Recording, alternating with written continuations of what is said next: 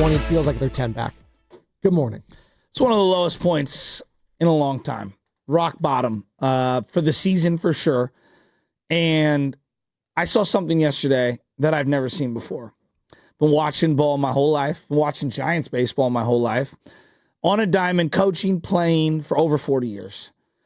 And to have a guy go out there, not as an opener, as a legitimate starter, and not record an out, even by accident, I've never seen that before. I just never seen that before. And, you knew almost early on. He walks Profar. First off, he walks onto the mound with a 1-0 lead. Yeah. Giants had a little action going on in that first inning. They did. And Ramos tags up on a fly ball. Chapman hits a ground ball to third. They bobble it. I mean, this is why you tag up. And you got a 1-0 lead. You go out there. You walk Profar. You're not even close. Bailey's got something going on with the glove where the ball, snapped the pocket of the glove. He has to switch gloves. And you have a wild pitch. Now Profar goes to second. Then you'll walk Matt Olson. Then you'll walk Ronald Acuna. All right? And then here comes Drake Baldwin, and you fall behind to him, and then you lay one over the fat part of the plate, and he hits an absolute screamer into right center. Acuna scores easily from first. Then you walk another guy, Ozzie Albies. Then you hit Sean Murphy, and then you make a pitching change. Matt Gage, come on down, who actually started out pretty good with two strikeouts. I was like, okay, he's going to get out of it. Look, and then that tricky off from Nick Allen. This is not about Matt Gage. This isn't about Spencer Bivens. I will defend those guys. Spencer Bivens' arm's going to fall off. Poor Hayden Birdsong. Now, it was going bad before, but he really hasn't been right since hitting that guy in the Marlins game where I lost my mind the next day with 2 outs, first inning, just hit the third batter of the game. And this kid right now gave us a performance. Who knows where he ends up in his career? He gave us a performance yesterday that screams, I don't belong in the major leagues right now. And that doesn't mean he can't one day, reclamate himself, find his way back into the bigs. But for right now, he needs to go down to AAA. He can't even be trusted to come out of the bullpen. You can't not throw strikes at the big league level and expect to be a contributor, whether it's the bullpen, whether it's a starter, at all. He is not a big league player right now, and it sucks. I mean, you knew the writing was on the wall the last few weeks, few starts. Hell, it's been a couple weeks since he's even pitched in a game. And you knew how important this start was just to stop the bleeding first and foremost. I mean, you're on a 5-game losing streak heading into it, and all your best pitchers just lost. Logan Webb, Robbie Ray, and obviously it's going to be up to Justin Verlander potentially if you want to salvage this series. We'll see how things go today with Landon Roop. God, they need to win desperately. Can he stop the bleeding? But Hayden Birdsong, when the manager is outwardly questioning your confidence, time in and time out over the last month, Joe, something's wrong. Obviously, Hayden's questioning that himself, but when the leader of your team is out there questioning your confidence and you're 23 years old, and it was the same thing that kind of happened last year. He started off a little strong, Joe, and then he kind of faded. And we're seeing the same pattern this year. And I don't think the answers are going to be here at the big league level. I'd be shocked if they didn't send him down, but we'll see. What are the answers at the 4th and 5th spots in this rotation? They don't have any. It might be not good. It might be just going with an opener. It might be. I mean, look, right now, Hayden Birdsong is putting you in such a hole to start every game. It's not fair to anyone. At least if you plotted it out with an opener, you'd be able to strategize on the days leading up to it to try to finagle the arms. Joe, they don't have an answer. The problem is right now they don't have an answer in AAA. They don't. And they wanted it to be a Wizen Hunt. They wanted someone to step up and force their hand, Joe, but they just haven't been able to do that, which, as we spoke yesterday, just speaks to the farm system, where they're at, one of the worst ranked in Major League Baseball, which begs the question, 9 days from now, next week, Major League Baseball trade deadline, could the Giants potentially be sellers if this losing streak keeps going and getting out of hand? I'm just looking at it from this perspective, and I hear you. The season's not over yet. It's not. I want to let everyone know right now. It's July 22nd, 2025. No one's trying to hear that. They're 3.5 back from the third wildcard spot. I disagree. I actually think it's over. You think it's done? Last night was the straw that broke my back. You think that was the waving of the white flag moment? It was so great just a day ago. It was. No, there was a couple of plays last night. We can't continue like this. There's a couple of plays. Elliot Ramos has made some horrific defensive gaffes in left field. And last night, I almost threw the remote controller through my television. There were 2 plays. Number one, Lefties at the plate. The entire infield is shifted. We watched it back. Entire infield is shifted to the right side. Acuna's at first. I think there's a runner at second or third. Jung-Hoo Lee, again, against the lefty, where your infield is shifted completely, is playing so far into the left center field gap. I don't understand it. So Olsen had doubled, so he's at second, and then, it's the bottom of the fourth you're talking about, correct? With Acuna at first base. Correct. And I forget who was at the plate. Hits a ground ball. Baldwin. Past the second baseman. Now, it's a tough play. Center fielder, he's running after it, but to me, that's a lollygag effort. That's not maximum effort. Hey, our season's on the line. We're in the middle of one of our worst losing streaks of the year. And Jung-Hoo Lee just lobs it into second base on a one hop to Willy Adames as Acuna is running. Now, granted, this team, the Braves, dead in the water. They're chasing the Phillies. They're chasing the Mets. They have been underperforming like no other team in baseball. They might be the most disappointing team in baseball per what we expect, right? Yeah, they're one of the worst teams in baseball, yes. In the National League, they're the fourth worst record-wise. He is flying around the bases. Jung-Hoo Lee doesn't hit the cutoff man, who Wilmer Flores is the cutoff. Now, Wilmer is kind of lollygagging into the middle of the field. He's to the right of the pitcher's mound. That throw, knowing Acuna and knowing where he's running, has got to go to the first baseman who's the cutoff home. He throws a backdoor on a one hop, just a lob throw, like he's throwing at my son LJ in the living room.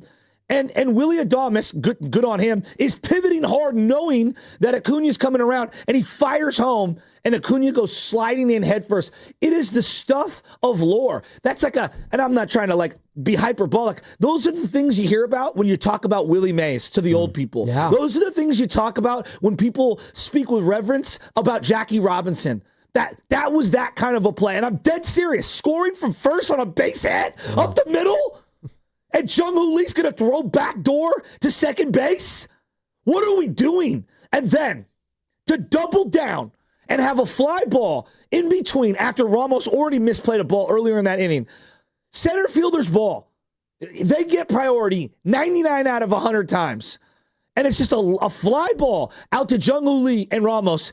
And they're both like, you got it. Somebody make a play. At first, I thought he lost in the lights because Profar that happened to earlier in the game, but I was like, that's way too far. And the way he reacted to it, he saw the ball the whole time. It just, no one called for it. If you're the center field, you are the captain of that field, you call them off. That's what you're supposed to do in that situation. He didn't do it. And again, whether it's left, whether it's center, the errors are just stacking up on this team. I know it wasn't listed as one, but my God, come on, man. Joe, come on. That was the inning on the straw that broke the camel's back for me. Yeah. And you're talking about no one's punting on the season. No, I am. Get Andy Lee out here. Get the former Pro Bowler out here. Punt the ball right now. I'm done. I don't want to see certain guys on this team anymore.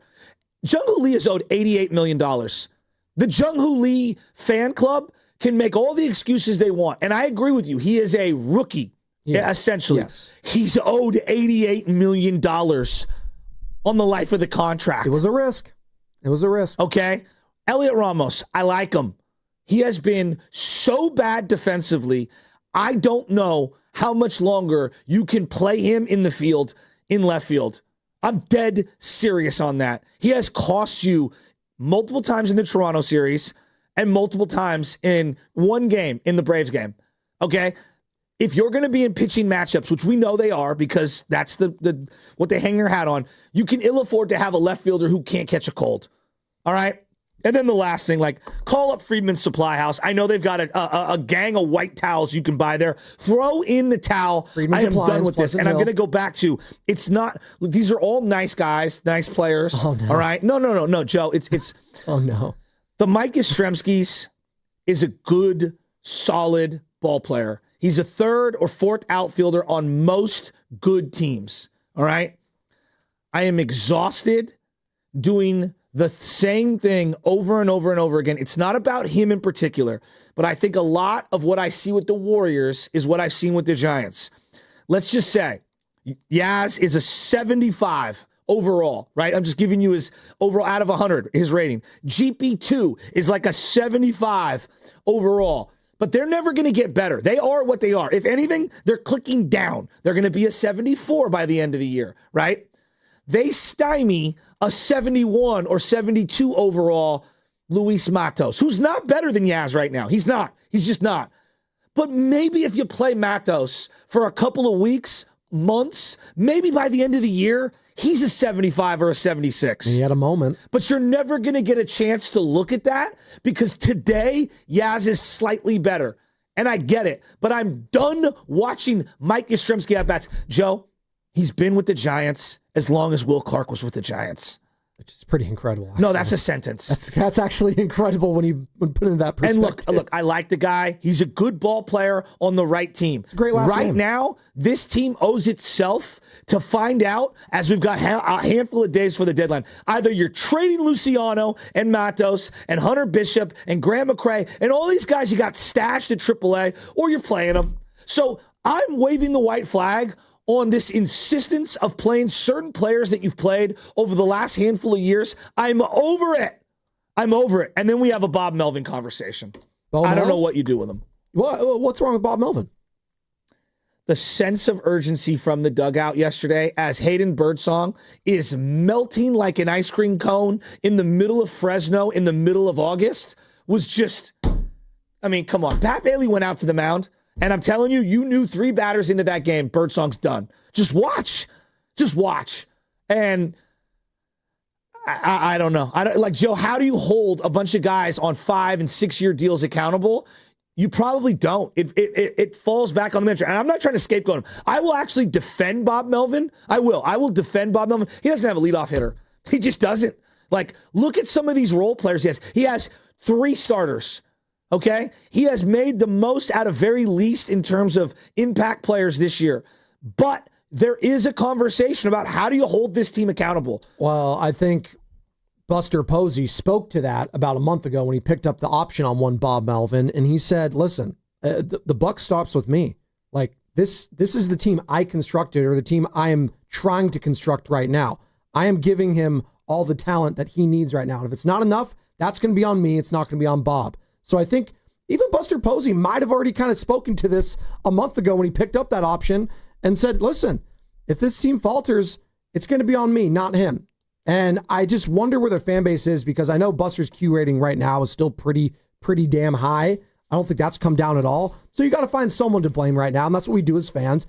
And I know you're not doing that. You're not saying it's 100%. I'll defend Bob, yeah. But there's a an accountability, thing regarding Bob, and I will listen to people talking about the coaching staff. I think it's too much personally.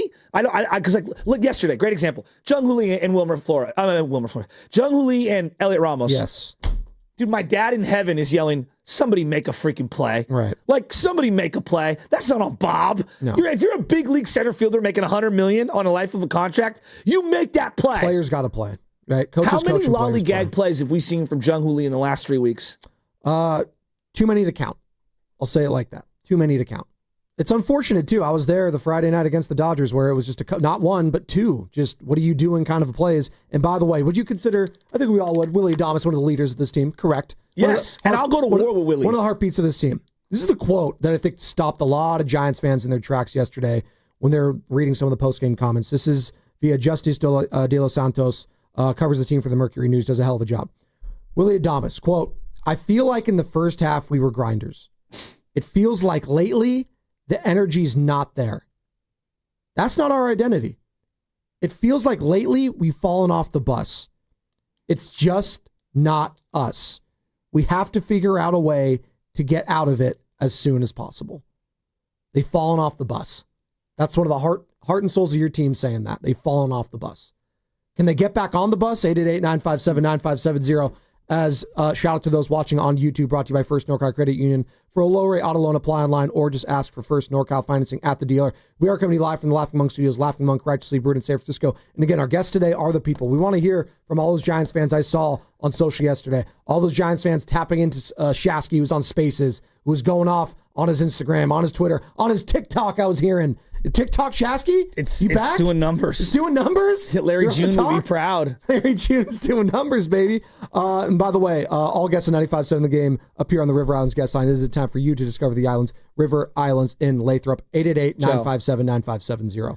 Joe, I want you to just close your eyes and tell me how many moments that this team has had this season. Moments. So you have the Bailey moment. Yeah, the Bailey moment. What about the Casey Schmidt home run down in L.A.? Awesome. Okay, it was a moment. The moment of Doval against Shohei and that those was pretty guys. cool. That was a couple moment. Weeks later, that was a moment. Luis Matos was a moment for a second until they lost the game. It was cool. It was awesome. Tied the game. 9th inning. This team's not good enough. No. Right? And I think that I go back to another element is like, I know people don't want to hear this. Thank God Posey signed Chapman, Adames, and traded for Devers. Where would this team be without a shortstop right now? Do you trust Tyler Fitzgerald? Because that's who they had penciled in to be shortstop. No. And I like Tyler. I'm rooting for him. Where would this team be if they let Chapman walk in free agency and they didn't re-sign him when they did? Where he grabbed the steering wheel and said, I'm taking this contract and we're keeping him. It would feel like the same record we've been playing the last couple seasons. All right. And as bad as Devers has been, how would we feel about the overall organization? My point is, 3 of their best players, for as bad as it's been, were acquired in the last 6 months. That is the dumpster fire Buster took over. That doesn't exonerate him. He went into this year thinking, and I did too, and I'm wrong, hey, Birdsong could do it, and Verlander could do it. No, they can't. The bottom has fallen out. Now, they were proven right on Landon Roop, and I bet even Landon Roop, they would admit that they've been surprised. So Posey is not infallible, but my goodness, thank God he made some of the moves that he did, because if Farhan was running things, we wouldn't have a shortstop, we wouldn't have a third baseman, and you sure as hell know we wouldn't have traded for Devers. Well, what's frustrating is those guys are starting to produce now, the Adameses, the Devers of the world. Hell, 4 hits for Willie Adames yesterday. Are you kidding me? 230. Well, he's a guy I can go to war with. No, absolutely. And we knew he was a second-half player. We were just getting frustrated because of the amount of money he's making. But I think the Devers trade kind of took that pressure off of him, and we're seeing that now. The problem is, like, the offense was inept for so long that the pitching had to take care of business, and they had to be perfect, bullpen and starters. And you're starting to see the wheels come off both of them, Joe, quite frankly. Yeah. Whether it's the bullpen, whether it's the back end of this rotation, hell, the guys you can count on, the Webbs, the Rays, they just got roughed up over against the red-hot Blue Jays team. And by the way, did they win again yesterday? That's what they do. We'll pick this conversation up on the other side. There's a lot to unravel in this game. And is it a waving of the white flag moment for you, Giants fans, for the rest of the season? That loss yesterday, 6 in a row, 888-957-9570. And where are you at on one Bob Melvin? Should his seat be getting hotter? We'll get into it, and it's going to be brought to you by Crystal Geyser Alpine Spring Water.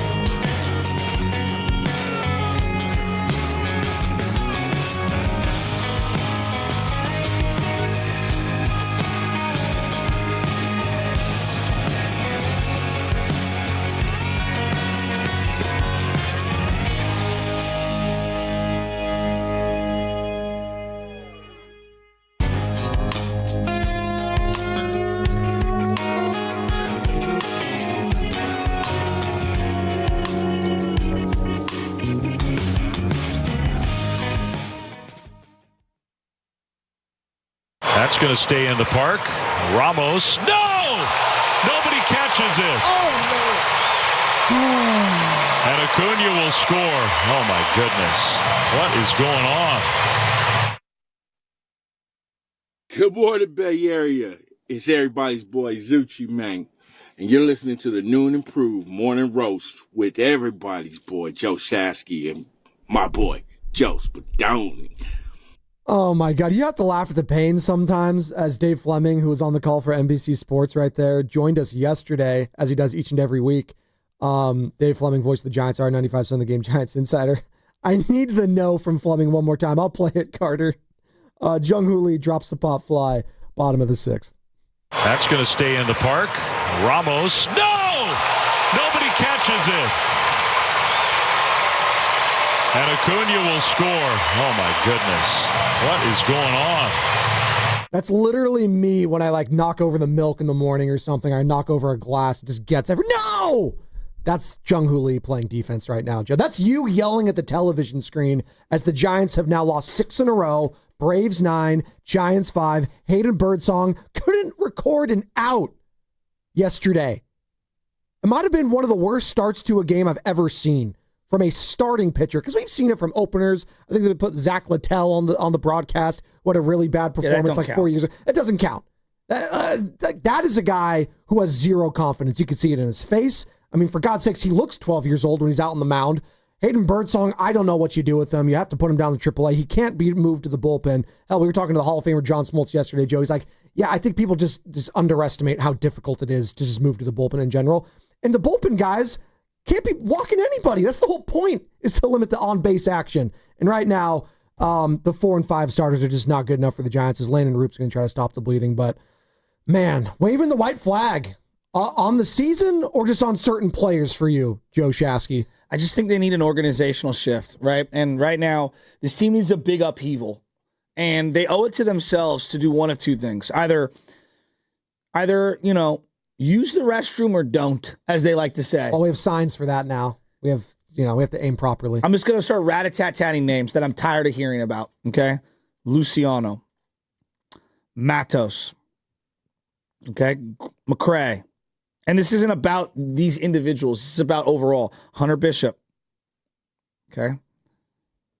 That's 4 guys that play outfield for you right now. And then I would even throw Elliot Ramos to the side for now, because he's obviously proven at the big league. He was an all-star. Yeah.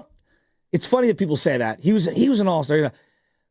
He didn't finish the season looking like an all-star last year. And that doesn't take away from what he did for months. He was awesome. I don't deny that. But let's not pretend like he has this huge, long track record. And that's not what you're doing, but I've seen people say that. Because I brought out a video saying, hey, look, I trust Chapman and Adames. Oh, well, they've only been one-time all-star amongst the 2 of them, and Ramos has already done that. Ramos has been here for about a year. Right. Okay, and the same thing has happened now 2 years in a row. He started off great, hit a wall, and then, And what has happened lately is defensively, he looks atrocious. And if you're not hitting, that's going to be highlighted even more. Yeah, right? And he's batting .265 right now. So the TBD file, as in to be determined, I would put Elliot Ramos, Jung Hoo Lee, and we could put others in a second. Casey Schmidt, I would put in there for right now. And Pat Bailey. Okay, those are 4 guys in the TBD. But the get off the pot or do something here is the Lucianos, the Matoses, the McCrays, the Hunter Bishops. Those types, to me, you owe it to yourself to do one of 2 things. Either you carve out playing time for them or you trade them away. All of them. I don't care if it's pennies on the dollar. I'm tired of it. All right? And then you've got what I call the going nowhere guys. Wilmer Flores. Love you, Wilmer. We're going nowhere with you right now. All right? You started off red hot. You have been atrocious. You don't have a position as of late, and you're redundant for what we have moving forward. Mike Yastrzemski. You're a good ball player as a 4th or 3rd outfielder. You deserve to probably go get traded to a playoff team. I think both those players, Flores and Yastrzemski, could help out some playoff contenders. But are they a part of your future? No. All right? Not your long-term. Yeah, not your long-term future. Justin Verlander. You don't owe him nothing. What? I just liked the no drop from... Continue. You don't owe him anything. I'm done. We're done. Okay? So that's 3 guys right there. Just carve out some playing time. Let's see some of these other guys. Or if you're not going to see those other guys, trade them away. I don't want to hear about Luciano and what he's doing in AAA anymore. I don't want to see it. I don't. You owe it to yourself to either play him and put him on the big league team or trade him away. The definition of insanity is doing the same thing over and over and over and over and over again. I'm tired of it. I'm over it. Now, again, I carved this team up into a handful of guys. You have the made men, and this is not the Warriors made men, where they have championships. No. But I'm talking about contractual status has made them made men, and their back of their baseball card has proven that they have multiple big league years that are above average. Chapman, Adames, Devers, Webb, Ray, Tyler Rogers. I don't even know. We could leave some of the other guys to the side. Randy Rodriguez. Duvall, Randy Rodriguez is a keeper, young guy on the rise. Okay? I don't even know if I put Camilo Duvall in that situation in terms of established veteran. He's a guy that might get you something back. He actually might. But I'll put him in there for now. Duvall. So I got 1, 2, 3, 4, 5, 6, 7. 7 established veterans who are going to me, as of right now, nowhere. 7. I got one surprising, upstart dude. Maybe he could be the closer of the future, Randy Rodriguez. Maybe. Okay? I got 3 dudes who are going nowhere fast on this team, Verlander, Yaz, and Wilmer. And then I have some TBD guys, Elliot Ramos, Jung-Hoo Lee, Schmidt, and Bailey. This team needs to pick a chart in terms of direction and ride it out the rest of the year. And if you make the playoffs, like the Detroit Tigers, great. And if you don't, well, then I at least know what I have going into the offseason, and I know what my to-do list is. 888-957-9570. We'd love your participation this morning. It's the same number to call or text, 888-957-9570. You can text it on the Boxer and Gerson Work Injury Attorneys text line. Alex in Atlanta wants to join the conversation. He was at the game yesterday, Joe, and he's fired up about it. Alex, what's up, Alex? Good morning. Last night, I definitely went to bed angry.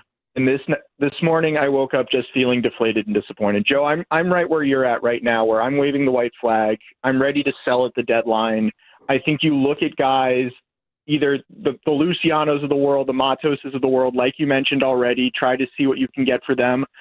I look at Robbie Ray, and I know that he's only got 1 year left on his deal after this, and he's going to be 34 years old. This is probably his peak value right now. I think you look to try to move him to a playoff team and see what you can get back. But the bigger thing I come with to the table today is that I think as a fan base, we greatly underestimated how bad of a situation Buster Posey inherited when he took this job over from Farhan Zaidi. It's like one of those home renovation shows where the couple goes in and they think, oh, there's a little water damage. There's some loose floorboards here and there. We can fix this up, no problem. And then the deeper you dive in, you realize there's termites on the front porch. There's water in the basement. There's squirrels in the attic. There's mold on the walls. No! You didn't estimate just how bad of a situation you were getting. And I agree, there needs to be an organizational shift. There needs to be a teardown of this team. Mm-hmm. There are players like Wilmer Flores, like your Mike Yastrzemskis. Lamont Wade Jr. fell into this bucket earlier in the year before they traded him to L.A., where you just need to let these guys go because they're not part of your long-term future. You need to cut out all the pieces of this roster, all the pieces of this organization, including coaches that Farhan had his tendrils in before he was let go. I get to Bob Melvin, and I don't blame Bob Melvin for where this team is right now because he has a lot of miscast guys on this roster. You have an Elliot Ramos who, let's face it, is not good at fielding his position. In a lot of ways, he reminds me of a Manny Ramirez who could hit the ball for you, could drive it over the fence, and he's not hitting right now, so maybe that comparison isn't apt, but he could not field his position. He was a defensive liability. Jung-Hoo Lee, who was a Farhan sighting, who in a lot of ways Farhan overpaid for based on the market value that a lot of people projected Lee to have, isn't hitting, isn't keeping up with major league pitching, and now he's not fielding his position. Casey Schmidt, I love the guy. I don't know if he's your everyday second baseman moving forward because he just looks out of place there. In a perfect encapsulation of the game last night, they didn't show it on the broadcast, but in between innings, you know how a player will be in the outfield before the defensive change and throw a ball to the fans? Elliot Ramos goes to throw a ball into the crowd, misses the left field wall by about 5 feet, underthrows the fans, and then the very next inning airmails a ball over Willie Adames' head trying to get it back into the infield. I think this team is all out of sorts. I think Bob Melvin has them playing with a malaise that rivals that of a leper colony, and I think you just need to tear as many things down as possible this offseason. It probably includes moving on from a lot of your coaches, but I think a hard reset needs to come, and you need to sell at the deadline. That's Alex in Atlanta. He had a lot there. I wouldn't compare it to a leper colony. Listen, if Joe Torre in his prime or Bruce Bochy in his prime was managing this team, how many more wins do you think they'd have? How many more wins? A couple? Yeah, Three or four? maybe a couple. Like, I just don't think the talent overall in this team is just good enough to compete for, winning the division. Maybe they could be a playoff team, but offensively, I think we know who this team is. And if you're not going to hit the ball, like, it's going to put the onus on your pitching staff. And if your pitching staff doesn't have any depth outside of your 4 and 5 guys, like, that's going to be tested. And if you don't have the farm system to tap into, then I'm sorry, you're cooked. Well, I think so they just don't have the depth on this team. They just don't. It's not even depth. They're subpar in so many areas. That's what I'm saying. In which you would like to tap into a farm if you need to. They can't even do that. Joe, I think his number one point, which I'd like to get into on the other side, the situation Buster Posey inherited was way worse than we thought. Yes. It is what it is. It's way worse than we thought. And I will describe why. I'm going to go through just how bad it is right now for the Giants. And that's what's coming up the game, 888-957-9570. Would love your calls or texts there. And it's going to be brought to you by Fremont Bank, here for you, here for good. No!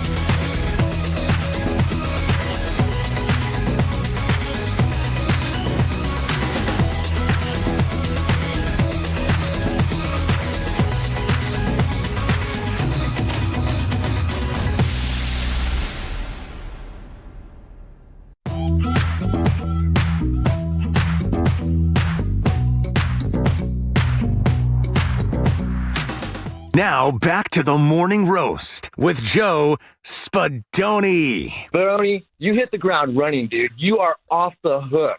I love how you guys vibe. And Joe Shasky on 95.7 The Game. Yeah. Off the hook. How's my guy Jay in the Bay? Is he out of the hospital yet? We don't know. Jay, if you're listening, please give us a call. I'm sure a lot of Giants fans would have liked to have whatever you had during that trip to the hospital watching last night's game. 9-5 the final. 6 losses in a row. Longest losing streak currently in baseball. Longest losing streak of the season.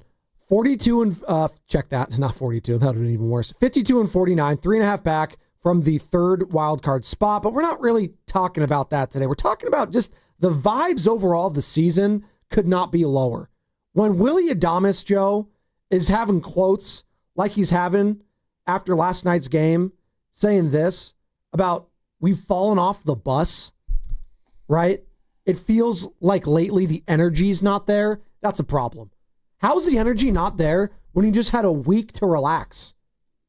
You just had the All-Star break, right? How is the energy not there? How is a sense of urgency not there? Is that a player problem? Is that a Bob Melvin, a manager problem? 888-957-9570. The heart and soul of this team, Willie Adames right now, is saying they don't have the energy. Who's to blame for that? And it's brought to you by Golden State, serving the Bay Area for 3 generations. When you succeed, we succeed. Visit GoldenStateLumber.com. Joe, I'm concerned. I'm very concerned. This team is in such a worse spot than I anticipated. And look, I know like it's the easy thing to do, like, trade everyone, bottom out, lose. Like, it's not even what I'm saying. What I'm saying is you actually have players who are intriguing, okay, at minimum. I ask you right now, similar to the Golden State Warriors, do you have any idea if Luis Matos is good or not? No, I don't. I just don't. Do you think he's ever been given a 2 or 3 week stretch to just play? No. To just play every day? I know where you're going with this. What? Yes, I know where you're going with this, but no, I don't think so. Boy, that feels just like the Warriors. I know. Like, at least the Warriors, though. At least the Warriors. Dude, you have Steph Curry. Yeah. And Draymond Green. And, like, the highest payroll at the time in the sport. Like, you don't have time for development. Like, I understand that. What is the excuse for the Giants? And Sam keeps coming in here, and he's like, well, it's a win-now roster. What? You could say win now, but if I asked other fans of other teams, hey, are the Warriors win now? Well, when you have Steph Curry, you're always win now. Yes. Okay? But if I ask that same question, are the Giants win now, to a Brewers fan, they'd be like, what? Why don't you just be good? Well, I'll say this. When people like Dave Fleming, when people like John Smoltz, when people like Jim Bowden come on our airwaves post Devers deal, and they tell us that this team is legit playoff contenders, I think that does skew a lot of fans to say, you know what? All these guys that know this team and know baseball are telling me these are legit contenders, and all of a sudden, they've fallen flat on their face. So yeah, I feel like fans feel some type of way about it. We were told by a lot of the media entities of the world that they were win now. We were told that, Joe. The Braves are win now. The Braves are win now. They have a roster that is unbelievably talented and has won in the postseason. That is a win now organization. Correct. Okay? I think they would be viewed as more disappointing right now, way more disappointing. Not a doubt in my compared mind. to where the Giants are at. And right now, the Giants are still pretty over. Yeah. You know what the Giants have been? They have been an under 500 team every single year except one since 2016 ended. It's not been good. Okay? That's a decade. All right, we're in 2025. So you could tell me this is win now. No, you have to prove that you can, jog before you can run. And then you have to prove that you can run before you can sprint. All right? We're not there. We skip too many steps, and myself included. I'm admitting my own fault. Joe, this team did not have an everyday player under multiple year contracts just last year. And you're telling me in one offseason, well, this is win now. That's not, just because you say it, just because you want it, just because you feel it, doesn't make it so. I say this to a lot of young men that I coach and that I mentor. I go, just calling yourself a man and being 21 years old does not make you a man.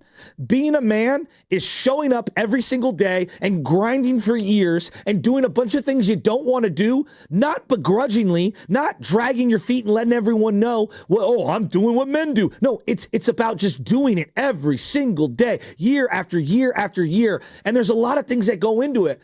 You don't just all of a sudden, I'm a man, I'm 21. It's like the Giants. We signed Adames. We're in win now mode. No, you were so deficient at shortstop the last couple of years and in your farm system, you had to get someone. Now, I like Adames and I'm rooting for him. Joe, there are 6 other positions on the field, starting pitcher being one of them, and your guy couldn't even record an out yesterday. You don't have a 4th and 5th starter. Then I look at like the other positions, right field. Come on, man. What are we doing? Center field. I don't know if he's a big league player. I don't know. The jury's out on Jung-Hoo Lee. Left field, I like Ramos. He made the All-Star game last year. If he doesn't make another one for the remainder of his career, would you be that surprised? I mean, it's hard to be an all-star in Major League Baseball, especially as a everyday player. Yeah. But, you know, like, I'll say this real quick. To Sam's defense, because I know you're I'm getting not on. bashing Sam. No, you're not. I'm not bashing Sam. No, I know you're not bashing We Sam. have been wandering the desert. We're dying for this team to be good. I will have Sam's back in this sense. Again, I'm going to keep referencing it. And Sam and Carter, if you guys can grab some of the sound that was taken that week of when Devers became a Giant, just the way people were talking about the Giants that week, I think skewed a lot of the fans that were starting to get excited about this team and their expectations. Like, let me just ask you, the expectations for you once they did get Devers, what was that? June 15th was Father's Day. So that week, you didn't think they were going to be a playoff team at minimum? No, I did, but I had things in my mind that I should have known were unrealistic to sustain. Like what? Number one, Yes. Wilmer Flores. It's the last time Wilmer Flores had a full season.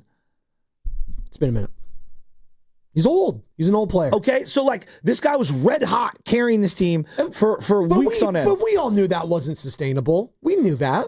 We were talking about it. It's like, Wilmer can't be keeping this up. Yeah, but he hasn't been great. No, he hasn't. He had a couple hits yesterday, but it is what it is. Jung-Hoo Lee started off the first month of the season great. It's been really bad since then. Just look at the advanced numbers. They did a graphic last night, the first 50 games versus the last 50 games.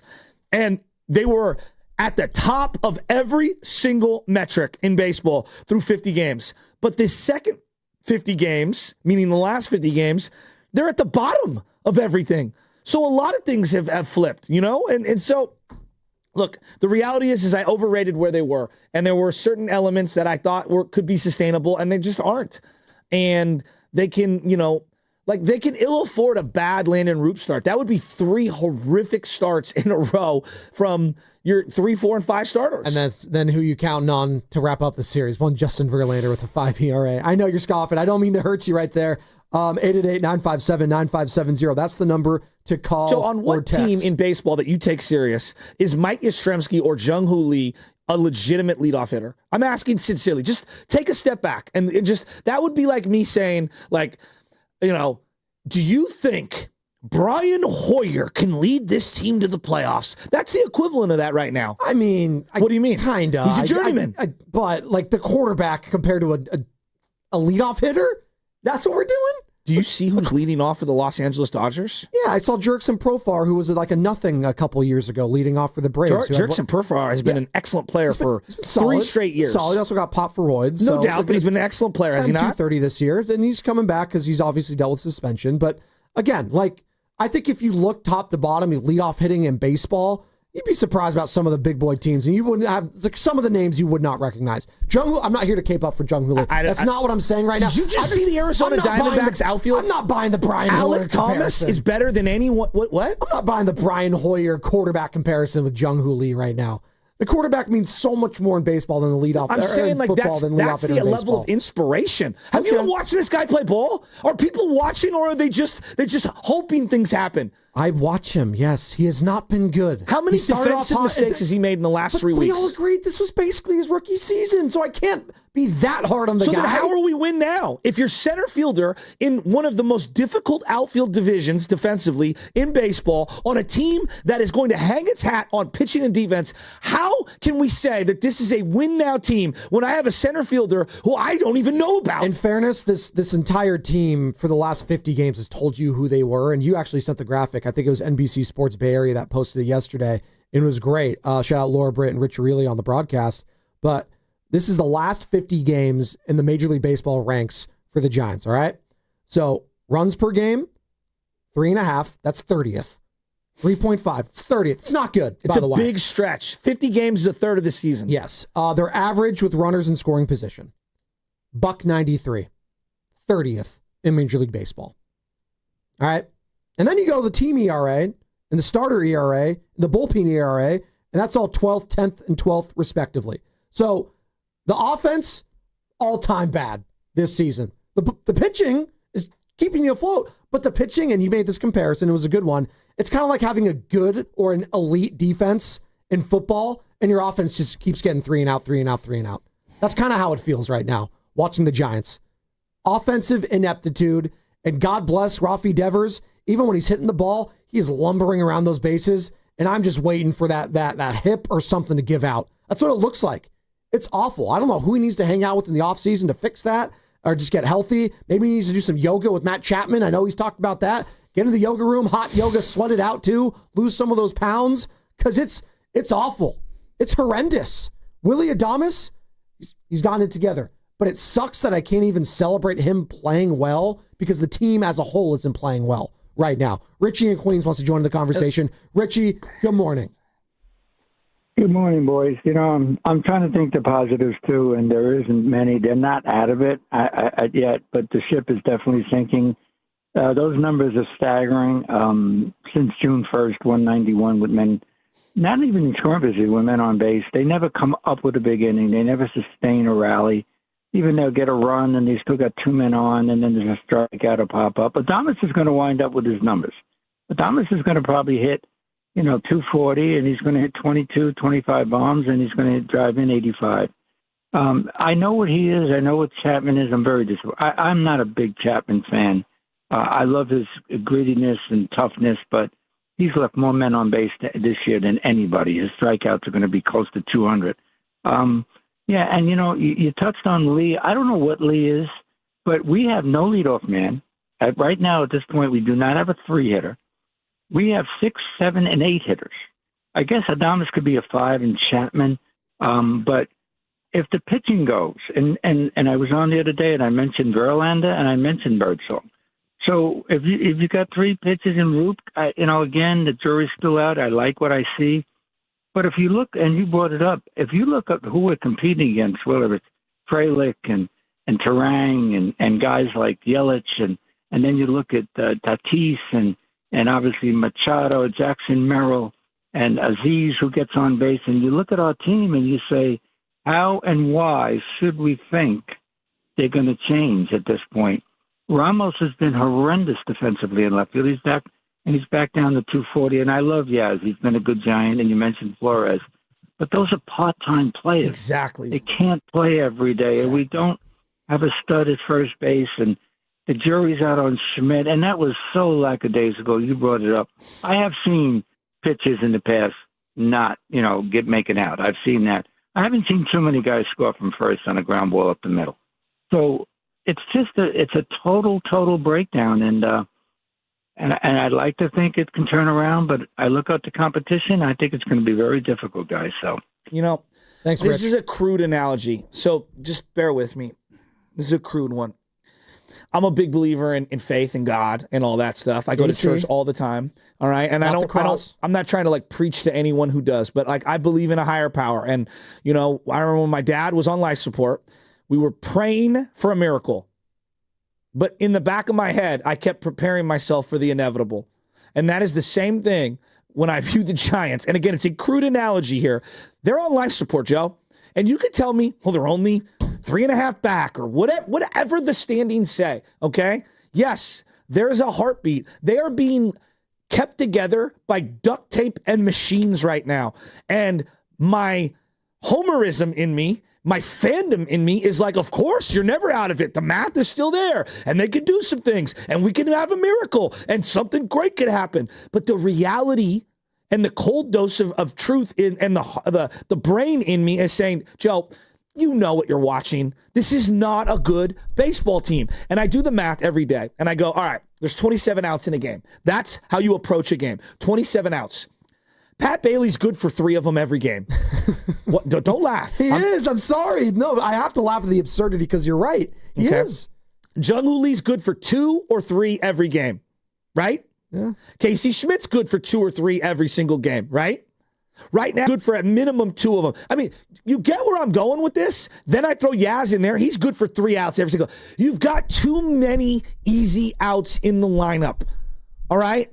And then when they get on base, they're not putting pressure on any pitcher. The whole entire game of baseball is whizzing past the Giants in terms of speed.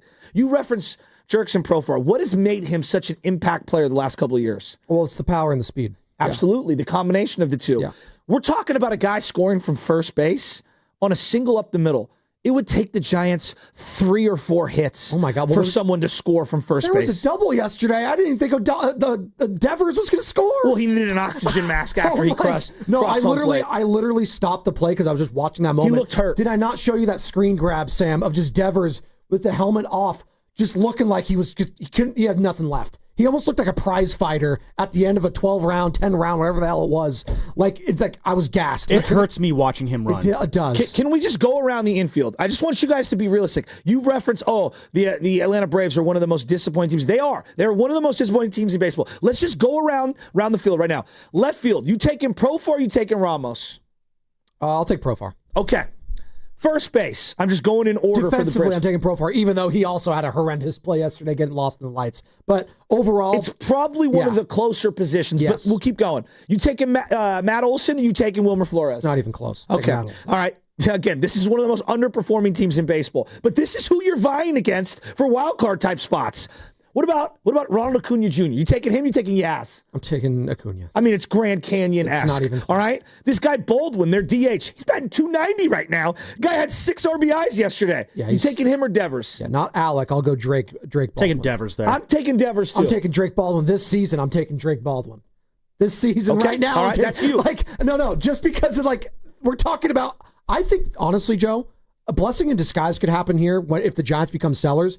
You need to shut Devers down and protect him from himself. Okay. The guy is lumbering around places. Yes, I'm taking Devers in the totality of a season. Yeah. Or a totality of a career over Baldwin. Right now, Baldwin might be the best hitter on this Giants team, which is saying something. It's crazy. Continue. All right, let's go to second base. Ozzie Albies. Okay, this guy's 150 career home runs. Yeah. He's a career 265 hitter. You taking Ozzie Albies or Casey Schmidt? I'm taking over the totality of the career. I'll go Albies. Yes. Okay. Yes. Catcher, Sean Murphy. Really had a down year, batting 240. Or do you want our catcher? Oh, but he's such a good framer. Oh, my God. The way he frames those balls in the dirt from Hayden Birdsong, who's batting 200. Who are you taking? Sean Murphy. Okay. All right. Third base, Alvarez Jr. Now, they also normally have Austin Riley, but yesterday was Alvarez Jr. I'm taking Chapman over Alvarez. I'll take Chappie over Alvarez. Right. That's one position thus far. But normally I would be taking Austin Riley. Yes. You taking Michael Harris the second, or are you taking Jung-Hoo Lee? Michael Harris has been bad this year. Just low-key. He has not been good. He's been underwhelming. I agree. Is it bad if I take Jung-Hoo over Michael Harris? I'm taking Michael Harris. This guy's got 60 right now homers, bad, 270 batter. Right now, they've both been awful. So, it's like, again, but that's what you're saying. Your point I'm is well going taken. around the diamond, and I'm telling you, now I get to shortstop Nick Allen, who I love. Nick Allen defensively. You like Nick Allen. He is not a hitter. No, he's not. Hitting better this year than my guy Adames. He's so small. You're going to war with. Okay. I'm going to war with Adames. Adames. Yeah. We're talking about a couple of positions where they're better than the team that is one of the most disappointing teams in baseball. Not the Mets, who have been on fire. Not the Phillies, who have been on fire this year. I'm just talking about overall this year. Not the Cubs, not the Brewers, not the Padres, not the Diamondbacks in your division, not the Dodgers. These are the other teams that you're fighting with. The Braves. Just look at the two teams who went out there, and you tell me 7 at minimum positions, you're taking their guys over your guys. That's what we are. So you could tell me, you're only 3.5 back, you're only 4.5 back. I'm just telling you the standings. You're not good. And reinforcements aren't coming because I'm looking at AAA. You got a bunch of guys who were born in the mid-'90s in AAA who inspire zero confidence. Are you buying or selling this Giants team right now? 888-957-9570. It's the same number to call or text the Boxer and Gerson work injury attorneys text line as you're listening to 95.7 The Game, KGMZ FM and HD1 San Francisco and Odyssey Sports Station, and the home of the Golden State Warriors and Valkyries, always live in the free Odyssey app, coming to you live from the Laughing Monk Studios. I hear you. As of late, it's been bad. I'm just going to replay what some of the people on our station said, some of the big wigs in Major League Baseball that know their stuff, former GMs, former players. Here's one Jim Bowden the day after the Devers trade happened talking about the San Francisco Giants. I thought before the trade they were a wild card team, and I thought they were a wild card team because of the pitching and the defense and the development of some of the young pitching and the fact that Robbie Ray's got that changeup going. And so when you got him and Webb at the top, and then you got Birdsong and Roop, you got a really good four-man rotation. You got Doval pitching better, and it's a decent defensive team for sure, especially when Chapman's out there. So I felt like this was a wild card team. Now I feel like it's a playoff team. So I'm not going to go as far as telling you I think they're going to beat the Dodgers and win the division. I think that's going to depend upon the health of Tyler Glasnow and Blake Snell and Ohtani and that starting pitching the Dodgers have. Dodgers still have a better lineup top to bottom. That's not going to change. But are the Giants good enough to win the division right now? Yeah, they are. And if not, they're a playoff team. That was a month ago. That was the day after the Devers deal happened, and that's a former GM, Jim Bowden. He knows this. Is it Bowden or Bowden? I always get those. It's like Bobby Bowden, Jim Bowden. Look, but I love felt the guy. that way too. I think he knows his stuff. And a lot of but people I felt that way that. too. But I think we've watched a month now. Is Devers even close to 100%? No, he's not. Okay. No. So like, and I like Devers, and he's a really good player. But we're learning right now, some guys can play at less than 100. He is a very different player when he's not at full strength. I'm just explaining why the Sam Lubmans and a lot of people thought this was a win-now team because we were told this was a win-now team. We were told after the Devers deal. I thought so too. We were all told it. So that's why a lot of people are coming down the road. But Joe, the last 2 months have happened. I know. Well, the last few weeks in particular. Okay. The Warriors, when they acquired Jimmy Butler, I did not think they were a playoff team. I didn't. Then they got Jimmy Butler, and then I watched the games, and I was like, oh, yeah, this is a playoff team. Yes. Okay? When they got Devers, I thought they were a playoff team. But I've been watching for the last month. What are they? 11-20, 11-21 since Devers got here. Not good. The pitching has gotten worse, okay? Because you don't have Harrison, even though he has done nothing for Boston. He has 3 minor league starts. He's done nothing. Birdsong, the bottom has fallen out, and I was as high as him on anyone. But I have to admit, what I'm seeing matters. I can't go off of what I saw when he was a bullpen guy and the first couple of starts where he only went 3 or 4 innings because they were trying to build him back up. He has been awful. There's a chance in a couple weeks that Birdsong and Verlander are not on the Major League roster. I mean, I would be shocked if Birdsong is in the bullpen. You can't trust him in the bullpen. No. He doesn't throw strikes. No. He should go to AAA. Verlander is objectively one of the worst starters in baseball. Just look at the numbers, right? Landon Roop at some point is going to hit a wall. You know, I just know how baseball works with these innings and these guys that have never, been this deep in a season. Like it's a tall task to ask him. At some point, Robbie Ray and Logan Webb are going to throttle down a little. These are 2 all-stars. You're not going to be all-star level all year. You might have 3 or 4 bad starts in a stretch. This team does not have the offense to be able to carry the pitching. And if you're not going to play defense behind these guys when you have adequate pitching, you're in big trouble.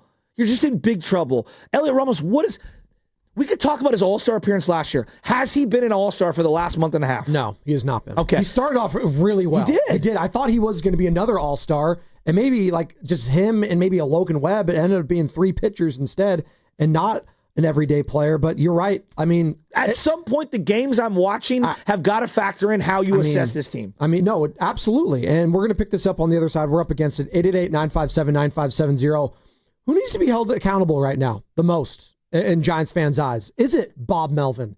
Is it some of these players? It's hard for me to get on, Bo Mel when the players themselves are just not even doing the little things right. But I think there's a lot of fans, and I would like to hear from the fans that are frustrated and tired, because we had Alex Atlanta call in. He's tired of Bob Melvin. Are there people that are tired of Bob Melvin and want to move off of him? 888-957-9570. I don't agree with it, but I want to hear your case for it. Correct. I don't agree with it, because I'll actually defend Bob Melvin. I would love to hear. I want to hear alternative opinions. And it's going to be brought to you by Fremont Bank, here for you, here for good. You're not good.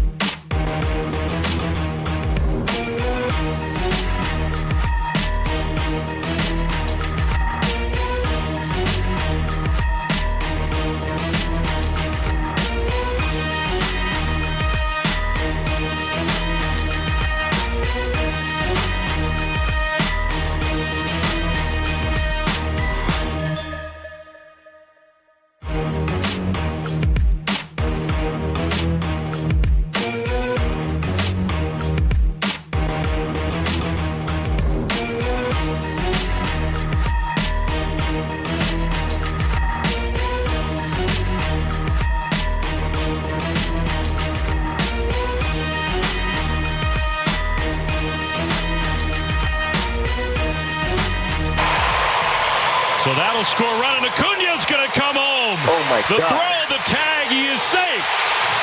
Acuna just kept going. And he caught the Giants flat-footed. It's 7-2 Atlanta.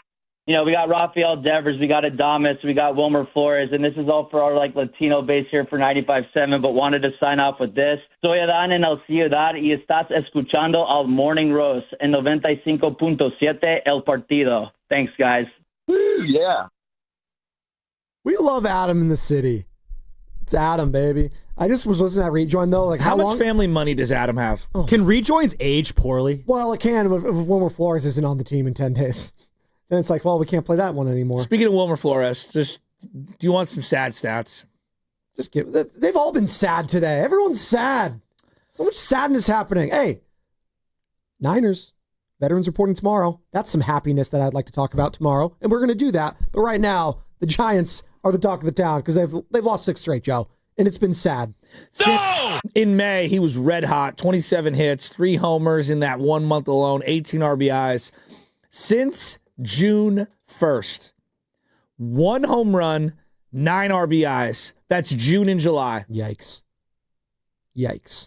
I'm telling you, I'm good with moving off this guy. But when we have like the Alex Pavlovich of the world telling us that there's no way, again, that was then, this is now. This is a 6-game losing streak, could turn into 7, could turn into 8 very quickly. And then you're talking about this team basically being 500. They're 3 games over right now. And who needs to be held accountable? I'm just going to ask you right now. 888-957-9570.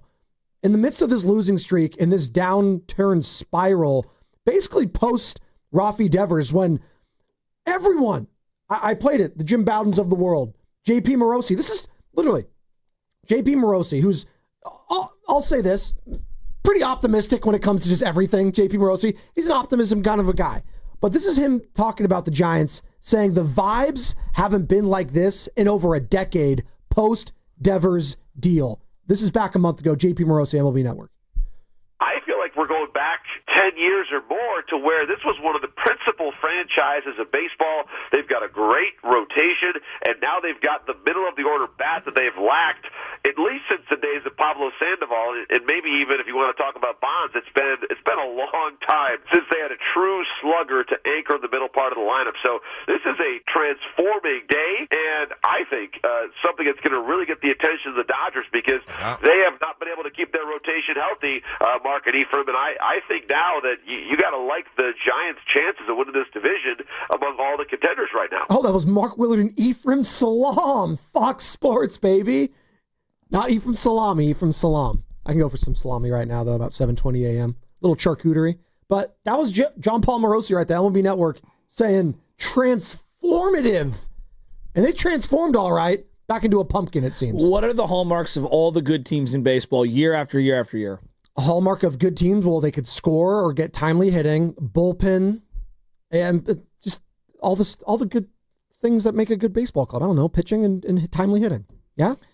Rotation? Yeah. And with a strong bullpen. Yeah. Well, the bullpen has shown some weaknesses. They have. Okay. And it's been their strength. That has been the strength of this team all season long. And now you're seeing that they've been overtaxed. Yes. Someone like even Spencer Bivens, who I will defend, just used too much. He's just used too much. They lost Eric Miller.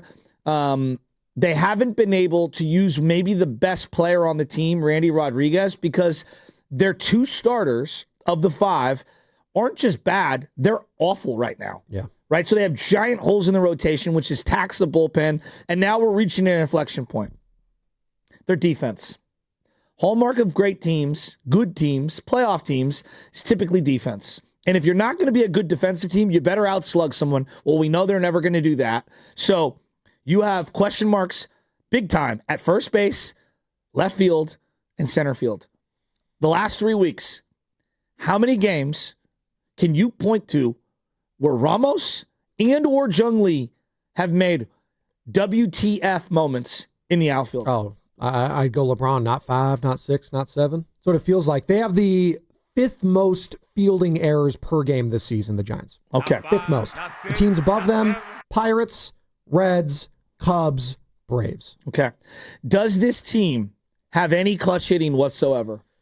It felt like they did at one point, but even then, I thought the one home run they had with Patrick Bailey, who couldn't hit water if he fell out of a boat, we all thought that was going to galvanize the team, Joe. They're one of the worst hitting teams with runners in scoring position in the game. They can't. I just brought that moment up because I'm just thinking about it now. Like, didn't we all come from that game and thinking, wow, that's the game that's going to change everything? We've been waiting for those moments. But that was the outlier, not the rule. Correct. And now they're 1-7 since that moment. Correct. All right. So you don't have clutch hitting. And then can you win games in the margins? This team really struggles to hold runners on, and speed really crushes both their pitchers because they struggle to hold those guys on, and it gets into Bailey's head a little sometimes. Now, he's got a really good arm. That is one thing he does very, very well. But they have really struggled to control the running game. Conversely, on their offense, they don't have anybody who strikes fear into anyone. No. I mean, yesterday, Jung-Hoo Lee had a swinging bunt and ended up getting on first base. And I'm thinking to myself, Jung-Hoo, if you just put the ball on the ground at third base more often, how many times could you be on base? Use your speed, young man. Exactly. And the way he gets out of the box, as you referenced, just the Ichiro-esque, he's not Ichiro, no one's saying he's Ichiro, but what made Ichiro so great was even if he had like a dribbler or some weak contact, he could sprint out of the box so damn quick and he'd get to first and he'd beat out a lot of stuff. I just don't see that enough from Jung-Hoo Lee. And then let's, okay, how can we improve this team? Let's take a deep breath here. How can they improve the team? You're talking about trading away prospects. Well, you got to have them. You got to have prospects that people want, okay? If you're born in the 90s, you're 26 years old, okay? Yeah. By definition. By definition, you are. Okay. Are you considered a prospect? 26? You're too old at that point, right? Exactly. So, but again, baseball's so funny like that. Technically, there are guys like that, like Brandon Whedon. If we're going football, remember how old was he when he was drafted out of Oklahoma 27. State? Oh my God! And he was again. I say that wasn't he a prospect for the Yankees early on in his career? Yes. So there you go. Okay, that's hilarious. You really don't have any pitching outside of Carson Whisenhunt, who was born in the 2000 year. Okay. Oh boy. And I'm talking about AAA. Yeah, I know. Then I look at their catchers. No, you don't really have anybody. All right, now let's look at their infielders. No, you got one guy. His name's Bryce Eldridge, born in 2004. There's nobody else that anyone wants out of that. And that includes Reggie Crawford, a first-round pick, who is now only playing infield and isn't pitching anymore. But he's out with a torn labrum, and he's missed missed 2 full seasons, basically, of his entire career. Then let's look at your outfield. Do you have anything in the outfield that anyone will want at AAA? Yeah. Okay. You got one guy who people might want in Luciano, and even then, we've probably overrated him. And most people go, I don't even know what position he plays. Yeah. The other 2 guys that I would throw at you, like Grant McCray, born in 2000, Wade Meckler, born in 2000, are those prospects? Or are they just players, right? Like, or 4A players. Okay, exactly. So as I look here and I say, hey, they're so close. They're so close. What are they trading to get them something of significance? Well, that's why you start pivoting right now. If this losing streak reaches, God forbid, double digits or something, and this team is all of a sudden next week at the deadline under 500, Joe, yeah, that's when you pivot immediately and saying, no, we need to shore up this minor league system. Like, that's when you start pivoting and saying, you know what? Robbie Ray, Camilo Doval, some of these guys that are not here for the long haul. And I thought Alex and Elaine had a great point. I think the value is at an all-time high for Robbie Ray right now. It's only going to diminish going forward. You potentially, look, he has one more start under his belt. But who's going to pitch for you next year? As I just referenced, okay, conceptually, I agree. Robbie Ray can net you the best haul back in return. We agree on that. But my question to you is, anyone who wants to trade him, okay, what are you getting in return? When will that individual come and help the big league club? Because right now, if you trade Robbie Ray away, you have 1.5 starters. That's a great point. Landon Roop, who is kind of a question mark, even though he's been excellent this year. And then you have Logan Webb. That does not make a rotation.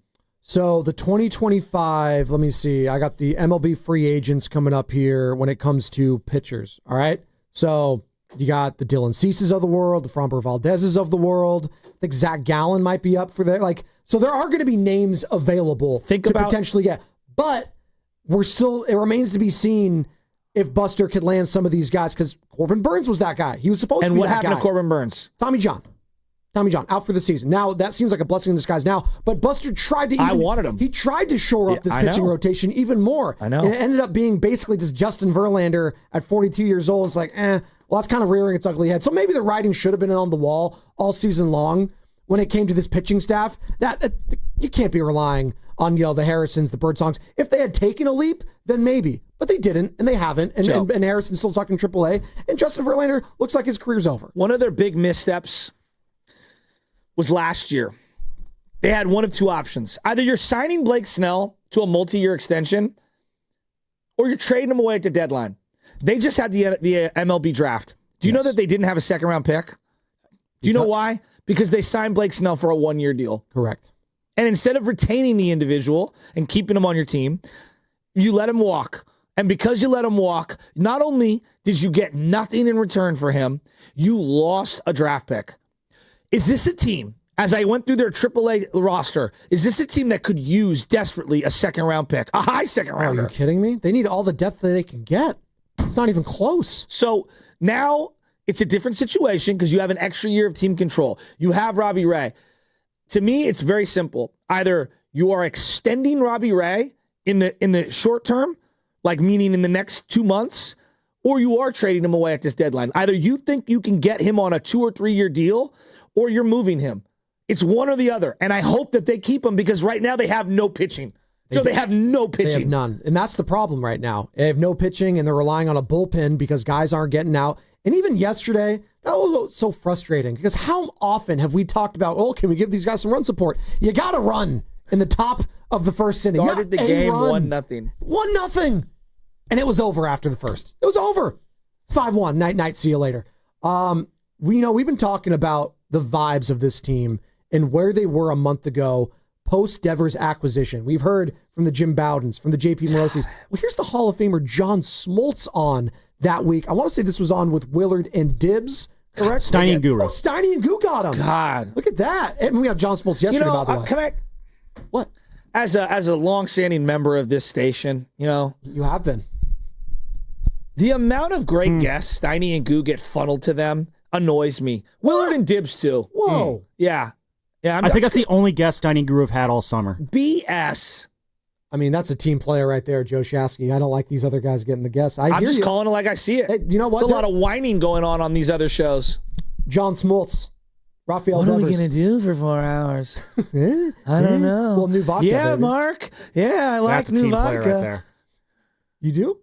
New vodka? So you're the one who drank the new vodka. Yeah, that was you. It was halfway gone. Let's go. They have different flavors, by the way. New vodka. Steiny, bro, you're gonna have to work on your little advertisement with new vodka. Why? Oh boy. You do not sound happy, bro. What are you talking about? Yeah, Mark. Yeah, I love it. It's great, Mark. Very cool. I just take a little bit here. I had the party, and we had a good old time. You gonna have to work on that, my brother. You gonna have you don't. It's so good. John Smoltz. After all of that, this is a month ago, people. He's saying the Devers trade, it legitimized the Giants. I would say they feel legitimized. I think up until this point, players are never going to admit, and I would do the same thing if I was an active player. You know where your warts are, you know where your strengths are, and you know what's coming down the road, right? Let's just say you're having an unbelievable year, but you know trends won't continue. What did they win, like 6 straight one-run games? There are outlying years, but you can't live by that motto. You can't think you're going to win 25 to 30 one-run games and just keep winning them. But if you build that culture and you build the team and you start getting confidence in the area of your ball club that you know are strengths and the weaknesses don't eke out, then you're good. And so when you get a Devers, you can't help but think, oh, man, that just added a bat. We lost this guy, but then we gained this guy. And when Chapman comes back and when things are falling in place, you now feel like you can compete against rosters that might be a little better than you. And that was John Smoltz on with, I believe Evan made a noise in that one. So it was with Steiny and Evan post Devers acquisition, legitimized the Giants. And again, I think you and I are in lockstep here, Joe. Like, I do believe in Buster Posey as this dude going forward. Now, it's his first full season, and he picked up the option on Bob Melvin. Now, you and I both know when it comes to contracts and sports, especially for coaches, those can be torn up real quick. We see it all the time in the NFL. We see it all the time in the NBA. They don't mind paying the coaches to go away. Mm-hmm. We have seen that time in and time out. I would be surprised, though, if this team moved off of Bob Melvin after picking up the option, just given what Buster Posey stands for. He does want some stability on top there. And I think he has a great respect for Bob Melvin. And I do wonder where Giants fans are at on this, because I saw a lot on social yesterday, a lot of people sliding in the DM saying Melvin got to go. I was getting tagged in multiple places. Melvin's got to go. Where are you at with one Bob Melvin going forward as being the manager of the San Francisco Giants? Because he's got his option picked up for next season. I don't care about his option getting picked up. It doesn't mean anything. Nothing to you. That means, okay, that's yeah, fine. I mean, like, I watched Chip Kelly get fired with 5 years left on his contract, and I watched Jim Tomsula get fired with 5 years left on the contract. Mm-hmm. If people want to move you, you're out of here, right? Like, it's irrelevant to me, quite frankly. Okay. Where am I at with Bob Melvin? Look, right now the reality is that this team, if you just let's just look at the schedule. Since winning 2 of 3 in Colorado, they lost the Dodger series. That was the weekend they made the Devers trade.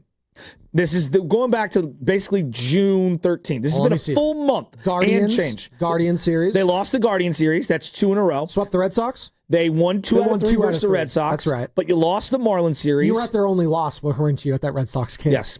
Lost the Marlins series, getting swept. Lost the White Sox series.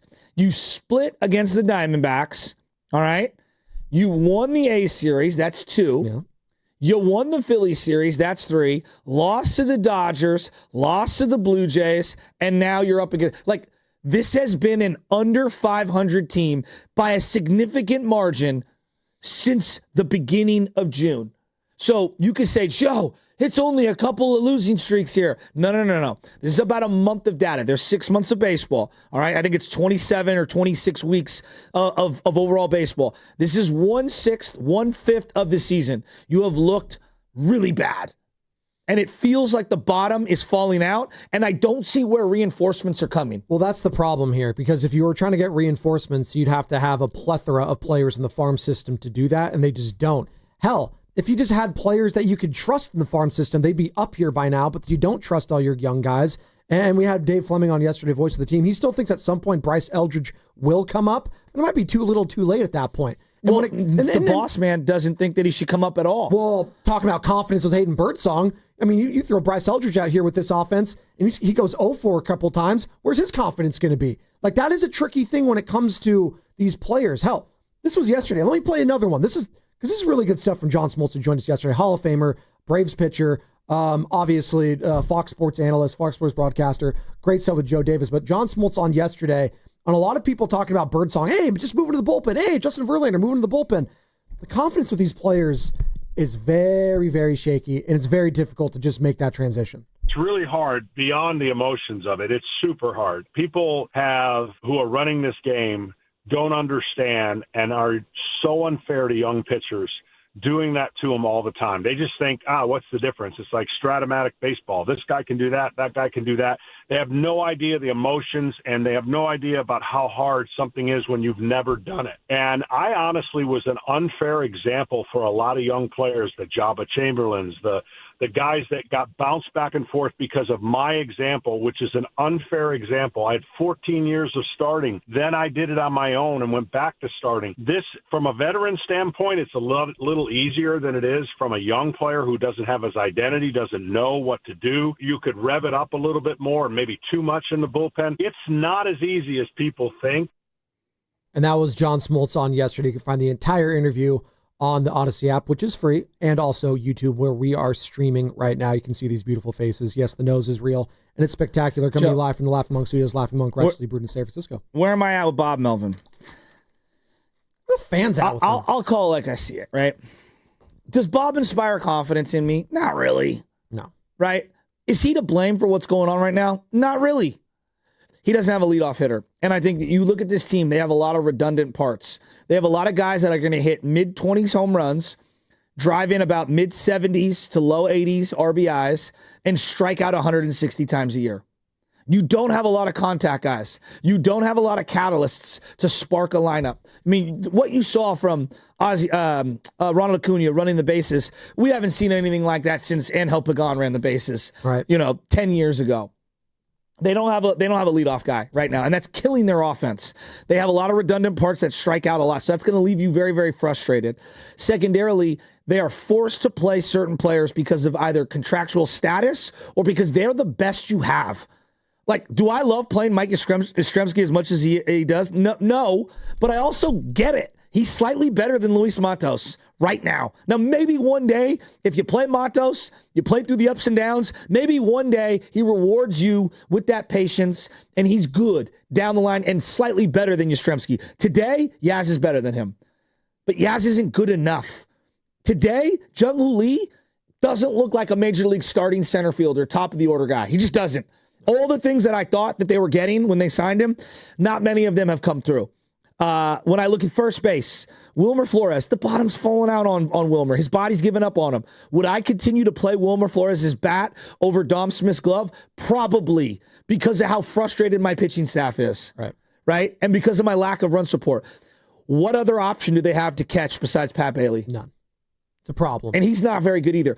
What other option do they have in left field besides trying to see if Ramos can continue to play out there? He can't DH. Well, no, because you got Devers there, who's again, it goes back. It's a trickle-down effect with all this stuff, and Devers not being healthy and not being able to play first base has really hampered this team. So like, I come to this conclusion, and I say to myself, do I like Bob Melvin? Not really. But is he to blame for what's going on right now? No. He's not. He's just not. Is it a cop-out to still, like, for fans wanting to blame Farhan for this position still?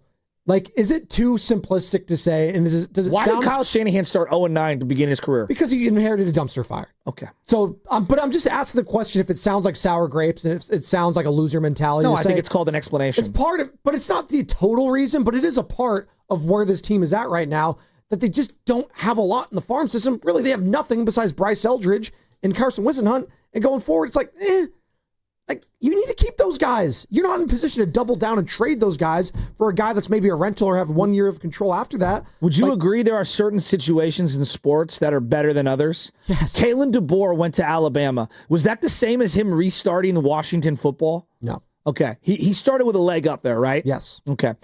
When you're with the Giants, they were at a low point. Yeah. Okay. Not just on the field at the big league level. They were at a low point organizationally. And I just think that we all underrated where they were at organizationally. I think we thought they were a little farther along. Like, because think about it. At the end of last year, wow, Tyler Fitzgerald, wow, Ryan Walker. Yeah. Like, think of who was balling at the end of last year. Yeah. No, you felt confident about some young players heading in towards the end. And then you knew, it's like, oh, Farhan Zaidi's gone. Oh, it's like the end of Shawshank. You felt the rain on your skin, right? And you were falling down. It's like, oh, everything's going to be great. Oh, Buster Posey's taking over. Oh, my God. The vibes are great. Joe, was this, like, to use my house analogy I've used, is this a turnkey situation?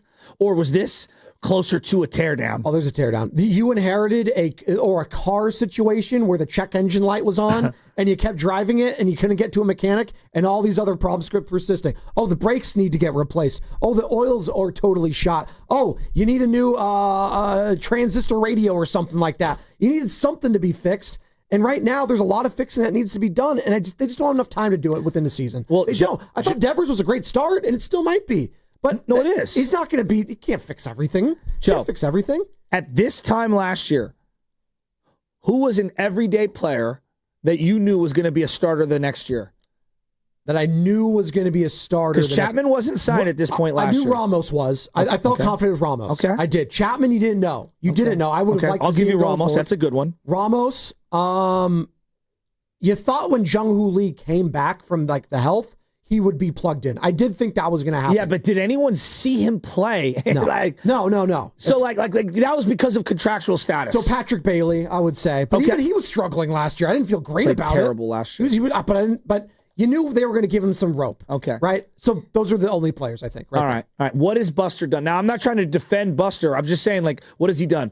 He has said, all right, and now I kind of see both signings. Right. It wasn't about like, oh, we got a star. It's No, you literally got a Major League Baseball player for the next 5 years because you have nothing in the minor league system in Chapman and Adames. Yes, you needed those guys. You needed everyday guys. Yes. That brought you from 10 up to 50 if we're going on a scale from 0 to 100. And I think we keep viewing those guys because they are everyday players and they're just, I think Giants fans have miscast them as these need to be our 3-4 guys, when in reality, as we were just doing the Braves, going through their lineup, they would be like 6, 7, 8 hitters. 5, 6, 7, yeah, somewhere in that range. And they're just miscast. Like, so, but if those guys are, yeah. But if those guys are, what are the Lees and the Yaz's and I mean, they're come platoon on. players on other teams. Yes. That's where I'm going. So especially against the Dodgers, when you're comparing the Dodgers and the Padres within the division, it's not even close. It's not even close. So it's not on Bob, right? It's not. Now we can argue about the handling of certain pitchers in certain situations. Fine, whatever. I will defend Bob Melvin. I don't think he's the greatest. I also don't think he's to blame for everything that's going on right now. This is a roster construction and individual player performance situation that's going on right now. Is it Bob Melvin's fault or Matt Williams' fault or Pat Burrell's fault that Jung-Hoo Lee and Elliot Ramos couldn't catch that ball in the outfield? No. Is it Pat Burrell or Matt Williams or, Hallberg or Bob Melvin's fault that Jung-Hoo Lee is playing in the left center field gap and is lollygagging after a ball and throws a soft one-hopper like he's pitching cricket to Willie Adames at second base and doesn't throw to Wilmer Flores, who's the cutoff man on a play home, as Ronald Acuna, one of the best players in the game, is flying around the bases and doesn't slow down? Is that on Bob? Or is that on Jung-Hoo Lee? No! Bob Melvin, Hayden Birdsong. He's back to square one. Making $88 million after this year. He was kind of teetering the last time and found a way through it. Today he couldn't, unfortunately. So,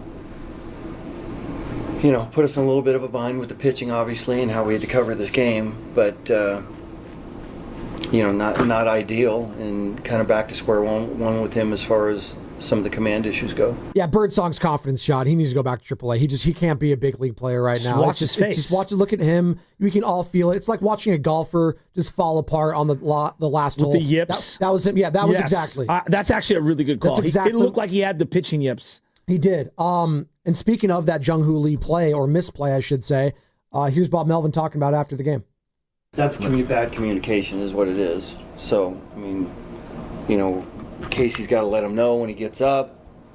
Chappie's trying to yell. It's just, Casey's still kind of learning the position too.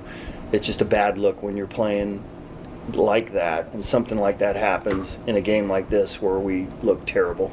So just another instance today that was not a good look for us. So that's, I think, where fans are frustrated when they hear bad communication on the field multiple times and you see it within a game. They go to the coaching there. And I understand in that regard because the buck starts there. Like we see it in coaching. We're doing all these cross-sport analogies, but, when it comes to, reading the defense or seeing the defense as a quarterback and they see something they shouldn't have seen or they make a mistake, you see the coaches getting on the players, or sometimes the coaches after the game, hey, that's on me. You know what? Maybe we should have checked out of that. Or maybe you should have seen that. Or sometimes they do blame the players. In this situation, Bob Melvin's saying, hey, we need to be better at that. And Casey, Jung-Hoo Lee, all these players, like, they're just not a good team. They're just not a very good team. They're just not good enough. And that's what we're learning right now. And I think fans are having a hard time realizing just 4 weeks later when we're hearing all these good things from all these different national writers saying, yeah, the Giants are a playoff team. Well, this is looking like the same Giants team we've seen for the last couple of years now in the summer, where the wheels fall off post All-Star break. And this is the Giants that we know. They look a lot like the Giants I saw last year, albeit you have regular, like everyday names, but that's what they look like, Joe. It looks like the same Giants team I've seen the last couple seasons. You got some like sexier names, I guess, but it's the same product. It's the same product. And it's frustrating if I'm a fan because I thought this year would be different. And I do think they still can have a step in the right direction and not make the playoffs this year, but it's going to be humbling and it's going to be challenging. And the hard part about watching baseball is you still got a couple months to go and you have to keep watching it and watching it and watching it, and knowing it's coming doesn't make it any easier. Like, football cannot get here soon enough if you're a Giants fan right now, which sucks. And I didn't want to have to say that because I thought this summer we would be watching both the Giants and being excited about the Niners, when in reality we might just be shifting all to the 49ers within a month now. And the Giants might be on the back end and the back burner, and we're not going to pay attention to them. They have to earn our attention going forward. And these next, 9 days are going to be very telling to see what this team is going to do going forward, because the Major League Baseball trade deadline is on July 31st, 9 days away. Everyone's going to view selling as like a waving of the white flag for like contending this year. I think selling is opening up opportunities for others. And I would sell Wilmer. I would sell Yaz. I would try to find somebody, maybe eat some of the money. I would explore Jung-Hoo. I would. And if the right trade presented itself, I would be tempted to throw in Elliot Ramos if I could get something that could help me over the next 2 or 3 years. And the only reason that I lump him in there is because you just have nothing in AAA and AA that anyone else wants other than Bryce. Nothing. And I'm reluctant to move Ramos, but there is a reality of, like, if you're going to be playing for this team in that park with the way we want to play ball, you cannot be that poor of a defender. And this is where it's frustrating when you can't land the free agents, when you know you have to make trades and give up stuff within the farm, a Dibs, if you will, who was one of their top prospects. This is where it's difficult because, you know you can't get free agents willingly to come here. The bats, that is. We'll still see when it comes to pitching. I still think Buster can make some moves. That, again, we're talking this offseason. That's not going to do anything for the here and now. But, you start looking at the trade. Yeah, Harrison, I didn't think much of. Jordan Hicks, I didn't think much of. Bayo, I don't know who the hell he is. Dibs is a guy that, you might end up regretting moving off of, or at least someone you can hang your hat on saying we have someone in the farm system to be excited about. Like, all this pressure on Bryce Eldridge to be the guy. I thought Luciano was the guy. I thought Hunter Bishop was the guy. I thought all these players was the guy. Ramos, at one point, Dave Fleming told us he was a week away from bad baseball last year for getting moved off, kick him to the curb. What happened to his defense? I didn't realize it was this awful. It always took poor angles and got bad breaks, but it's bad. It's really bad. I mean, you could make an argument he's had like 4 or 5 atrocious gaffes that cost you a game. And maybe he was in the last week. And he was hitting early on the season, so maybe those gaffes weren't really we didn't really care about him as much. Yeah, we didn't. But when you're not hitting and you're doing that, it's the Jung-Hoo Lee effect too. Yeah. It's great, Jung-Hoo, when you make a mistake here or there, but you're batting .295 early on, you're red hot at the start of the season. But when you're not hitting and you're playing bad defense, it's going to get accentuated. And the guy that I actually just feel really bad for right now, because he is performing and the team's not winning at all, like Willard Dibs. Yeah. Had this just come a month earlier, it's just so frustrating. He's playing so good, Willie. He made a play defensively too last night. He did. And I actually love the vibes of the Willie Adames and him. I'll go to war with him having the quote he had, calling out basically everyone after the game. It was really refreshing. I'm going to read it one more time because I do think it's important just to get a sense of where this team is at right now. This is after the game. Willie Adames talking to reporters. Quote, "I feel like in the first half we were grinders. It feels like lately the energy's not there. That's not our identity. It feels like lately we've fallen off the bus. It's just not us. We have to figure out a way to get out of it as soon as possible." They've fallen off the bus. Waving of the white flag. Sometimes a season's over, Joe, by a certain game or a certain play. And then we were kind of talking about this and kicking this around last night in the show call. When a season's over, I think for a lot of people, last night was a game and a situation coming into it where you knew you needed to win, and everything that could go wrong went wrong. And it just signifies what's wrong with the team. And then going forward, there might be no coming back from it. And that's the game you look back on saying, yeah, we knew it was over then. When you have a leader like Adames admitting that out loud about kind of the effort level, we got problems. You got major problems. Like waving of the white flag moments. Like last year for the 49ers, it wasn't the Lions game. It wasn't the Rams game for me. You know what the game it was? It was Geno Smith leading the ball down the field. LJ's first ever game. His first ever game, and he'll never forget it. Because Geno Smith, what did he do at the very end of the game when they scored? He went night-night on the Niners. He went Steph Curry night-night. I know. You're not coming back from that. Not from Geno Smith doing that to you. Because the Seahawks were going nowhere either. Blew that game. They blew the game. He literally ran like 20 yards, and it was just no one. It was a Fred Warner trying to chase after him. As we learned, it was a bum ankle. Like, it was bad. It was bad. You knew then the season was probably over. Because it wasn't, statistically, it wasn't over yet. Wins and loss. But for all intents and purposes, spiritually, it was over. What are some of those other losses in the past for you that you can remember that said, you know what, this season was over and we just didn't know it yet? What was it for you? I can think of the Jimmy Garoppolo one against the Miami Dolphins where he came back on the high ankle sprain. And they just absolutely destroyed us. And Ryan Fitzpatrick looked like Tom Brady. Ryan Fitzmagic at that point, right? The Fitzmagic season. So poor Jimmy couldn't move. Right.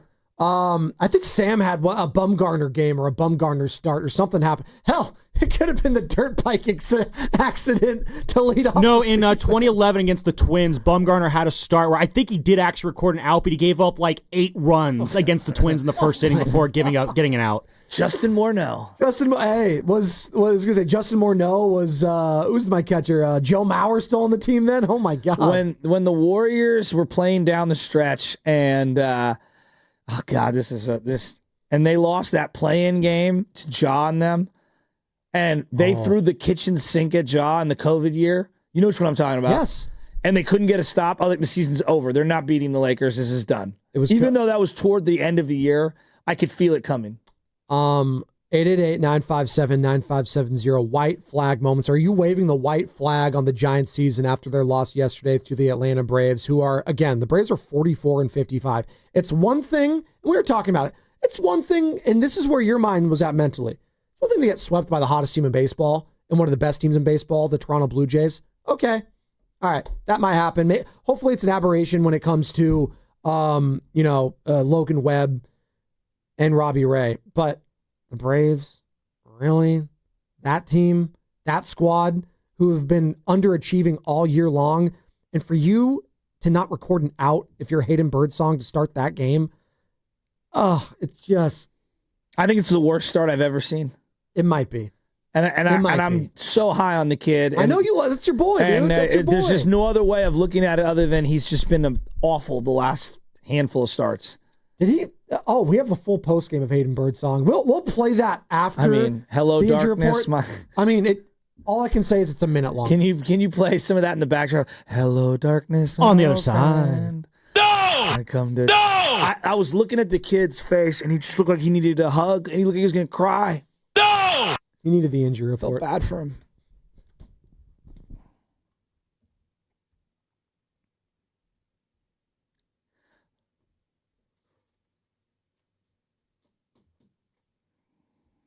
No! I love that Fleming call. The 49ers, by the way, are reporting for the start of training camp today or tomorrow. Veterans tomorrow, I thought, correct? I thought they show up today and then they start tomorrow. Okay, there we go. That's fair enough. And one notable name who will not be on the field, wide receiver Ricky Pearsall. So we say goodbye to the Giants and hello to the Niners? Let's do it. Shout out the Beatles. Hey, why not? The Niners placed Ricky Pearsall on the physically unable to perform list due to a hamstring injury he suffered during the team's offseason workouts. Pearsall was expected to be ready for training camp, so the fact he is opening camp on the PUP list suggests there may have been a setback in Pearsall's recovery. The injury report was brought to you by Boxer & Gerson, Northern California's premier workers' compensation law firm, helping injured workers get their lives back for over 40 years. And what's coming up with the game is brought to you by Fremont Bank, here for you, here for good. 888-957-9570. Are you waving the white flag on the Giants season? And who are you holding accountable for these team struggles right now? 888-957-9570. We'll hear from Hayden Birdsong, who couldn't record an out in the first inning yesterday as he gives up 5 earned runs, 4 walks. It's not looking good for Hayden, not looking good for Verlander. It's not looking good for the Giants on 95.7 The Game.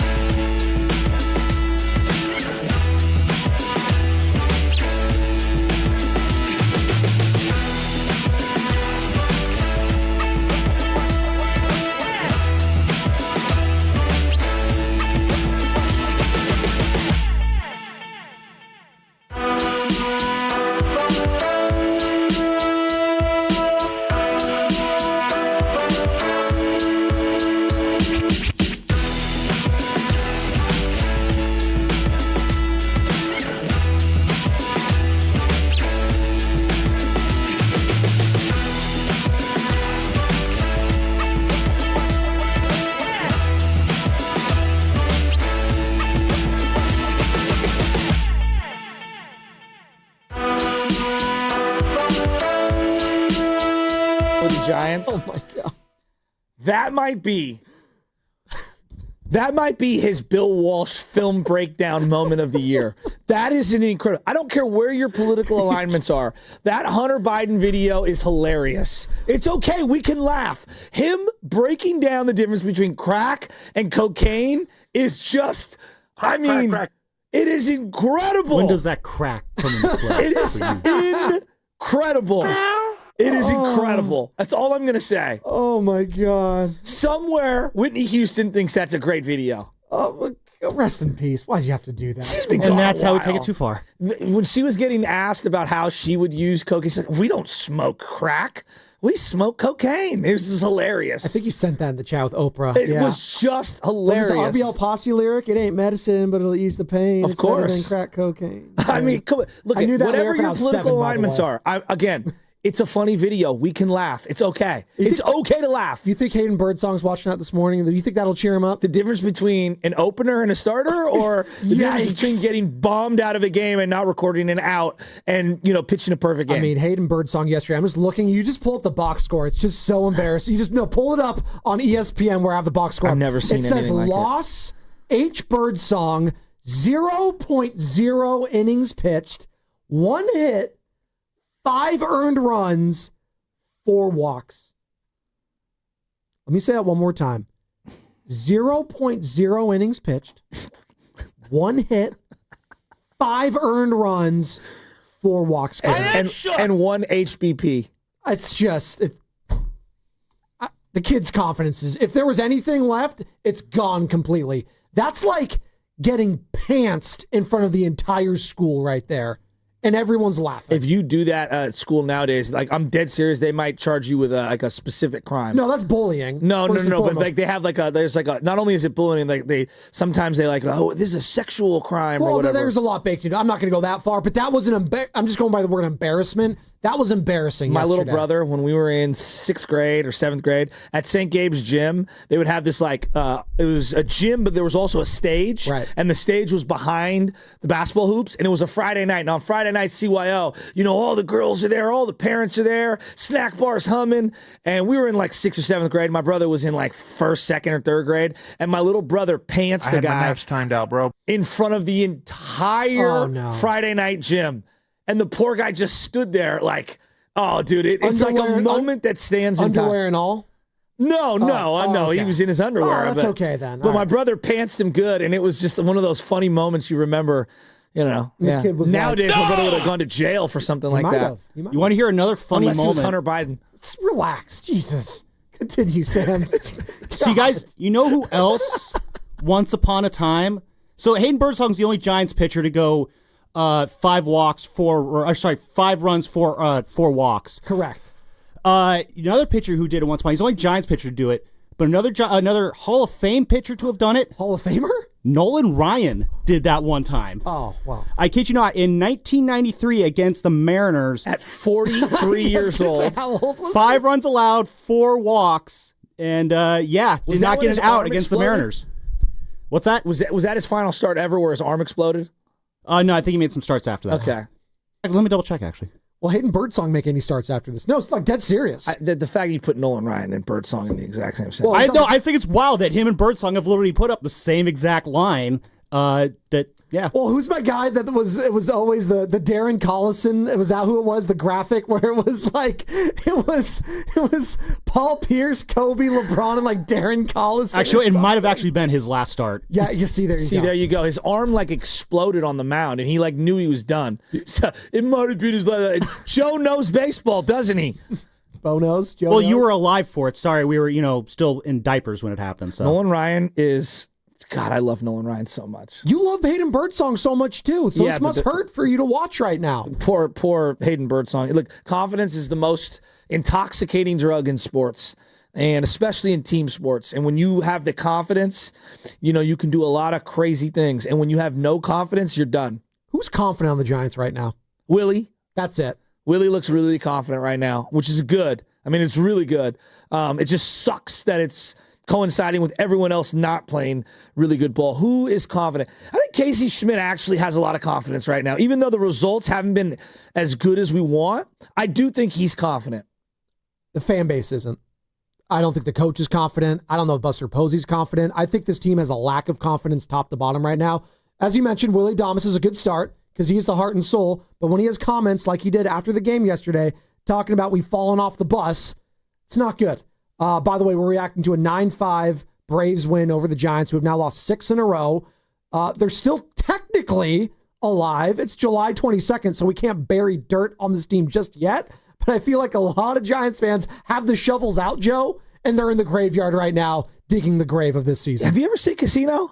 Casino? Yeah. Yes. Yeah. Joe Pesci, Robert De Niro. Yes. Yeah, there's a scene where Joe Pesci and his brother basically get beat up with shovels and buried alive. And baseball bats. Yes. Yeah, I think the Shah of Iran was a part of that too. Phil Leotardo. Yeah, well, I think you're right, actually. I think Yeah. you're 100% correct.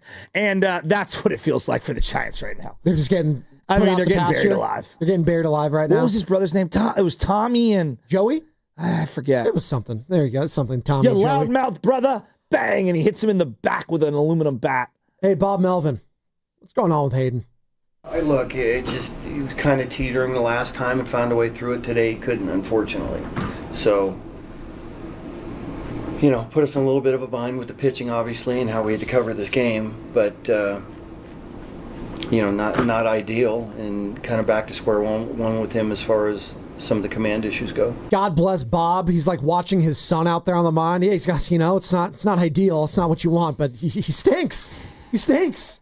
That's basically what he wants to say. Hayden Birdsong after the game. Oh, real quick. Yeah, you got something? There's an argument to be said that they kind of mismanaged this whole thing from the jump. Oh, absolutely. On Birdsong. They had him start off in the bullpen. It worked out great. Then they moved him to the rotation out of necessity.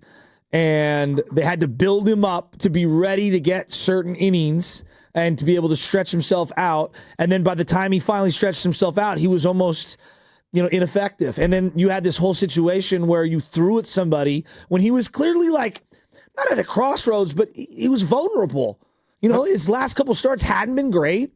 I mean, I don't know why you threw at the guy in the Marlins game. Jordan Hicks, Kyle Harrison, Hayden Birdsong. All three of those guys you mismanaged just infinitely.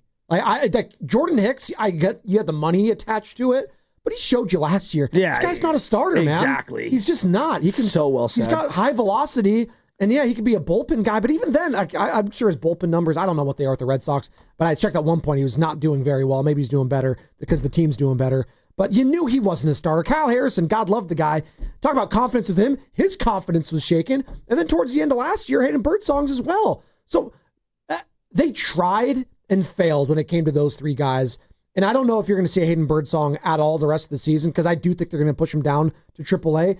And I want to hear from the guy right now, and I want to hear from the people. 888-957-9570. It might be the best for him. Honestly, right now, he needs to build his confidence back up, and he also needs to be able to get through 5 full innings. Hayden Birdsong after the game. Hey, you had about 2 weeks in between this start and your last start. Was there anything that you were able to pinpoint in between these outings, or is there anything you've been able to pinpoint at all as to the command issues? I don't know right now, but that's every single time I have struggles with it, I try to find it and haven't found it yet. So we're keep working. One of the last times this happened, you described the feeling as like having a force field around you. How would you describe? Not around me, around the plate. That's more of a joke, but it just feels like that sometimes. And today felt good. Just couldn't locate it, obviously, and couldn't land it really anything. What do you do to maybe right the ship when you're running into these command issues? Go back to step one. Whatever that is, but go back, look at film, see what I was doing in the minor leagues, see what I was doing up here early, just reset it. But that's all I got right now. I know it's still fresh, but have there been any conversations about where your next appearance might be? I have no idea. We'll see. I mean, that's a guy that right there it says everything. Confidence not there, not confident when he's talking after the game. He's fed up. He's searching, square one. I give him a lot of respect for just sitting there and taking it. I mean, I would have asked the question. It sounds kind of heartless when you ask it, but have you ever had a start like that in the history of your career? That has got to be for a pitcher. Joe, the answer is no. How long has he been pitching, you think? His whole life. His whole life. Probably since he was 8 years old. Not to be able 9 years old. Not to be able to record an out is literally probably one of the most frustrating and embarrassing things that could happen for a pitcher. And the command was an issue. He got hit around. Not to be able to record an out. Imagine you were in that position and Bob Melvin comes out and asks for the ball right there. Like, I credit the guy just even talking after the game. It was a minute post game. And I don't know where you go from here. He even said at the end, I don't know. Well, we'll see. But I'd be shocked if he's with the big league this time next week. I'd be shocked. So the only thing I can think of in sports that came close to what I saw yesterday from Hayden Birdsong not recording an out, the only thing, the Niners played the Cardinals in like 2014 or 2015, and Kaepernick was the quarterback. And 2 of his first 4 passes weren't just intercepted, they were pick sixes. This is Chip Kelly? Yeah. Yeah. No, 2015 might have been Tom Sula. Jimmy T. You're right, Jimmy T. I'm going to look it up. Look, yeah, please do. You can just go to the coaches. Right. You can tell me, how bad it was. So here it is. All right. The first one, Justin Bethel, 21-yard interception, return for a touchdown.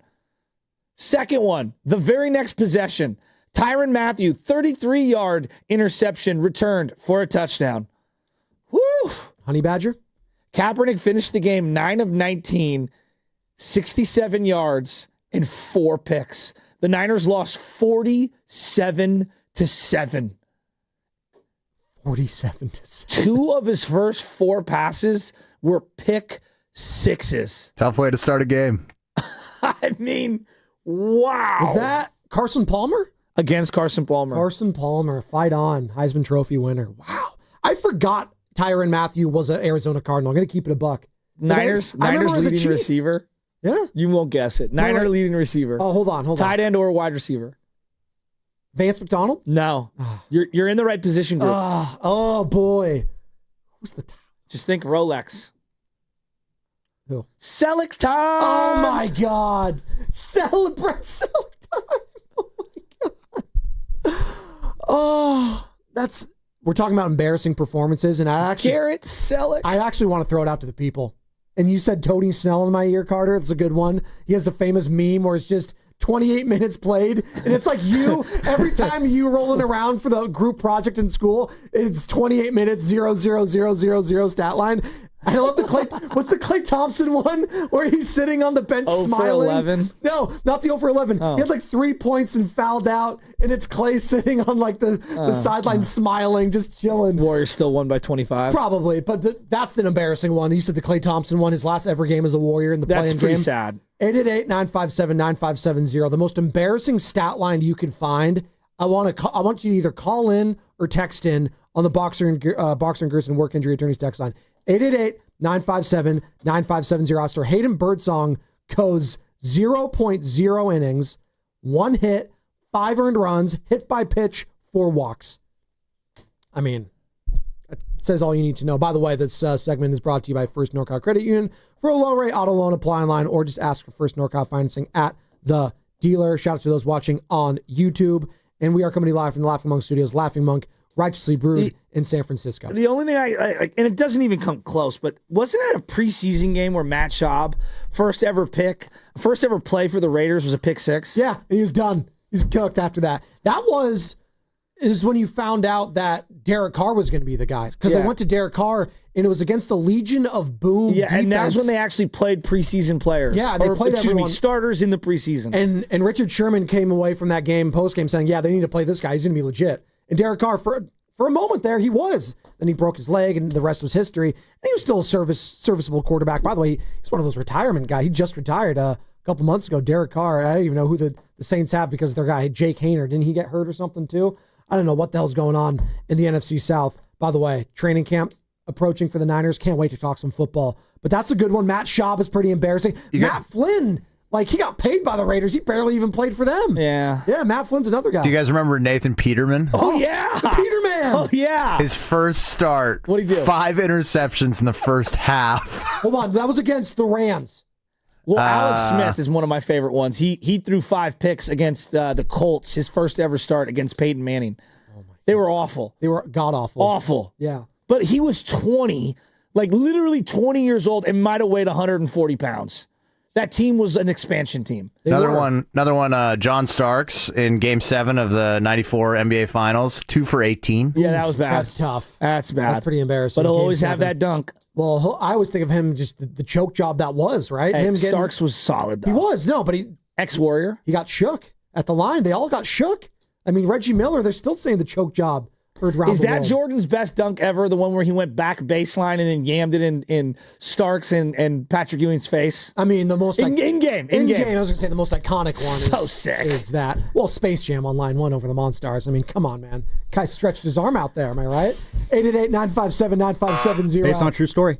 Thank you. It was. By the way, I've seen the second one multiple times, and it's just the worst. Saying Jordan's was better than LeBron's? It was infinitely. But Benny loves the second one more because he's got a bunch of the toys from there. For some reason, I don't know how we have these toys. I guess they were like cheap on like Marshalls or Ross or something. He's got a bunch of they're not the Monstars. I forget what they're called, the 2.0 versions. It doesn't matter. Klay Thompson's a part of it, though, and so is Dame Lillard. Bust. So I'm surprised you guys don't remember that Cardinal Kaepernick game. It's like the moment in time it was like, Cap's done. Gonna be honest, that was some of the most forgettable football. No one wanted to watch it during the Tom Sula and Chip Kelly era. It was This awful. is what separates the kids from the adult table. I'm gonna be honest, we've had some great football the last 2 decades. We've had some of the worst NFL football in the history of NFL football these last 2 decades. At one point in the Bay Area, the 2 punters were the best players Leckler on and the Lee. team. Oh yeah, not a question in my mind. I know you're just. And I would add in Joe Nedney and your boy Sebastian Janikowski. You know, you're a diehard fan, or like you've seen a diehard fan if you see an Andy Lee or a Shane Leckler jersey. Well, those guys went through it. My boy, White Mikey C, shout him out somewhere. He somehow, I don't even know if it was a real jersey, had the Pro Bowl Andy Lee jersey with the Niner patch. I swear to God. That's fine. I didn't even know it existed. I don't even know how he got it. Actually. I'm not kidding. Oh He my loved God. Andy Lee. Andy Lee was sick. He used to stand up on second down and he'd be like, "Get ready, guys. Our Pro Bowler's coming out," and he'd start clapping. Hey, I'm not kidding. A big season ahead. He hated Alex Smith. Big season ahead for one Thomas Morstead, am I right? See you later, Mitch Wishnowsky. I mean, talk about training camp storylines. Who Thomas other than me Morstead. could have seen that coming? You were so out on Wishnowski You last sucked. year. You were so. Hey, he had that ceremonial first punt into the Bay that one time. You didn't like that one? No! Thank you, Flem, for saving me there. Chassie's just like reminiscing and how great of a memory that was. We're talking about low points right now because the Giants are at a low point of the season, having lost 6 straight. And Hayden sad. Birdsong might have had one of the most embarrassing performances I've ever seen. I feel bad saying it, but he'll even tell you. Like, you heard the guy's confidence after the game. He wanted it just one more time. Hayden Birdsong, the full post-game You don't presser. even get an out. Not even an out. 1 minute. That's all it took. Hey, you had about 2 weeks in between this start and your last start. Was there anything that you were able to pinpoint in between these outings, or is there anything you've been able to pinpoint at all as to the command issues? I don't know right now, but that's every single time I have struggles with it, I try to find it and haven't found it yet. So we're keep working. One of the last times this happened, you described the feeling as like having a force field around you. How would you describe? Not around me, around the plate. That's more of a joke, but it just feels like that sometimes. And today felt good. Just couldn't locate it, obviously, and couldn't land it really anything. What do you do to maybe right the ship when you're running into these command issues? Go back to step one, whatever that is, but go back, look at film, see what I was doing in the minor leagues, see what I was doing up here early, just reset it. But that's all I got right now. I know it's still fresh, but have there been any conversations about where your next appearance might be? This poor guy. Yeah, we'll see. That's called great producing in the back right there. You know what I was thinking about listening to that? Baseball is just covered so different than football. And I know that it's just so different. Like, there's only 17 games. And could you imagine Grant Cohn in that scrum, for example? And I'm giving Grant credit here. Do you think you're a Major League Baseball starting pitcher right now?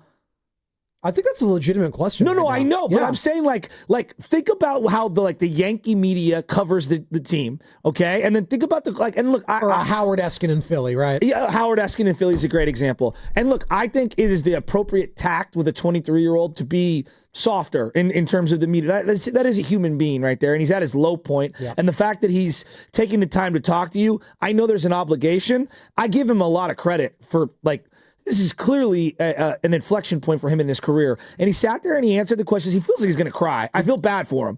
But just imagine if that was the Niners scrum and the way, and I'm not ripping Grant, but that's how football is.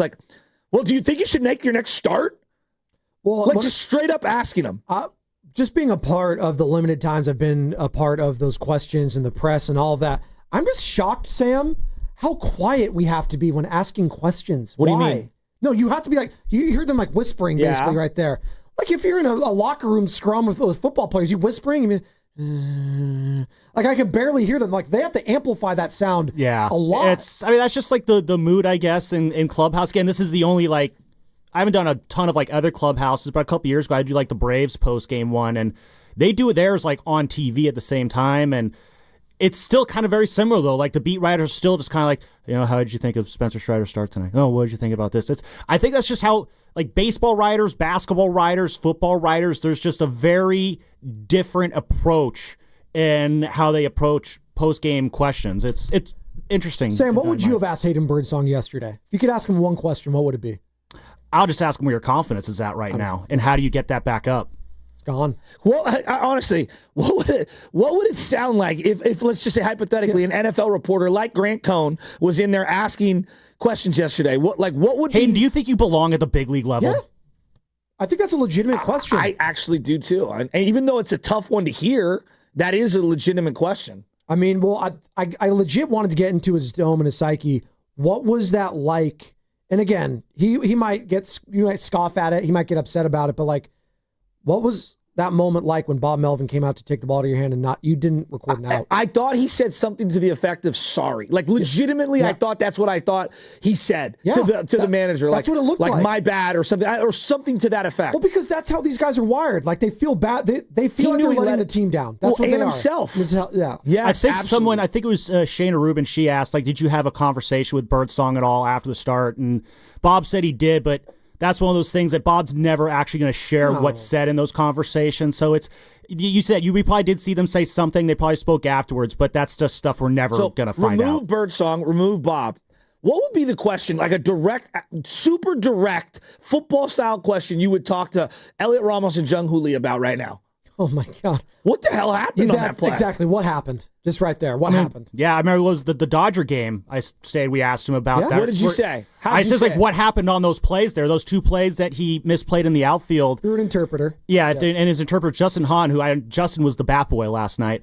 But he just basically said, what you saw happen is what happened. I misplayed the deep ball out to deep center, and then he blamed slipping, I guess, on some wet grass for the ball that fell in front of him. Yeah, What grass on one of the most beautiful days in San Francisco, by the way. Yeah. That night. When you're wearing cleats. I thought that one was kind of an interesting one that he went there. Hey, Jung Hoo, I dare you to come to Crocker Park and come catch some fly balls. No! Just complaining about slipping on the grass. No! Get out of here. He was giving me a look during that answer, too. He was. Well, we also asked him about... I'm giving him a look when I watch him play defense right now. 888-957-9570. We have some good ones on the Boxer and Gerson work injury attorneys text line in regards to most embarrassing moments. Yeah, what are they? How about the 1983 Oregon versus Oregon State infamous toilet bowl game? Double-digit fumbles, and the game ended at 0-0. So I went to the Cheez-It Bowl. Remember that one? I went to a COVID game in Arizona. It was Cal football versus Arizona football. 1-8 versus 0-9. I'm not making this up. Oh my God. Cal lost the game. Arizona ran onto the field. It was 0-0 in the fourth quarter. Okay. Well, why are you smiling? Was this when Deshaun Jackson stepped out of bounds at the end? No, this was 5 years ago. No, this is recent. COVID. Arizona was awful. But COVID had decimated the Cal football team. They suited up 26 guys. Oh my God. I'm not making this up.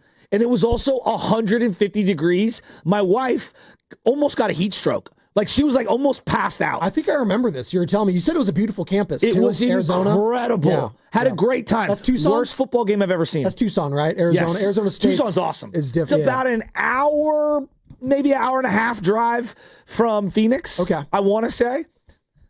888-957-9570. Most embarrassing stat lines you have seen. Give it to us right now. Call or text. I want to hear all of them. We're getting college. We got a Don Nelson one in here, going back to the Warriors. When the they were tanking for the Harrison Barnes pick. Oh, yeah. There's a lot on here we're going to get to on the other side. 888-957-9570. And it's going to be brought to you by Safeway.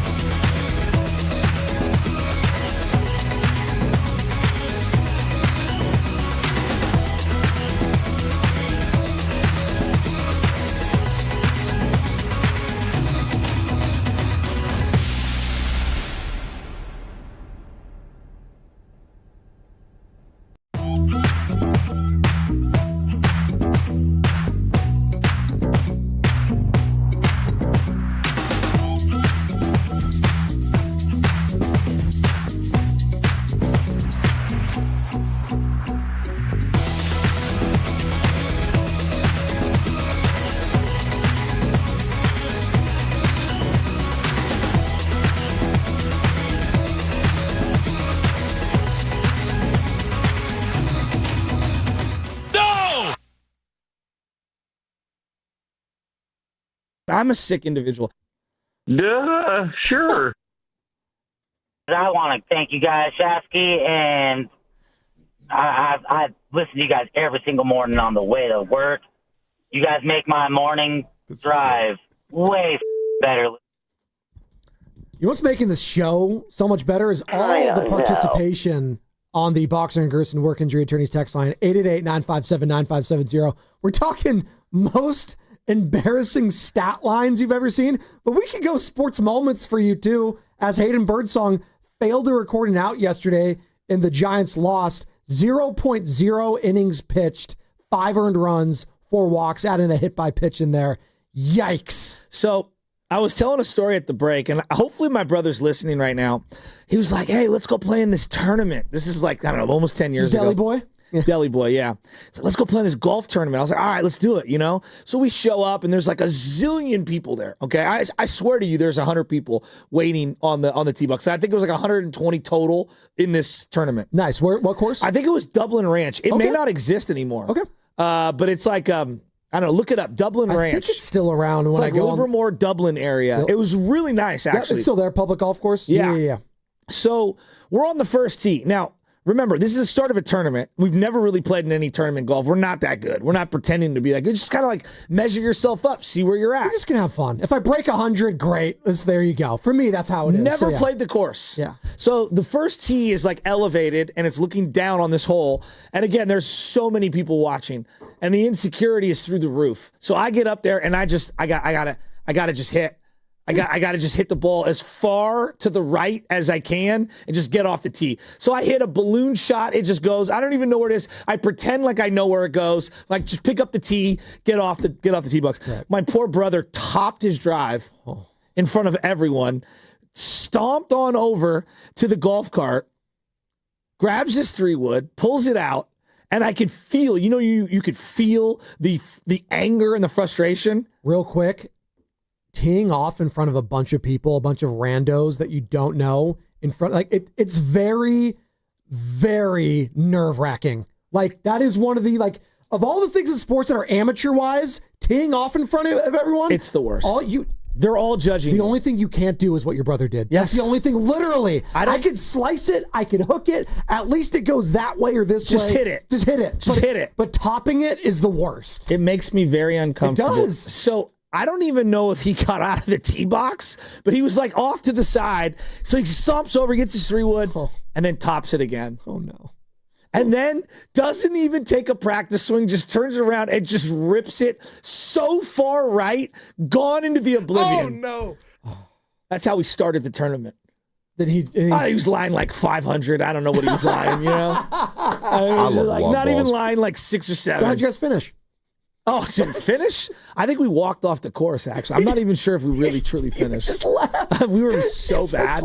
It was also like an 8-hour round. Oh my God, 8 hours? It wasn't really 8 hours. It was probably like 6. Slow burn. Nothing is worse than slow, bad golf. Well, it wasn't a shotgun start because you had to start on the first. No, you started on the first. Oh, it was not a shotgun. So yeah, that's going to take a long time. It was awful. Then. No, that's going to take a and long we're time. like, oh, we got a good draw. We're early in the tournament. It's like, no, we suck. Topped it a couple times. 888-957. He still might have beat me that day, by the way. 888-957-9570. 415. Me and my buddies were at that Kaepernick game that you referenced, Jasky. It was in Arizona, and there was a ticket mix-up, so they upgraded our tickets to lower bowl seats just in time for us to sit down and watch Kaepernick throw his first pick 6 of the game.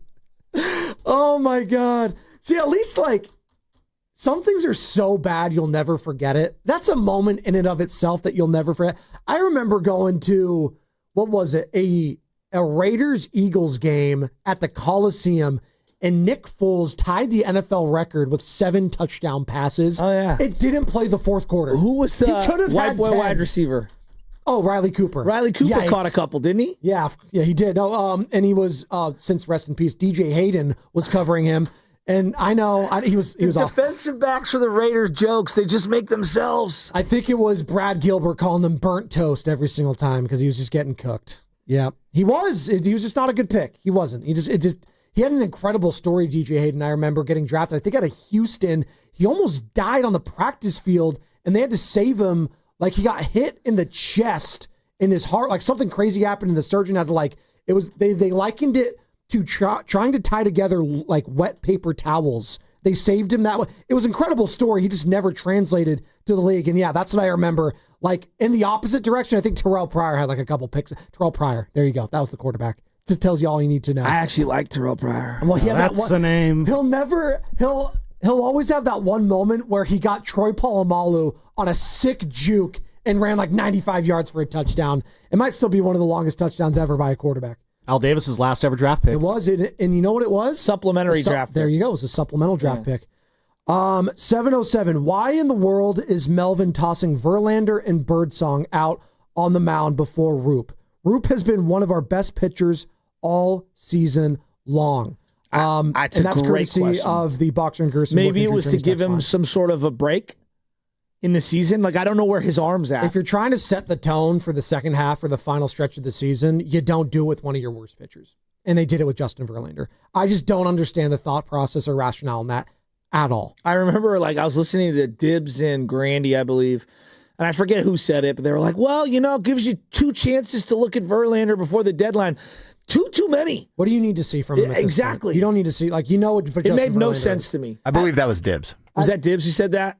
Because you also were thinking what I was thinking, which was, that's the most insane thing I've ever heard. Love you, Dibs, but I don't know what you were thinking there. Dan Dibley here. Squirt.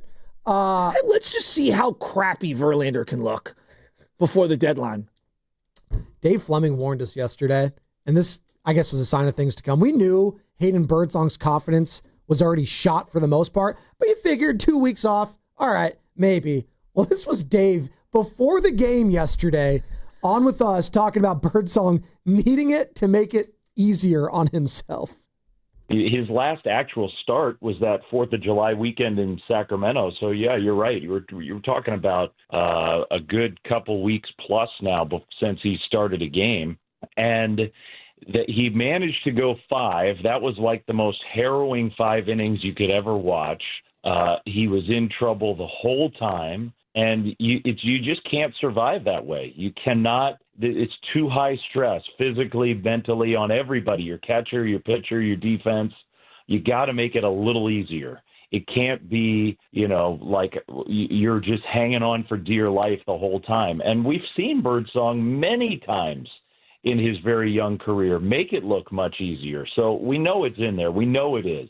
And maybe the time off will be good for him. But they really do need him. They do. Dave Fleming on yesterday. And by the way, you want to relive some of the moments in that first inning, Joe? I know you're trying to bury them deep down, but let's relive some of those moments. Let's start off with that leadoff walk in the first. That's ball 4. He tried a slider, real hard slider, but missed.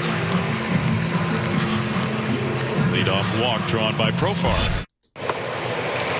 That's low, and that's back-to-back walks to start the game. That's probably the last thing that the Giants wanted to see. That's another walk. So the game has started in nightmare fashion for Hayden Birdsong. He's walked the first 3, and he's hardly thrown a strike in his first 15 pitches.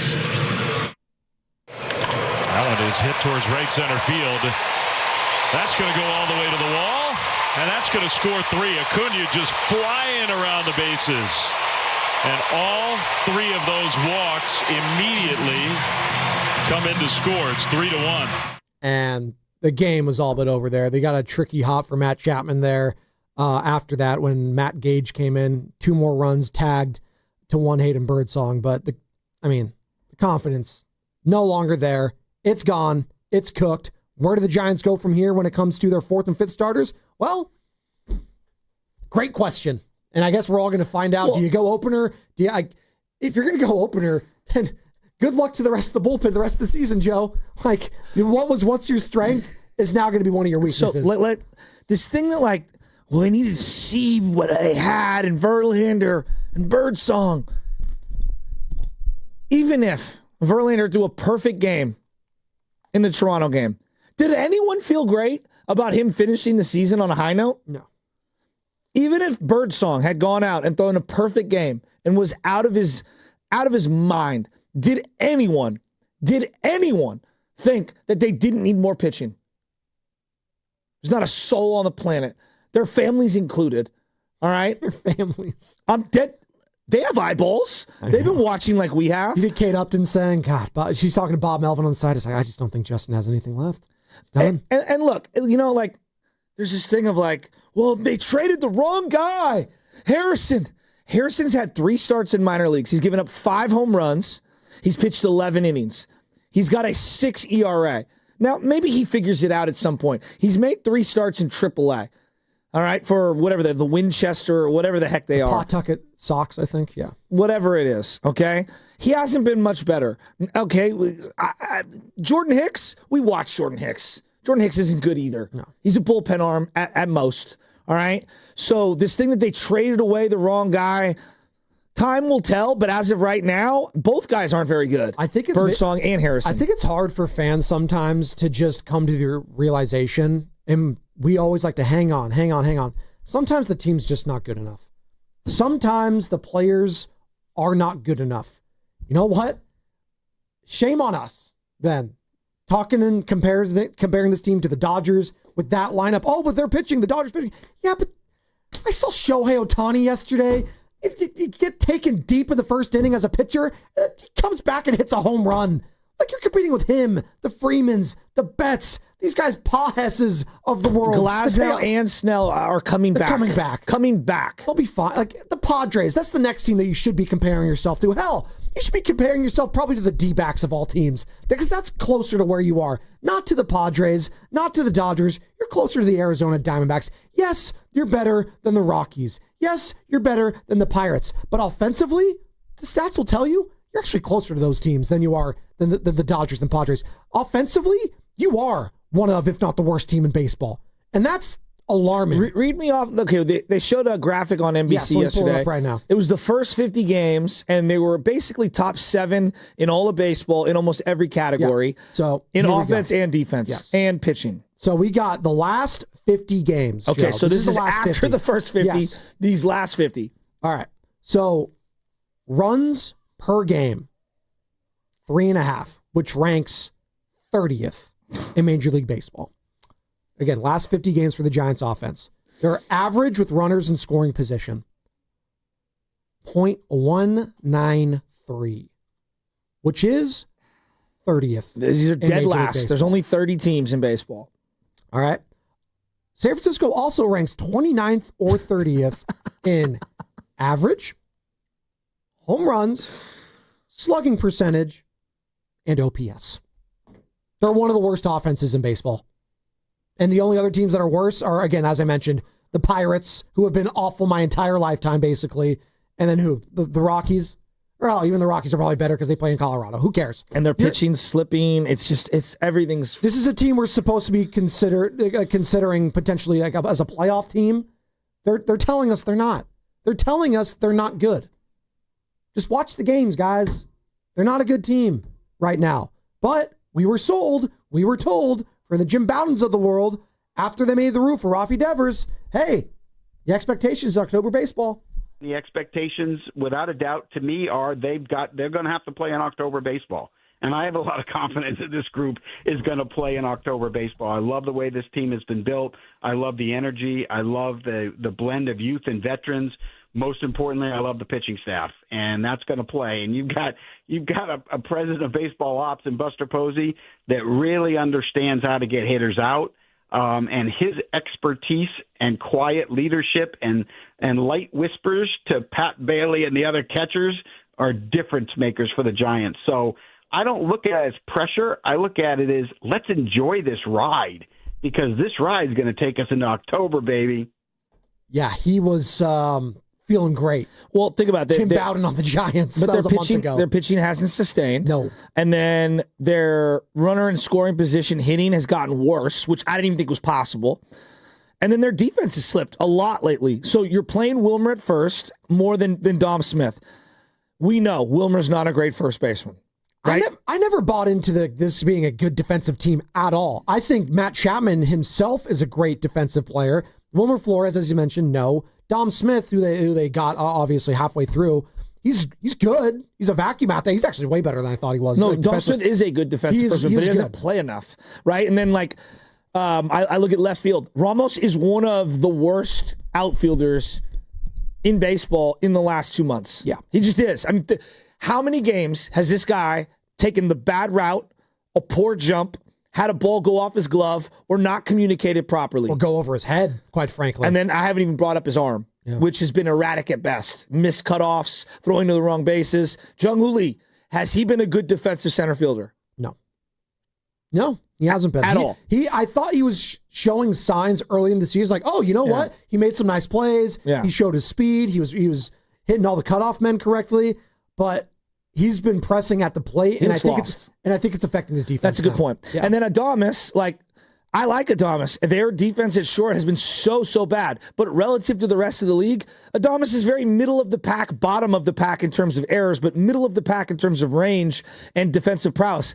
You know, he hasn't had a great defensive season overall. I mean, doesn't he have the most errors in baseball currently right now? It's him or Machado, right? When it comes to shortstops, when it comes to third baseman. Errors for me, I know. It doesn't tell the full story. It doesn't, but if we're just going to go by that, I don't think he's a great defensive shortstop. I want to make that clear. Nick Allen is. Yes. I don't think Adames is a great defensive shortstop, but he is much better than what they've done the last few years there. And errors are always misleading when it comes to guys that play every single or have range. day. Or have range, Like right? one of the things that I get mad about when people talk about Ellie De La Cruz is I go, Ellie De La Cruz gets to balls that others have no opportunity to get to. And so he'll make a throwing error on a play that would have been a base hit from other players. Same with Machado, right? I think Machado is very, very good defensively at third baseman. I don't think he gets the credit he deserves there. But he, as you said, makes a lot of plays sometimes where he throws it away, right? Trying to make a play where others can't. And there are other guys who, they can't make the routine play, but they make the spectacular play. Exactly. There are guys the like O'Neal that. Cruzes of the world. There are guys like that. Like, you play long enough, you see those guys. And so, like right now, their defense has been slipping. I mean, that's 4 spots on the diamond that are a question mark defensively on any given day. Short, first base, center field, left field. That's difficult. And if you're trying to pinpoint the Giants' strengths and how they win potentially in October, hell, you got to get to October 1st, it would be timely hitting, because you just don't have the offense, you don't have the manpower, you don't. It's timely hitting in clutch situations. It's a elite bullpen to lean on, and your starters have to eat 5 or 6 innings. And right now, none of that is happening. If they finish this season with less than 80 wins and they're under 500 again, boy, that would be a huge disappointment, wouldn't it? It would be disappointing, but I don't think it'd be the end of the world. If they don't make the playoffs this year, I could still rationalize it as a fan saying, we got Rafi Devers, we made a big splash. There is clearly a lot that still needs to happen when it comes to the farm system. We didn't know how bad it was, but Buster Posey has a massive offseason underhand. Like, talking about setting the tone for the future, that's going to happen this offseason. It has to, because they just don't have the depth anywhere right now. You bring up Rafi Devers. Say they go on another 2-week slide here. Could that be the worst possible scenario, just shutting him down and getting him right? I don't think it's the worst case scenario, because you have to protect your investment. Like, I've been talking about this for weeks. I don't think it's the worst thing. I get it. If it's the worst thing for the overall team. For the overall team, but yes. For the individual. But for the individual, and what this individual will mean for your future, Joe, he is your prized possession. He is your golden goose, as I'm going Veruca Salt and Willy Wonka here. Like, you got to protect your asset right now, and protecting him from himself. That's a different station. I know, thank you. I think it used to be on the station actually at one point. Protect your assets here at 7:30 in the morning on a Saturday. We used to have that here on, I think, when we had like an AM version of the station. I know. What was that guy's name? What is that guy's Back when we name? were a proper station. Thank you. What was that guy's name? David Hollander. David Hollander. We all Thank know you. it. Thank you. As we're promoting another station, there you go. But Rafi Devers, as we're talking about him, I'm watching him rumble and tumble and stumble. Well, yesterday he scored on the Adames line drive that Profar misplayed, and he stopped after scoring at home. Joe, I thought he tore both of, I don't even know, is it one groin or two? I thought he tore them both. Dude, he looked like that SpongeBob meme where he's out of breath and he's standing naked next to the jellyfish. That's what Rafi Devers looked like taking his helmet off yesterday. With clothes on. It's just with clothes on, yes, thank you. Going back to getting pantsed, right? Like, Rafi Devers just looked gassed. He can't even run around the bases, guys. I think there's a long-term conversation that he needs to have with himself. in the mirror and say, what kind of ball player do I want to be moving forward? Well, because Joey's getting the hits and he's hitting the ball, but like, what good is it if I can't get you to score from first? He's compromising his own excellence. See, there's right? Yes. Like, there's one thing to say with Matt Olson, who's lumbering around the bases. Matt Olson's one of the slowest players. Watch the guy. He looks like a giraffe out there. He's a truck. But you know what I'm getting from Matt Olson? I'm getting the slugging. I'm getting him hitting the ball out of the field. And I'm getting one of the best, if not the best, glove at first base. That is why I have Matt Olson. And we actually kind of tossed it around, I think, yesterday. Maybe it was off air. Maybe it wasn't. Hell, if I could just trade for Matt Olson right now and it cost me Rafi Devers, I might do that. Like that's how much respect I have for Matt Olson. So I'm not saying you have to be this speedster on the base pass, but what I need from you, Devers, and clearly the injuries are a part of this, I need you to slug and hit the ball out of the ballpark, and you have not been able to do that. And if you're not doing that, you got to be a plus glove defensively, and we know he's not that. The true teams that I view as contenders, Joe, right now, they have one or two holes. Right now, the Giants have multiple big holes, and that's why I don't view them as this contender for a playoff spot. That's why I don't view them as such, and that's why I think considering if you keep falling out of this, and we're 5, 6, 7 games out of a wild card spot, that's when I do think that this chatter about shutting down Rafi Devers becomes more of a drumbeat and a loud, chorus from the crowd. Do you consider shutting down Rafi Devers right now, Giants fans? Do you even? I think it's too premature today. But I'm going to ask the question: if this team continues to skid, do you consider shutting down Rafael Devers for the rest of the year to protect him from himself and to protect the investment of your highest paid player? 888-957-9570. You can call or text the Boxer and Gerson Work Injury Attorneys text line. Hey, Bo Mel, what's the message to this team after this 6-game losing streak? It's not a good look, what we're doing right now. It's not timely at all. They know that. All right. That doesn't garner much confidence for me going forward. What would you tell this team, Joe, if you're the manager right now? What are we doing? What are we doing? I don't think... Is this a closed-door meeting situation? We do this thing in sports where we're afraid to just, be honest. Just come out, Bomel. I don't know what Jung-Hoo Lee and Elliot Ramos were doing there. I said to them when they got into the dugout, can one of you just make a play? Right. I don't think that is, egregious. And if they're so sensitive that their manager can't just acknowledge that, we are in the wrong sport. Yeah, what are we doing? They need a kick in the pants right now in the worst way. I don't know where that comes from. When I got Willie Adames saying we've fallen off the bus after the game, it's not a good look. It's not. For the guy that's the eternal... the guy that was struggling for the most part of the season was still having a smile on his face, was the eternal optimist, and now he's actually playing well. Again, the guy a month ago, Joe, was batting $190. He's batting .230. He's raised his batting average 40 points. He's been great. And you know what? He still has that optimism, but it's waning. Even for a guy like Adames, it's got to be frustrating for him when he signed this contract and he thought and I actually don't know what he thought when he signed the contract. If he thought this was a legit playoff team, I'm not sure. By the way, I wonder how I am feeling if I am Willie Adames, seeing what the Brewers are doing right now. They're balling, Joe. I don't know if you've seen the NL Central, the Brew Crew. They're for real, man. They're for real. Joe, this thing, they're only 4 games out of a wild card spot. You know what it reminds me of? What? When the Niners lost to the Buffalo Bills, and then they're facing the Chicago Bears the very next week. I believe they were 5-7, and everyone's like, they're still in it. They're still in it. That loss meant nothing. What only matters is playing the NFC, because we got the Rams game coming up, and we're only 5-7. We're still in this. Yep. That's what it feels like. When we all kind of knew, think about that, where you felt after that. CMC went down. Brock Purdy looked terrible in the snow. The team looked terrible. They looked lifeless. They looked completely defeated. Remember how many people said, they're still in it? Well, I go back to who started in Green Bay? Who was it? Who's the quarterback that started? Who started in Green Bay? Wasn't that Brandon Allen? Brandon Allen. See, I even forgot about his name. We all forgot about it. That happened last year.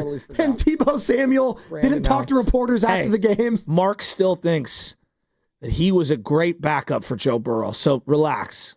I actually like Jake Browning. Yeah, I think he should get a shot somewhere else. Jake Browning, when he's coming for Joe Burrow, he's been fine. Brandon Allen backed up Joe Burrow. Are you not paying attention? Is there anything to be said about? Are you not paying attention? This is looking too much into the weeds. But Kisner was backing up Patrick Bailey. I mean, the Brewers they moved off from Willie Adames, and they're 60-40. They've won 11 in a row. Yeah, they're one of the most well-run teams in baseball. And what do they have that we don't?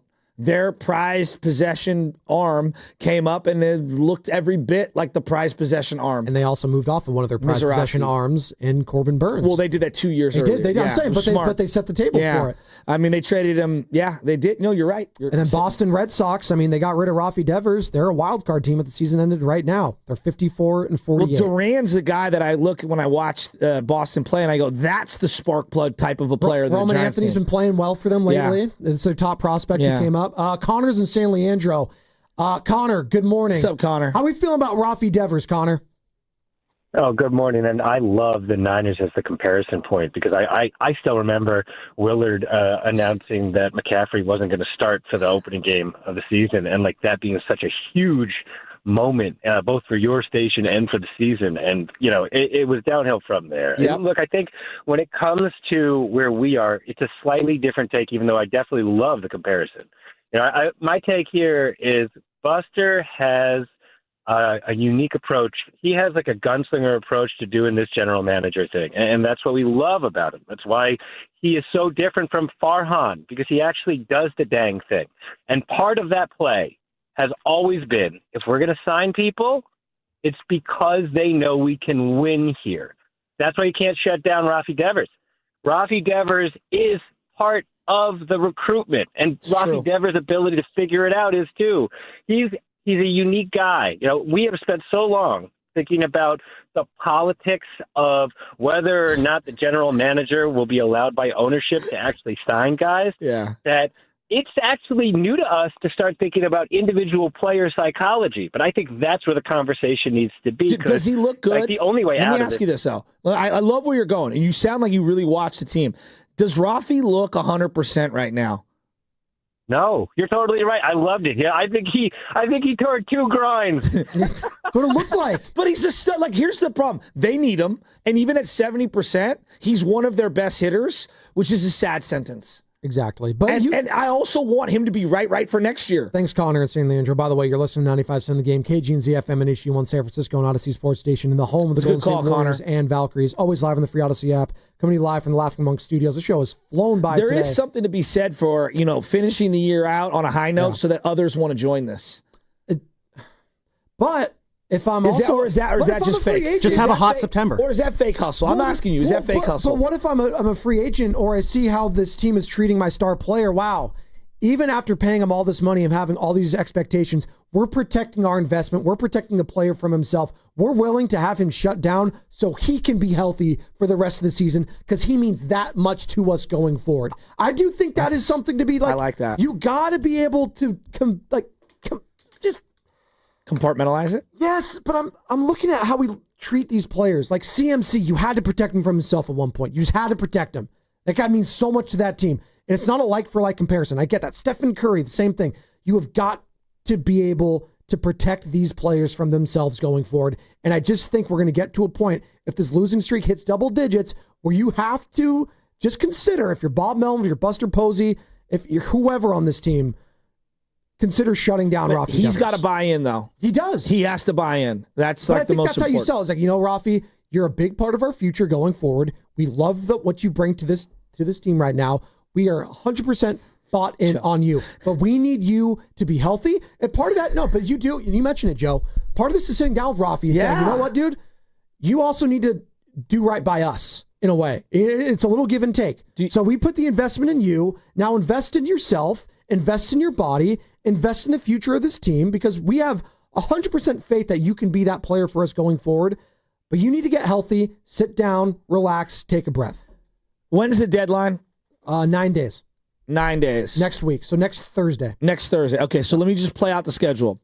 Let's say they lose 2 or 3 to the Braves, okay? And then they got the Mets. And let's say they lose 2 or 3 against the Mets, but they win 2 or 3 against the Pirates. Now you're at Thursday. The last game's Wednesday afternoon. How are you proceeding? How are you proceeding with the deadline? How are you proceeding with this roster? I think you wheel and deal. I think you do, as I go, Jim Kozimor, a little running and a little throwing, a little buying and a little selling, maybe. You will have been 3-12 since the Bailey walk-off, or 5-12 or something awful. I think if an opportunity that is too good to pass up is presented to Buster Posey, he is going to pull the trigger on it. If someone says, I'm going to give you my top prospect for Robbie Ray, I take it. If someone is willing to give a top 1, 2, 3 prospect, how many of these Robbie prospects Ray, have actually panned out for us? You don't have a farm system right now where you need to replenish it somehow, some way. And I'm not going to put all my faith in one guy in Bryce Eldridge. I need to have a couple players that I can put my faith in, not just one, right?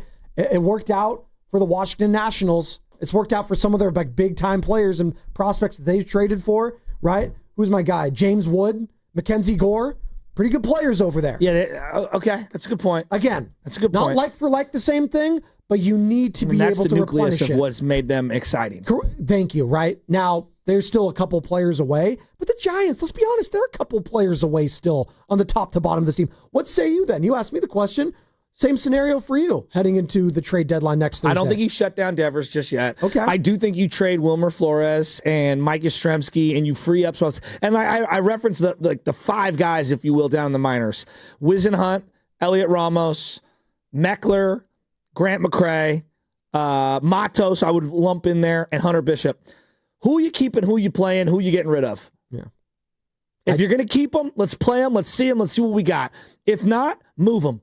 Like, that's where I'm at. I think opening up playing time and spots is what I would do. I think you've said it best when it comes to players that Giants fans actually are gravitating towards too and have, like, I would be upset if they left. I think Ray would irk some fans if he moved off of him, absolutely. Just the way he's pitched this season. By the way, we got this or that coming up in about 6 minutes. We will reveal our this or that topic of the day. Could be sports related, could be not sports related, could be Hunter Biden related, who knows? But when you talk about this team, it's Matt Chapman, it's Rafi Devers, it's Willie Adames, it's Logan Webb, and then Robbie Ray. And I would throw Elliot Ramos in there still. What about Randy Rodriguez? Randy Rodriguez, sure. Okay. Yes, bullpen guys. I know they're not as sexy at the but forefront. I didn't include Camilo Doval there. I think that's an interesting name that you've brought up that teams would covet and would give up a pretty penny for one Camilo Doval. The reason why I'm more apt to trading away Elliot Ramos, it's not that I don't like him. It's not that I don't think he's a good player. It's that he's one of the few guys that could get you something back in return that you need.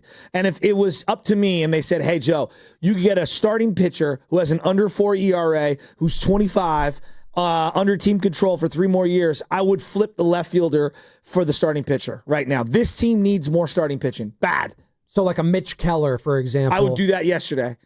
As much as I know I'm giving up an everyday player who I have to now fill the void on, I would probably do it. Jan is in Mountain View. Jan, long time no here. Good morning. How are we feeling about the Giants after 6 straight losses? Well, good morning to both of you. Well, I'm sort of in the camp of Shasky where I think they need to shut down Devers. I'm sorry, but he needs to get in condition. If you've seen his body, he's overweight. He can hardly move, and that's affecting his back. It's affecting his back, and he's not getting any. He's not getting any better. We thought that during the break he'd take that time and try to get better, but he's still moving too slow, and I like his back, don't get me wrong, but he needs to spend the off season and get better, and they need to get his conditioning right, because I heard Boston say that he came into the what do they call before the league starts? He came in out of condition, and he hasn't done anything. He hasn't done anything to I feel to address that issue. And so somebody needs to point that out and shut him down. And I'm sorry, but as far as first base goes, put that Dominic Smith back because I agree. He's a damn good defensive first baseman. That's all I agree. have to And on say. a team that wants to be defense first, I think you can ill afford to not have Dom Smith out there, especially when you look at the power numbers. 1 home run since June 1st for Wilmer Flores. He's just not hitting like he was. The entire team is just not. I mean, Willie, again, we keep talking about it. Of course, the team as a whole is struggling mightily, right? And Willie Adames is doing his best, and they all keep coming in losses. 9-5, 6 straight. Hopefully it's not 7. You're going to Landon Root, man. Okay, and we were talking about biggest start of his career against the Dodgers. This is the biggest start of his career today against the Braves, who are 11 games under 500. He's got to stop the bleeding. Someone has to. I don't think it's going to be Verlander tomorrow. Like, oh my God, it's Verlander v. Strider tomorrow. So it's you got to win today. Verlander v. Strider tomorrow. That's what I'm saying. They could get swept. They could. And then you got the Mets coming into town. The Mets are one of the best teams in all of baseball. Acuna has played 48 games. He's batting .326, 13 jacks, and 40-something RBIs. He's so good. In 40 games. Who are they going to trade, by the way, the Braves? They're trading people. Who do you think they're giving up? I would love to have Matt Olson, but I'll never do it. I'll take Ozzie Albies. I think Sean Murphy could be had. That's a name that I would be interested in. I'm intrigued. Going from a 190 catcher or a 200, I guess. Does he frame well? Yes, he's an elite defensive catcher, too. I know, I know you are. But he's actually really good at that, is what I'm saying. Verlander tomorrow on everyone's television set is just going to be an automatic eye roll. Oh, we'll have it right here. It's 9:15. We'll have it on our televisions in the studio, Joe. And we're going to see Joe's reaction real time for Justin Verlander. And I'm going to see if it's going to be a good start or a bad start. Dude, I had a buddy hit me up, and he was talking about Mike Schmidt basically retiring after a Giants game. He was a Phillies third baseman, one of the greatest of all time. He just quit in the middle of the season. He's like, hey, dude, when you said I thought Friday that Verlander was just going to quit, he thought the same thing. He's like, I was watching him in the dugout holding his glove, and I thought he was going to do I'm done with this. I don't need this. I got Kate Upton at home. I've got 2 kids. Like, I'm just going to go home. I'm done. I'm cooked. There's one of 2 ways to say that. He's like, I don't need this because I got 2 kids at home, or it's I actually need this. I got 2 kids at home. I know a couple of guys that stay on the road on purpose. There you go. Oh my God. Hey, do we got this or that today? Is it a good one? I hope so. So today's this or that. I want to jump back to Sunday's Giants game. There was a moment that happened where the umpire, Chad Whitmore, decided to call out Justin Verlander. We do have to do this. If you could play it, Carter. Chad Whitson just tossed Bob Melvin out. So you can hear it there, the umpire saying, how about you worry about getting out the 3rd inning, huh? Because Verlander, not Bob Melvin, was the one chirping at the umpire. So today's this or that is simple. Fair or foul for the umpire to be calling out Justin Verlander like that? Fair. I've done so much umpiring and refereeing. If you're going to talk that talk, you better be the best player on the field, on the court. I ain't trying to hear it. So is this you or aren't that? even playing. Wait, so is this, I'm just trying to get, so how I can phrase this. Fair. The umpire's fair for ripping him. For umpires going at players in the dugout or sideline in this scenario? Is it all sports related, Sammy? Okay, so it's all sports. Have you ever officiated any game? No, thank God, no. I never want to be a ref. Have you ever officiated anything in my life? Yeah, like preschool. It's not this. Okay. No, it sounds awful. No one wants to be that. No one wants to do it. I don't want to ref. If you are not in the game and you're chirping at me after I just watched you get absolutely harpooned on Friday, pipe down over there in the dugout, dude. I mean, it's the first ballot Hall of Famer, one of the most legendary. All true. We'll discuss this some more on the other side. All true. All right, this or that coming up on the other side. We'll hit the open there. 888-957-9570. Love your participation. Same number to call or text. The Boxer and Gerson work injury text line. One more segment before handing off to Steiny and Goo, brought to you by Fremont Bank. Here for you, here for good.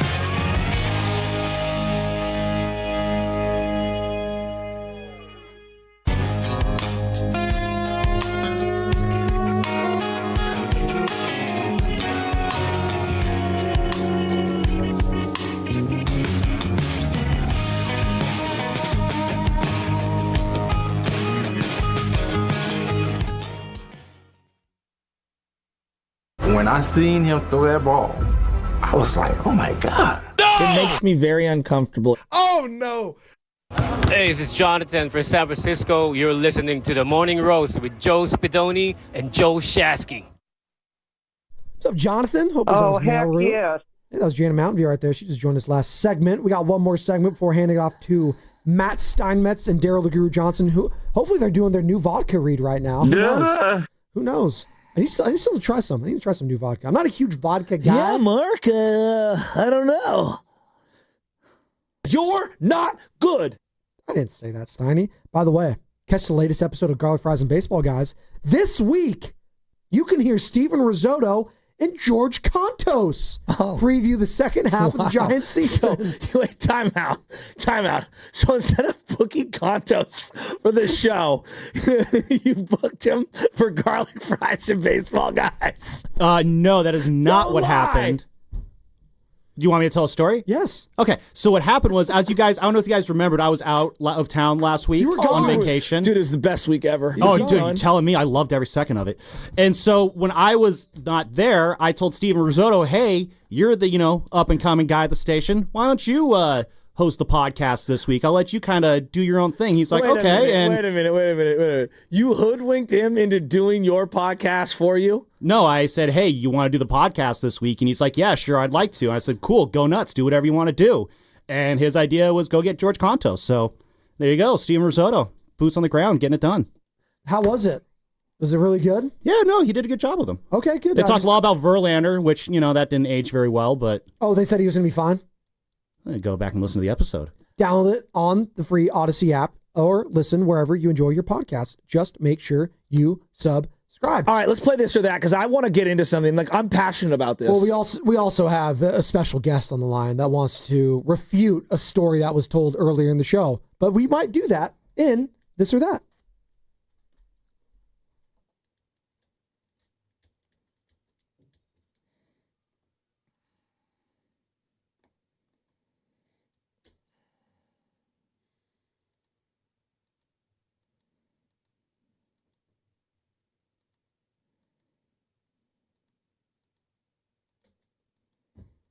All right, Sammy, what is it?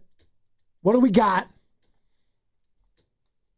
So you guys, as you remember on Sunday, there was a little bit of a moment there in that Giants-Blue Jays game where Justin Verlander was chirping at the umpire Chad Whitmore about the terrible strike zone that Whitmore had that day. I have it right here, Sam. You want me to play that for you? I would like if you could play, because that would add some very, very good context. And here is Chad Whitmore and Justin Verlander barking at each other during Sunday's game on Roku.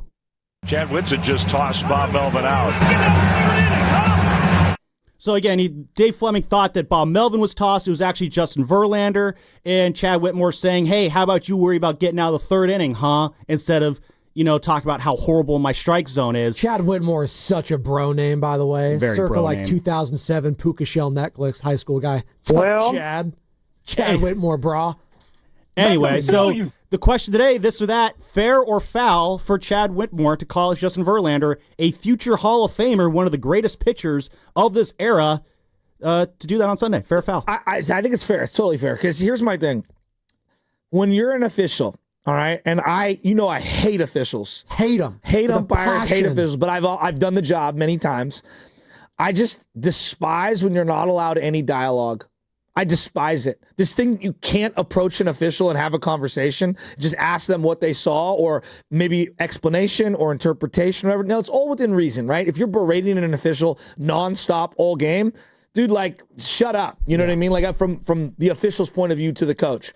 That being said, if you're going to give, you better be able to take. Right. All right? And in this particular instance, Verlander, you're not even playing in the game. And you're barking at me from the bench, I'm going to razz you back a little. That's okay. I think it's all fair. Fair or foul, this or that, 888-957-9570. Refs or officials throwing it back at the players. I'm in on it as well. I think we need more of it, quite frankly. I agree. Honestly, I know we all hate Scott Foster. If you started talking some smack to the players on top of it, I would love it. And it's more so the people that are on the bench doing all the chirping too, because as we're doing all this cross-sport analogies, the thickest skin of all the refs and all the sports is honestly the NFL refs. They're hearing it constantly from the head coaches, from the training staff, from big doms of the world, from all the guys in street clothes, from all the fans. They're hearing it constantly, and they are taking it and taking it and taking it. The most sensitive bunch of all the refs of all the different sports is probably the NBA, I would assume. The umpires also to an extent, but I feel like the instant replay has helped in that regard a little bit. But when we have the Phil Cuzzies of the world, like that's just, it's gone too far. And I think both sides it could be okay with. I have no problem with Verlander going at it. I have no problem with the refs going at it either. The umps in this case. Having been Chad Whitmore. Having been behind the catcher, umpiring games, this is my long-standing belief that I actually think the worst particular point of view and spot to be doing balls and strikes is behind the catcher. I actually think the best, I'm just telling you my personal belief. I think it's really difficult because you're kind of hovered over them looking at the strike zone, and it's all about like where it crossed the zone. Yeah. And I understand that. I actually think the best, cleanest spot to be standing for an umpire is behind the pitcher, just to the side. Oh, interesting. I don't think it's right behind the catcher. Having done it many, many, many times, I think it's actually an obstructed view. I think it's a difficult point of view, a difficult spot. I actually prefer behind the pitcher when I'm umpiring by myself. I don't like being behind the catcher. And there's another whole angle of like, hey, balls get ricocheted back into you. Balls that are in the dirt hit your feet, and now you're a part of the play, and you could step on it or kick it inadvertently. I think it's the worst particular point of view, actually. Calling you Joby-Wan Kenobi from a certain point of view. If I were to give all of you guys a GoPro and put you behind the plate, I think you'd all be very surprised how difficult it is to call balls. I think it's very hard. You know why? I would have a perfect strike zone. It's incredibly difficult. Why do you think I want robot umps? Because no old man or anyone should be trying to establish what the strike zone is or have their own strike zone. Let's let AI, let's let ChatGPT, let's let the robots figure it out. But here's where I would say too many officials and umpires, they don't do this, where if you did miss a call, okay, if you did in between innings or whatever, you walk over and you say, hey, look, I might have missed that one. I thought it was boom, boom, boom, right? For example, nothing is worse than the don't ever talk to me. I'm never wrong. I've never done anything wrong.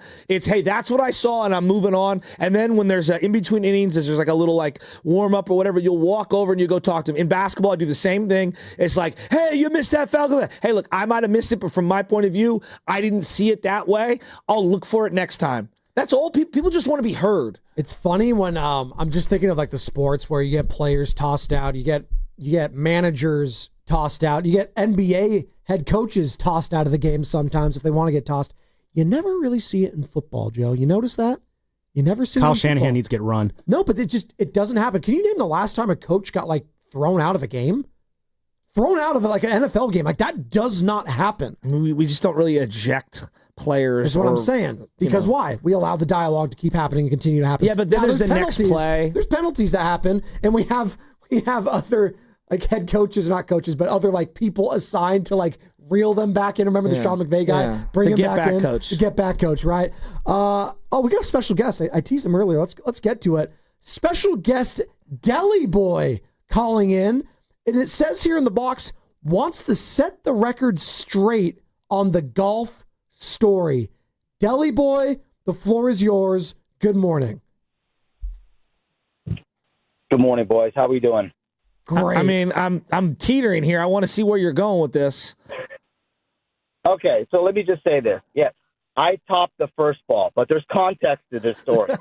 So my brother had to drive us to this tournament, and I told him, let's get there early so we can go to the range, putt on the green.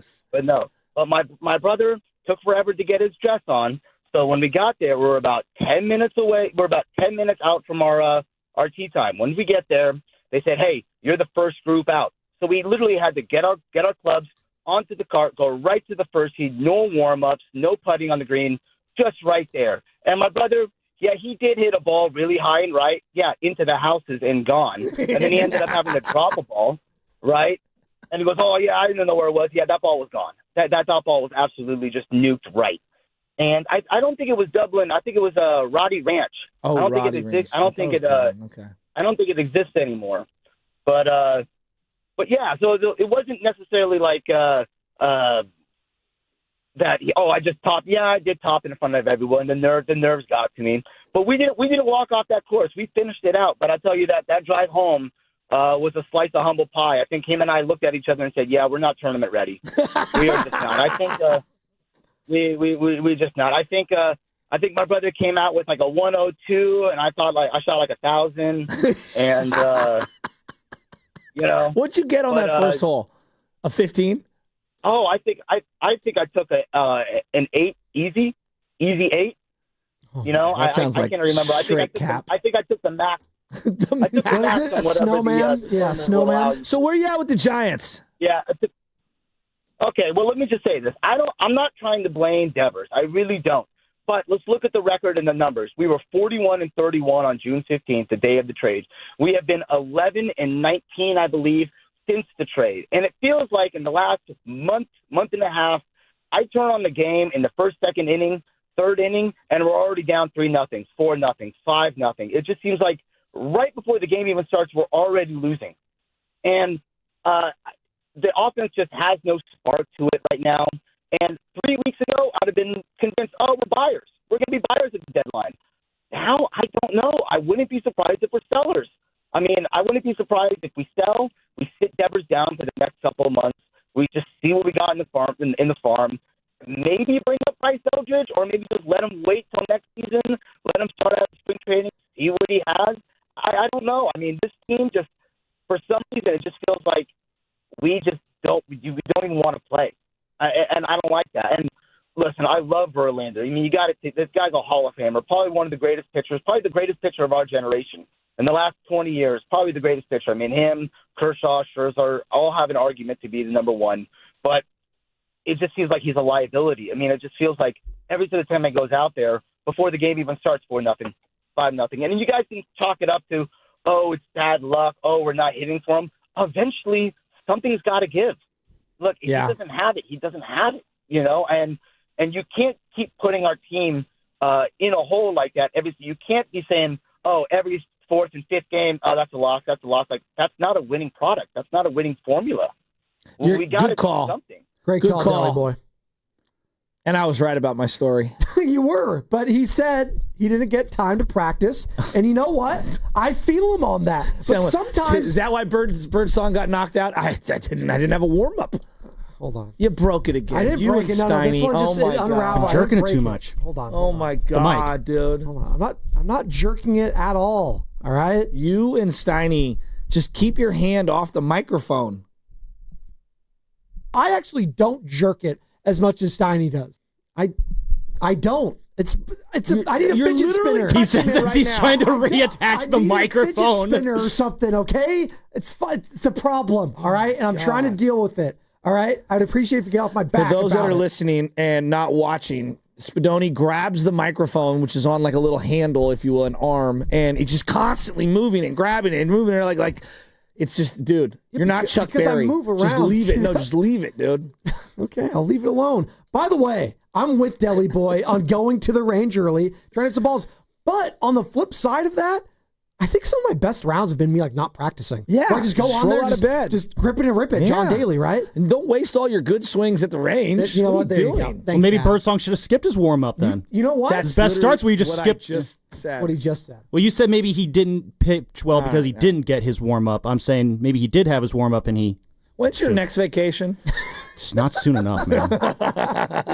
I think Hayden Birdsong is going on a vacation. You know what team has been on a vacation as we pivot a little bit? He's had 14 days off. Well, it feels like the Niners have had a million days off since their last game, which was the regular season in Arizona. They've been out of sight, out of mind for a lot of fans. And I think the fans needed a mental break. I think the players needed a mental break. I think the organization needed a break after what took place last season, coming off a Super Bowl loss, Joey. You had all of those tumultuous holdouts, hold-ins, whatever you want to call them, Brandon Ayuk, Trent Williams. It was ugly. Prior to that, you had the Boses of the world holding out. You had the Deebo Samuels saying, I want to get traded. Just all of it. Just so much drama. Christian McCaffrey getting hurt last year. It was all bad. And you weren't a playoff team. You got a top first-round pick. You got Michael Williams. We'll see how it's going to go. Ricky Pearsall, the guy you thought was going to be that dude last year, ended up getting shot. Didn't really play much. Showed some flashes, some promise. So now, fast forward to now. July 22nd, veterans practicing tomorrow. You got the rookies there. How would you grade this offseason for the San Francisco 49ers, Joe? All things being equal. Would have been an A+ if Juwan Jennings didn't hold out, but as of right now, A-. A-, just for the re-signed Kittle, alone. re-signed Warner, shed themselves of Debo, right? They had to. It was a divorce that was predictable. Sounds like Ayuk is ahead of schedule. CMC practiced, okay? Brock Purdy extended. Brought back Robert Saleh, maybe the best defensive coordinator available. Actually, I know he was the best defensive coordinator available. Drafted best overall players in multiple rounds. I think it was like an A- offseason. The only negative that I can think of is this Juwan Jennings contract thing, which will probably get taken care of.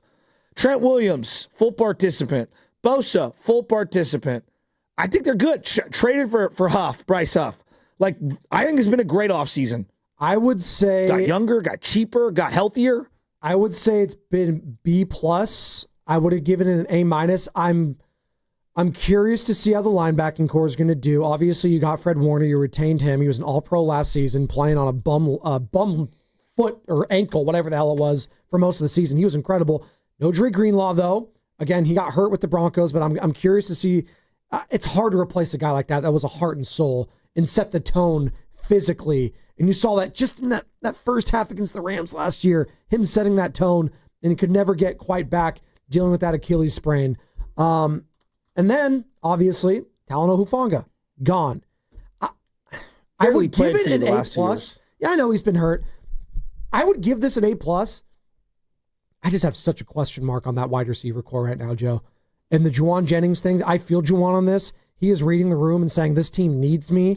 I don't know where they're going to be with Brandon Ayuk. I don't know where they're going to be with Ricky Pearsall. Jacob Cowing, I don't know. Jordan Watkins, I don't know. Demarcus Robinson, I don't know. They have a lot of I don't knows in a position where it feels like most of the league has, I have at least one wide receiver. You don't think that we overrate just wide receivers in general?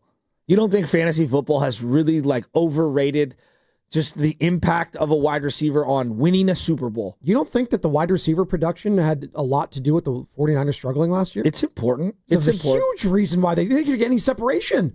Brock Purdy had to hold on the ball forever because no one could separate. Yeah, I think the way that they play offense it's more the play action game was just completely stymied.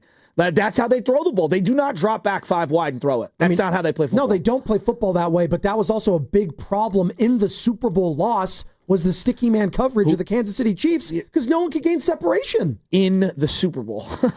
In the Super Bowl. Okay, that's the difference between winning and losing Super Bowls is guys stepping up and making plays a la I could say that about 5 or 6 of them. McCaffrey doesn't fumble. The Philadelphia Eagles absolutely torching the secondary of the Chiefs. And their defense was amazing. Them. And their defense was amazing. But Joe, who are the top 5 wide receivers in the game right now?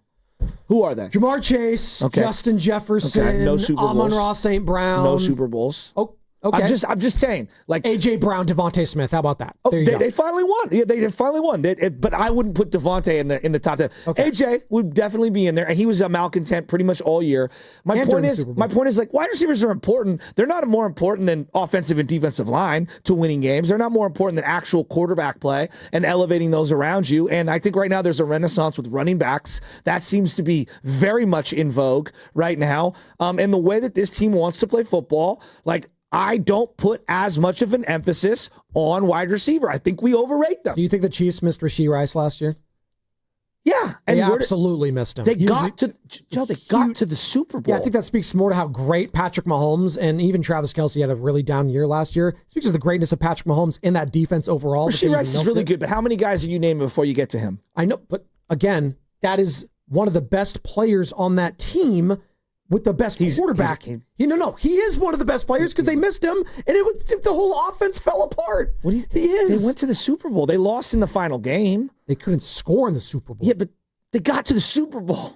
I know they did. That but doesn't I'm saying, negate the season they had. You're talking about all the top 5 ones. I'm talking about the guys that even aren't top 5. Rasheed Rice, what he means to the offense of the Kansas City Chiefs. They traded away Tyreek Hill, a first ballot Hall of Famer, and got better. They got Xavier Worthy. Yes, they got him. And we'll see with Xavier Worthy. We'll see with Rasheed Rice. He was hit and miss all year. Like, I had him in fantasy. And again, I think because of fantasy football, I just think overall we overrate the event. Not that they're not important. They are important. But specifically, this team, how they want to play football, I'm much more worried about, does their defensive line look more impactful? Can they control the line of scrimmage? Is Christian McCaffrey going to be healthy?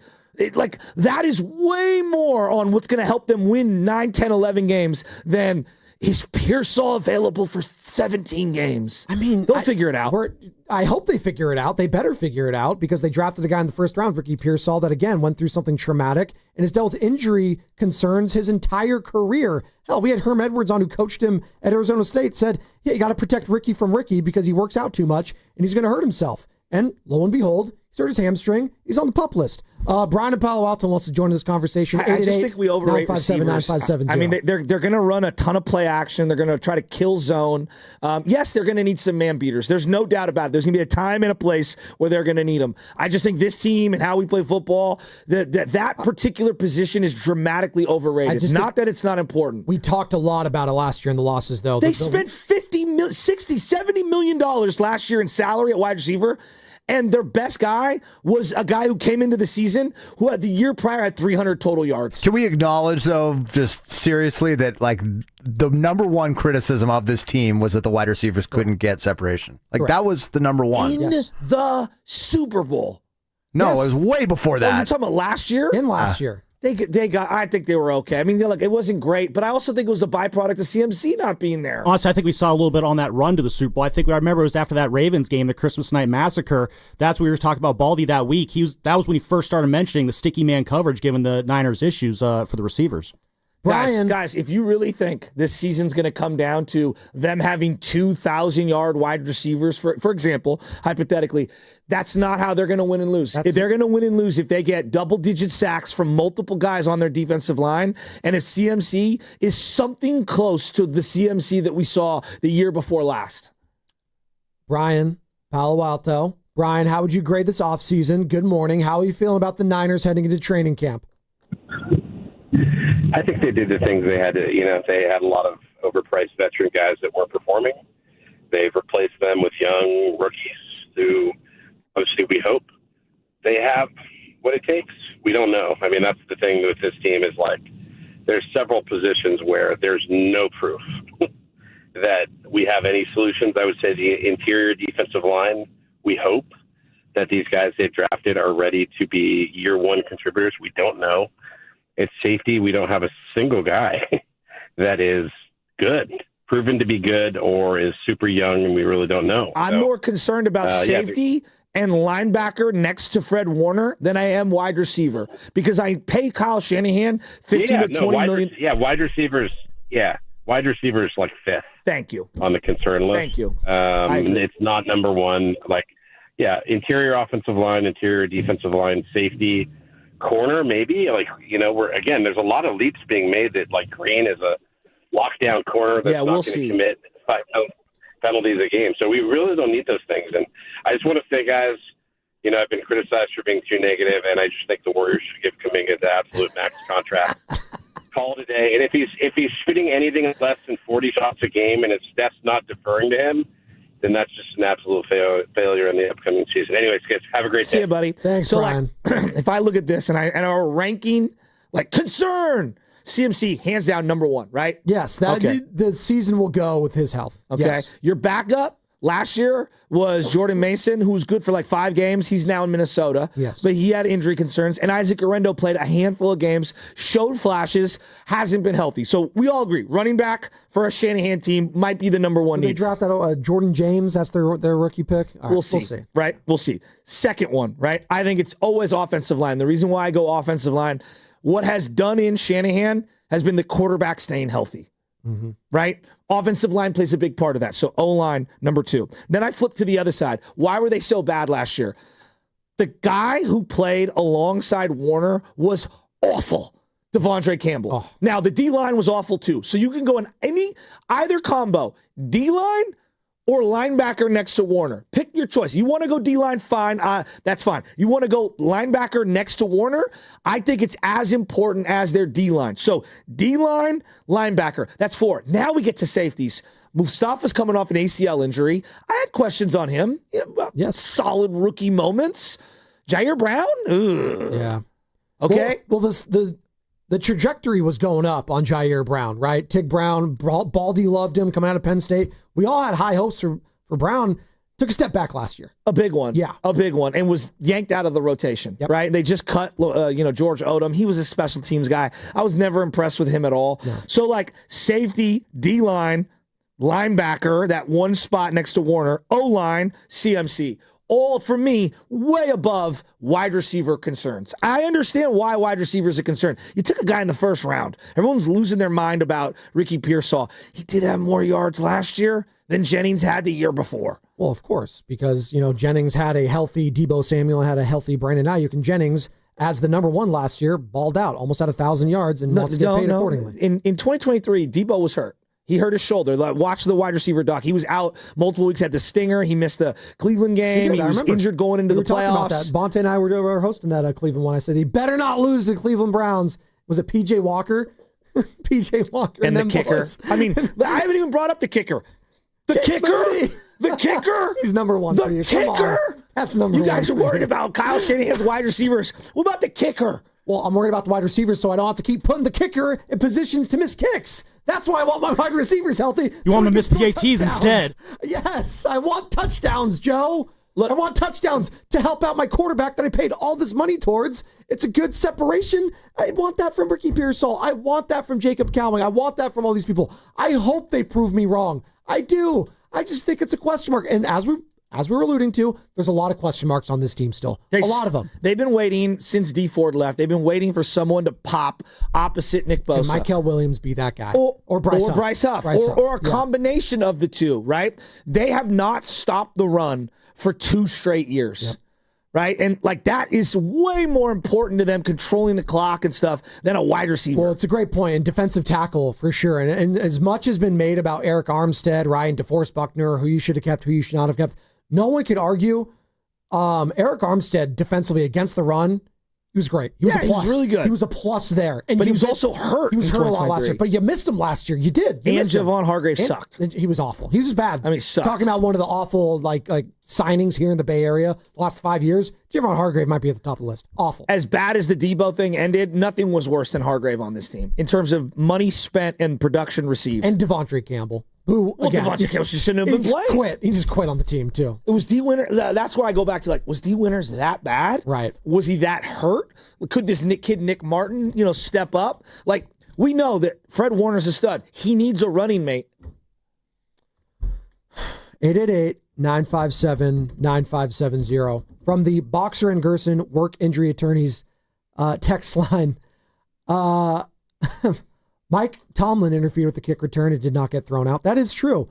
Pearsall injury is negative. Shasky, 650. I will say this in regards to where this team is at. I do think we're underrating them still. As we're talking about, and it's not all doom and gloom. It's not all doom and gloom. I think we're a little too high on the Rams nationally. They've won 21 games in the last, 22 games the last 2 years in the regular season. We act like they've been a 13-win team multiple years in a row. I'm not buying the Seahawks. I'm not buying Sam Darnold there. I'm just not. You're coming from one of the best offensive play callers in the Minnesota Vikings and Kevin O'Connell, and you're coming over to Mike McDonald, who's the head coach now. And they traded DK away. Yeah, I'm not sure. Now, they have one of the Kubiaks as an offensive play caller, I think, in Seattle, but so we'll see. Same kind of coaching tree. I don't know what to make of Seattle. I'm reserving judgment. I don't know. I'm very skeptical in Sam Darnold. Look at his last 3 games last year. Darnold? That's the Sam Darnold we've known. I'm sorry. Yeah, Kevin O'Connell, though, I'm not trying to take away anything from the blame from Darnold. I don't believe in Darnold, but I also said that and he destroyed us week 3. I know he's a different player, or week 2, whatever it was. Run the ball, doggy. Your quarterback's seeing ghosts. Run the ball. David Hernandez on the chat. I like how there isn't much hype around the Niners anymore. Going to sneak I up. do too. I always love that. Don't talk about it. I do too. That's great. That's why I think, like, just in general, I know wide receivers are drafted highly in fantasy. Offense is always going to be, way more popular than defense.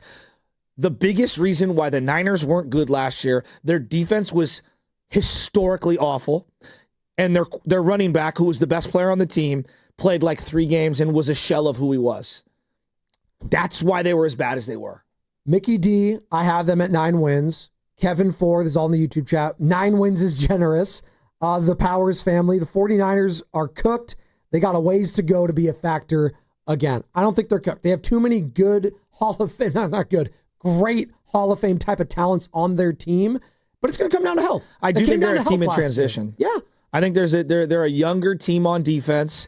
Maybe the best acquisition of the offseason is Robert Saleh. That's a great point. And I was very like, let's do something new. Let's do something different.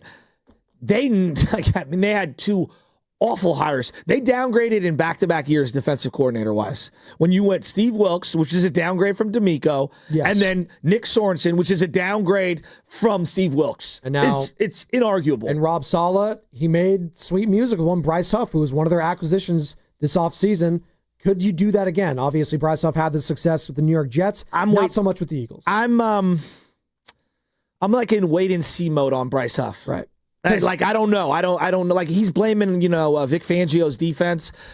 Okay, then let's see it. Let's see it, because the defense looked pretty freaking good in the Super Bowl. That's what I'm saying. The guy from Georgia took a huge leap forward, and this Vaughn Brown guy who none of us ever heard of, was an all-pro at 2 positions. And then you had Jalen Carter doing what Jalen Carter does. Trying to intercept spikes is my favorite Jalen Carter move, by the way. Is it time for... Well, your point about the interior? Yep. I do worry about who the other guard is. You're losing Aaron Banks this year. If you look around the league, we never paid guards in the NFL for a long time. And now where are all these premium pass rushers coming from? Not just the outside, but the inside. And so you better have a guard who can play alongside your center. I know they have one that they drafted last year, Dominic Puni, who was excellent. Who's the other one going to be? Chris Jones has killed the Niners. Destroyed multiple times. And he's done it to everyone else. They're not alone in that, but it goes to show how important those positions are. As the Chiefs, by the way, locked up their guy, George Karlaftis, for a new extension there. Who I love. Me too. Fast Five?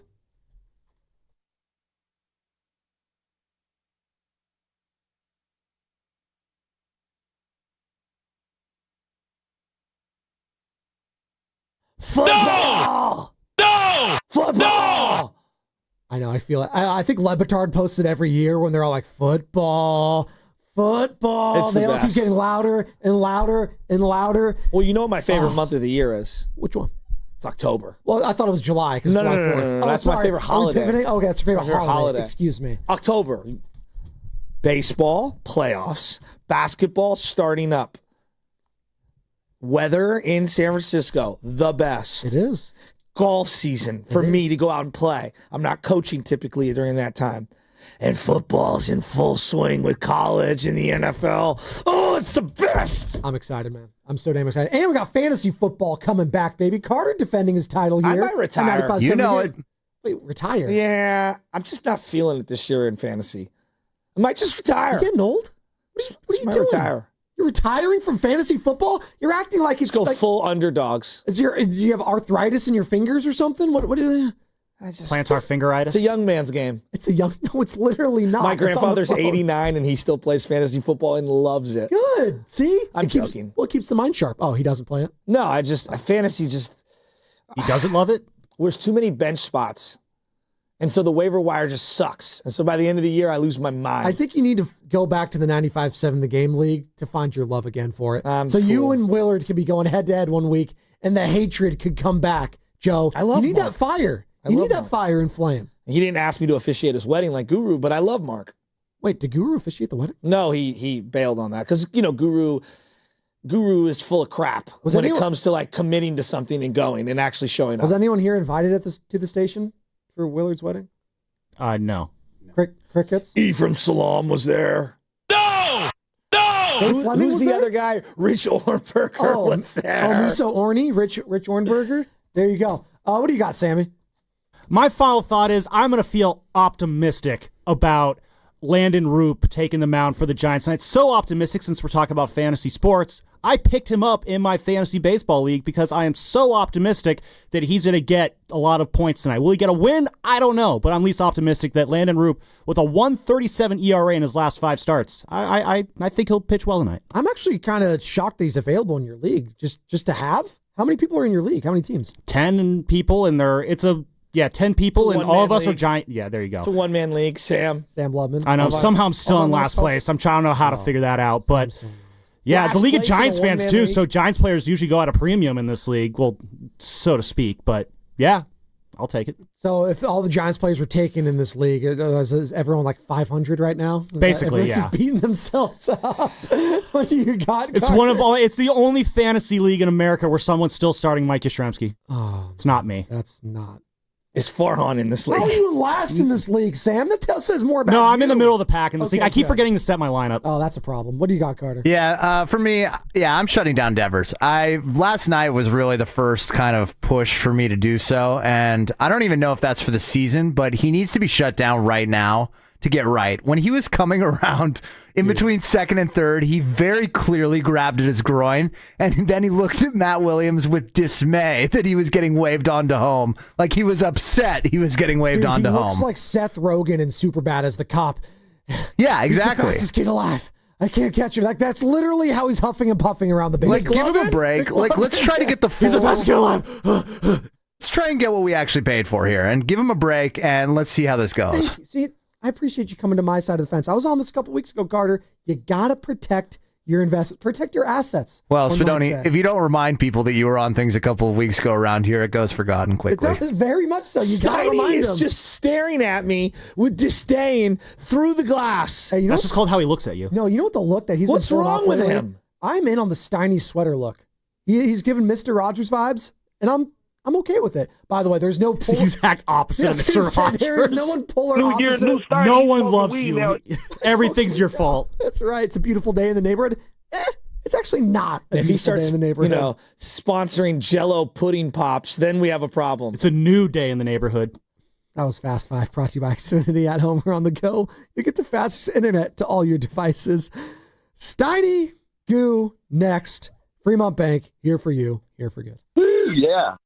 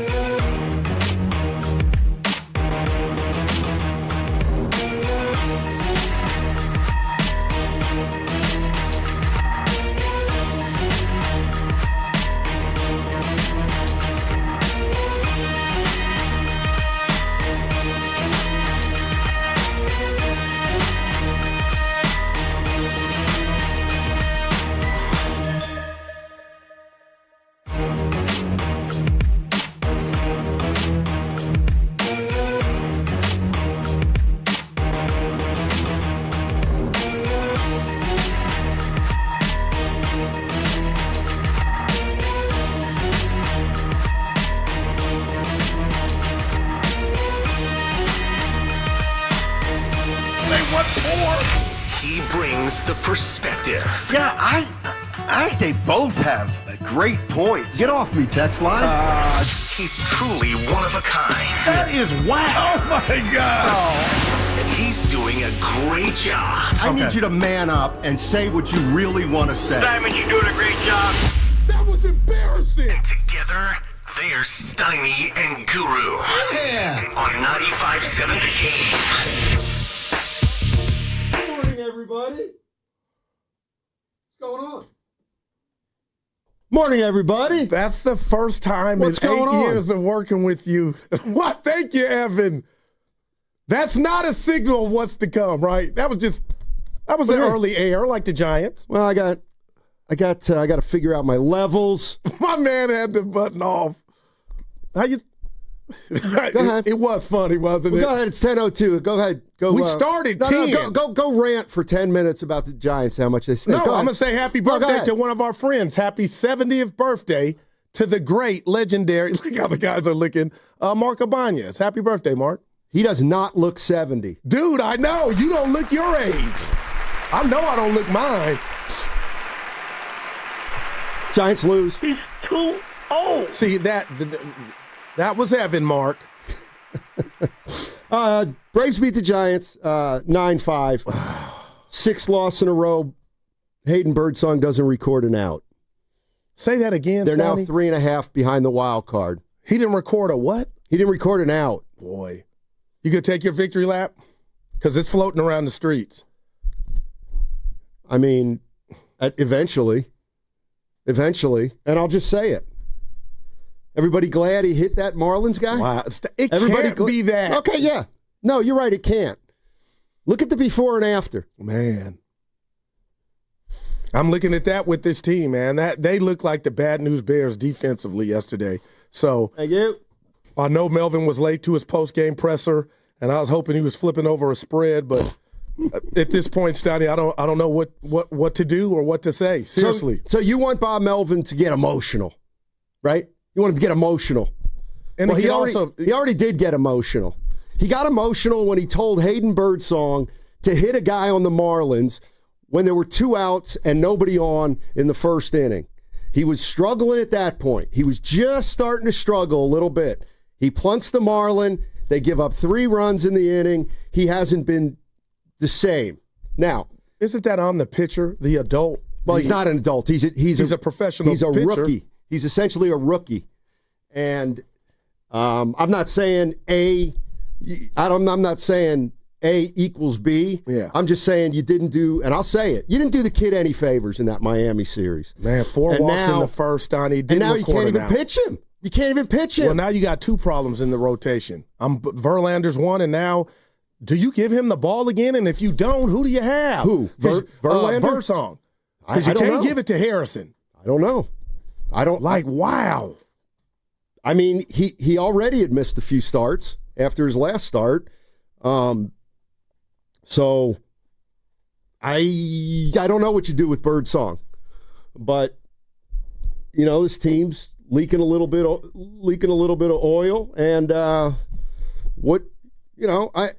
they looked bad last night. Yeah, and when you don't hit, well, you got 12 hits. You're in a losing streak. You got 12 hits last night, Donnie. But you know what? You get down 5-1. So you're like scoring 30 points in a blowout? Yeah, it's garbage time. Garbage time.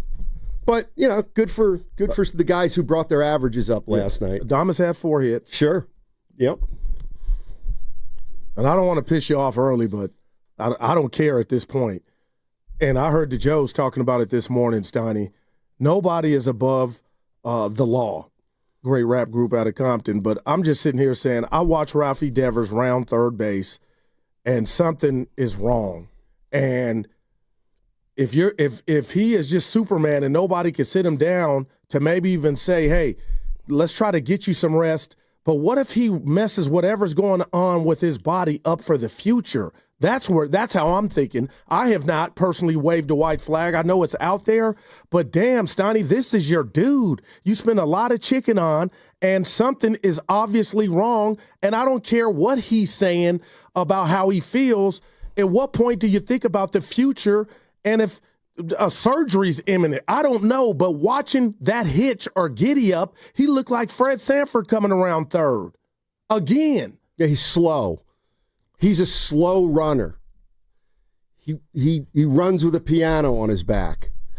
I don't know greatest analogies I don't ever. know if he's got a hitch in his giddy up or get along, as Bob Fitzgerald would say.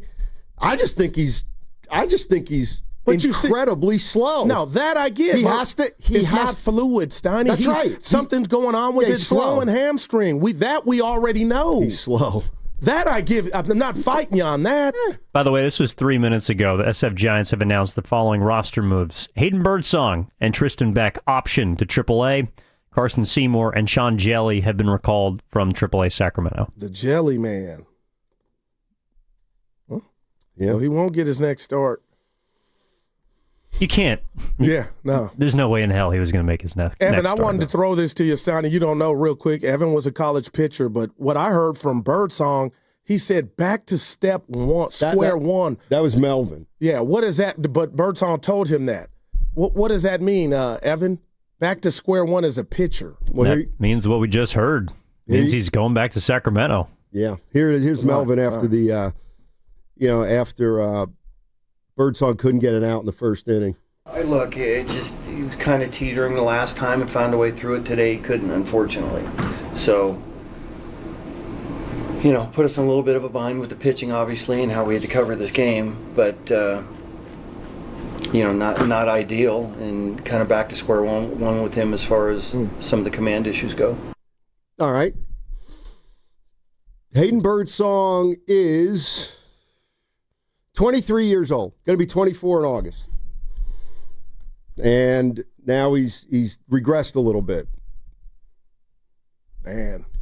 So all of a sudden, the strength of your team might not be your strength anymore, and that is pitching. And the team's regressing. What bothered you most last night? This is the first time that I've ever saw this in my life, Steiny. I saw a Brave runner score on a base hit from first base. Yeah. And Bob Melvin say the lack of communication wasn't there, but when you're playing bad baseball, and maybe if you're kicking their ass and that happened, you're like, nothing to see here.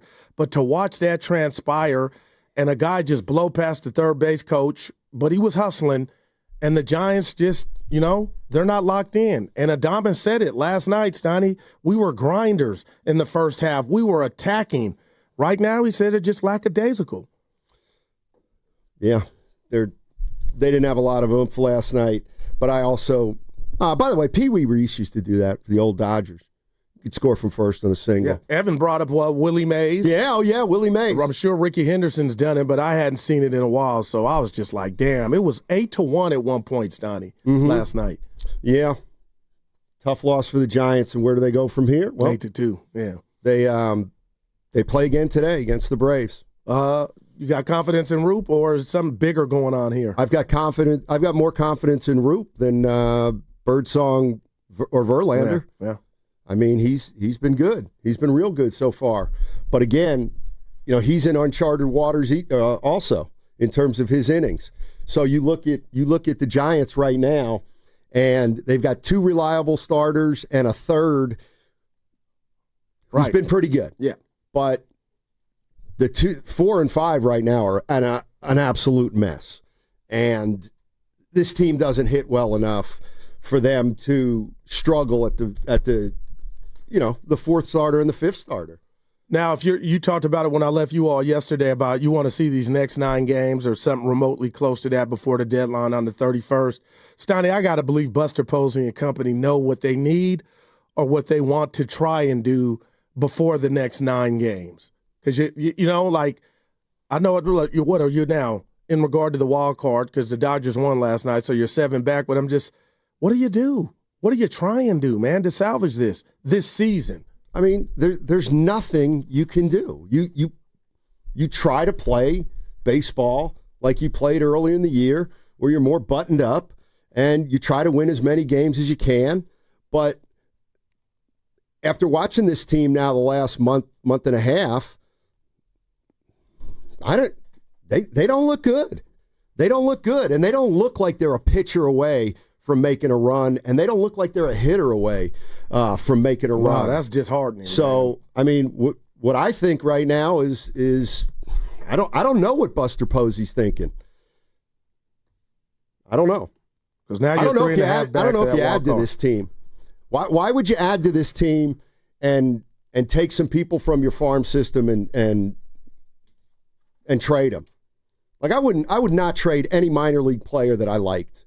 Damn. For some, again, it's like even for Mitch Keller or somebody like that could solidify and help you. I'm just saying, Steiny, we're in the stretch run. It is go time. So not even for that, huh? Because if you're not, then I feel like you've waved the white flag, or Posey has. If you feel like something you can get of that caliber of a Mitch Keller type, that wouldn't even help. I mean, look, the Tigers didn't do anything at the deadline last year, and they ended up turning it around. They actually sold. Exactly. What I say, didn't do anything? Yeah, so it's possible. I mean, if Buster Posey thinks this team is a better team than they've shown, then he's got to give them a crack at it. Yeah. All right. A reminder, by the way, coming up at 11 o'clock today, we're going down to Santa Clara. John Lynch and Kyle Shanahan are meeting the media. Training camp is open for the San Francisco 49ers, so we'll take a press conference live at 11. A reminder that all guests on 95.7 The Game appear on the River Islands guest line. Isn't it time for you to discover the islands? River Islands in Lathrop. That segment also brought to you by Safeway.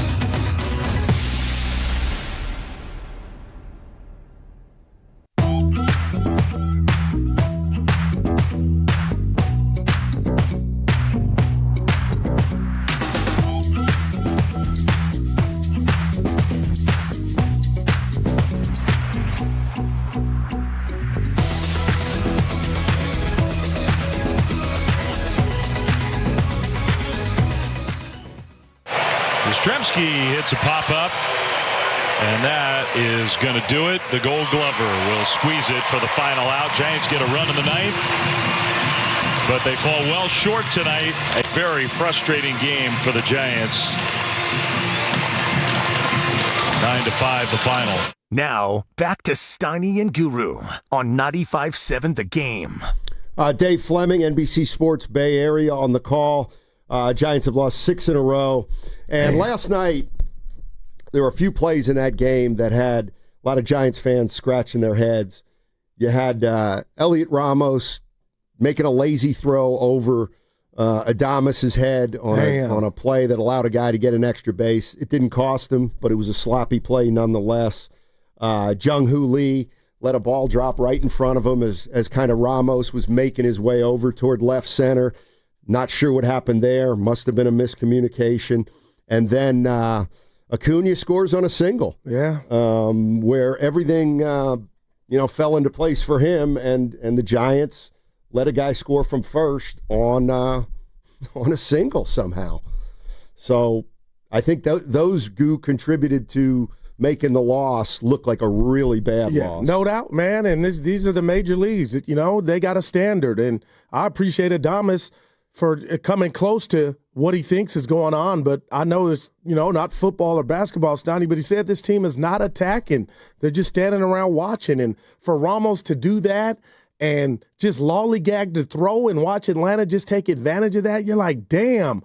You can't do that as you continue to display bad baseball. Those are the things you could control. And as far as the Acuna coming around from first, Donnie, I'm going to say that's embarrassing. That shouldn't even happen on the high school level. But it is what it is, and I'm just asking you, I'm listening to the announcers. Ramos tried to get a ball, and they gave him love for the effort. But I'm like, this is his job. And there was a ball hit down the left field line, Steiny. I felt like, and here we go, a good outfielder makes that catch. It fell in front of him, but I'm like, damn, Ramos, I don't know. Do you sit him down to send a message, or can you even afford to do that at this point? Can you afford to do what? Sit Ramos down. Like his defense is bad. Well, I mean, but you knew that. You knew he wasn't a great defensive player. But I didn't know it was to this degree. Well, maybe he's not as bad as he's been playing the last few weeks. But no, I thought he had I thought the exact same thing, that a really good defensive left fielder makes that catch. Of course he didn't. But here's Melvin, Bob Melvin on Acuna scoring from first. That's bad communication is what it is. So, I mean, Casey's got to let him know when he gets up. Chappie's trying to yell. It's just, Casey's still kind of learning the position too. It's just a bad look when you're playing like that and something like that happens in a game like this where we look terrible. So just another instance today that was not a good look for us. All right, so Melvin knows. Yeah, he kept it real there. Melvin knows that this team is obviously probably playing its worst baseball of the year right now. No doubt. Comprehensively. I mean, 6 in a row now? Yep. And 3.5 in back of the wild card. And now they essentially have lost the starting pitcher in Hayden Birdsong. I mean, I don't know when he's going to get to start a game again, but it doesn't seem like it's going to be anytime soon. So how do the Giants go about replacing him? Although he's not going to be difficult to replace in terms of his production the last 5 or 6 starts. But it does feel like all the weaknesses of this team are starting to show up, and they just cannot overcome it.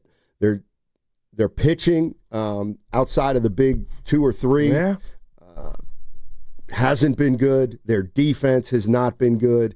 Their situational hitting has been pretty lousy, and they have just combined on all facets of the game at the same time. And they don't look like a good baseball team right now. 8 games left until the trading deadline, and boy, I don't know if you keep losing, if it makes it easier not to do anything. Yeah, and I'm looking at Atlanta, Steiny. I know they came into that game 12 games under 500, and I'm thinking maybe you can get fat here.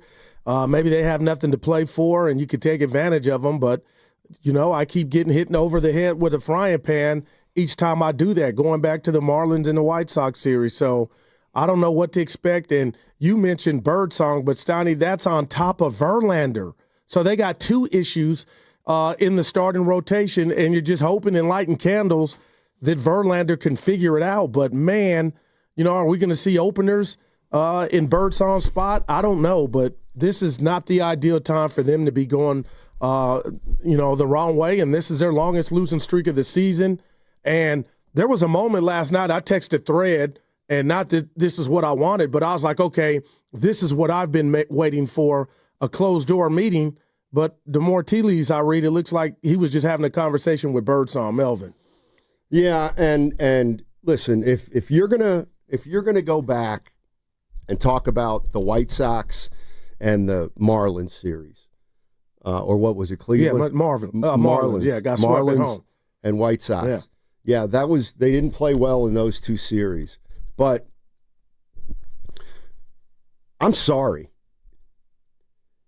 The San Francisco Giants, this is what I mean. Bob Melvin, I think, made a move that he wouldn't.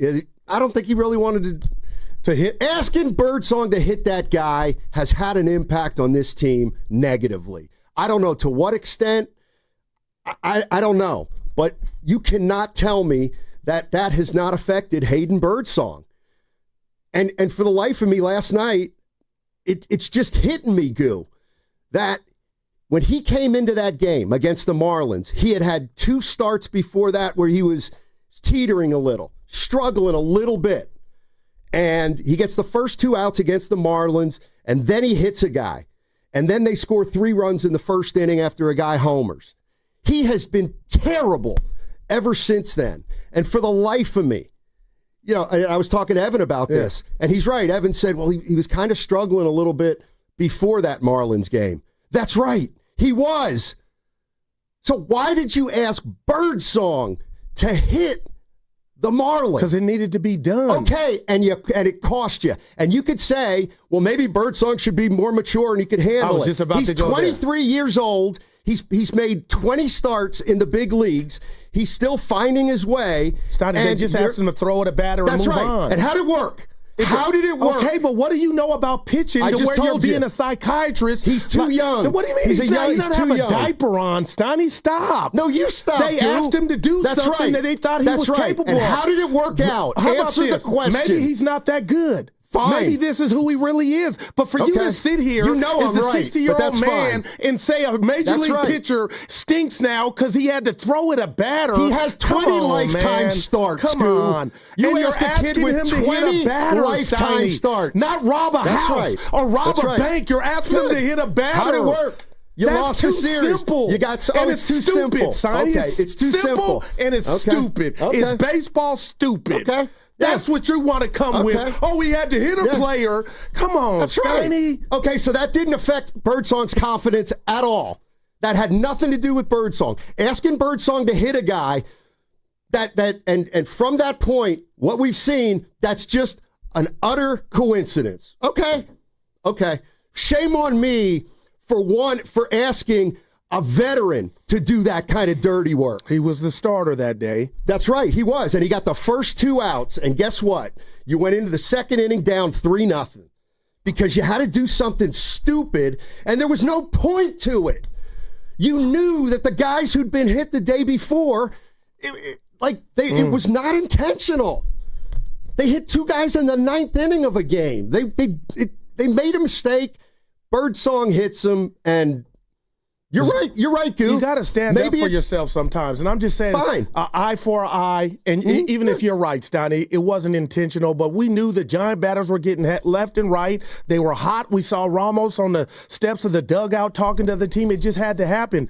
But Steiny, I got to believe I don't have the answer to why he's tanking, but I just believe that's a stretch. I don't think it is at all. I don't think it's a stretch at all. I'm not saying that he ruined Hayden Birdsong. It sounds like it. Well, he didn't help him. If you've got a pitcher that's struggling, okay? You got a pitcher that you're trying to get back on track. And he's 23 years old, and he's got how many starts has he even made in the big leagues? So you're questioning Melvin then? That's right. Huh? But you know why I'm questioning him? Because that he did something that's not in his character. He made a decision based on emotion when he hit that guy, when he told Birdsong to hit him. And I just think it was the absolute wrong move. Like, you want to talk about, you want to see him flip a spread, and I've always said, I don't think that's who he is. Yeah. And I don't think he's a guy that wanted to hit a guy, but I guess he just felt like they needed something. But you think if you ask Melvin now, is that why he's struggling? You think you might get some no, credence he would to that? say no. He would probably say, he would downplay it, just like everybody's going to downplay it. I get it, but I'm just putting 2 and 2 together. And Birdsong was struggling, and then after that game, he went from struggling to virtually unpitchable. To unpitchable. So, that has to be part of the equation. Yeah. And I'll say this, as this team is going south, I wonder what Gabe Kapler's thinking. I know you don't care, but I thought he was the problem. I mean, again, they're still 3 games over 500, but the problem is they're looking like a team that I don't know if they're losing motivation, or I don't know if they're starting to look around that clubhouse and realize, because listen, when you got veterans, which they do, they know when a team's got something, and they know when a team doesn't have something. And I'm just starting to wonder if they're not seeing the writing on the wall, that they just don't have enough. They don't have enough pitching. They don't have enough starting pitching right now, and they're still struggling to hit. Well, Steiny, I'll say this to that. Roop has been good. I mean, he had a blunder against the Dodgers, but he's bounced back. You had 2 of your 5 starters, 4 or 5 starters in the All-Star game. So can we really say they don't have enough pitching? I mean, now it's code red in regard to Verlander and now Birdsong. But you talk about Chapman. He's a veteran. Verlander, not pitching the ball, just who he is, the silhouette of him. I'm asking you something. I'm not saying this is why they're losing. And I don't know, or I haven't read anything that has popped off, but do you think something's going on in the clubhouse? No, I'm being real with that. I have no idea. If you're saying they're not motivated, that's on the manager. And we got a Posey problem in the clubhouse. Yeah, that was the problem with Gabe. But now, Steiny, it sounds like you're telling me they just don't have enough, and you added, here we go from the baseball gods, Devers, and this team it stinks since they gotten them. That's crazy to me. And they haven't, just because you get a Devers, you still got to go out and execute, and you got to hit, and you got to pitch, you got to field. But now they're not doing that part of the fit. Like yesterday's time, being real, that you can lose, and they have, but that wasn't giant baseball. Just the 2 outfielders coming together, letting it drop. Ramos just, lackadaisical with the throw and the break. It's embarrassing when you see the other team take advantage of what I want to deem laziness. I mean, and that's the other thing. If you're going to watch that game last night and point out all the stuff they've done wrong, and they don't look like they're motivated, and they look overmatched, and Ramos is sloppy in left, and Jung-Hoo Lee,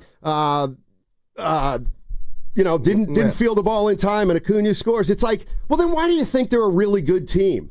A really good team doesn't have, of course you have some bad games here and there, but a really good team doesn't get beat like they've gotten beat consistently. And that is by not hitting, and their fielding is not very good. And you know what? Here's the other thing. I don't think they're a really smart team, on the bases at least.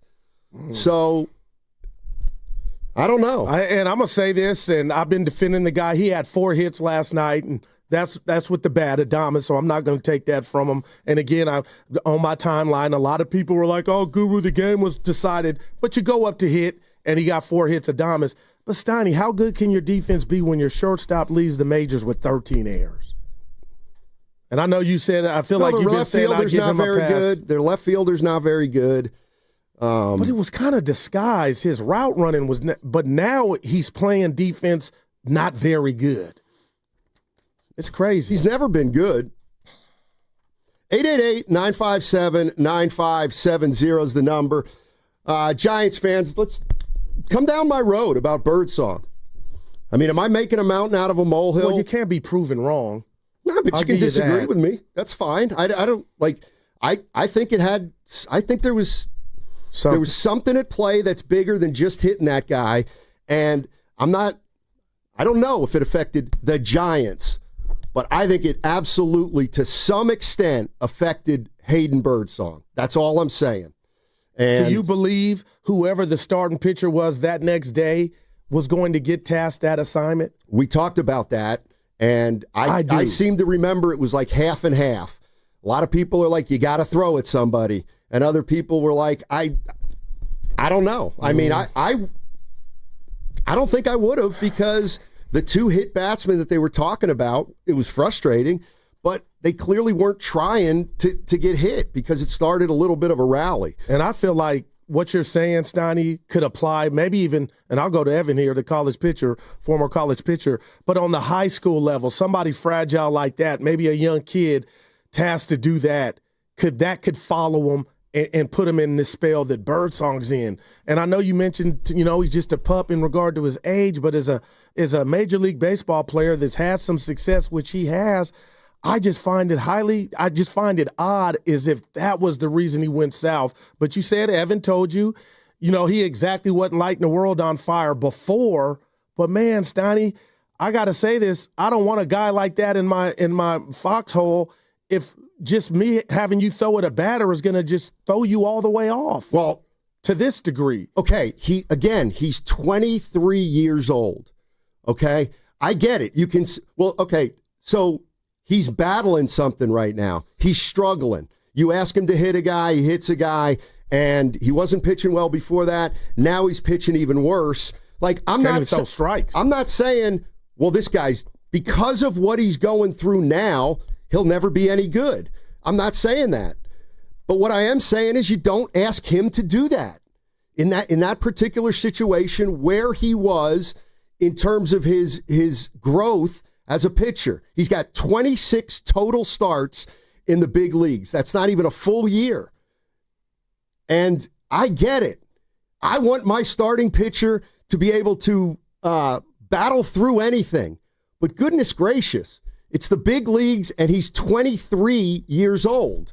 It's like maybe he's got, what if he's got a lot of work to do on his confidence? Like, that's one thing he's got to get better at. That's fair for a young pitcher, but I'm just not. Hayden Birdsong 3-4 months ago was, people were excited about Birdsong, and the Giants were eating. Let's go to RJ in Napa. Hey, RJ, how you doing? Hey guys, thanks for taking the call. I agree with Steiny on this 100%. For two reasons. One, I've never understood the macho nacho BS in baseball, especially if it was the game before, it was unintentional, it was in the ninth inning. And if you're going to do that, you might as well hit the first batter of the game. I don't get hitting the third batter. But all of that aside, Birdsong was clearly not doing well before that, clearly doing worse after that. They got to either sit him out for a start or two, move him to the bullpen, do something, get him back on track and get them back on track. So thanks for the call, guys. Appreciate it. Yep. Thanks for the call, RJ. By the way, Hayden Birdsong has been sent to AAA. And Evan, Sean Jelly, and Carson Seymour have been elevated. Man, life comes at you fast. More Melvin.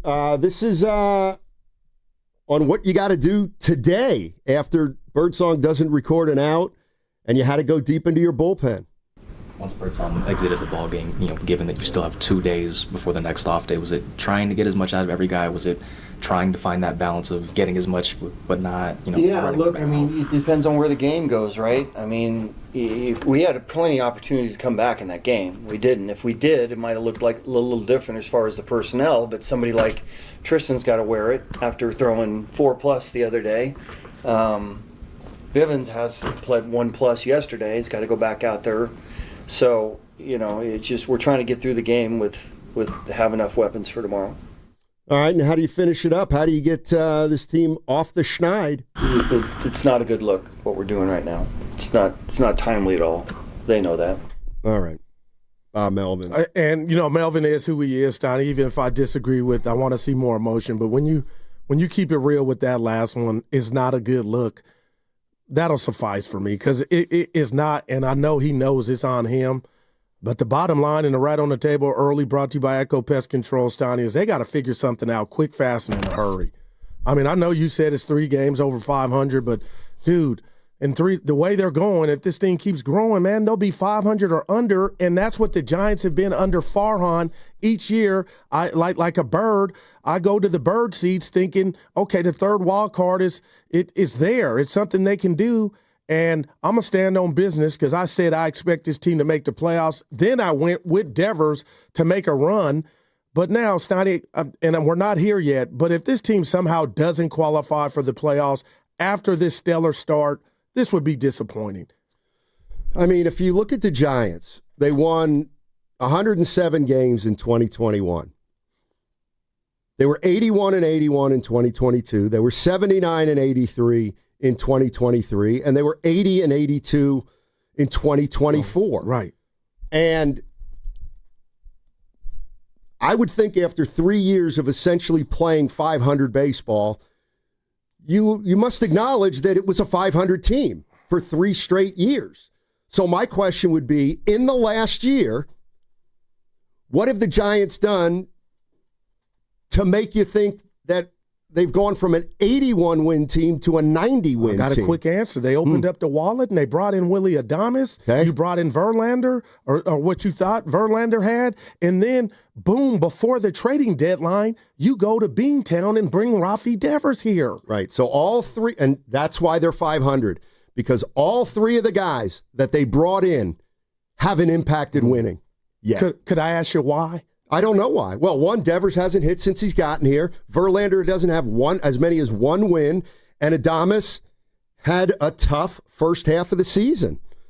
But, the other thing is, and I'm not blaming Willie Adames. Okay, right. But he's hitting 300 over the last, 30, 35 games. With 13 errors. They're 11-20 in those games.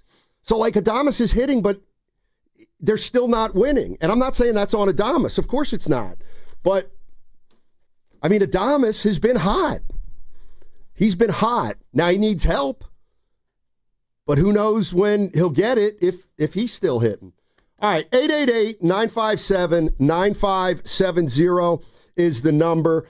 Coming up at 11 o'clock, We're going to go down to Santa Clara and hear from John Lynch and Kyle Shanahan.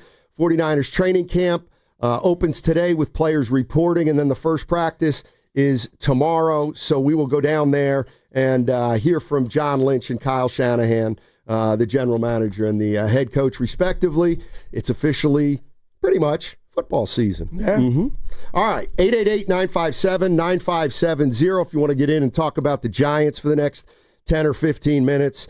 Where do you see this team right now, and what the heck does Buster Posey do with the trade deadline approaching? What's coming up on the game is brought to you by Fremont Bank. Here for you, here for good.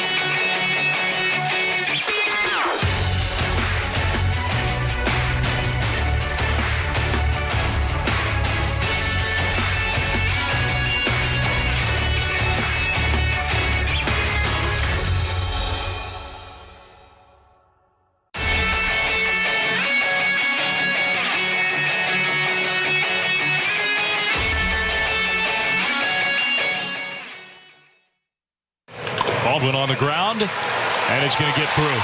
Go! Go! Go! So that'll score run, and Acuna's going to come home. Go! The throw, Go! the tag, Get down. he is safe.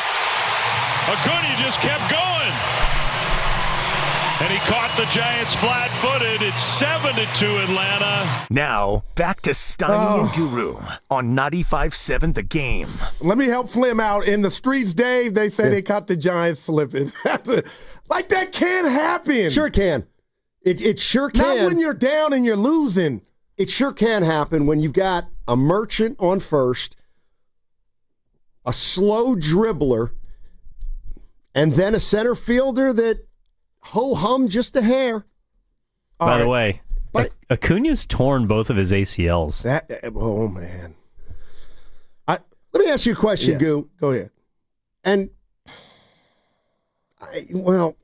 so that play I need to clear my name. Hurry up. Okay, hold on. Yeah. Well, that's going to take 3 hours. All right. Okay, so when Acuna did what he did, my first thought is like, oh, my God, what a play. Like, why? Is that a play you tip your cap to, or do you rip the Giants? You rip the Giants. Evan goes Willie Mays, Ricky. He got me over the text, but I guess you do understand laziness is a part of why that happened. You weren't locked in. Evan's word, you weren't locked in, and they haven't been. Okay, let's just do another play. The ball drops between your center fielder. You know what? Your high price. Ramos, get out of there. Why were you even over there, Ramos? Jung-Ho Lee can yell, my ball, I got it. You know what? Communication. I'm going to say this, Steiny, I'm being real, and the people know I'm out of here. Evan's in for me the rest of the week. I'm out of here. I'm calling my own speech. If maybe at 1:30, I'm going to give the Giants a speech. Like, I got to let it out before I go.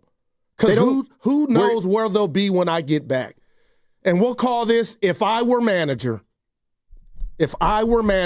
I'm letting it out. Okay. All right. I'm glad. You know, I'm just not passive, man. I think you should. I got flaws, but I'm sorry. People know what I'm talking. You got to call some dude. I'm being real, Evan, Steiny, listeners. This is not personal. Guess who would be out of the lineup today? Hold on. Scott, that's a 4. You think. Can't be Chapman, can't be Adames. Well, Schmidt, probably not. After last night, there's like 4 people you could choose. Dude! It's not going to be Dominic Smith or Flores. Come on, I said Devers. it earlier, Steiny. Oh, Ramos. Yes. I got to send a message to you. It's not all but dude, you got to get your head out your keister. And I don't like you saying, we all knew he was this bad. He's not a very good outfielder. But you got to admit, that. It's like acne. You get a little bump, but then when you have that flare-ups, it's like you look like pizza face. That's what's happening. Don't say he's been this bad. I'm going to the Toronto. He's not a good left fielder. He's not a good fielding left fielder. And over the last couple of weeks, he's been really lousy. I know this is not Little League. He's never going to be a great fielder. He made the All-Star game. That's great. I got you. Terrific. How did that help him last night? I'm going to ask you because he's still young. Steiny, so can anybody? But you already shot him. Can anybody on the coaching staff get him better at fielding? I'm asking you all. You can work on it. Some guys have a knack. Some guys don't. So 2 weeks ago, aren't you seeing we hadn't brought up this team's got so many issues?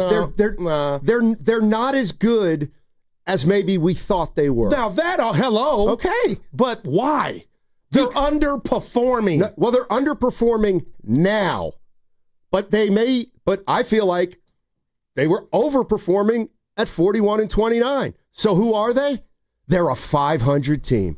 That's who they are. It's what they are.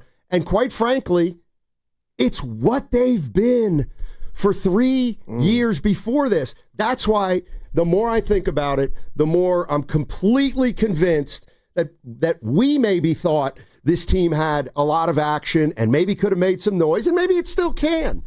But Posey wants way more than a team that's going to win 86 games by the skin of their teeth and somehow get into the wild card. Like, that would be a great start to his tenure, but I believe that Posey knows that this team was not as close as maybe some people thought. Yeah. They're not. They weren't. And here's why. He played the game. He's got to be disappointed with Acuna scoring from first. Sure. The errors.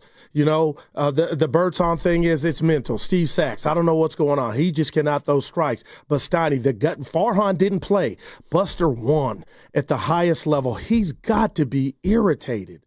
So I hear what you're saying about the future and the romanticizing about Buster, and I talked about all the greats being in this position. But Steiny, if we could read what's going on inside his thoughts, and I hope we hear from him soon, I'm telling you, man, he's got to be pissed off. Well, you just have to. And you know what? And unfortunately, he doesn't escape blame here either. He signed 3 guys that have not produced, but one for the last 6 weeks. He is responsible for Devers, Adames, and Verlander.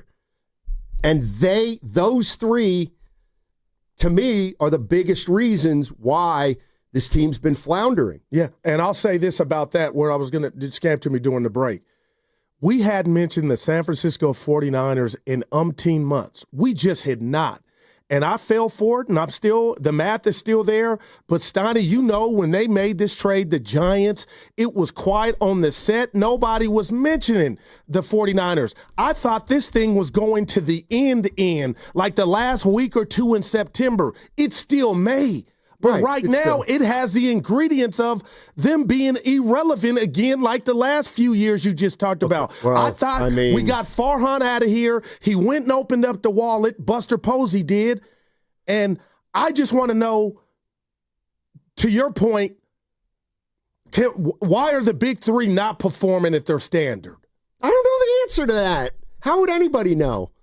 Like, who can answer that question? I'll tell you what. Maybe they're not as good as we thought they were. When this radio station doesn't perform, they don't go to us. They go to Matt Nahigian. He's the boss. He's the skipper. So when I bring up Melvin, I'm just asking you, how can you help these dudes get back on their horse? And for that matter, your team. And if you're right, Steiny, I know I blew up on the throwing it at the Marlin guy. But if I'm the Giants, I'm hoping that's it, because then that means it's an easy fix. But, man, Birdsong has played himself back down to getting optioned. And now they got 2 holes in the as far as I'm concerned. They have more than 2, I feel like. Well, I'm just talking about in the pitches, in the rotation. Yeah. And Lord forbid Ray and Webb look human. I mean, oh man. The other thing is, like, this is where, so we thought they had great starting pitching. Okay, we thought they did.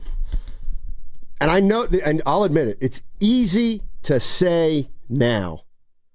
But why did we think they had great pitching when going into the season, we really knew that they really only had 2 sure things in Ray and in Verlander? Not that the other 3, Verlander, Roop, and Birdsong, could not emerge, or Verlander could have, a little bit of a turn back the clock season. But now I'm thinking maybe we got schnookered because Verlander's 42 and the other 2 pitchers in the round out the staff are extremely young. They're just extremely young. But it was working. And they're going at, right. But shouldn't we have expected growing pains at some point from Roop and from Birdsong? Yeah, I get that. But to Roop's credit, he's Roop's turned it been around. great. No That's doubt. right. But that's and what I mean. He stops the slide tonight. Right. But what I mean about Roop is, like, if I'm the Giants and I'm at the All-Star break and we're sitting with Birdsong and Roop, I'll say, he's been really good for us. And hopefully he'll be as good in the second half of the season as he was in the first. But I'm protecting myself a little, or I'm not viewing it as a sure thing, either Roop or Birdsong, because of their age. Okay. I'm going to keep pitching them as long as they're effective, but I've got to be really careful about them because of their age.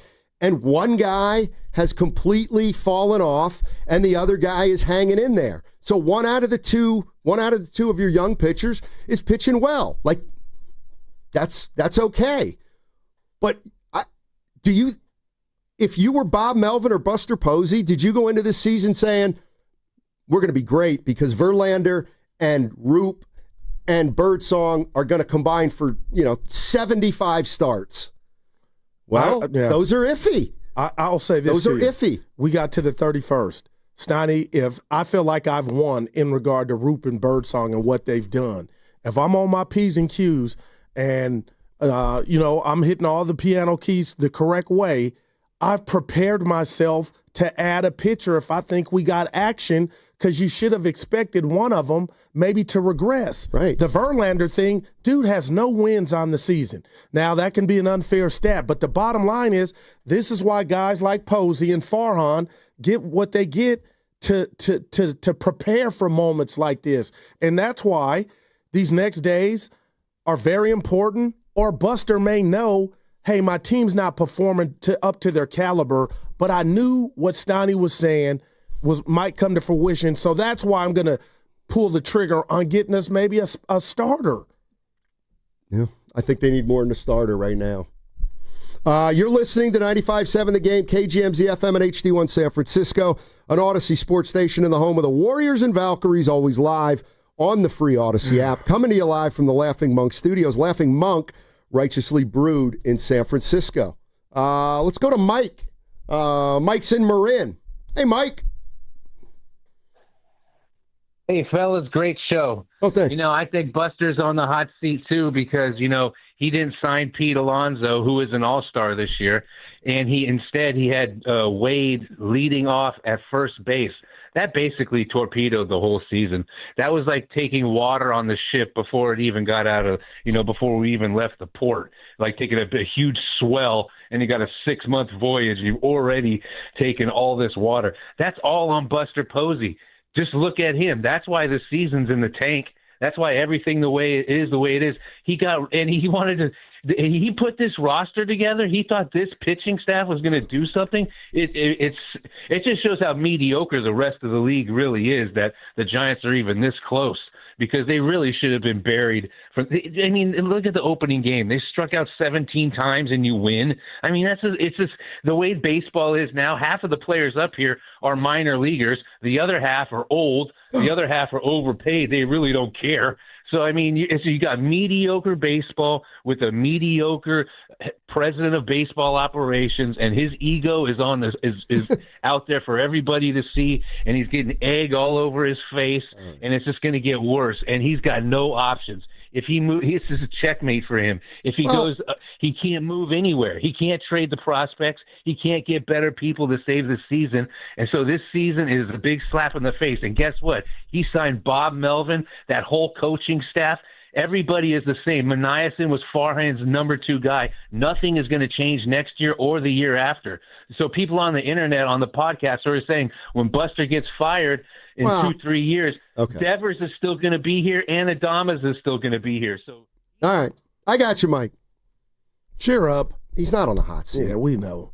But like I said, Steiny, they don't need a bat. They need the bats to wake up. That's just me. We got 3 names we could put under that column, but you do need a pitcher. It's obvious now. With this news, Bert, you need to go get something. Yeah, can you afford to go get something? Can you afford not to? Yeah, of course you can. And watch this thing just spiral down the drain? Well, because you're 3.5 back now. Yeah. Again, and this is what I'm convinced of, Posey, I'm sure he told the ownership group, this is a 3-year deal. I'm going to try to get us better incrementally. If I have a chance to get some we need more. Think about this.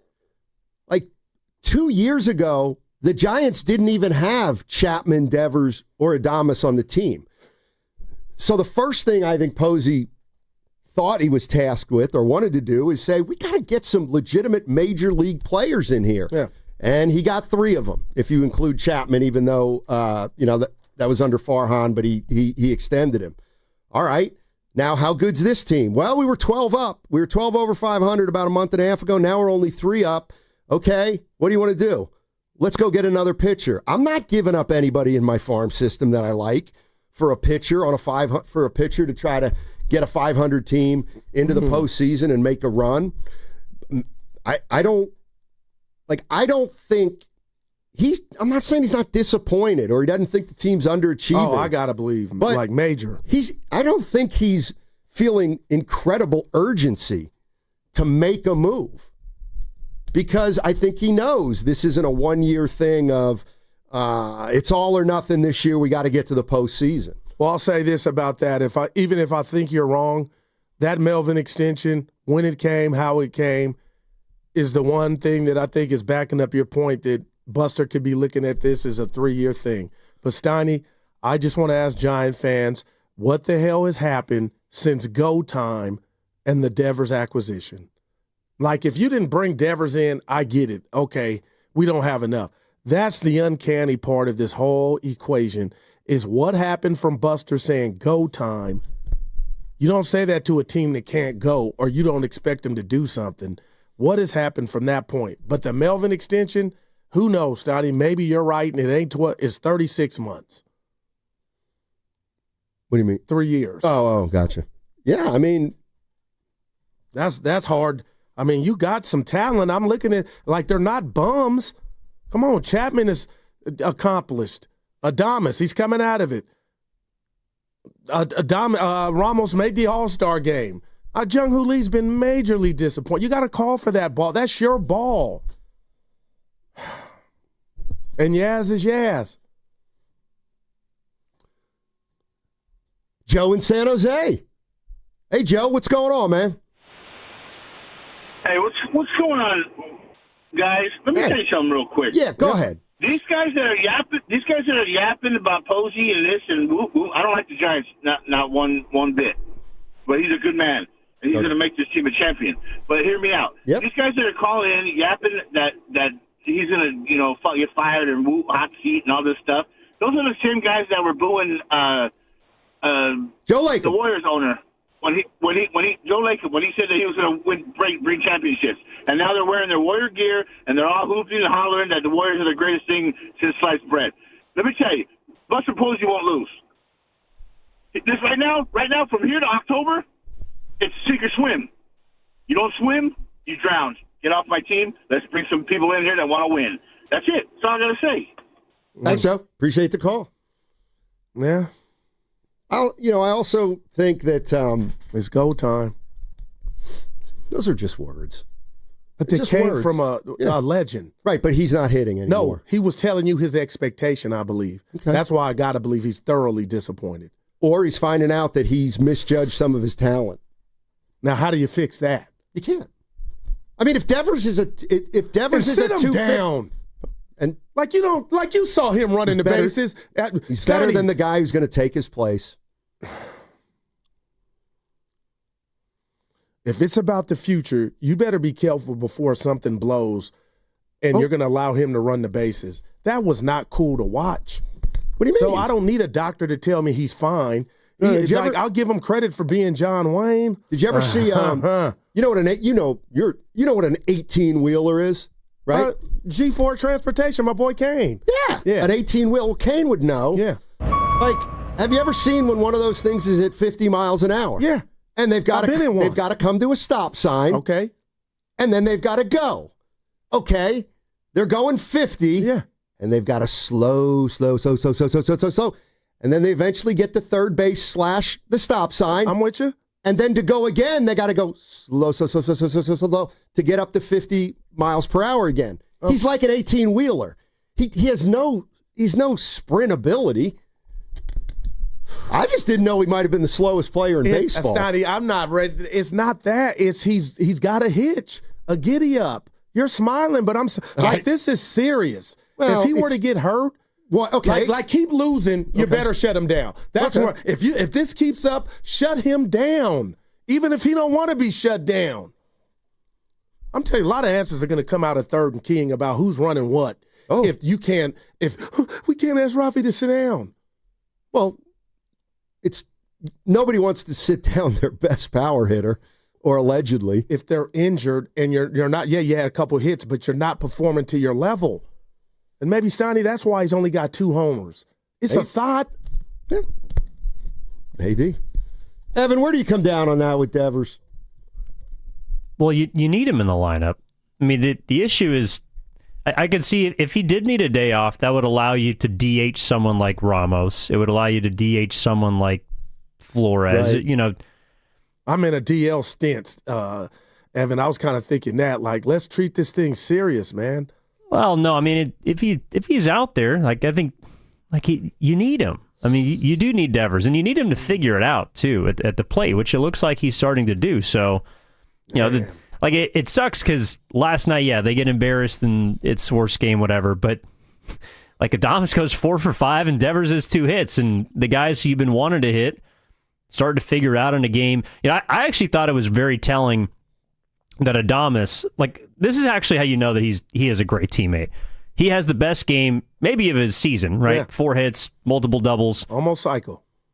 And he comes out after the game and talks about we're losing our identity. Well, like, he could care less that he just went 4 for 5 in a game where they got embarrassed. A lot of guys would feel chipper, but he's someone that is about winning. And I think that the fact that he is saying that this thing's starting to get off the track that's a tough sign, because he in many ways he's kind of the pseudo captain for him. And I'll have some fun with Goo. Yeah. I don't know if he's gonna. And I'm gonna give you some love too. Okay. So you know what Adames is 4 for? He was 4 for 5. 4 for 4. Technically 4 for 5. Okay. Yeah. Like he's playing well right now. Yeah. No, or he's hitting well. There's no doubt. Yeah. So they get blown out last night, but he goes 4 for 4. And I said to Evan, remember that game where Trace Jackson Davis had a big game against Miami and Kerr was asked about it? I was like, this is the way I feel about Adames last night. Go ahead, Evan. I mean, I can't sit here after that and be excited about anything. Like, I mean, he scored 19 points. Great. He's having a good season. But who the hell cares if we're not competitive? If we don't have a competitive spirit and a fight and a willingness to compete through everything, then I'm not going to sit here and talk about, hey, so-and-so had some points. Great. Who cares? It's about us competing and being the Warriors, being the team we've been for 10 years and not feeling sorry for ourselves. That's what I'm thinking about tonight. The point taken. That was a great call. And to Evan's point, Adames wasn't, trying to throw a party, but I'm going to put another rat on the table brought to you by Atco Pest Control. I hate to do this, Steiny, but yesterday we were talking about the Giants lineup, and you said, Goo, outside of their 3, Chapman, Adames, and Devers, what do you really have? And that's what I think yesterday's game illustrated to me. It was one game where Devers had a couple hits, obviously Adames 4, but what is the rest of the neighborhood doing?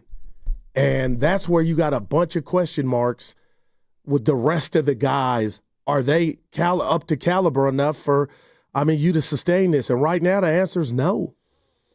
Exhibit A, yesterday's game, 6 hits between the two. You were down 8-2, but I'm just, This from the YouTube chat from 4 Chips. We're comparing going 4 for 5 in an MLB game to scoring 19. Yeah, that's exactly what we're doing. In a loss. It was Trace Jackson Davis' best game. Might have been Adames' best game. So, yeah. I'm just, look, it's bigger than one player. That's all, and that's, if we figured out one thing this year, it's that, there's been no rhyme or reason to the season. They were good before Devers. Devers got here. He hasn't been great. Adames now has started to hit. They're still but they were playing their best ball while he struggled. Right. So explain that to me. You can't. You can't, except that's why, to me, you have to look at, what if I said this? No, I'll wait till the other side. All right, 888-957-9570 is the number. The Giants reeling. They've lost 6 in a row, and the San Francisco 49ers start training camp today. We'll get you sound from Shanahan and Lynch. They're meeting the media. That's coming up shortly. A reminder, all guests on 95.7 The Game appear on the River Islands guest line. Isn't it time for you to discover the islands, River Islands in Lathrop?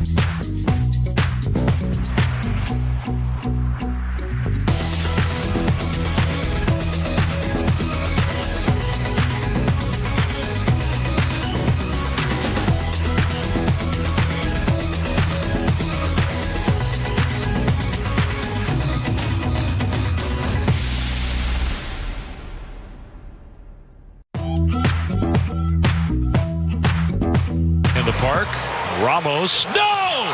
Nobody catches it. And Acuna will score. Oh, my goodness. What is going on? No! Now, back to Steiny and Guru on 95.7 The Game. Dave Fleming, NBC Sports Bay Area. I'm going to actually ask, can you play that one more time? The whole thing? No, not that. The whole thing. No! That's going to stay in the park. Ramos. No! Nobody catches it. And Acuna will score. Oh, my goodness. What is going on? Can I tell you what I thought when I heard that? Sure. Marvin Gaye, what's going on? Great song. I thought, you know what I thought? Great single. You know what I thought? Ramos, get out of there. No, that's the center fielder's ball. There. Right, but back off. You stink as a fielder. Don't even go over there. Man, oh, man. Dude, who saw this coming, man? Please don't say you. I mean, it's baseball. Yeah. I'll tell you what. I got a silver lining for the Giants. You got 6 games against the Pirates. They are White Sox are hitting the ball now. Is he really going to do this? This team's 11-20 over their last 31. But we're going to really make hay against the Pirates. No, the point is you haven't earned that right. And you missed You haven't earned that right. You missed Skeens, right? On the first series. Yeah. Looks like. Dude, you just have to. Let's go to Caleb. Our man. Caleb's in Livermore. What's up, Caleb? What's up, fellas? Hey, guys. I gotta come clean finally, man. Uh-oh. So, you know how you guys say Caleb from Livermore? I currently stay in Livermore, but I'm from Newark, man. You know, Goo knows Newark. Yeah, the Cougars. But just one little thing, too, man. I just saw on my Twitter timeline, or X, whatever you call it, I saw Ozzy Osbourne passed away. I know that's kind of oh, really? Your guys' generation or whatever. I didn't really know much about him, but I'm sure you guys probably know. Sure. Yeah, I said he passed away at 76. Oh. Didn't he bite that's the one that bit the rat? Or I think so. Or Bird. One of those. Yeah, I mean, was he like a performer or something? I'm not. Yeah, he was in a band called Black Sabbath. Yeah. Mm-hmm. Oh, there you go. But go Dan. Condolences to him and his family. Rest in peace. But yeah, for real.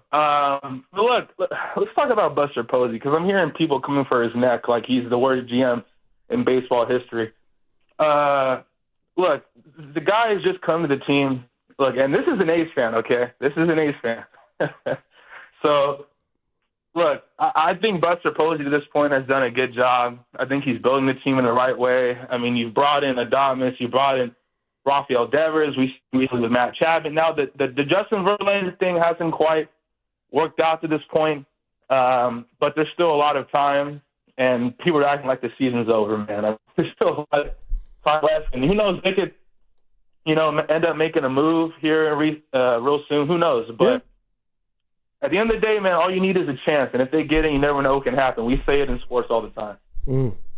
Yeah, thanks, Caleb. Appreciate the call. So I think he's advocating adding at the deadline. It was a bat.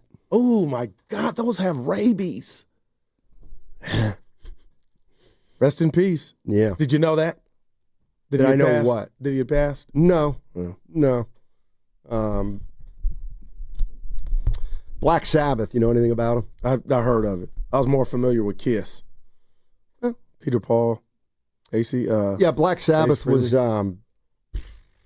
Oh boy, were they one of your? They're favorites? The heaviest of heavy. Okay, no, all right, gotcha. No, I didn't like them. But Rick James. You've never heard of Iron Man? You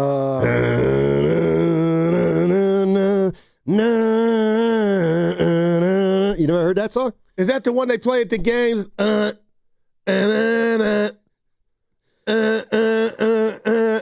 not that at the one. college game. No, this one's.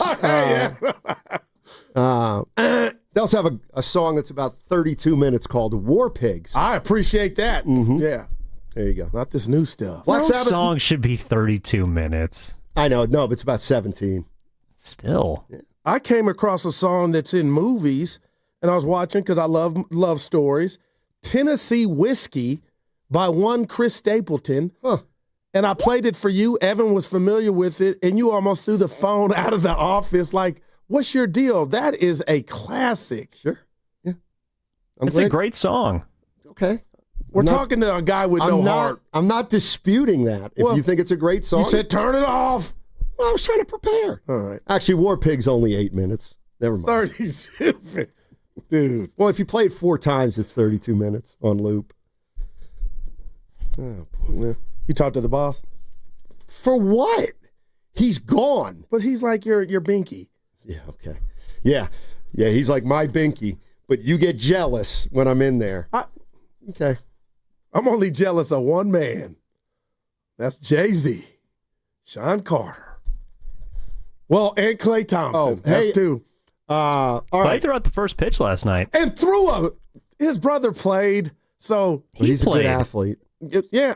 Did Klay play? Yeah, he was a pitcher in high school. Way to go. Yeah, he threw that thing. I was impressed. Harder than you? No, it wasn't. There's one other thing I want to be able to do. All right. By the way, let me pass along some news, 49er related. Pearsall. So they're starting training camp today. Players report today, and they're going to practice tomorrow. So Shanahan and Lynch were talking to the media. We'll have a lot of that sound. We'll have all that sound for you a little bit later in the show. But in the meantime, here's a couple things that we can pass along. Brandon Ayuk. There is no timetable yet on when he may come back. And according to Shanahan and Lynch, they're not really even close to coming up with the timetable. I get it. That was a nasty injury. Marcus Robinson, they are awaiting the wide receiver. They're awaiting discipline perhaps on him. It's a league matter. He had a DUI in the offseason, so they got to wait to hear what's going on with him. Jawan Jennings has reported, and they expect him to practice. And John Lynch reiterated that he loves Jawan Jennings and pretty much stayed away, though, of how they're going to handle the situation of him wanting to be traded or want more money. And then Ricky Pearsall is on the PUP list, but they don't anticipate he'll be on the PUP list for too long a period of time. Right. So those are 4 things 49er related. And like I said, when we get that sound, we'll spin into the Niners. And here you go. Oh, and by the way, before we get back to the Giants, take your time. There's a new name there's a new name out there for the Warriors that they might be interested in. And any new name Guru's going to, I guarantee you're going to be like, I like it. Well, here recently I haven't said that, but go ahead. The Warriors are interested in sniffing around Malcolm Brogdon. Brogdon. We got a jersey for him. We kind of had talked about that about a month ago. He's apparently healthy, which is part of his issue. He played 24 games last year. How old is he now? He's 32. I'm sorry, he played 24 games last year, 39 the year before, and 67 the year before that with Boston when he was the 6th man of the year. Yeah. So he was the 6th man of the year in 22-23. We got bigger fish to fry first. What do you mean? Jonathan Kuminga. Malcolm Brogdon's better than Jonathan Kuminga. But my point is you can't do anything because that's holding you up. He's better than Kuminga. Used to be. He still might be. If he can throw a pass, then he's more. He's got more dimensions than. I'm not going to do that. I'm just messing around. We don't have any news on Kuminga. No news is good news. Depending on what you want. I want him back. You kind of want him, in a fresh start. We'll see. Yeah, but I want to make it clear. I don't have a strong opinion. No, you've already said it. Yeah. I mean, no, you said you don't want him back because I don't care. He don't fit. Yeah, but no. That's a mischaracterization. No! That's a mischaracterization. You want to help us out? I don't care if he's here or not. I'll judge the Warriors when they start playing next year. If Kuminga's on the team, I'll assess him along with the team. If he's not on the team, what would shock you more? Here or stay or go? Now it'd be stay. See that every day that goes by, I think he's staying. Yeah. 415 says on the Boxer and Gerson Work Injuries Attorneys text line, LOL, the Warriors are aiming to be the least athletic team in NBA history if they add Brogdon. He's a little like Andre Miller. You and Evan, you need to do it real quick. Ask me what I did last night after the Giant game. What'd you do, Goo? Thank you. Turned on YouTube, and it popped up for me, and I watched it in its entirety. Game 4, NBA Finals, Boston Warriors. Warriors down 2-1, 1-2, and Jordan Poole was amazing. Wiggins had fire, and Curry was Curry. Was Steph Curry's game. Yeah, I'm just saying. Did they win? Yeah, they did. Boston blew it. They came back, but man, we had athletes. Did Boston blow it or did Curry seize it? Well, both. Both. Yeah. Curry's the greatest in the Celtics. I mean, you lose that game, which you look like you were about to. You're down 3-1. Night. And they didn't. Yep. Damn! That was 3 years ago. That's actually more than 3 years ago. Life, man. I just love watching old stuff. Yeah. Well, the Giants have Somebody some said I look hungover. Let's ride in the YouTube chat. Look at me. Goo looks hungover. I look fine. No. Haircut looks good. Well, I got some luggage under the eyes. I don't see bags. Well, you're almost, hey, it's your Friday. It is. Play the fits. What is going on? What do you mean what's going on? You're in vacation mode. But what did Evans dig mean? It means that has nothing to do with hungover. I don't see any bags. Let me see. Nah, just a few little ones. Just a couple carry-ons. Oh, man. Where are you going on vacation? Do you mind me? Yeah. I didn't check with you first.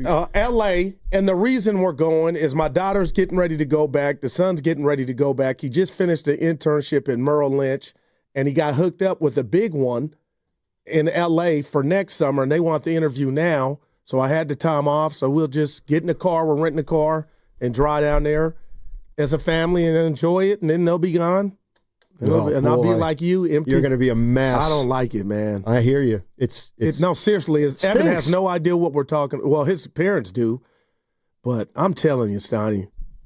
I'm not making fun of you there. And then you get all this news about, and you think about your mortality, Malcolm Jamal Warner, Ozzy, all the other ones we don't know that passed. Just enjoy yourself and your family, man, like we did at the reunion Saturday without you. Yeah, I read the Malcolm Jamal Warner story, and he was swimming in the ocean, and apparently just, boom, a current takes him out. And just, wow, a current. Yeah. Got to be careful with king tides. I'm upset.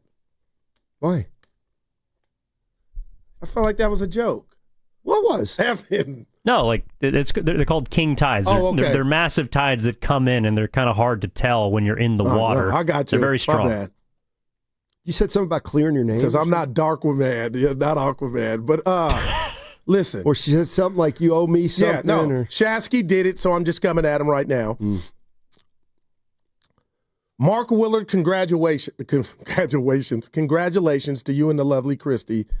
I was asked, and we talked about it, to officiate their wedding. Mm-hmm. And that moved me. And I went home, Evan, thought about it. You guys were there on site when it happened, the proposal. And I didn't want to mess anything up.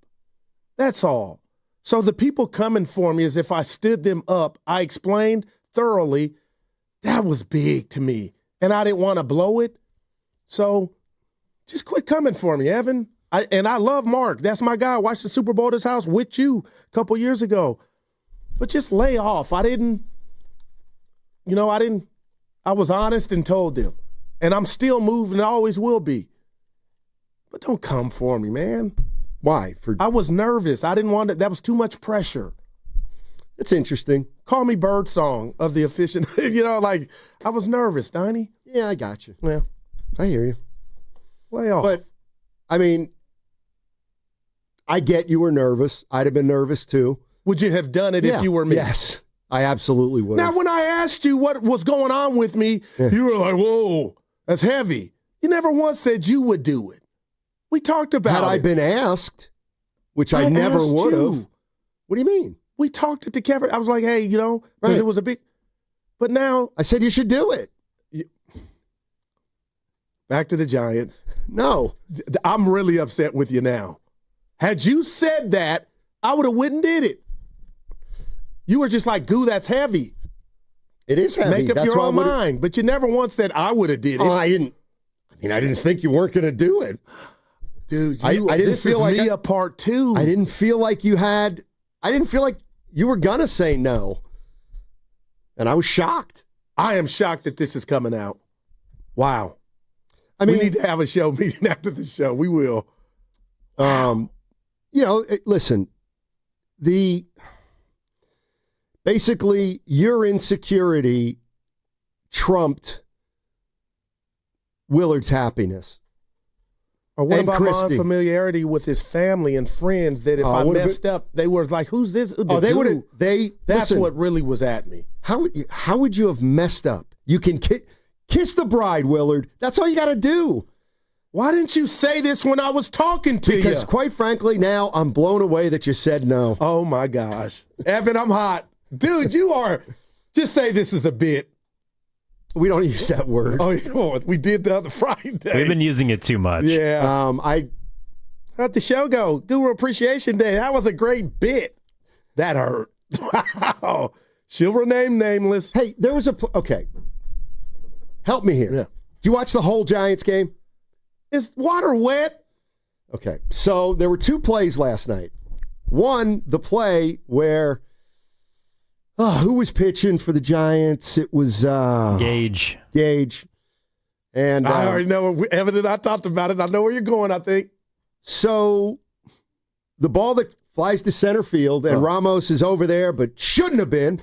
And then it just drops in front of Jung-Hoo Lee. And Fleming, Dave was like, it's a double. They gave the guy a double on it. Okay. Fleming was like, that's just not right. That's so unfair to the pitcher. He gets a routine fly ball. Right. But it's like, okay, who do you give the error to? I guess you'd have to give it to Jung-Hoo Lee. Yeah, he's the captain of the outfield. Talk. Okay, so what's the difference between that and the play last night where, was it Adames who hit the line drive? Adames hits a line drive. Yeah, it was a line drive, but it was right to him, to Profar. Apparently, he loses it in the lights, and he curls up in the fetal position, and Adames gets a double. But he physically never touched the ball. Neither of them did. But I feel like the lights is a better excuse of that was a hit. You didn't botch you didn't see it. It's the same exact thing. Not to the official scores. No, it was. Profar didn't get an error. That's my point. But he shouldn't have, is what I'm saying to you. Right. Neither of them got it. So the call was made consistently, is what I'm saying. Like, he wanted an error, I think, on Jung-Hoo Lee. Well, they never give an error to Profar. But there was no, that was just miscommunication. That's why that should have been an error. No chance. On How do you Lee. pick? How do you pick? Because there was no Mother Nature involved. It wasn't an error. It was a routine pop-up. This is the major leagues. Evan. Your center fielder needs to call for the ball. That's an error. It should have been an error on Lee. Well, it's again, they're both. I agree. They're both terrible plays, but you can't give them an error because you're assuming that one was like you can't make the choice. I guess what I'm saying is I feel better. Like they both deserve an error. I agree. Get one. Profar too, right? Even when you lose it in the light of the stadium. Yes. You know what? You're a terrible outfielder like Ramos. He should pretend to do that. Just pretend to lose it in the lights and you won't get an error. Unless they make contact with the ball, though, you can't assume that a player is going to catch it. It's like it's some official scoring BS, but the way I always thought of it, and it doesn't work every time, is like if the fielder never touches the ball, it's very seldom an error. Right. Like Ramos when he overran that one in that's a hit. That's an error in Toronto where he looked like Bad News Bears, came up on the ball. Oh, it's over here. Yeah, the hitter got a double or whatever it was, but that's an error. But I get it. I do think they're too. But then there's a play like, remember in the last home series against the Phillies where there's a ball hit straight up into right, shallow right. Okay. The wind takes it, and Bryson Stott has no idea where to go. Ball drops. You can't give him an error for that. That I get, Yeah, but it's the same principle basically. Which was the game? Was it last night that started out with a fly ball to left field that was lost? And the Giants got a run right off the bat in the first inning, right? Was that last night or was that against? I don't think was that last night. There was something fluky about the way the Giants got their run. No. Last night they got a run because Chapman hit a ground ball down the third baseline. It was a tough play, and the guy couldn't get to it. Maybe Sanchez. I'm thinking from a couple days and ago. The play of the game was Casey Schmidt. You know what I'm talking about? Gage threw it wild. Ball was hit right out in front of the mound. Gage gets it, throws wildly to first. He's backing up first and guns the runner out at second. That's Giant baseball. What am I thinking of? Jung-Hoo Lee flies out to center. Ramos walks. Devers singles on a ground ball. I can bring it up. Generally, if you find yourself thinking a player should make that play, it's probably a hit. Especially in Atlanta, too. Like, they're not going to ding their guy. 408 says you can definitely get an error without touching the ball, and they usually sign it to the player that was closest. This is What about Chapman where that ball took a bad hop? Like, that's not an error. You looked at me. I thought that's not an error. That's not an error. It's not even close to an error. All right. However, where you going? I don't like the way he kind of. I don't know. It tricked him. Looked casual. Yeah. Looked a little casual. No, I got it. Hey, Evan, I know it had topspin, and then boom, it's like a Bjorn Borg rally, and it skips over his glove. I don't know. You know what? Chapman's such a great fielder that you're surprised give him the benefit when he of the doesn't. doubt. Yeah. Definitely not an error, though. Jim Mole on the Boxman Gerson's work injury attorneys text line says, stop disparaging the Bad News Bears by comparing them to the Giants. Yeah. There it is. Thank you. 209. It was 2 games ago. The outfielder flinched in left field, and they got a runner at second right off the bat, and then they scored a run. I think it was, Thanks for the help, guys. Appreciate it. So that would have been Toronto. Yes. It was Toronto. Sunday. No, Saturday. You seem like you're on top of it. My man. Well, I'll tell you what, Mouse. I'm clearly more on top of it than you, and I'll tell you what, I'll find the play. I wasn't the one who brought it up. We didn't say we know the play happened. Don't even, Steiny, we got you, baby. Steiny, that's like saying, hey, you remember that play in the second quarter from 2 nights ago that was a guy might have, do you remember? No, I don't remember. It was a routine fly ball to left field against the Blue Jays. The guy lost it somehow. Yeah. It bounced. Double. He ended up with a double, and the next hitter drove him in, and they were up 1-0 3 seconds into the game. I believe it was Saturday. That was a web game. Yeah, so you're on top of it, like I said. My man. Hey, Evan. You and him get a fight? Just give me one. I've never been in a fight in my life. No, just on air. Give me one fight. No. Evan, no. 888-957-9570 is the number. What's coming up on the game is brought to you by Fremont Bank. Here for you, here for good. That segment was also brought to you by Crystal Geyser, Alpine Spring Water.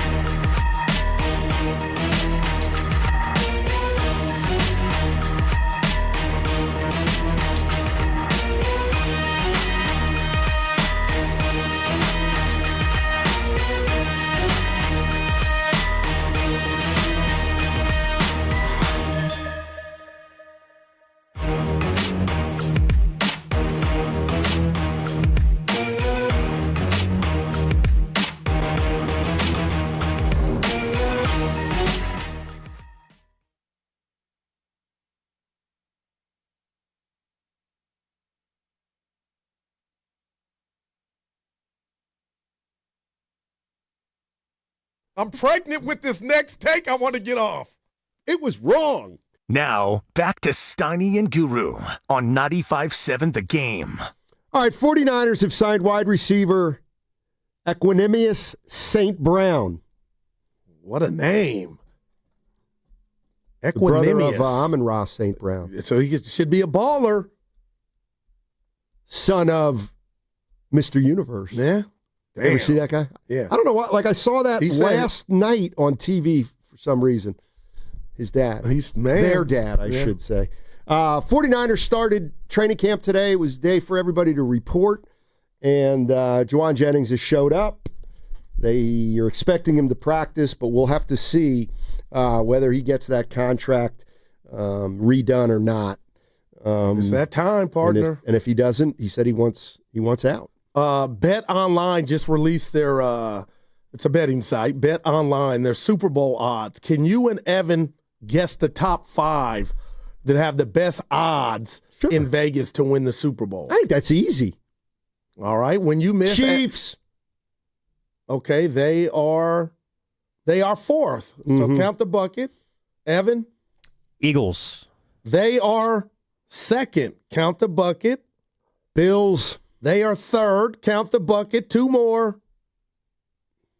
Ravens. The Ravens are number 1. Count the bucket. You guys are missing one. And I'll be quiet. Yeah, please. Hey. So who do we have so far? You got the Ravens. You got the Eagles. You got the Chiefs. You got the Bills. There's one more. The Green Bay Packers. Please. Lions. He got it. They're St. done. Brown. Lions are done. Not to bet online. Oh, my God. They have no shot. Why do you say that? They lost their center. Well, Bet Online thinks differently. You like Ragnow? I do. Niners have the 8th best odds. 18-1. Let's go to Chris in San Jose. He wants to talk about the error, whether it was. Hey, Chris. Good afternoon, gentlemen. Real quick, Mr. Lee missed that fly ball, but as you may or may not know, when you're in the outfield and you have a ball that's you may or may not see, you have to tell us by horizontally holding your arms out. That tells you that you're in line. It tells us he's in line to make the catch. You know, Willie Mays tapped his glove. When he tapped it, that told everybody, I got it. Now, Mr. Lee didn't give us any signal whatsoever that he was in line for this ball. As he saw it, he should have held his arms horizontal and turned his palms up like he's shooting for rain, and that tells us he's in line for the ball. And that's fundamental baseball. Yeah, thank you, Chris. Thank you. I'll say this about this current Giant team. When Adames was struggling, he also was struggling in the field. Leads the all major leagues with 13 errors, Steiny. And I'm wondering if Jung-Hoo Lee and Ramos are taking their struggles with the bat into the outfield. You say what to that? Maybe.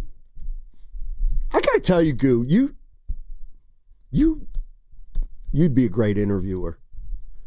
You ask questions that are not very easy. No, I'm serious. No, but where I fall off at is I answer them before you answer the person that answers. But for example, Steiny, and that wasn't that hard. Do you think Ramos and Jung-Hoo Lee, because they're slumping, are taking it into the field? Which would be, yeah, and they wouldn't be the only baseball players to ever do that. Correct. I don't believe, but I don't know. Maybe I think, honestly, I think Ramos stinks in left field, whether he's hitting 400 or whether he's hitting 200. I don't know why when he said stinks. it. But Steiny, when he made the All-Star game, and I know it wasn't because of his glove. Defense. Right, but I didn't know his defense was this big of a liability. It's his angles to the balls. There was one last night, and Fleming is my guy. He applauded Ramos down the line, Steiny, for the effort. But I'm like, a good left fielder, or maybe just a little above average, gets that ball. Yeah, no, above average does get that ball. And see, this is, you're going to think I'm being a wise ass, but I'm not. A guy like Ramos he's what, year and a half now? We're like, it's taken a year and a half, but we realize he's not a really good left fielder. And there's a wart there. There's a weakness there. And over the course of a season, that hurts you once in a while. So, like, now Elliot Ramos in the scouting report, yeah, it's 270 and he's got some pop. But if you're the opposing team, you're going to try to run on him, and you're gonna have a guy in left field that hurts you once in a while. I'm wondering how long you can afford that. Like, if they hang don't on have a to choice. him, and I know Shasky talked about it. I was listening to the Spaces last night, but Steiny, he talked about just possibly trading Ramos to get something. If you wanted to do that, I wouldn't do it. My point being, I mean, how close is DH in his future? And I'm going past this season, if Devers turned into your first baseman, I mean, man. Not on this team. I don't think he's a DH on this team. They can't afford it. They have too many of them. Maybe next year. But yeah, I'm disappointed in this defense, man. Along with Jung-Hoo Lee here. Like, that's his ball. You just can't have that happen. But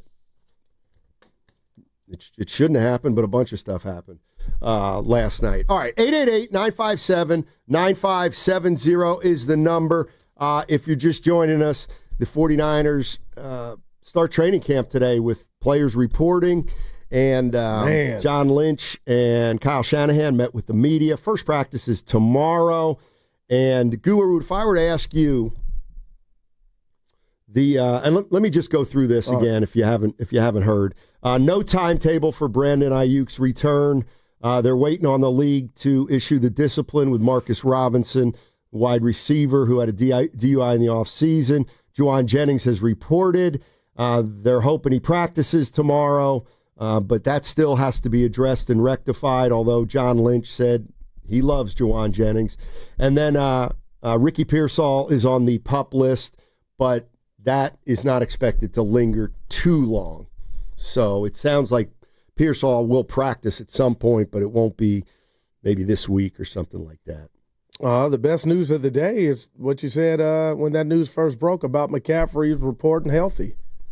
I mean, that's what this season – forget the defense. I know I've been fixated on it. I think Jennings is going to get a raise, Steiny. I just feel like that's a layup because they can't afford – and Robinson possibly facing suspension, which we know he's not going to skate on that. So I'll say all that to say is McCaffrey's health is everything.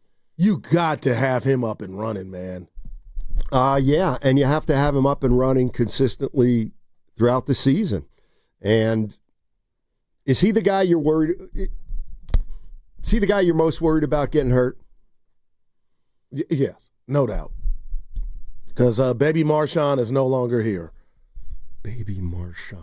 Who took his spot last year and was running and led the league in rushing for about Mason. Desmond Mason also played for the Sonics. Yeah. Evan, don't fall for it. But anyway. Jordan Mason. Man. Remember Desmond Mason? Yeah, I do. Good little play. Yeah. Lost to Jay Rich in the dunk contest. Did he really? Yeah, he had hops. Good call, E. So, did he have the ha-ha? He had hops. Are hops and ha-ha different? Yeah. Okay. Tracy McGrady had both. All right. Yeah. That sounds about right. Yeah, that sounds about right. Back to the Giants. They're 3.5. Go ahead. No, go ahead, Steiny. I'm cutting I was you just going to say they're 3.5 out of the wild card now. So if you were on Mars and you didn't watch the season, you'd be like, hey, they're in pretty good shape, just like a horse race. But darn it, Steiny, we are 3 days for this team being 500. All that goodwill that you've built, they built it, would go down the drain. Do you get mad when I say, and I have, put it in the cap, if this team does not make the offs, this is a major disappointment. They haven't made the playoffs since 2021. They made the playoffs once in 9 years. This is Buster Posey's first year. I know you disagree with me, and I know you hate when I say this, but actually there's less urgency on Buster Posey this year than there will be next year or the year after that. So what does it mean when you go, I'm bringing Buster in this to a degree, more Melvin, what does it mean when you go add a bat to your team, and it's like a dud. Who's that on? It'll eventually be on Posey. But the other thing is, let me tell you what's very possible is, Adames finishes up the season 235, and he's not who I'm worried about. There's a chance let's say Devers never really comes around this year. Okay, and Chapman does what Chapman does, and they miss the playoffs. Okay, you know what's going to happen? The Giants and their fans will talk about, next year, just like Jimmy Butler. Next year Devers will be better because he'll have a whole spring training, and he will have been here all year, and he's going to be better next year. I'm starting to wonder if the Red Sox knew anything with the medicals, and I don't dare want to do this, but I have the thoughts. Steiny, if he's played his best baseball, and I know that's 5 yards ahead, but could you imagine if he didn't snap out of this and this is who he was for you? Sure, I can. I mean, like this, am I a jerk for saying, doesn't this happen all the time with pitchers? I was thinking about this the other day. Blake Snell. He got a 5 years, 150? Is that what he got from the Padres? The Dodgers. So he's getting closer. But here's the thing. Yeah, I know he is.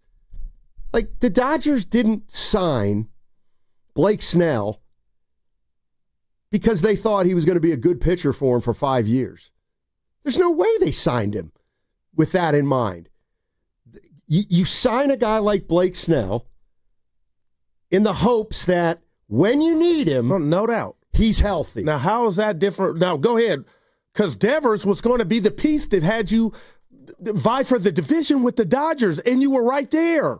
Yeah, well, maybe Devers is going to get hot at a later time when you need him more. So nothing physically to you is making Devers not perform. I believe there's a major correlation. I go old school here, Goo, and my feeling is if you're playing, you're healthy. And he's playing. So you were the type of parent that would send your kids to school sick. Oh, you're okay. Well, we all did 30 years ago. Yeah, well, you did too. 30 years ago. Yeah, but not now. Because I think about the other kids. Evan wanted to jump in. Yeah. Well, it's hard to compare a signing. No, the Giants and the Dodgers. Like the Dodgers, if Blake Snell doesn't pitch this year, they're not in the can. Right. But if one of the Giants' big boys gets hurt, then that really disrupts stuff. And one of them's hurt, Evan. Who? What? Devers. Well, he's less than 100% for sure, but the Dodgers are paying Blake Snell in hopes that he's healthy in October. Exactly. Yep. They're paying Tyler Glasnow in hopes that he's healthy in October. What a luxury. What's going on with my guy Gonsolin? He get hurt again? Or is he in the rotation? Well, but similar, like Tanner Scott last night. Man, felt a tingle in the arm. Tingle. Ready to tingle. But you can afford to just shut him down because you have other guys. But like the Giants need Rafael Devers to play well over the course of 6 months. They don't just need him for 2 or 3. Evan, and I'm so with you, and I've heard this, not just from fans, if somehow you wave the white flag is shutting him down.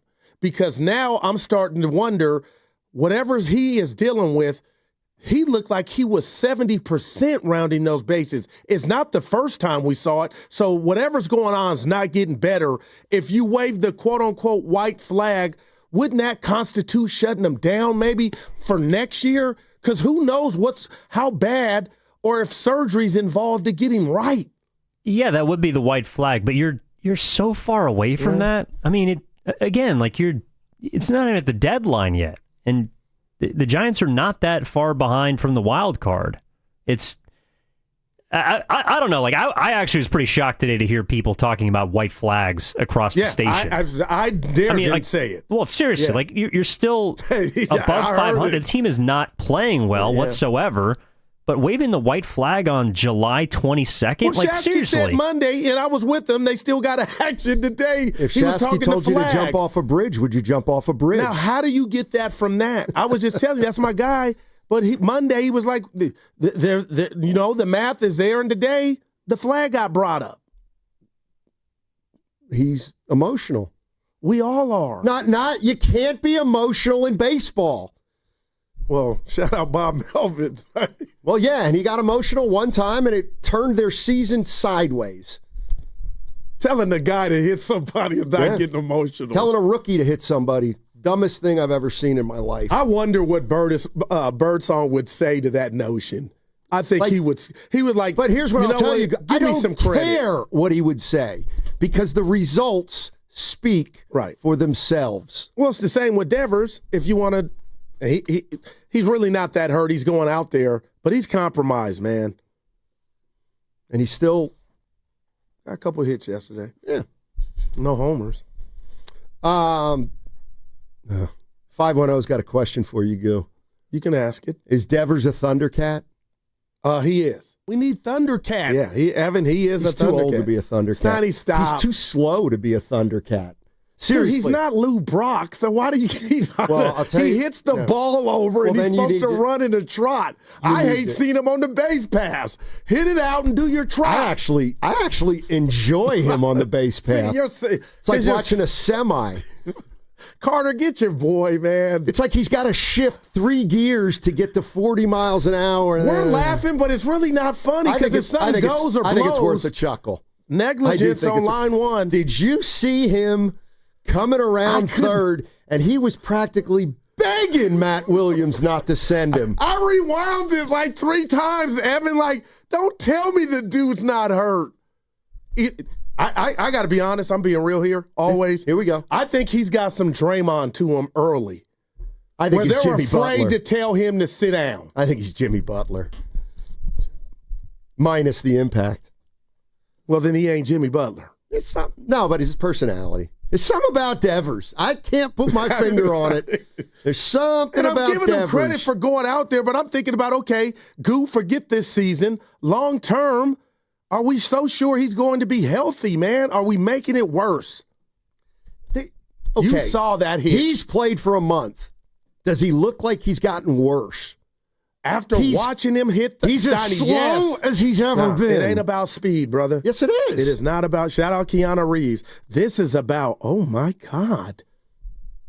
Check under the hood. You must not have watched him in Boston.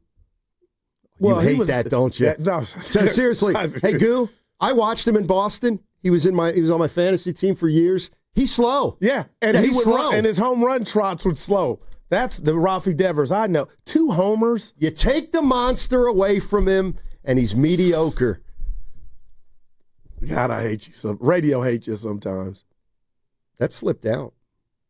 I've said it to you before. Yeah, you have. Off air. What you got? That's going to stay in the park. Ramos. No! Nobody catches it. And Acuna will score. Oh, my goodness. What is going on? Let me tell you who's lucky right now. And I thought about my 2 uncles, Kruk and Kipe. They're watching, but it's different than having to watch and call and be professional. Like, they're at home with a cold one, like, good God. Oh, they're not on this trip? Yeah, they're not. Javi Lopez and our guy Flynn. Like, Evan, I'm really thinking about, boy, they are running hot.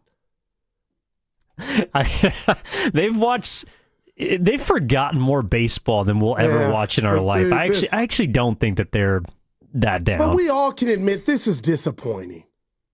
It might end the night, but this is going the wrong way.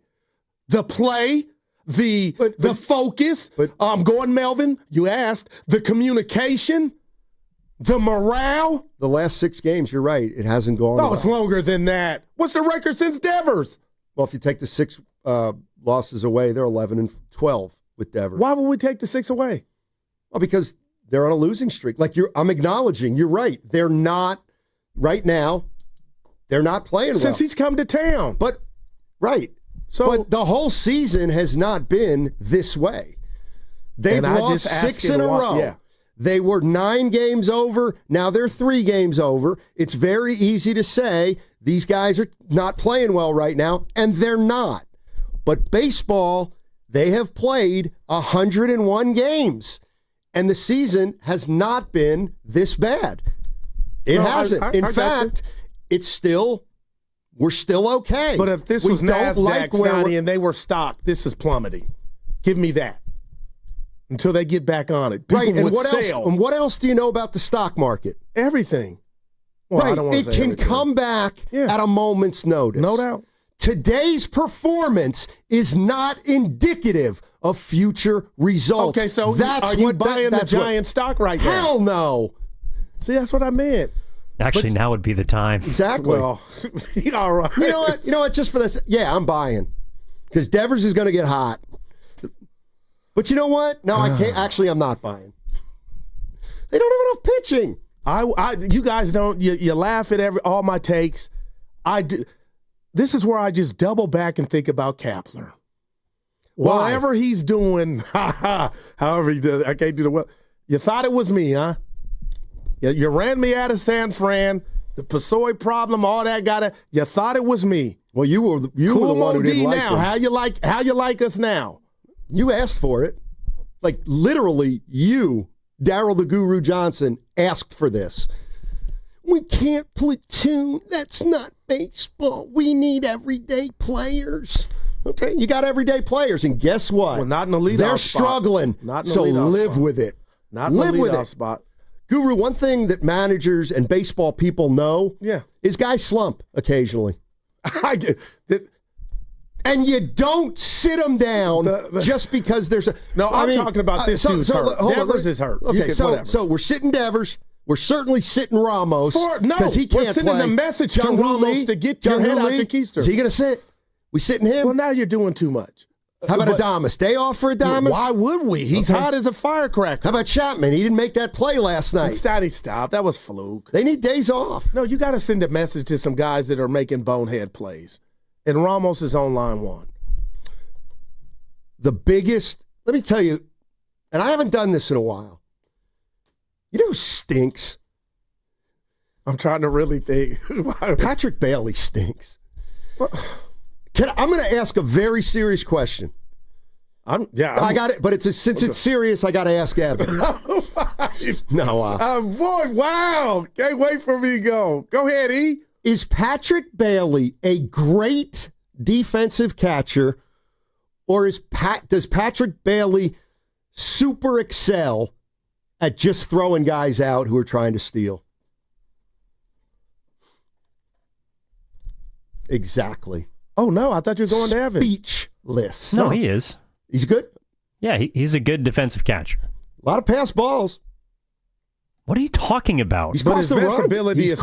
He's cost them runs, but nobody's stealing on him anymore. Like steals are such a minor part of the game. Because he's a threat to throw them out. That's part of the game. Can you find just look up pass balls, please? Can you look? Can you? I bet you can't. But even when find did you the have leaders. this thought about that? Over the last 8 games, he's had like 6 pass balls. 2 of them have led to one runs. time his mitt messed up. He had to get a new mitt. All right. He gets a little casual back there. That's all I'm saying. He tries to, If you're on the Dodgers, you can have a Patrick Bailey.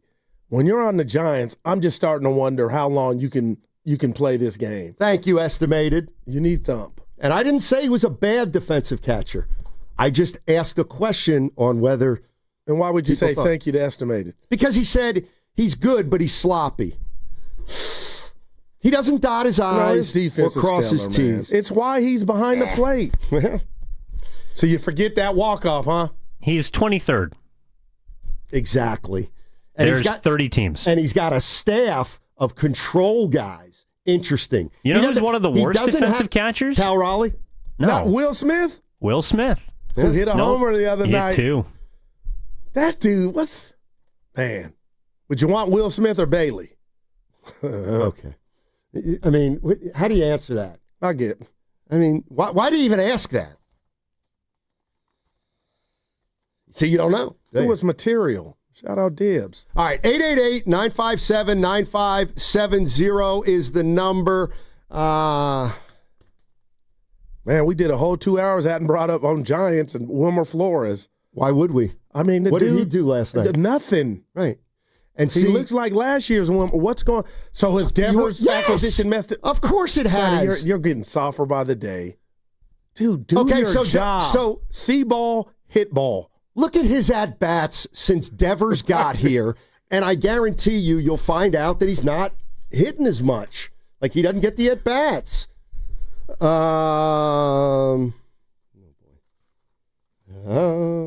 Guru. What's up, baby? Oh, no. He made your bed. Hey, by the way, if you're wrapping up the workday, I'm not quite there yet, but come 2 o'clock, it'll be time to flip that mental switch, time to unwind. And it all starts with new vodka, N-U-E. That's right, new vodka. It's American-made. It's award-winning, 7 times distilled for that clean, crisp taste. New is smooth, people. It's versatile, and it makes every cocktail feel like it's coming straight from behind the bar at your favorite spot. No fluff, no pretense, just great vodka, and it doesn't make your wallet hurt. And what we like to say is no velvet rope needed. That means you don't have to be fancy. It's great vodka at a solid price. Hit up their website to check out some killer cocktail recipes and make sure to try their all-natural flavors, cucumber and citrus. Somebody's already tried the citrus here at our station, and they apparently like it. And remember the name, New Vodka, N-U-E, not just my pick. It can be yours too. So when the show's over and it's time to hit relax mode, make the right call. Grab New Vodka, N-U-E, in stores now or go to newvodka.com to find it near you.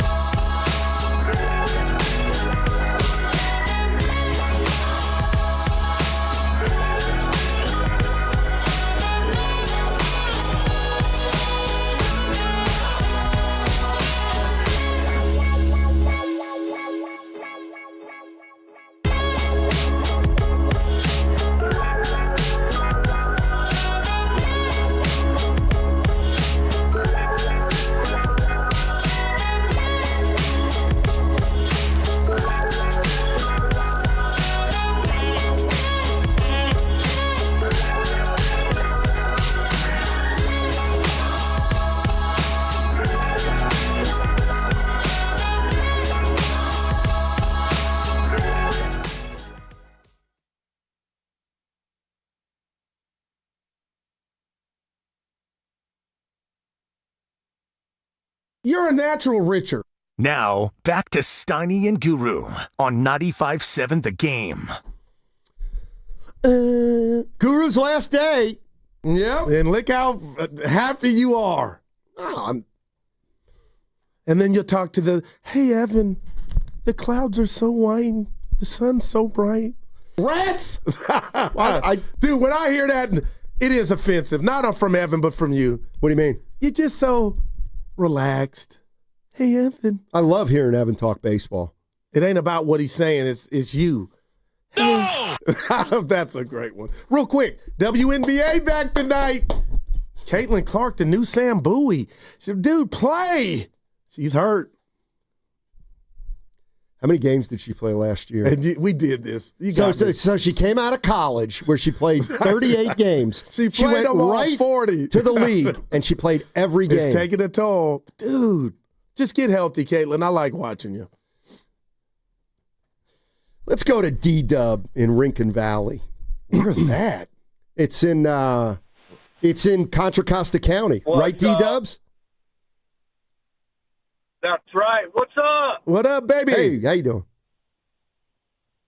So actually, Rincon Valley is east of Santa Rosa, but it's all good, baby. That's Let's right. break it down to the You know staff. what? Hey, real quick. Hold on. You're right, obviously. You know what I was thinking of?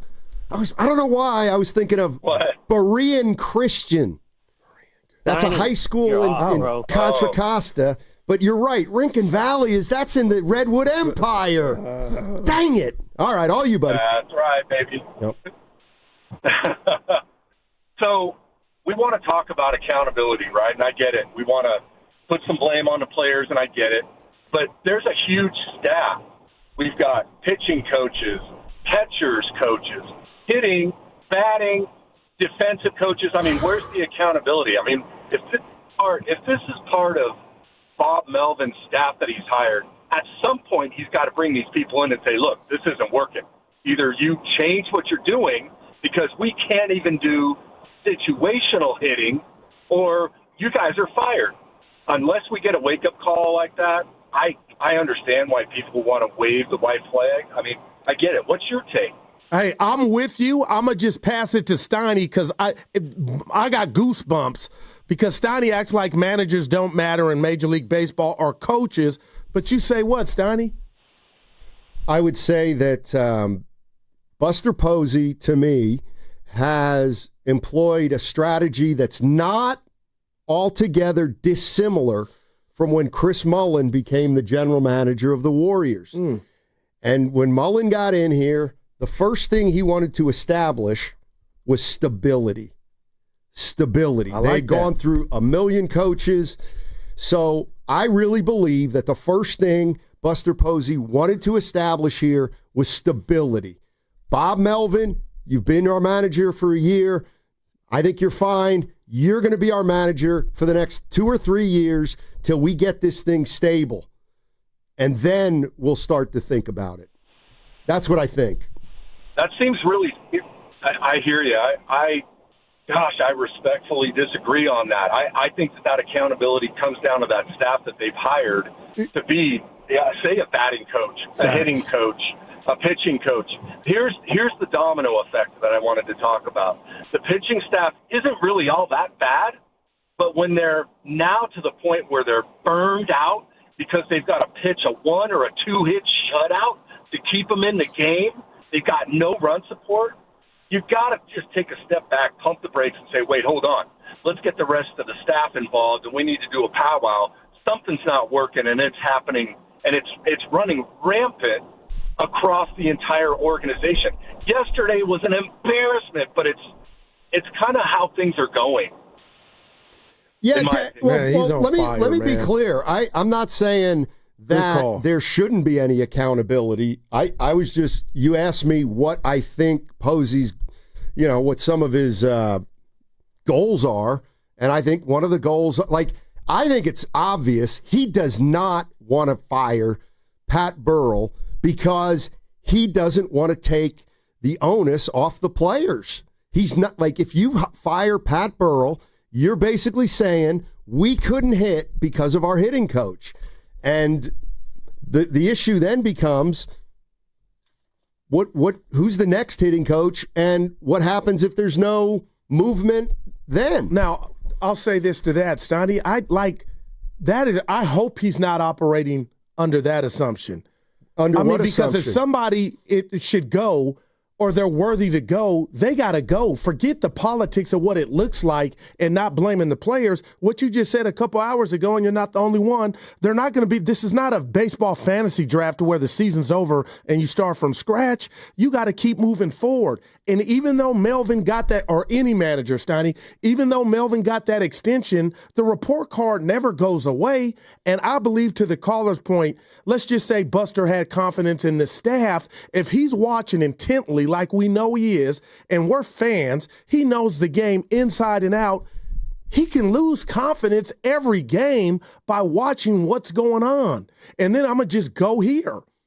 I'm not calling for the pitching coach's head, but I do wonder if he's wondering how the hell did Birdsong turn into Steve Sachs in a couple of weeks? Like, okay, we could blame Birdsong and he got optioned. I get that. But Buster Posey, Steiny, to me, is a work in progress in regard to grading his coaches and his instructors. And if I'm him, I know he's got to be somewhat disappointed. In whom? The instruction. It could be half player too or more. Well, then why did he extend Melvin? But he extended Melvin. That he did. Right. But how many coaches have gotten ran with stability's more important right now to Buster Posey. But you do understand coaches get fired with not this years soon, on their right? deal. Not this soon. Well, I'm not saying how soon. I'm just saying it's happened. Imagine and it this. does happen. Imagine this. You're the Giants, and you have been a 500 team for 3 straight years, and now Melvin's got you 3 games over, and now you're going to fire him? Well, you're 3 games over now. Right. Yeah, you were 10 of them. And this is the same. So you're going to fire him the minute things go south? No. I'll even, just for the sake of the conversation, it's not when they go south. This season is playing out the same way the last couple have, and they were always over 500. Then you think, okay, they got action and traction, and then they just keep losing, and they fade.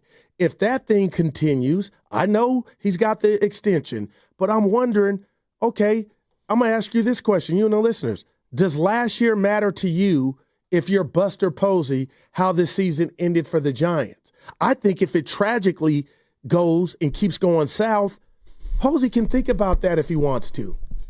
And you can say, well, Goo, what are you saying? I'm just saying. I mean, if you really want to know some of my true thoughts, he's got like,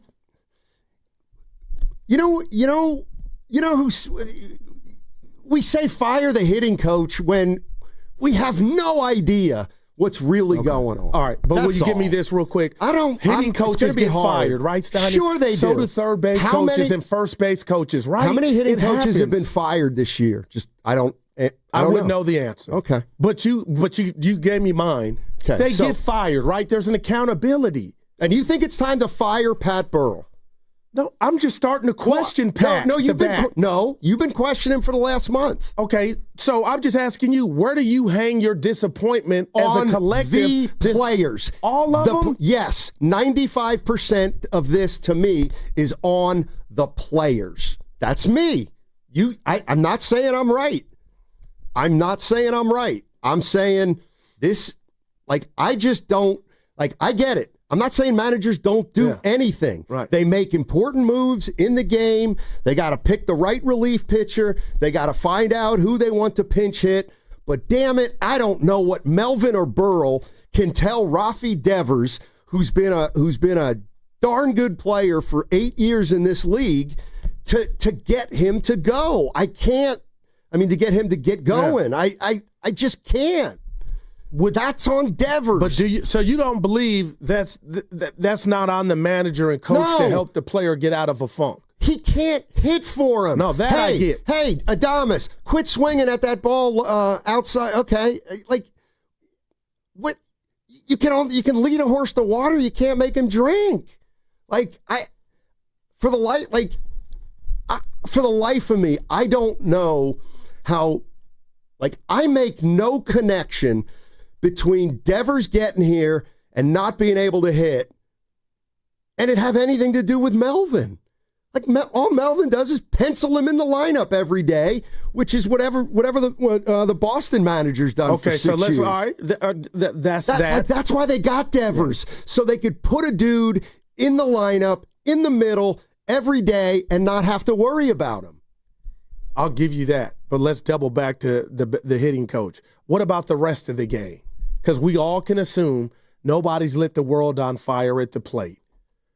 I'm just asking you, Steiny, what is even if Pat's name was Tony, what is his job description? He's a hitting coach for the San Francisco Giants that have underperformed all season. Are we just saying, hey, you know what? The person that takes this job with the Giants, you got a free pass because you got crap. That's not how it works. Well, it also isn't how it works when you're 52-49 and you're going to fire your hitting coach because you've lost 6 in a row. And it's bigger you're still than that, right though, there. Steiny. Even though you're winning games, this offense is not done. We watched that 32 This isn't game a good stretch. offense. Like, when will you see that? Like, it's not a good offense. They're going to struggle to score runs. Let's go to Jake's in El Cerrito. Hey, Jake, how you doing, man? I'm doing good, Steiny. How you doing? Good, thanks. Hey, I just have this idea, talking about the hitting coaches and the managers. I think Goo is just taking like an NFL mentality to coaching and scheme and applying it to baseball, where, the Rams go from Jeff Fisher to Sean McVay and all of a sudden they have a great offense, and you can do a lot more with just the right, the coach and manager, But in baseball, it's just individual matchups. It's just having your head be clear, being comfortable in the batter's box, and that's not really something that a hitter's coach can do. It's not that hitter's coaches don't do anything. It's just that it's not as easy as just like, oh, what is the right thing for me to say to this man? And then all of a sudden he's going to start cranking home runs. And I agree with you, and I hope I'm not making it sound that simplistic, but my question to you is, and Steiny, he's already answered it, you can agree with me because it's fact that hitting coaches lose their job. Sure. I mean, everyone can lose their job. That doesn't mean that they're like really the ones controlling everything. If I'm the, run a company and all of a sudden Blockbuster goes out of business, I'm going to lose my job. But was it my fault or was it just that times changed? I just think that I see this in a lot of areas where people, I think NBA owners are firing their coaches left and right, because they see the NFL and they think, well, if I get the right coach, all of a sudden my guys might be good. But really, the NFL is just unique in that sense. I'm calling it NFL-itis. Everyone just applying NFL like axioms and ideas to other sports. But I just been listening for the last couple of days, and I just don't think the hitters coaches are to blame. I get you. I respect it. But we're going to find out what Posey thinks, Donnie, and it won't be because you're talking, Steiny, like I'm saying, fire them tomorrow before they get to the Pirates. I'm not saying that. But I'm just saying, man, don't be shocked if something were to happen if this offense keeps going and doing what they're doing. But to sit here and say they're not underperforming as a whole, that's strong. And that would be a lie. Well, Adames isn't underperforming now. Listen, you could have – oh, man, you could have – I like that guy. You could have stuck it in my face. Oh, God. See, I'm not you, though. No, but if you would have – I'm trying to see what opportunity I missed. Oh, you missed it. All right. A lot of hitting coaches have been fired this year. Oh, yeah. But you didn't say that. Because I'm not going to sit here in front. That wouldn't have brought home my point. The point is Posey and Melvin going to do it because I believe Pat Burrell, something that you just, hey, can I talk to you in my office? What the hell's going on with your unit? And his unit, Steiny, is this giant offense. Whether you believe it or not. I said it yesterday. Go ahead and fire Pat Burrell. Like, seriously. Like, I'm not fighting you on it. Like, go ahead. Yeah. Fire him. I never liked him. Do you have that like number? Tony Montana, I never liked him. She'll be back. Do you have the number of how many have been fired? Cincinnati fired hitting coach Joel McKeithen and assistant hitting coaches Terry Bradshaw and Tim Lamont. Minnesota. They did that before the season. Right, but this is since the end of last year. Evan, be ready tomorrow for that. Yeah, Evan. This is since the end of the 2024 season. Right. Minnesota, Atlanta, Texas, the Marlins, and Nationals. Right. So it happens. Rick Shue was reassigned. Right. While not firing the entire coaching staff in Miami, including hitting coach John Mabry and Bill Miller and Jason Hart were informed. They were informed they wouldn't be returning this year. And how are the Marlins doing now? Not very good. Well, they got some. Let me just tell you, they're doing not very a lot good. worse than the Giants. Like mid-season, though, this year, during this baseball season, there's been 2 teams that have fired their hitting coaches. Okay, who are they? The Texas Rangers. They let Donnie Ecker go. Yeah. Former Giant. And the Colorado Rockies. Man. I think it's time. Those teams are really struggling. I don't think Pat Burrell's safe going into the offseason, but doing it mid-season is kind of tough. And that was my bigger Dibs, Texas. That was my bigger. Okay. Can you explain after I said Dibs, Texas? You're going to have to read into that yourself. No, I'm calling you out because when he walks in here, you're going to jump on him like, Daddy. Hey, Dibs. Yeah, I love Dibs. So why would you blow when I bring his name up in the text that he sent to try to help the show? It was more exasperation at you. Yeah, no, it was Dibs. No, it wasn't. I love Dibs. Oh, now you love him. Yeah. Anyway, what did he say? I didn't forgot. Well, he texted it to you. I didn't. Why don't you look? Yeah, I had to check you first. Dan in Berkeley. Hey, Dan, how you doing? I'm doing good. Your show is great. Oh, really? I was going to say I agree. I was going to say I agree with Guru. Guru is exactly right. In baseball is different than football and basketball, and it's almost exactly like a golf coach with Tiger Woods. He's a swing coach. He is an approach coach. Pat Burrell and Bob Melvin and Buster Posey. These people, that does not mean that they are they're proficient. If they were at the college level, they would be fired. At the ACC or SEC level, yeah. If you're not producing, you're gone.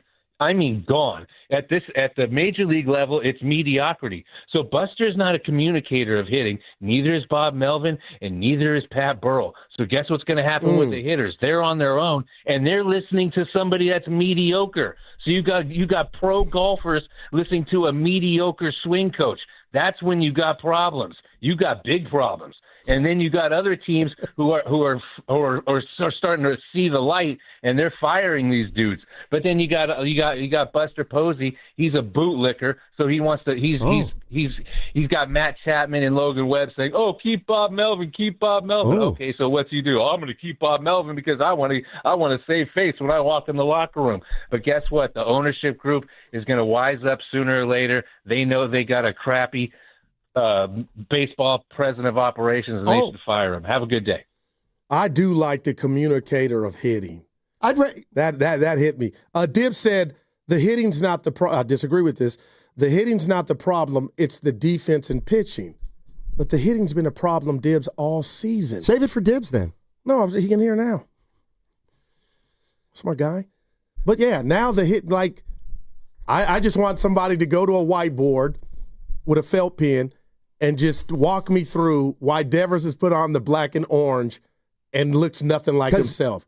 Now, I'll take injury and I'll be fine and we can adjourn, but let me ask you a question. If you think he might have been hurt when they got him, well, then why did he have 15 homers? Like, why was he having a really good year? He was. He got off to a terrible start, and after this terrible start, he was really good. Right. And I thought that's which one the Giants were getting. I'm just saying, if the only way your theory holds water is if he got hurt here or aggravated something here. Yeah. Because life has a way of life in Steiny, and I'll just say this because nobody cares in the Bay. I mean, what do you chalk up? I'm not making the parallel, but I can't ignore it. That the Red Sox have gone upward without Devers, and the Giants have gone south. Is that just happenstance? Like, I mean, when you hear that, like, just talk to me. The Heat went down the toilet when Butler left. They went down. They were in it, but they went down. They made the play. Yeah, but you know what I mean. They got beat by 50. They didn't say, hey, you know what? We had addition by subtraction. They suffered. But Boston's balling. I just like I can't ignore. You're asking me something. I'll tell you what I think, and you'll say, "Oh, Steiny, no." I mean, never do that. You always do that. Give it to me. Maybe there's a clubhouse issue. Maybe there was one in Boston, and now there is one in San Francisco. Can I look at you and tell you that wouldn't shock me? Like I think we would have little stuff that would come out. But I'm just saying, when you're doing this bad and not being yourself and balls are just dropping and you're looking like the Bad News Bears defensively, Dibs, I mean, everything's on the table. So I do wonder if there could be an issue. So I didn't say, Steiny, you're wrong. You would have if I wouldn't have given you the prelude. Oh, Steiny, no. Oh, Steiny, no. What are you saying? Devers is a cancer? No, not a cancer, man. Yeah. Maybe they got communication issues on this team. Melvin said that with Casey Schmidt and the ball that Acuna scored from. Yeah, but he's talking about on the field. Maybe there's more. Maybe it's off the field too. Maybe this team's not together. I don't know. Nobody knows what's going on in that clubhouse. Steiny, Birdsong didn't record an out. That's funny to you, huh? Then don't ask him to hit a Marlins guy for no reason at all. That Steiny it can't be that. It's part of it. Absolutely, he's a part of the story, whether you like it or not. By the way, and I didn't do this, but when I was telling you about Birdsong, a lot of people were like, what are you shaking your head? A lot of people were like, Steiny, you're on to something, yes. Please. You know what? Okay. Well, why hasn't any reporter asked Melvin about it then? Because they're gutless. I don't know. Because forget who it is and the team. It's not a hard question to ask. It's kind of preposterous, Steiny. They didn't ask him to rob a bank. They asked him to hit a guy and move on with 2 outs. Okay, if you say so. If you say so. You know what? I'm going to do it on the other side. I am. I'm going to do it. That last segment was brought to you by Ceremony Ford.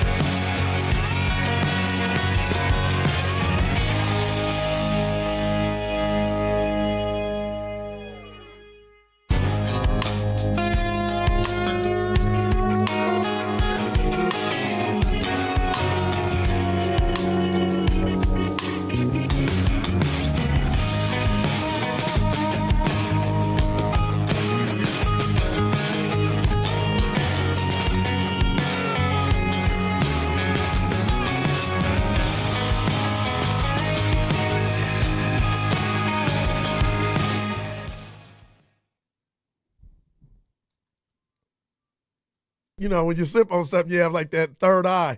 That's really important. Now, back to Steiny and Guru on 95.7 The Game. All righty. It's not Guru's last day of work.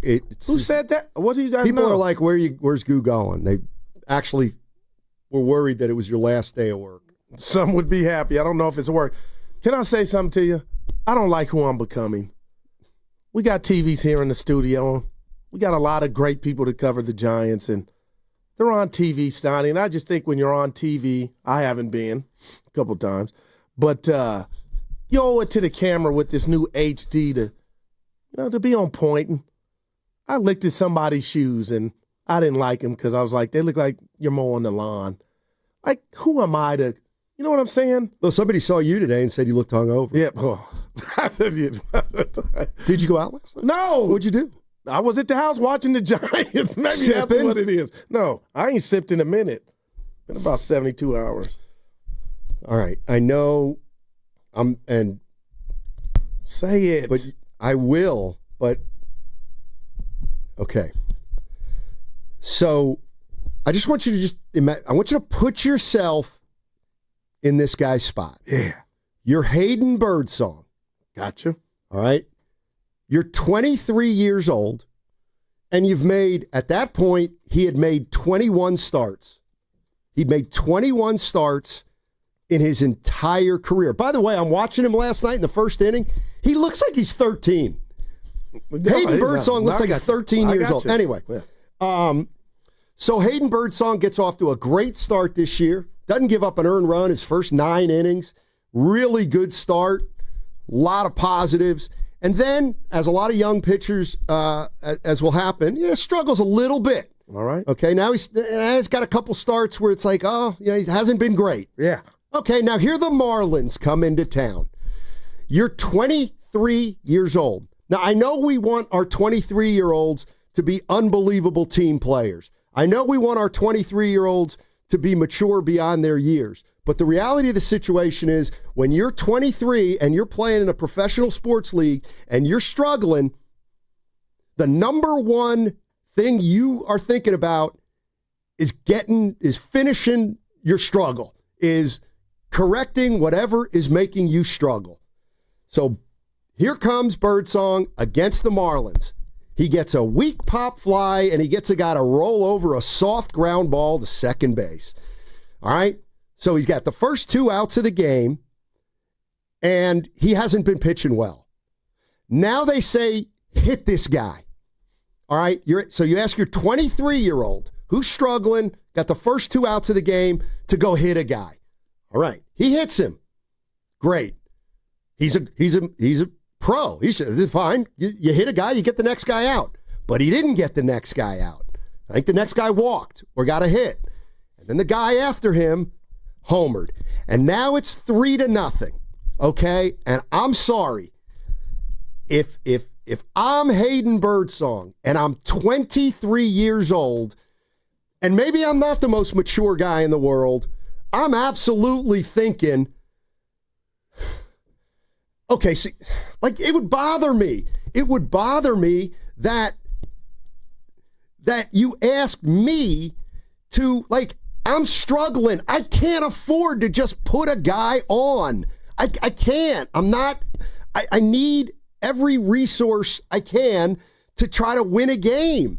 And the fact that he was asked to hit a guy after the first 2 outs, to me, it like changed the dynamic of the game. Like you can't tell me he wanted to hit that guy, get a runner on first base. Okay, and then A to B, not directly, but now we've looked at him the last couple times and he looks shook.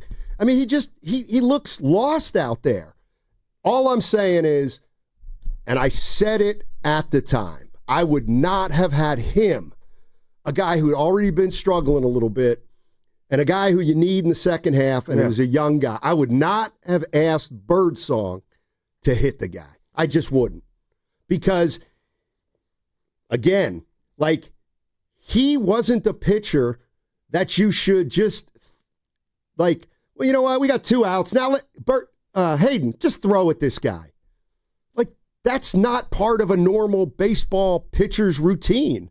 Like, he gets the first 2 outs. He wants to get out of the first inning, maybe with, like, how many extra pitches did he even have to throw because he did that? All I'm saying is, I didn't like it at the time. I like it even less now. That's all I'm saying. I understand how you feel, and I'll just say this, Steiny. If I'm Birdsong, who had been making some noise and people like what they saw from him, albeit his little struggles at the time. But, Steiny, if I'm living my dream out and I'm making $765,000 guaranteed, because that's what he's getting for this season, and I'm pitching and I'm in the rotation, this is me and I mean it. I would take that as a badge of honor that my manager told me to plunk somebody and then get back mentally right and go ahead and do the rest. He wasn't mentally right coming into the game. Like, he was struggling. Then he I feel like, in a way, like, what they did was, like, it not only hurt Birdsong, it cost them the game. They got down 3-0 in that game. And they came back and tied it, but I got you. They lost. The game. And they were 10 games over at the time. And now I'm not saying it's directly correlatable, if that's a word. But now you've lost Birdsong. He's gone. He can't pitch anymore. Was it because he threw at the guy? Probably not. Did that have anything to do with it? You can't tell me it didn't. Okay. Have a little something to do with it. Let me read this to you, Steiny, and let's try to figure it out. So his first 17 appearances this season, 6 of them were starts. He walked 20 batters over 52 innings. Right. Had a 3.25 ERA. Yep. Okay, and we're singing his praises like, man, the Giants got something. Over his last 4, 17 walks over 13 innings pitched with the ERA 11.08. So, and you kind of just did it. If it was all just him plunking the batter, and you admitted something was going on before, I mean, how long does it last, and what do you think the number one thing on your list is of having him do this assignment? Because, again, you brought it up. Yeah. He was having control issues during, like, leading up to that Marlins start. And to me, like, he was having control issues. Like, he was starting to walk 4+ guys a game. So that in and of itself would have been a reason why I'm not giving them a free base runner on first base when I'm not confident that my guy can throw enough strikes. So is this the equivalent of an NBA team, Steve Kerr asking a rookie if they're trying to send a message to commit a hard foul? Yeah, I would leave that to Draymond Green. I mean, this thing. The other thing is this it's dude a little, lost his spot, man. He's not even with the big club right now. Just on how bad he's been going. I mean, the other thing is, like, I get it, and you said it. Like, if this is how Birdsong reacted, then he's not. I don't think he's a good pitcher anyway. Well, my counter to that would be, there are a lot of young players in the league, in every professional league, that struggle early and then overcome it. So, like, I'm not saying because Birdsong is struggling right now, his career's over. We've seen a lot of guys struggle in their first couple years, and then they eventually figure it out. I mean, like, a dramatic example would be Kobe Bryant, the first playoffs he ever played. He shot like 6 air balls. Yeah. Well, nobody was making I mean, he rebounded from that just fine. So I didn't like it. Yeah, and I'll just say this to that. With this move, and it just went to what Dibs texted, Steiny, they got 2 major holes, I believe. One guy I was wondering if Verlander was going to get the ball again, and it looks like he is. You almost have no options. But, man, now as you're playing your worst baseball of the season, along with Verlander, we saw him struggle. It was nasty Friday. With this move, I mean, my goodness, Donnie, and maybe I give the point to Dibs. Right now, pitching might be more of an issue for the Giants moving forward than the hitting. 95.7 The Game, breaking news. Well, while we're on the subject of Rafael Devers, the Giants lineup has just been released today. Devers will be making his debut at first base. Wow. And Wilmer Flores is DHing. Now imagine, Evan, that is wow. I guess they're not worried about his injury. No doubt. I took that one on the chin. But, Steiny, I'll say this. Again, I'm superstitious. But, man, what if all of a sudden him playing at first, he starts coming around Devers, Flores looks like Flores, and we look back on, man, when we made that move, and I'm sure it's been in the crock pot, but, man, you could point to this as if somehow they, this propels them like that got us going. That was our jump start. Rafi in the field. Well, keep in mind, he was great for the Red Sox, and he never played in the field. So he was DH and was having a good year before he got traded here. I mean, I know. I don't know why I'm wild, but it'll be interesting. I mean, I don't like it. I don't like him playing first. But his best year, Steiny, he had a position. Right, third base. Yeah, I got you. He's never played. Totally get Here's that. what I believe. I think you just put a bad fielder at first base. And I get it. He's never played there. But I find it hard to believe that he's going to be really good at first base to start. What if this somehow unlocks him offensively, though? And until we see air or airs, we kind of just keep moving. It's weird. Like, if he got hot right now, you'd be willing to say the reason was because they put him in the field. I would say that. Okay, well, one of the reasons I think Birdsong has blanked the bed is because of what happened in Miami. Yeah. So I get it. I mean, and he might get hot, but I got to be honest. I thought, Steiny, they were going to, not that I wanted, shut him down. I thought that's where Evan was going.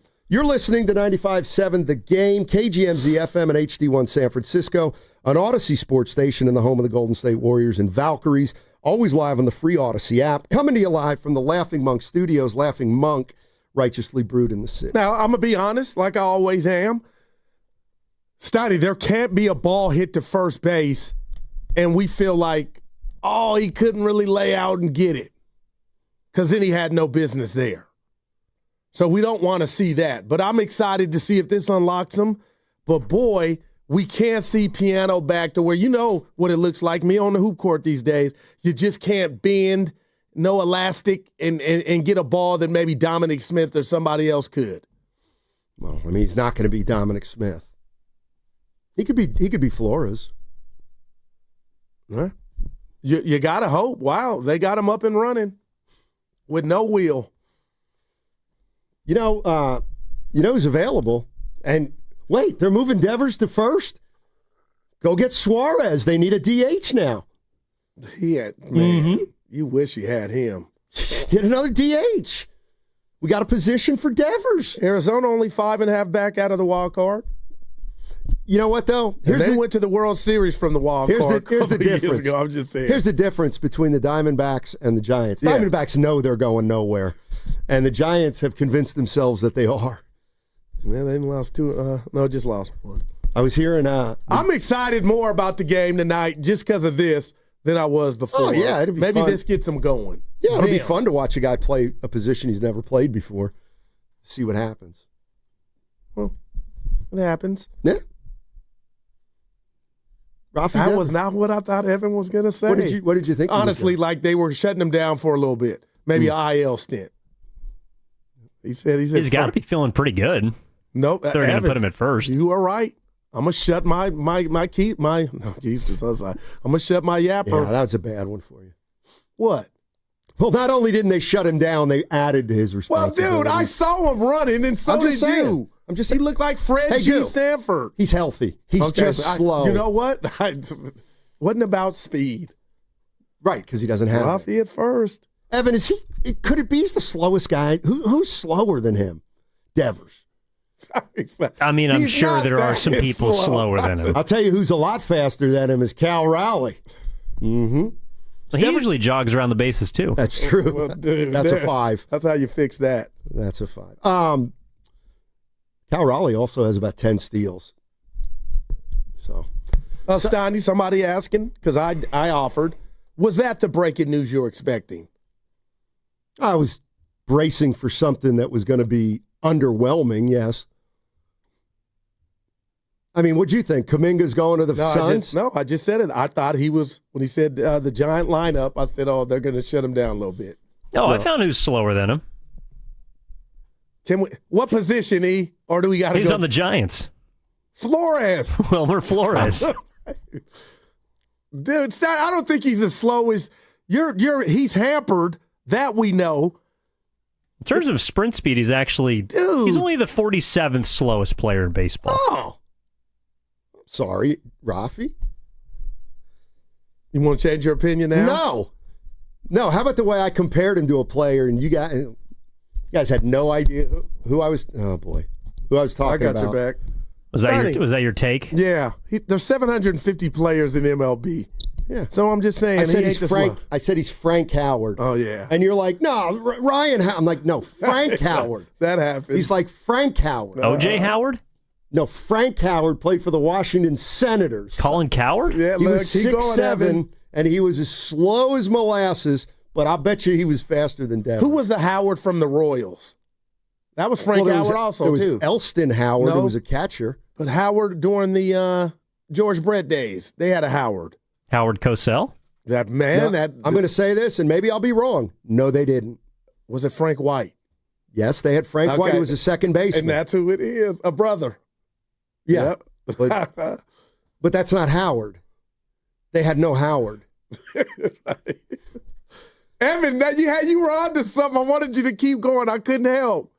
I didn't have any off the top of my head. Yeah. Dude, Rafi at first. Dude, don't let him homer tonight. Evan, don't let him homer. We figured it out. I kind of like the Giants tonight. Dude. Do you really? We were talking about it. I do. Who's pitching for the Braves? Some guy you've never heard of. Speaking of which. Schwellenbach? His name's Daniel. He just got called up. Look at his ERA. Not bad. That doesn't tell the story sometimes. It's been like 2 starts. Yeah. Exactly. How bad was Elder last night, and they couldn't run him? It's because they're not a good hitting team, dude. Dude, he pitched like an Elder, and he lasted. Yeah. No, but seriously, Steiny, this puts some spunk in my junk now. I'm ready to watch the game. Let's hear from Hayden Birdsong. Hey, you had about 2 weeks in between this start and your last start. Was there anything that you were able to pinpoint in between these outings, or is there anything you've been able to pinpoint at all? It's the command issues. I don't know right now, but that's every single time I have struggles with it, I try to find it and haven't found it yet. So we're keep working. One of the last times this happened, you described the feeling as like having a force field around you. How would you describe? Not around me, around the plate. That's more of a joke. But it just feels like that sometimes. And today felt good. Just couldn't locate it, obviously, and couldn't land it really anything. What do you do to maybe right the ship when you're running into these command issues? Go back to step one. Whatever that is, but go back, look at film, see what I was doing in the minor leagues, see what I was doing up here early, just reset it. But that's all I got right now. I know it's still fresh, but have there been any conversations about where your next appearance might be? I have no idea. We'll see. That poor kid. No, everybody. Memo, he doesn't bite. My goodness, you were in the library. That was your voice you do. Steiny, I didn't like to tell you. Well, why was everybody's... Don't you get... my God. You got big problems. This is Clubhouse / Locker Room 101. When a guy stinks and he's stunk and you got to ask him about it, you do it in a more Oh, my God. Like, Hayden, I know you've had some trouble with your control. Did you think you had worked something out? I mean, you can't say, Hayden, why do you stink? I asked Evan about it. He had an experience with this. Walked his first 3 hitters. Evan, tell us what you thought about that force field around the plate when you feel like that you moved me this morning. Steiny left the room. It's a real thing. Like I would argue that there's nothing worse in sports than having the yips as a pitcher. I don't like that you said you walked bases loaded and he yanked you. Well, I walked the bases loaded. You're about to get him some runs. What'd you want him to do? Ask him to hit somebody? Why don't you ask him to throw at somebody? Evan, I didn't walk him on 12 pitches. Okay. Yeah, well, I lost 3 batters the first time I came out of the bullpen in college, got yanked. and then I had the yips. Evan. And he's so right. Like, a force field around home plate might be the most apt way to describe when you have no clue where the ball's going. That's like the Steve Sachs thing, Stoney. Knobloch. I'm disappointed. Like, you walked 3 guys coming out of the bullpen? In my first collegiate appearance, yeah. Evan, you got to come in. You got to come in. What happened? He said he had the yips. You don't think I tried? It sounds like you were getting a little too fine. Dude, it was my first start in college. How come you didn't trust your stuff? That's like you getting ripped first time you get in the game in college and them taking it the other way for a layup. That happened in 10th grade for me. 10th grade is when I learned my lesson. Yeah, sorry, that never happened to me in high school. Were you too, seriously, were you too amped? Or were you getting too fine? Or you didn't trust your stuff? Or see, and this kind of questioning... He thinks I'm being a jerk. No, dead ass, because the exact same thing is the way that people in the locker room are talking to Birdsong. And the answer is, you don't get it. Wow. You just don't get it. I don't get what? What you're asking. Because you've never had it happen to you. So there's no way that you could possibly understand what it feels like. To what? And any answer that someone gives you is not going to be adequate enough because you don't understand. So there's nothing similar in any other sport? Why didn't you just come in? Like, why didn't you just throw a strike? Because, dumb, I'm trying to do it, and I literally can't. That's like me asking, hey, Steiny, how come you can't hit a ball in the fairway? I can. No. But like when you're down bad, your swing's awful. How come you can't hit the fairway? Well, I don't. How come you can't hit the ball straight? I don't miss the fairway 9 straight fairways. You know what I mean? My point is... Or 12, because you walk 3 guys, that's 12 balls. Not in a row, you jackass. By the way... Man, I hit a couple fairways in the middle of my dry spell. How many free throws you missed in a row? Oh, God. 3 tops? Yeah, big moments, right? No. Well, you missed one to lose a game, remember? Remember you missed one to lose a game against the brothers. Yep. No, you're getting your games mixed up. That was Eastern New York, and they didn't have a black guy on the team. All right? Go ahead. Estimated odds. This is how you know the show. Evan, get ready. He goes, Stoddy's going to hold this over your head forever. Well, that's fine. That's BS. No, and you are, and you will, and that's what you do. Look how he's looking. You're being a jerk. That is in the file, Evan, for real. Okay. Estimated odds. Ask me about the 10th grade game against Reading High. I'm not going to. Okay, I'll tell you anyway. They were bigger than me. They were quicker than me. They were smarter than me. I literally couldn't bring the ball up the court. That's a physical thing, though. What I'm talking about is a mental breakdown in sports of which you've never experienced, and that doesn't mean you're bad. I almost feel like I want to say no, I have, but you're probably right. Yeah, and that's fine. But my point is, so when you ask these questions, you know nothing of what you speak, of which you speak. So no, I'm taking offense to that. I'm an athlete. I can.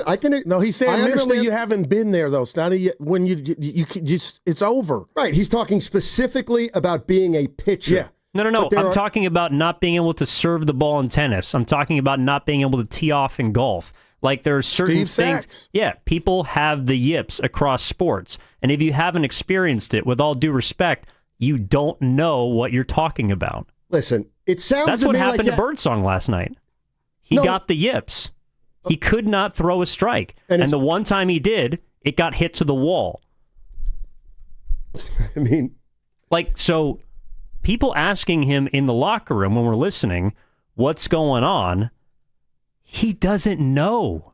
That's the whole point. That's why you rarely ever see it. It's like Jared Salton-Lamakia not being able to throw the ball back to the pitcher from behind home plate. Why can't you do it? It's the easiest thing in sports. They don't know. It's like a bowler that bowls at 300, next time out, rolls 4 straight gutters. Why? I don't know. It's a mental thing. That's why he has to be sent to Sacramento, because you're not going to be able to figure that out your next time out at the big league level. He has to be sent to Sac? No, you have to send him to Sac. All right, 888-957-9570. You're going to hold it over his head, though. That's the best part. I got 3 days. Yep. He misunderstood. That's fine. It'll come up. What's come up on the game is Evan sticking it to me. but also whatever he did, it was brought to you by Fremont Bank. Here for you, here for good.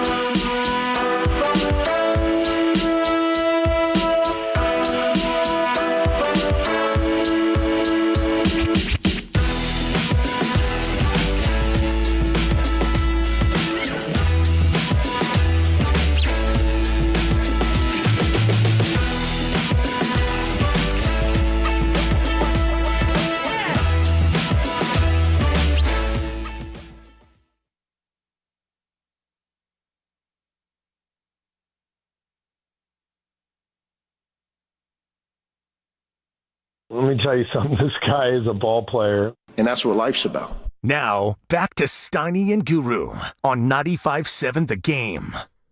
What happened? Dibs came in and he ran out. Did you think it was a crossover?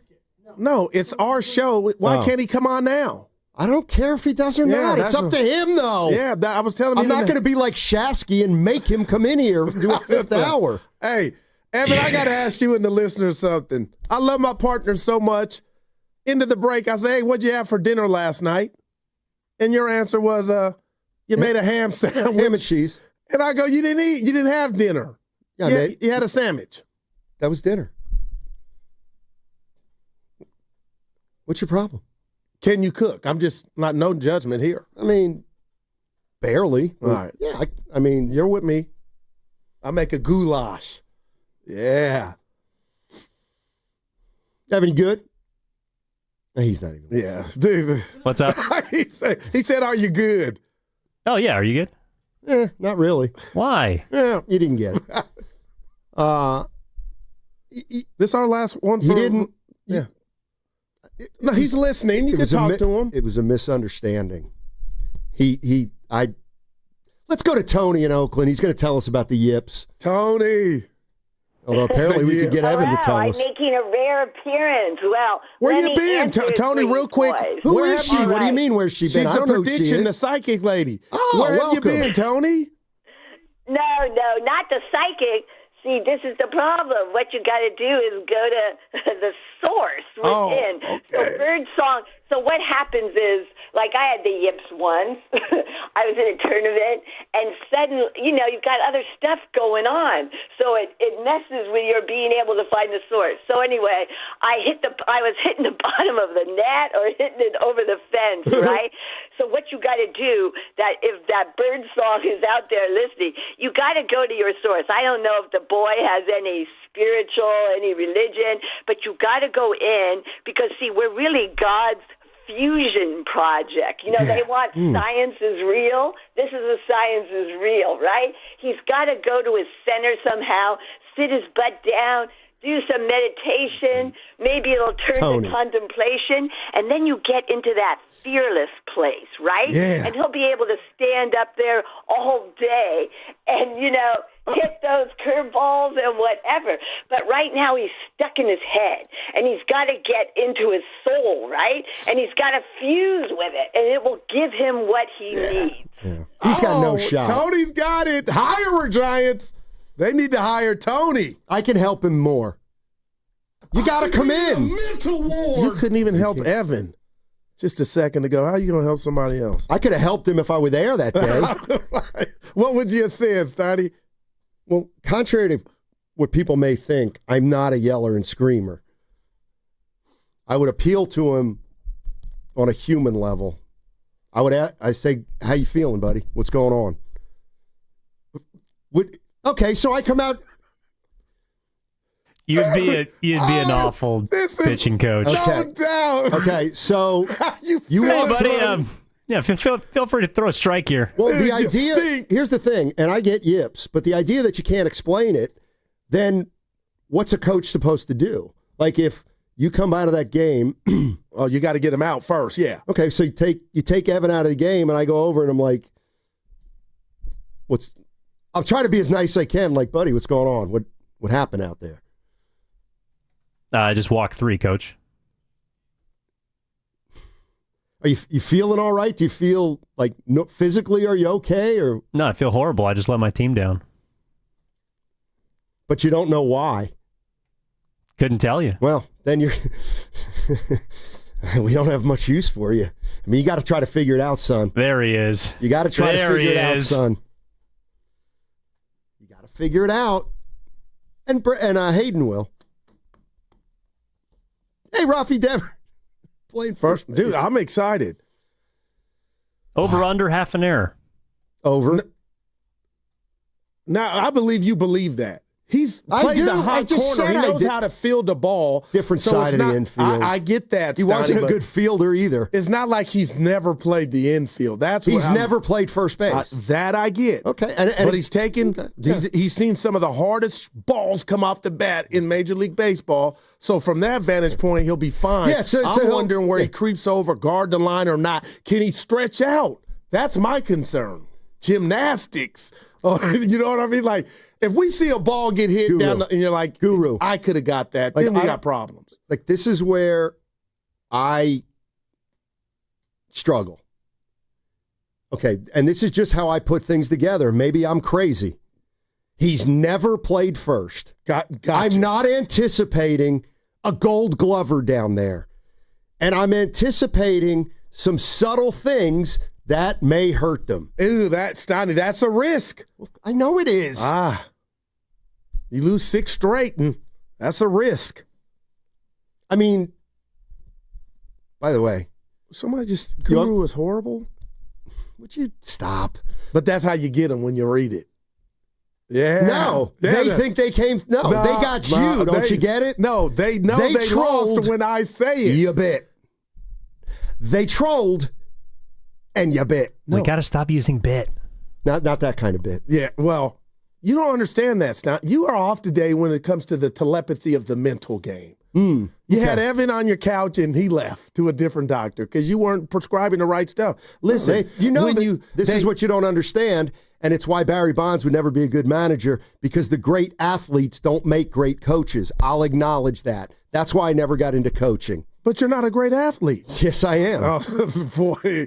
Well, you shot 84. When you read the trollism, they get mad because they want that to really affect me. So if I didn't read it, they'd be like, "Oh, I got it." What do you think of this, Goo? Yeah. It's bothering me. Here's my speech. Here's something. 1:30. It's 1:26. All right. I'll make this point to you. So here's a conclusion I've come to. So you have said a lot of times, Adames gets hot, he can carry you, right? No doubt. Yeah. Okay. So over the last 30 games, Adames is hitting 300. He's had 7 homers. I love it. They're 11-20. Okay. So apparently Adames can't carry it. Right. He can't. He's not good enough. Well, the whole plan was devised that he would have some help. But he is not a problem at the plate right now, and I'm being real. I feel like when he's at the plate, the ball has become a softball because he's so locked in. Doesn't mean he's going to get on base every time. So I'm with you. Mike Trout on line one for what you're trying to make. One guy at the top of his game can't carry a whole offense, okay? But he needs some help, and I'm looking at Chapman. I'm looking at everybody in an orange and black uniform. It's time to start hitting. And if our pitching is going to take a step back, and it did with this announcement of Birdsong going back to sack, man, we got to start hitting our way out of these problems. See, and this is also the way I look at Birdsong. Okay, he's out of the rotation. For now. Whoever takes his place is not going to be as bad as he's been for his last 5 and starts. And that's why you make the change. Nobody would say anything different with that point. Here's the other thing, and I get it. Adames went 4 for 5. Great game last night. But last month. But I watched the whole game, and I listened to Flem and everybody. In the first inning, did you catch this? What you got? Adames hit what looked like a rope, and Fleming got excited. He's like, drive into left center. And it just kind of hung up. And Fleming goes, oh, well, that ball wasn't hit as hard as we thought he did. I love that. And it's like, that's Adames. Like, that's who Adames is. He's just not hitting the ball as hard as you think. What are you saying? What about that one he hit against the Dodgers in Triple Alley that went out? Triples Alley. And he hit a couple in Toronto. Well, he's got yeah, he does. He hits homers on the road. He's got the 15. one I speak of was in Triples Alley, and it went out. He crushed it. Yeah, he's hit 5 homers this year at home. He's hit 10 on the road. You'd like to see that grow. You think? He's hot. And I think he took that L. It just doesn't translate to winning. It's like Kuminga in the Minnesota series. Sure, he scored 30 a night. I'm not going to mention Adames and Kuminga in the series. Sure, he scored 30. But Steiny, stop. Theodore Rand. I don't even got it up. What'd he say? On the YouTube chat. Giddings got the yips and Steiny got Wally pipped by Terry Scott. Who's Terry Scott? Terry Scott was one of my teammates at Franklin and Marshall College. Dude, wow. That's knowing the show, bro. I thought he was going to say Rick Bucher. And hey, Theo, mouth. Terry was a center. Okay? He was a center. I was you a have point shared guard. with us, and I'm not trolling. And let me tell you something about you Terry missing Scott. Free throws to cost you your game. That happened. I missed to the front end of a 1-and-1. Yeah. Like, that's what they've gotten rid of now in basketball. Right. But that's because still 1-and-1s put, you're right. Yeah, I give you that. 1-and-1s put more pressure on a player, and we don't want that. We don't want more pressure on pro athletes. We want to give them 2 shots rather than a 1-and-1 because then they may have to make the first one to get the second one, and nobody likes that. There's still a 1-and-1 in college. For like two team fouls. Yeah. Like, I think it's 7, it's 1-and-1, and then when they get to 10, it goes to 2 shots. Nick in Berkeley. Nicky. And then we got Gurus. What are you doing again? Manager. Yeah. Hey, Nick. Hey, so the yips, if I could describe it, would be your mind is not even working right because you try to grab the baseball, the ball doesn't feel right. You're trying to move it around in your hand, find some different seams, throw with big seams or across the seams, with the seams. It's like nothing is working. It's like when your feet are moving around, you're just like late. You're kind of mind in a weird way. The more you try to throw the ball straight, the less it's going to go straight. Yeah. So my whole thing is you just got to rear back and throw the ball as hard as you can, and wherever it goes, it goes. But these guys are pro players. Mix in some practice, bro. How about tell the umpire to keep throwing balls back and forth, play catch with the umpire till you get a ball that feels good in your hand.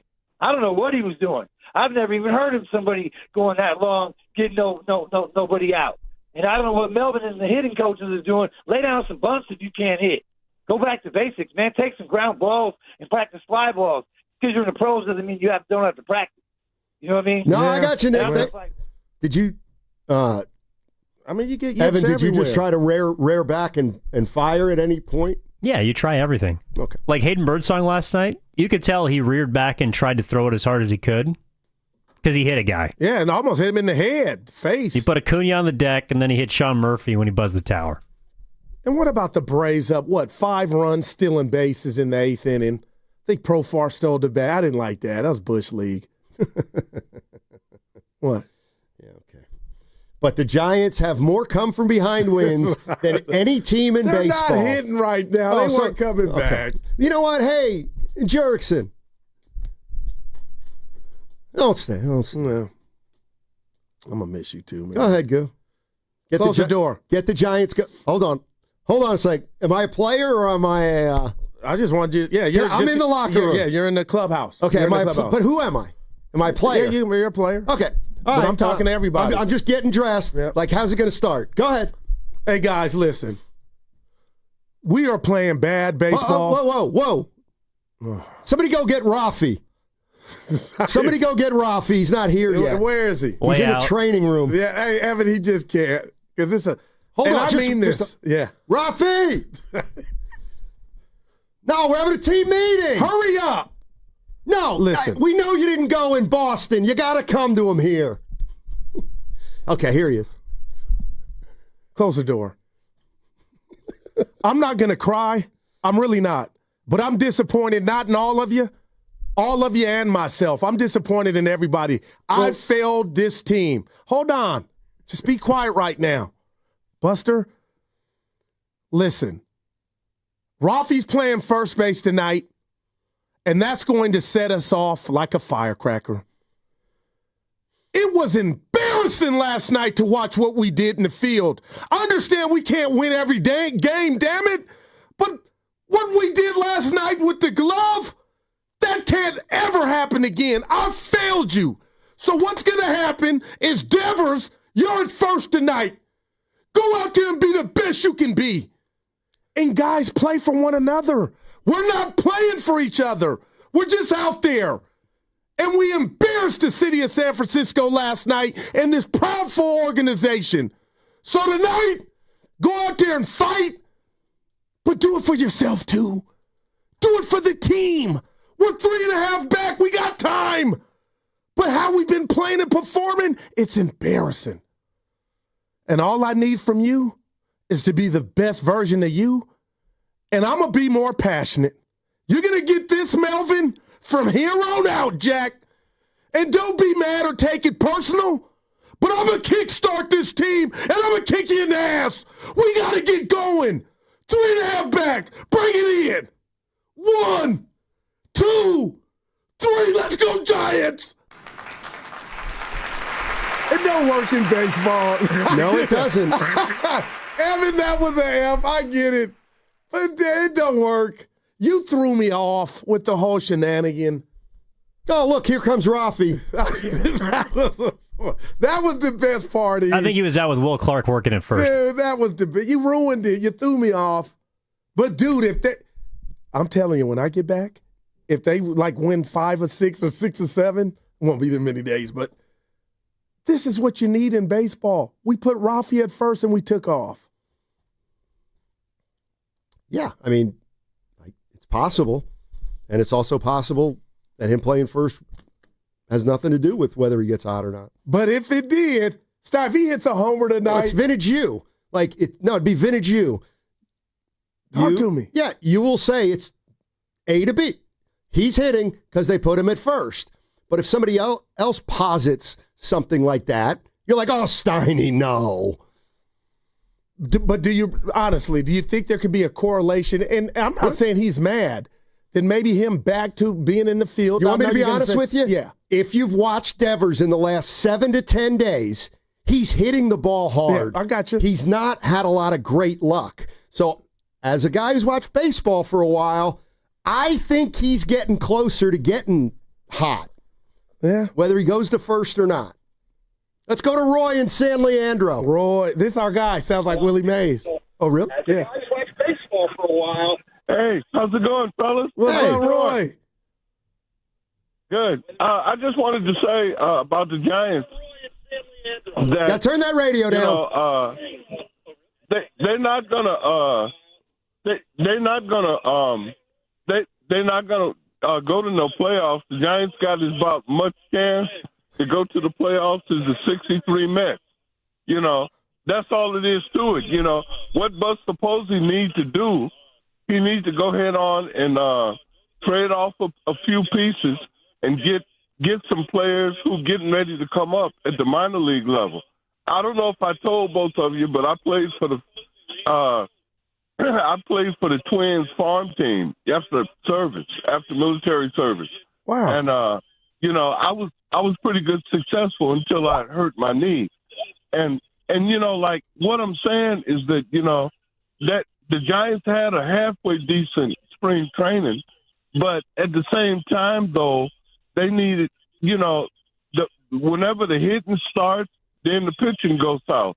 Then when the pitching starts to go good, they can hit.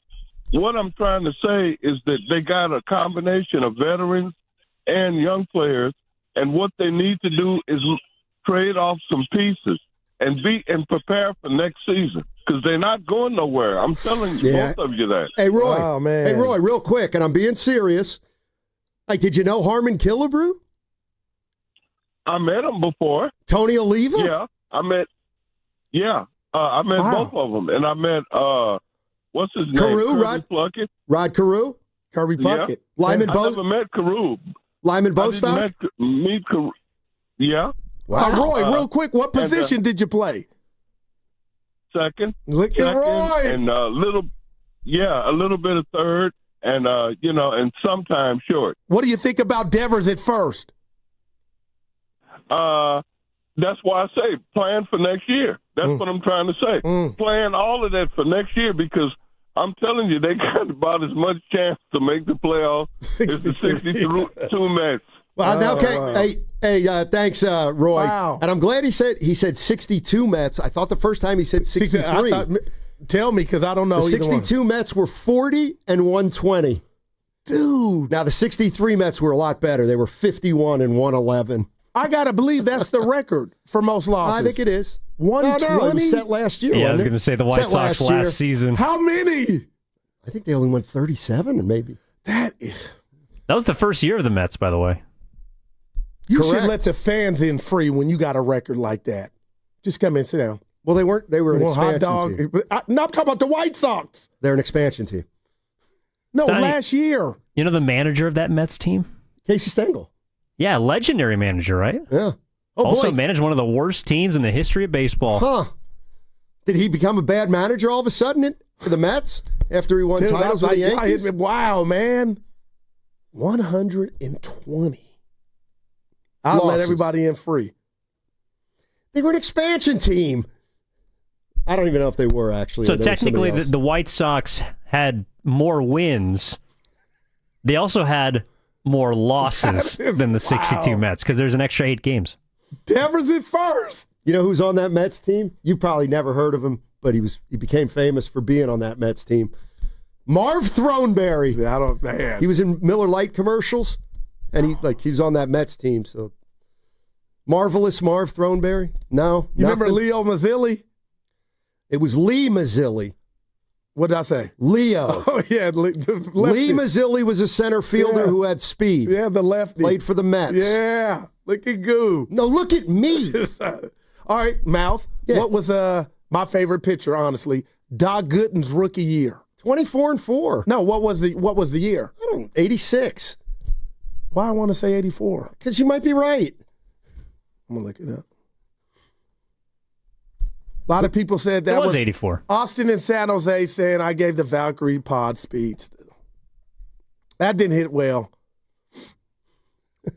You should have thrown something in the studio. Dude, that Shasky did that. I think, dude. What? What if they take off with this move? That's all I'm saying. Okay. With what move?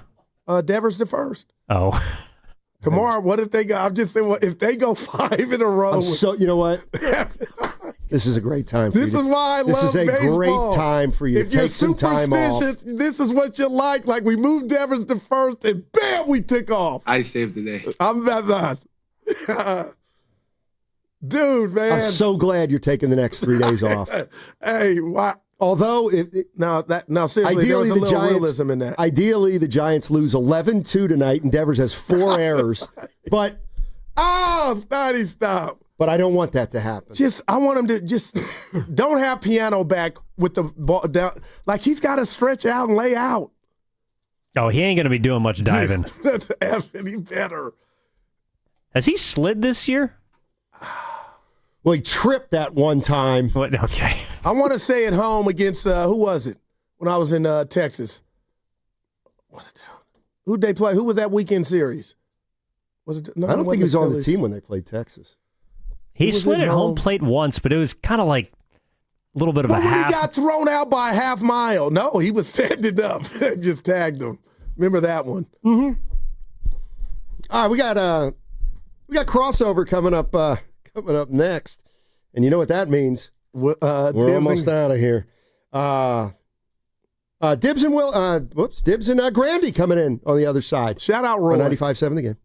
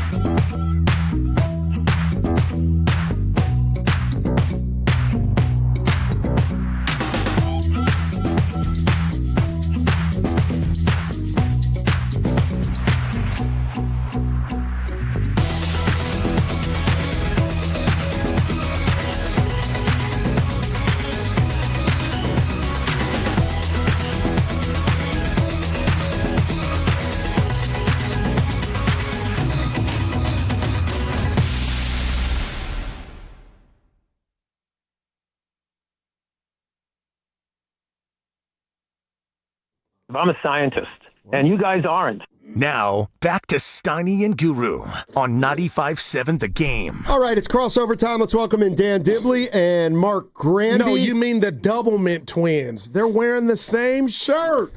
I'd like to get to that in a second, but I have something serious to talk about. Oh, boy, man. You know, God works in mysterious ways. God's plan.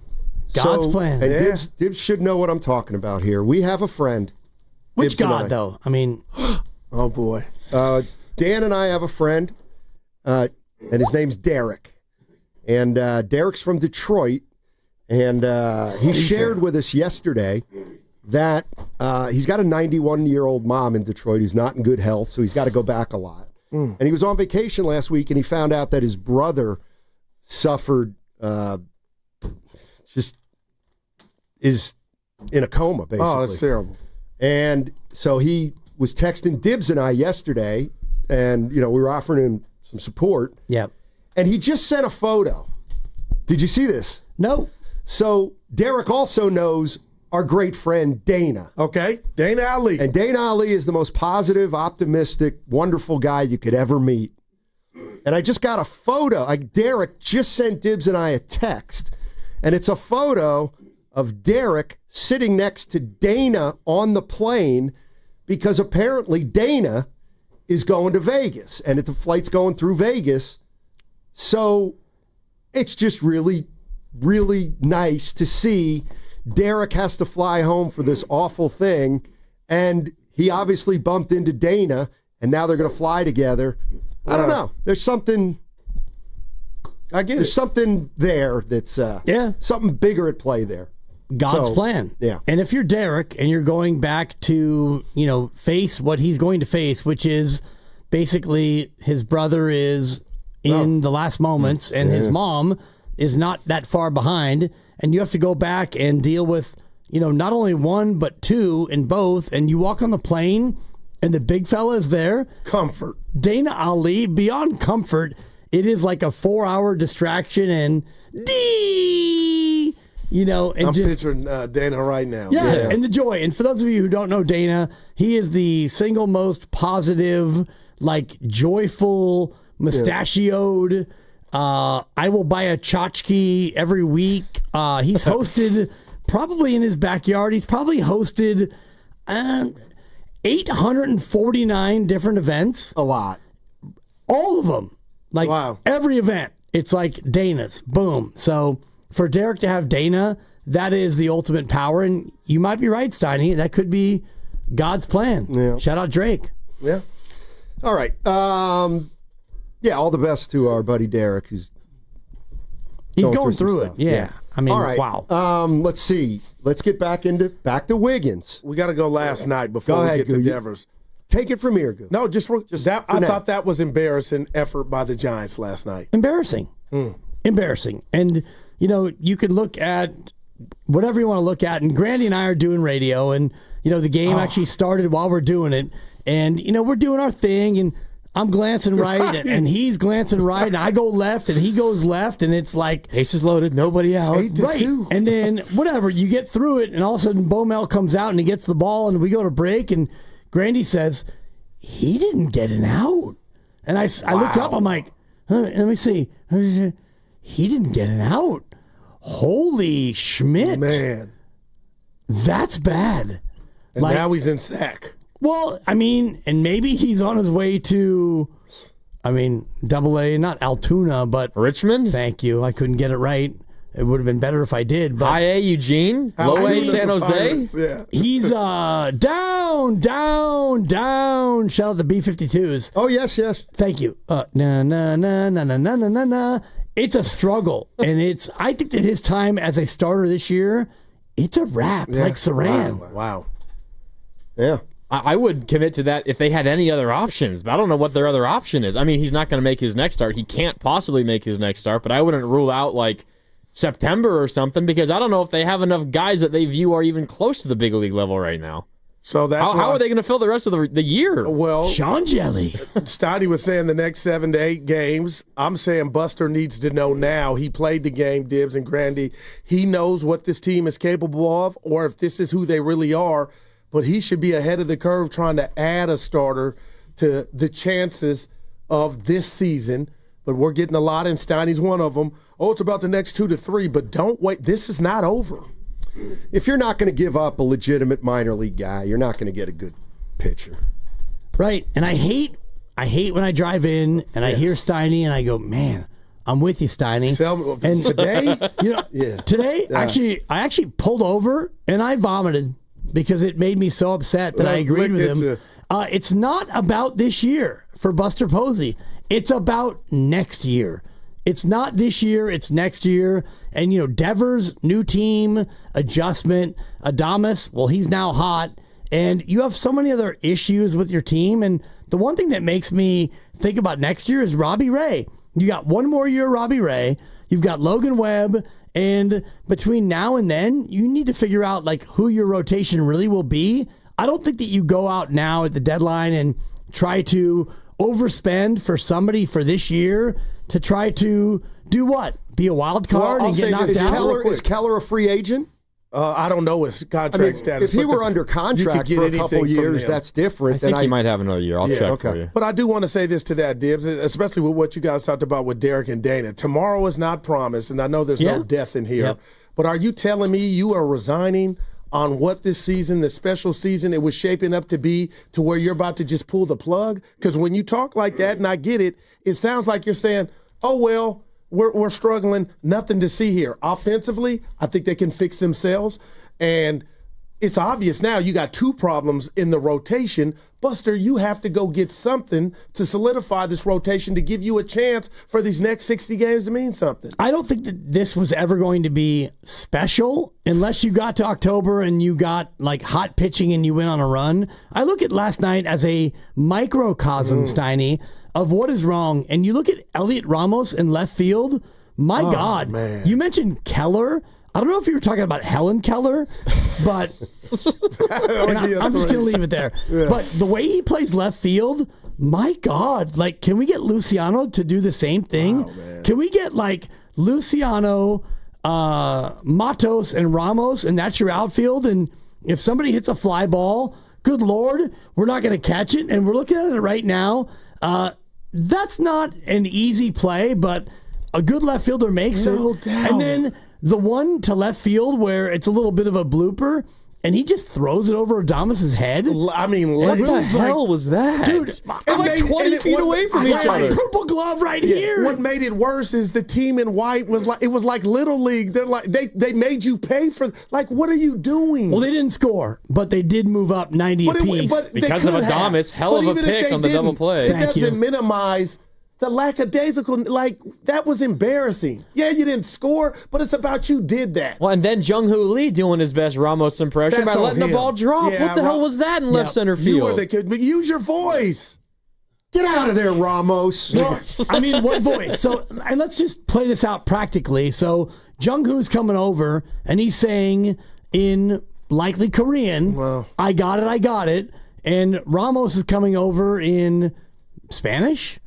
Well, they have an agreed upon word, whatever it is that they all use. Whatever it is. I mean, Bomel mentioned lack of communication. Whatever the word is, it was not. Toes. Yeah, it's tippy toes. Thank you. Shout out Catch the ball. Tippy toes.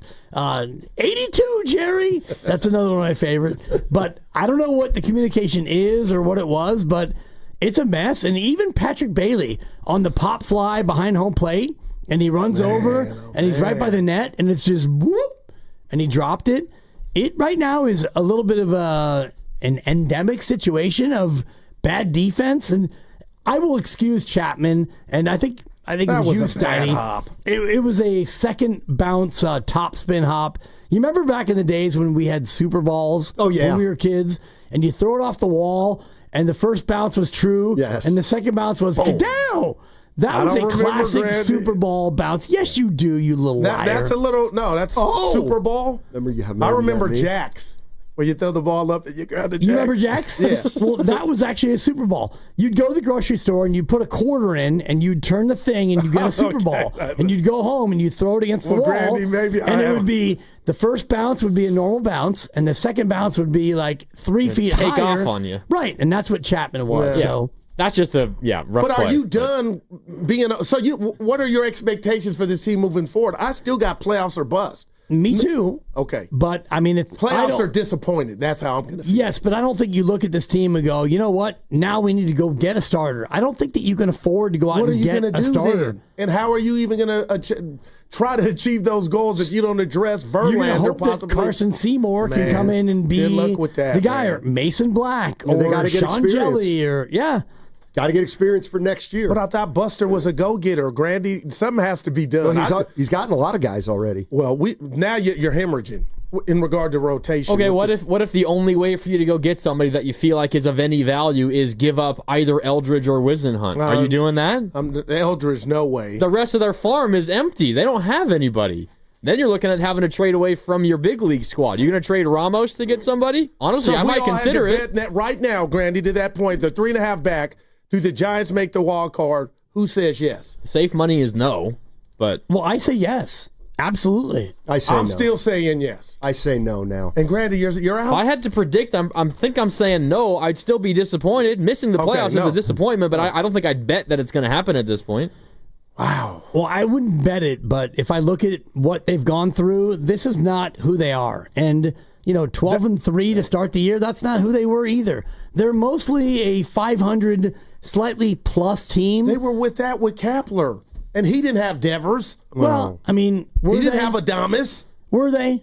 Because I looked at the last, actually 3.5 years. They're 500. Right. They're 79 and 83. Then they were 80 and 82. And then right. they're They're actually one 81. game above 500 the last 3 years and this year. But this is the most talent you got, though.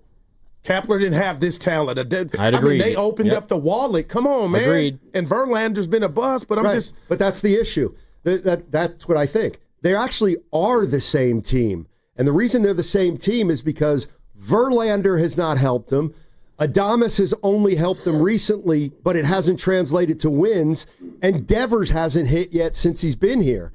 So the guys who have produced or who have gotten them here have been mostly the guys from last year. Well, yeah, like Adames' season to this point is similar to what Conforto did a couple of years ago or whatever. But to Goo's point, 500 in the Kepler era felt like an overachievement. Man. 500 now feels like a major disappointment. And I know you got to do it, Steiny. You're listening to 95.7 The Game, KGMZ, FM and HD1 San Francisco, and Odyssey Sports Station in the home of the Warriors and Valkyries, live on the free Odyssey app. Coming to you also from the Laughing Monk Studios, Laughing Monk, righteously brewed in San Francisco. What I want to know, and we won't be privy to, is what Buster thinks of this current play now, and I got to believe he's ultra disappointed. But if he believes there's some ketchup in the ketchup bottle, you got to go see if you can get, forget Keller, but some type of mid-level starter. I mean, like if you think you got action to... we saw the Diamondbacks make the wild card a couple years ago, and we saw the Giants win it and go to the World Series. Like, that's still on the board if you are telling me a lot of our guys are underperforming. You've got action, but if you get a starter, does that make Elliot Ramos suddenly know how to play left field? Does that make... This is crazy what's going on with honestly, him. If you look at all their problems, and I think Steiny was very critical of Patrick Bailey, and it was mostly out of bounds, and Evan put you in check. Not quite checkmate, but he put you in check with the actual numbers. But say it with your chest. Patrick Bailey stinks. That was not with your chest. That was with baby diaphragm. 3, 2, This reminds us of our show when we had one. What's we had a show together, us three. I know. Hey, Steiny, I was here. What do you think about Patrick Bailey? He stinks. Okay. Yeah. Yeah. About a 6.5, though. Dibs wanted the 10. Yeah. I wanted Guru's gripes or, we did a speech. Steiny's sentiments, whatever it is, but I think that's... Jackson stinks. Well, that's true. I needed to find the, what was it? Evan Turner? No. Miles Turner. Miles Turner? He's a jackass. I got bad news. It didn't make it from the other building. There's so many good ones that he had that just like AJ Ananobi. I like that one. I love that one. Boy. There's so many good ones that didn't make the trip. He stinks. I mean, not bad. The guy's not available. Rehab. $1 million a start, and he's pitched, what, twice? But this is what they year? got him for, Dibs. He'll be ready when it's go time. Sure he will. Right. 4 innings of one hit ball, and then, little twinge. 5 innings, 7 walks, Hey, you forgot 13 strikeouts. He threw a no-hitter in Cincinnati last year. Look at you. We got to put a rat on the traded table. him, though. Something I did at Go Pest Control. Okay, still. All right. I can't believe Devers. I love him. I can't believe he's at first after how bad he looked around in that bag. I rewound 4 Dibs. You said you've had every injury in the body. What do you mean? He's at first? He's at first tonight. Yeah, he's playing first. Yeah, I thought you knew. Breaking What news. was that news, coming news. around third? Like, is he Draymond to where I feel like the organization is afraid of him? Frank Sinatra, you do it your way. Why would that man is hurt? Steiny, like he's a Then gamer. why would they put him at first? I get that. Okay. I don't know. Well, he's not hurt. But I'm asking you your visuals not last hurt. night when you watched him round third. He didn't look healthy to me. Maybe that's why you got 2 homers.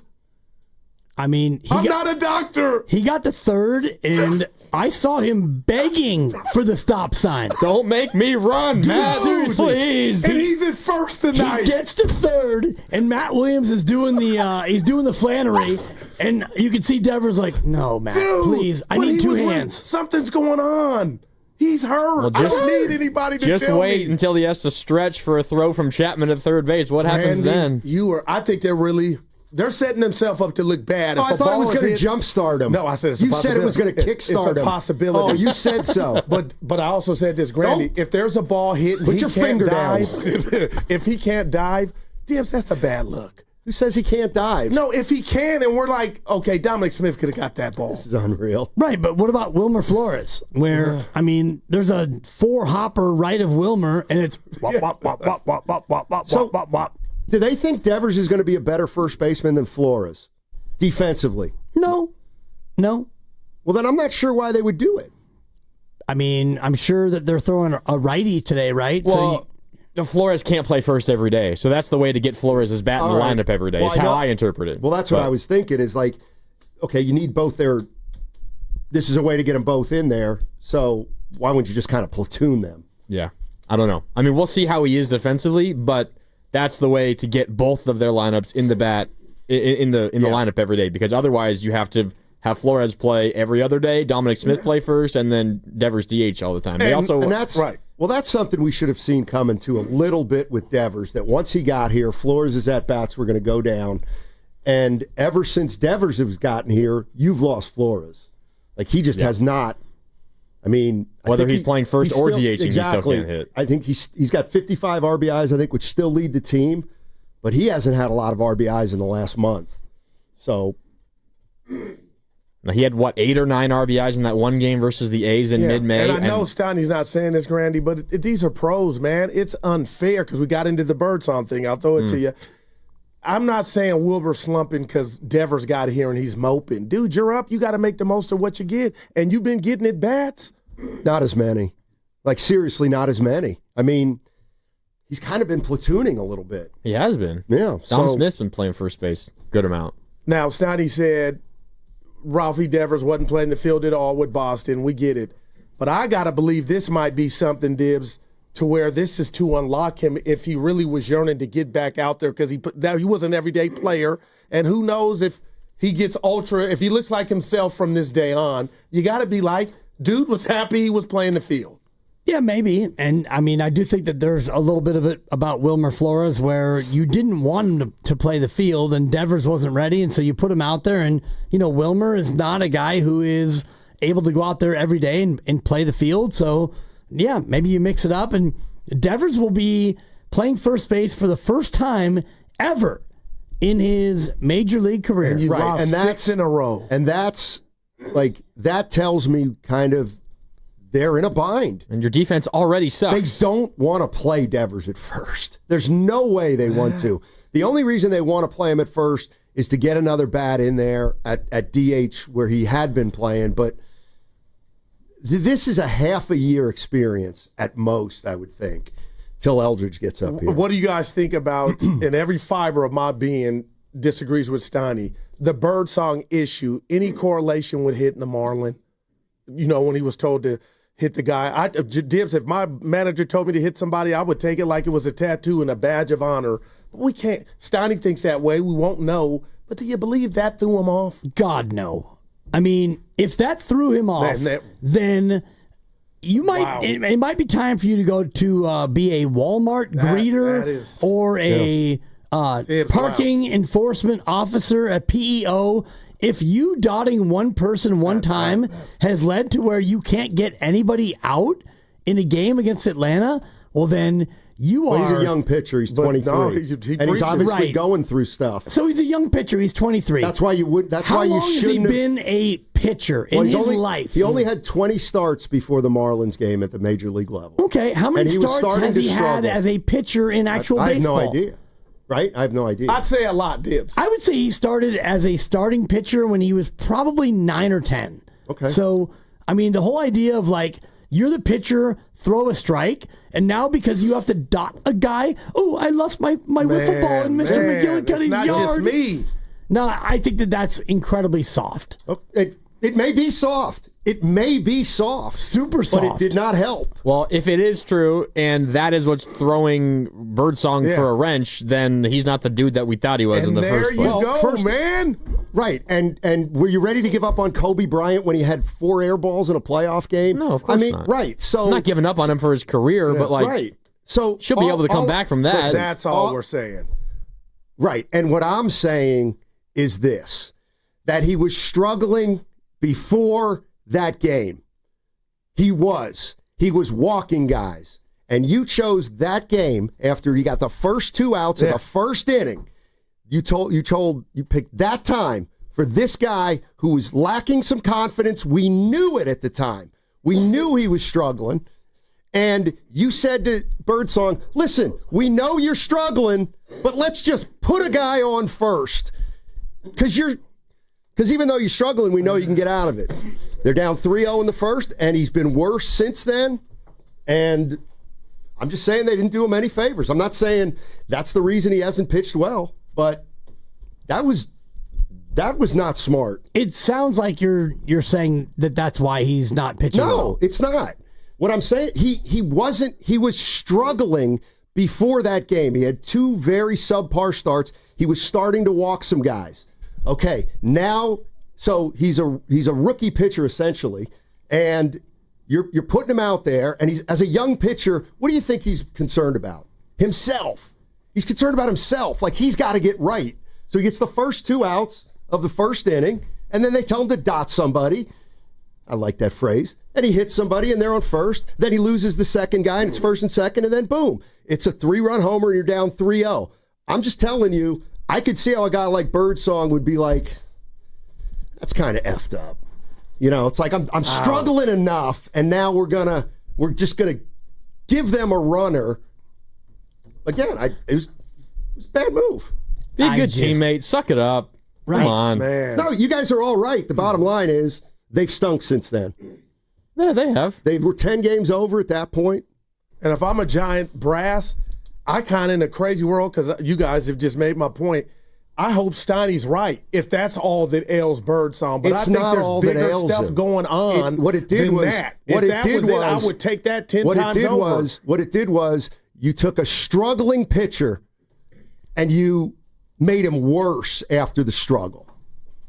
But you're saying you're giving pennies to his mental fortitude. You're right. Right now, I am giving pennies to his mental fortitude because he's a young player. That's why I would not have asked him at that moment in that inning with 2 outs and nobody on to plunk a guy.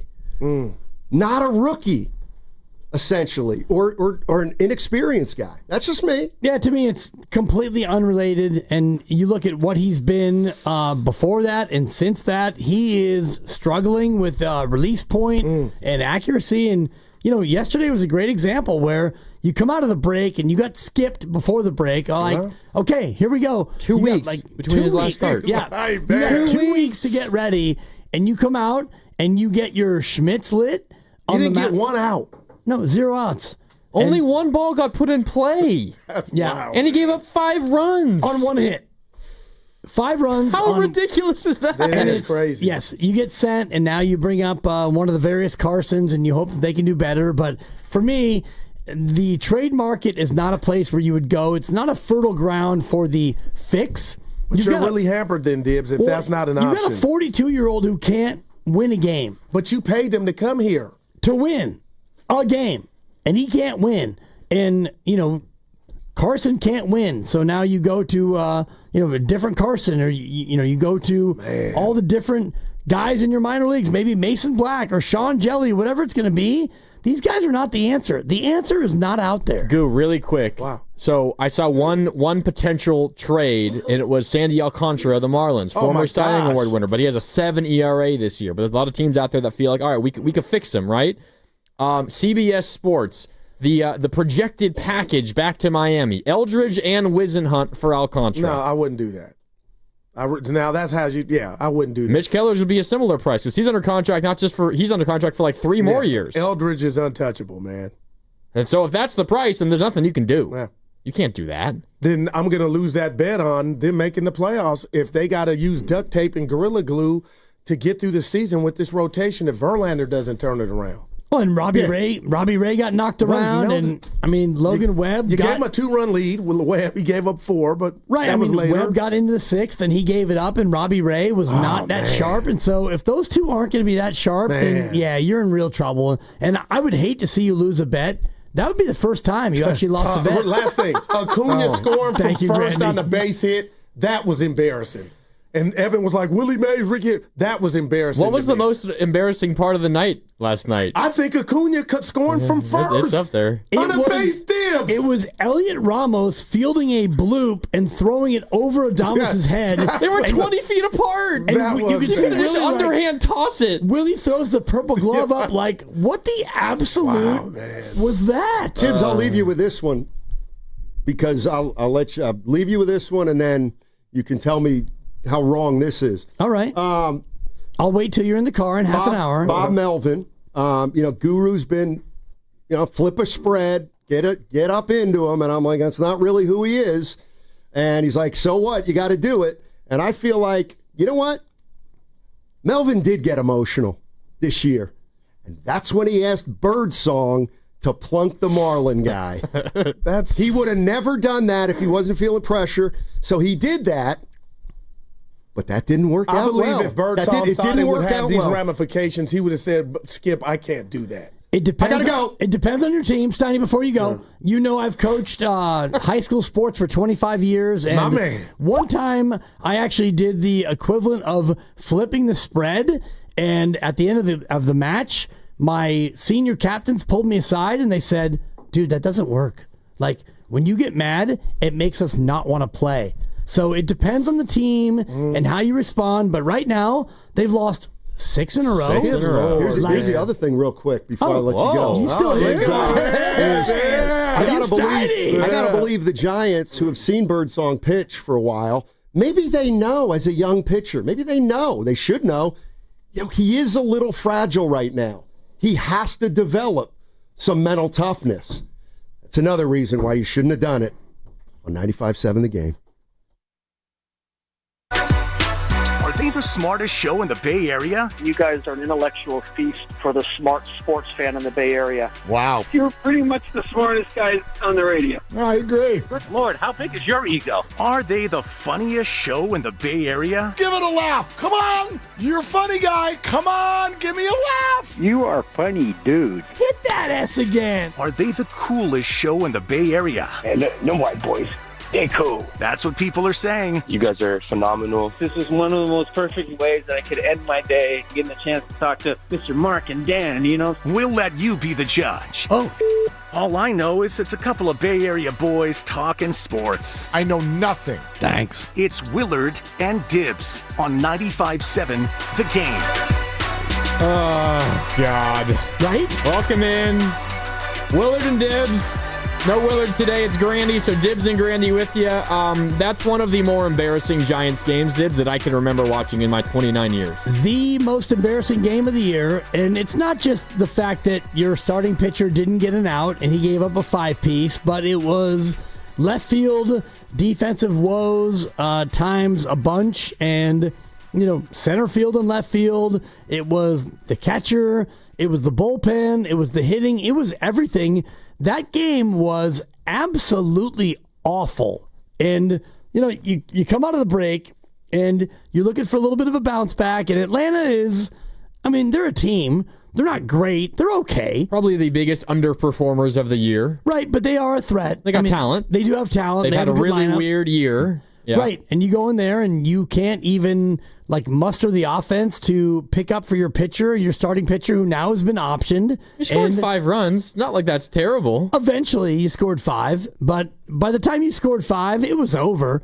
And the way that thing devolved early and often with the sloppy defense and the overthrow and Elliot Ramos in left, it had me thinking that you've got 4, maybe 3 DHs on the field at any time, and that's a problem. Yeah, you want to play Ramos at DH? You want to play Devers at DH? You want to play Flores at DH? Yep. What Jung-Hoo Lee did yesterday, you're not going to play him at DH ever, but that was bad by him. Adames earlier in the year, you wanted to play him at DH because that's how rough he was defensively early. He's been much better of late.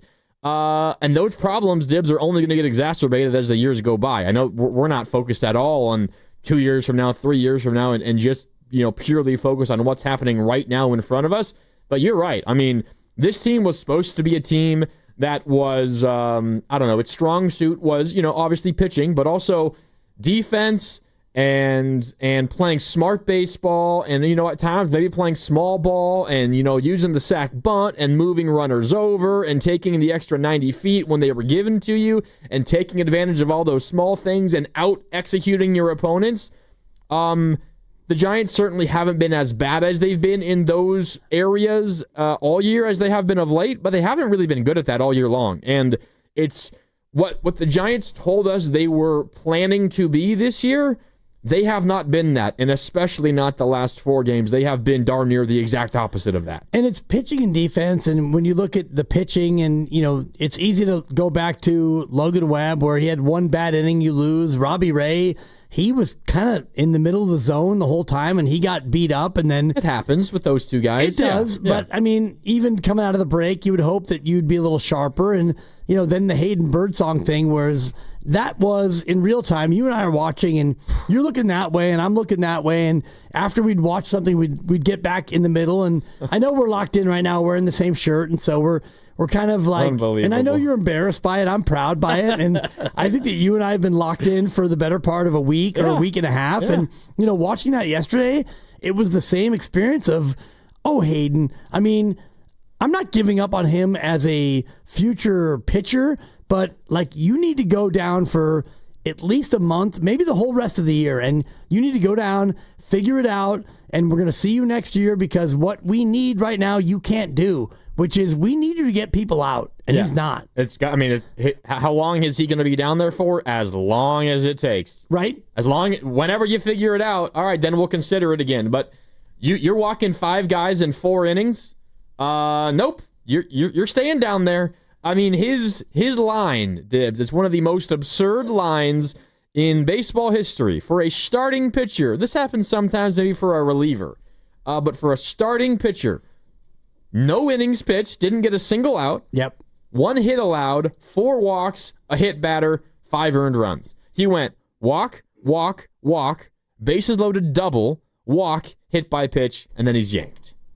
1 ball put in play, and he gets pulled. Shout out Michael Wacha, former Cardinal starter. He went waka, waka, waka. And Fozzie Bear, same thing. He went walk, walk, walk. Double, and walk, then hit by pitch. That's it. Pulled, yanked. That's it. And you could have made the case he should have been yanked before the hit by pitch, or maybe right after the double. Right. And the hit by pitch was just one of those, it wasn't really wildly in the batter's box, but it was far enough inside where he just turned and it was a tiny little tick. The target definitely was not set up that far inside. We'll put it that way. Yeah. So, and I think he threw 8 strikes in his 25 pitches, 19 balls, 6 strikes. 6 strikes. And so that is where you look at it and you go, okay. you've got good stuff. You've got, enough of an arsenal to where you can be a major league pitcher. But right now, you are clearly lost. Like, you're beyond lost. Ugh. And so, you have to go down. And the problem is, though, Justin Verlander, he's not lost. He's just washed.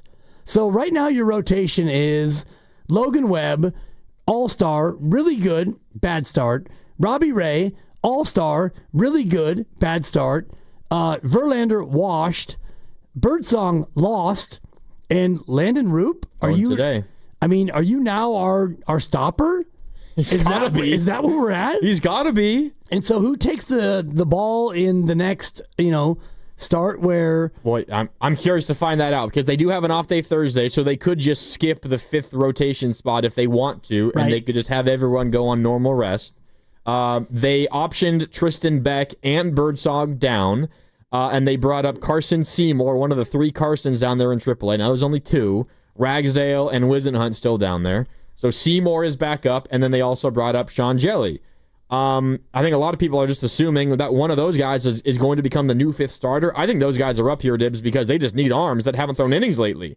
The bullpen is so taxed right now, and it's crazy. We're only 4 games in from the All-Star break. They've had to cover so many innings in these first 4 games. You need those guys to throw innings for you now. So I would guess that we're either going to see something like an opener or the spot in the rotation skipped entirely, or we're going to see another move coming up by the time Birdsong's spot in the rotation comes back up. So we will see how it all plays out. I don't know if either Seymour or Jelly will be the starting pitcher every 5th day from here on out. In fact, I don't think that will happen, but only time will tell. But yeah, they got a major question there. And you don't have Kyle Harrison to turn to. Not that the trade was a bad one, but you don't have that option anymore. And it's kind of the reality of making that trade, Dibs. Again, you make it 100 times out of 100, but if anything goes wrong with any of your starting pitchers and things have gone wrong with 2 of them, you have 1 fewer option to turn to that has ever done anything at the MLB level. That's right. And, I mean, you could look at Sean Jelly, who actually has started. He started this year, and he's not been terrific, but at least he could be a guy you could say, all right, Sean, can you give us 4? Can we maybe get 5 out of you? But for me, it's less about that Birdsong spot, and it's more about the Verlander and the Birdsong. And, Landon Roop has been great, but awesome. Are we going to go ahead and pen him in Sharpie as this dude for the final 10 starts of the year? You have to count on it, but I don't know how confident anybody is that you can expect him to have, a 3.4 ERA the rest of the year? Right. So, I mean, you look at your options, and you could bring up Carson Wisenhunt, who's been phenomenal in AAA. He's been very good in AAA, and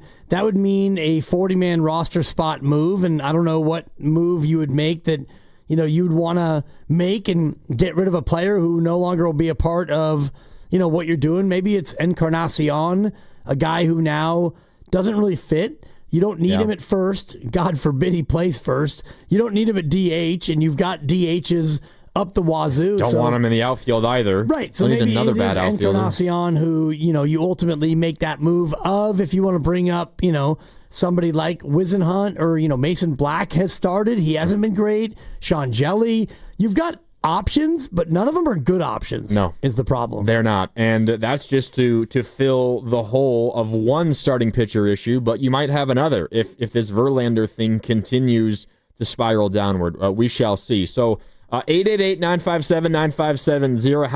How do you describe the baseball game that you watched last night? Because for Dibs and I, it was flat out embarrassing. We can go through all of the things that were humiliating, that were frustrating, that were embarrassing for the Giants. And I mean, just who is this team? Because what the last week has been, they seem entirely opposite the team that they want to be. So who are the Giants? 888-957-9570. Plus, training camp opened today. First practice is tomorrow, but a number of important Niners, including Shanahan and Lynch, spoke. We will hear their full presser at the beginning of training camp coming up in a little less than 2 hours, around 4:15, right here on Willard and Dibs. Also, Want to win a pair of tickets to this Saturday's Giants-Mets game? It's Steph Curry bobblehead giveaway night, and we have a pair of tickets to give away today courtesy of Panini. All you need to know for now is be sure you're listening at 4:30, and we'll tell you exactly how you can win. And we're sponsored by Saramonte Ford. It's Willard and Dibs. Dibs and Grandy with you here on 95.7 The Game. Yo, it's Joe Shasky. Saramonte Ford's dropping the 3 Z's this summer.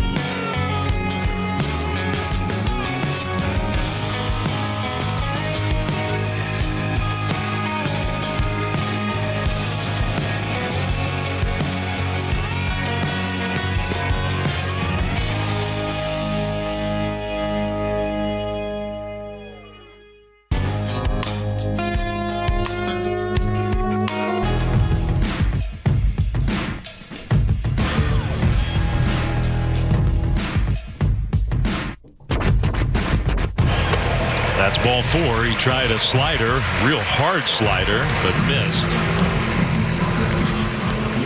Leadoff walk drawn by Profar.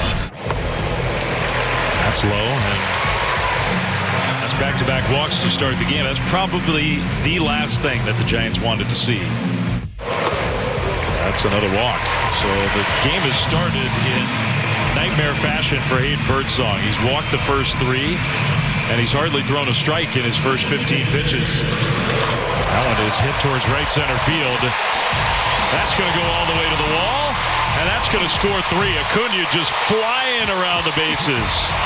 And all three of those walks immediately come in to score. It's 3-1. Almost beamed him. Just grazed it, and that's it. You don't really have to say much about the struggles of Hayden Birdsong right now. Does not get an out, and the rest of this game is going to be a real challenge. On the ground, Chapman can't field it. It kicks up over his glove, took a weird hop, and that scores two. Ooh.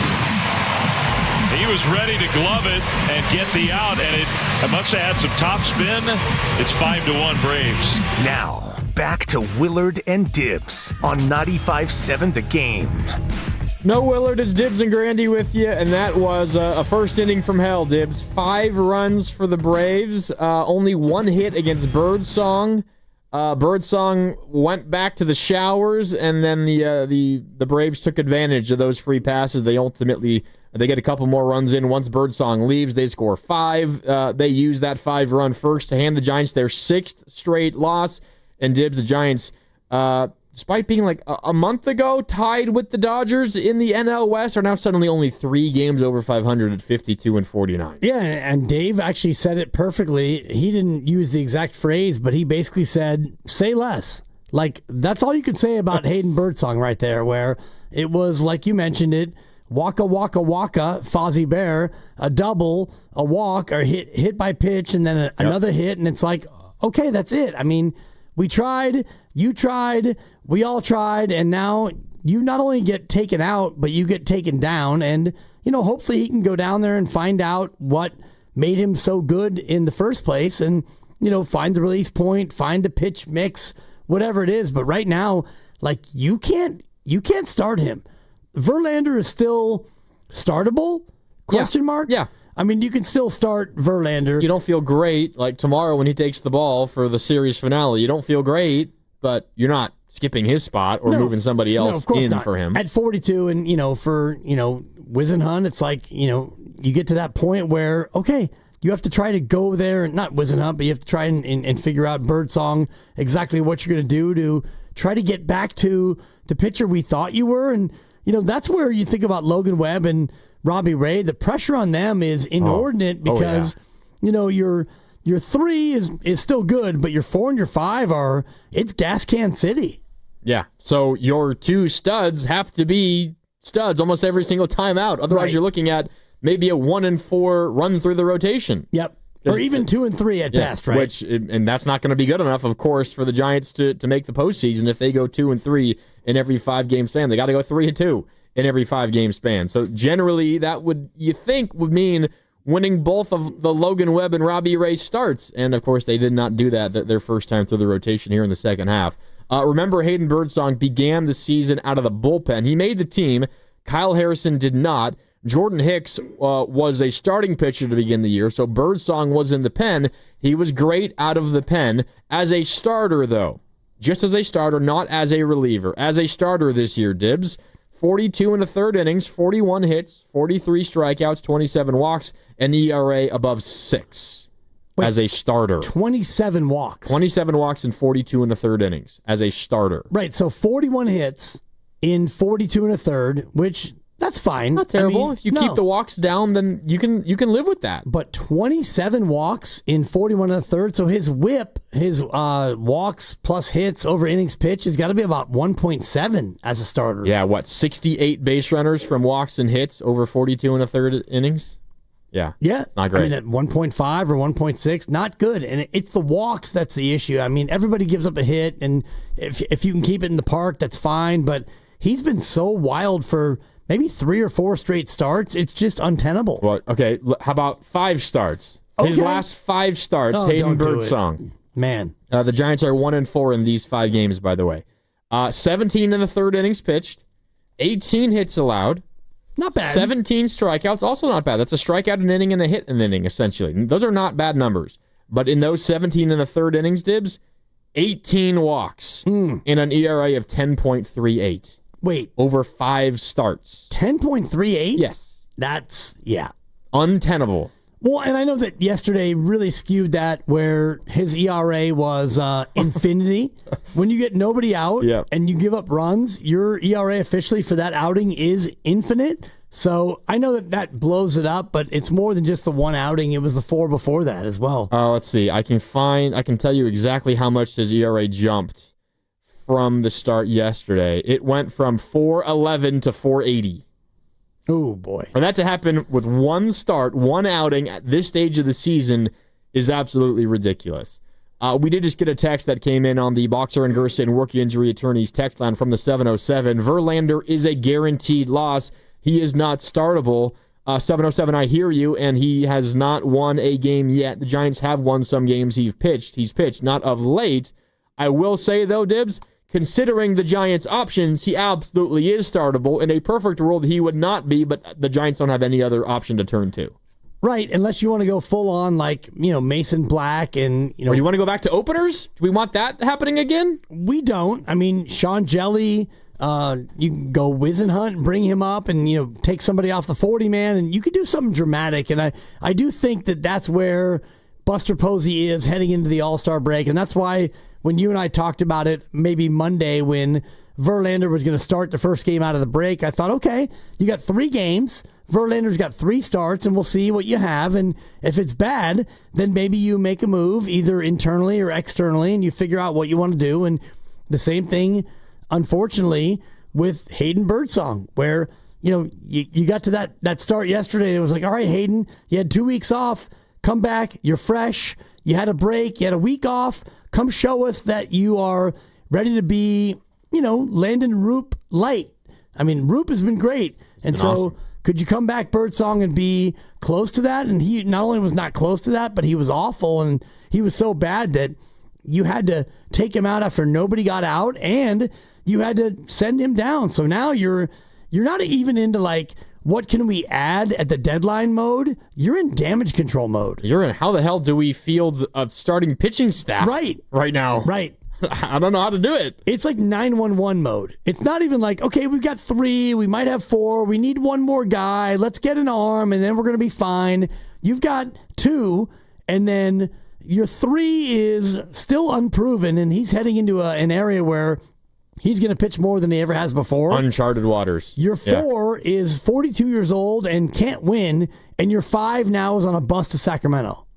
That's where you are. It's not good. And you're a pitching and defense team. Yes, although not really, because... Well, you should be. That's how you're built, right? Yes. Like, the construct is, we pitch great, we field great, we're going to win 4-3. Well, not when you give up, and I'm looking at the replay right now, you gave up 9. You gave up a 9 spot. And yes, you rallied late, and you got your 5 runs, whatever you got motorboated in Atlanta. You had allowed 8 runs through 4 innings. My God. And then you gave up another in the 6th. And the one you gave up in the 6th, by the way, technically an earned run. Sorry, Ryan Walker and your ERA. But Jung-Hoo Lee and Elliot Ramos can't decide who's going to catch a lazy fly ball to medium deep left center field. Sorry, Ryan Walker, that earned run goes on your ledger, and you're going to have to deal with that the next time your arbitration comes up and your ERA is spiked as a result. Bob Melvin, post-game on Birdsong after an outing in which he did not get a single out. Here's Bomel. Look, he was kind of teetering the last time and found a way through it. Today he couldn't, unfortunately. So,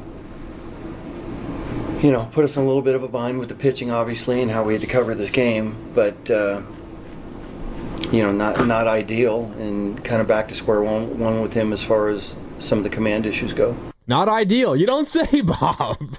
Dude, the word teetering, I don't know if you've ever been teetering. Like, for me, teetering is when you walk out of a bar at 1:33 and you should have left at midnight and your buddy said, let's call a cab, and you said, no, I'm good. I'm going to have 2 or 3 more, and you walk out, and you look, and you're like, I am teetering. Like, I'm teetering on either I'm going to have to go here in the curb and evacuate what I've got going on, or I'm going to get in this Uber and hope that I make it home. That's teetering. Is that what you think Bob Melvin was going through right there? Is that what you're saying? Well, I think that he looked at what he saw on the mound from Birdsong, and he's like, yeah, he's teetering. You mentioned it. Walk, walk, walk. You open up a start coming out of the break off a 2-week delay. You had 2 weeks off, and you had all the time to, like, get your mind right, get your mechanics right, get your arm right, and you're coming back, and it's like, okay, this start is big. This start's big for me. And you throw 6 strikes, and you get nobody out, that is... yeah, teetering. And Bob said teetering, and then what, an hour or 2 later, like, he gets sent out? So... yeah, no, it's not as if these were, like, crazy at-bats, and credit the Braves for working 11 pitch at-bats and fouling off pitch after pitch after pitch. The first at-bat was kind of like that, although Birdsong fell behind 3-0, and then Profar, who leads off for the Braves, like, okay, I'm not swinging. I'm just not going to swing because I don't trust you can throw a strike. Back-to-back fastballs right down the middle, and then a foul ball by Profar, and then ball 4. And then 4-pitch walk. 4-pitch walk. He just could not find the zone at all, and Lucas behind the glass pointed this out while we were on the air yesterday. When Acuna came up after back-to-back walks, he never took his bat off his shoulder. He had zero intention of ever swinging. He was going to take a strike, and guess what, Dibs? He's still standing there waiting for a strike. Wow.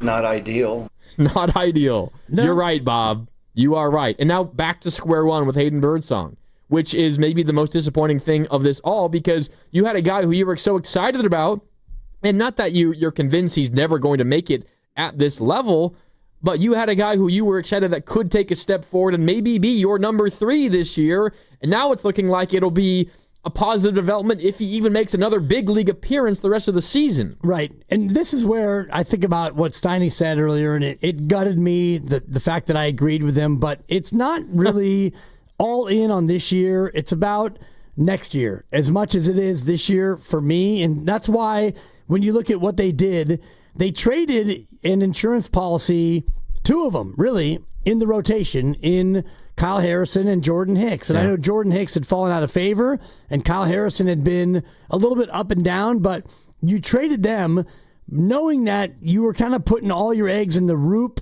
and the Birdsong basket, right? And Verlander as well. And you thought, okay, we're going to trade our major league starting pitching depth to get a bat. And you know what? Hopefully, Birdsong can, continue to be good or at least be okay, and Verlander can figure it out. And if worst case they don't, well, now we're in a little bit of a spot because you don't have Harrison and you don't have Hicks, but you do have Devers. Devers has not been great, and you don't have Harrison and Hicks, and Birdsong now has been sent. And Verlander, when he pitches, your team is 4-12 in his starts. Yikes. And, I mean, he's 0-8. But at least in the 16 starts, you've won 4 of them. 2 of them, actually 3 of them in extra innings. And some of those extra innings games, the Giants blew a late lead and therefore blowing the win for Verlander, and then they ultimately won the game. At least once or twice, I think, if memory serves. Well, I'm looking at it here against Seattle. He went 2 1/3, and you won 10-9 in 11. Not that one. Cincinnati, he went 5 2/3. He gave up 5. And you won 8-6 in 10. Against Chicago, he went 5, gave up 3 earned. Not bad. That's the game they scored 9 times in the 11th, and they won 14-5. Yeah. And then you beat the Athletics 3-2. He went 4 innings. He gave up 2 runs.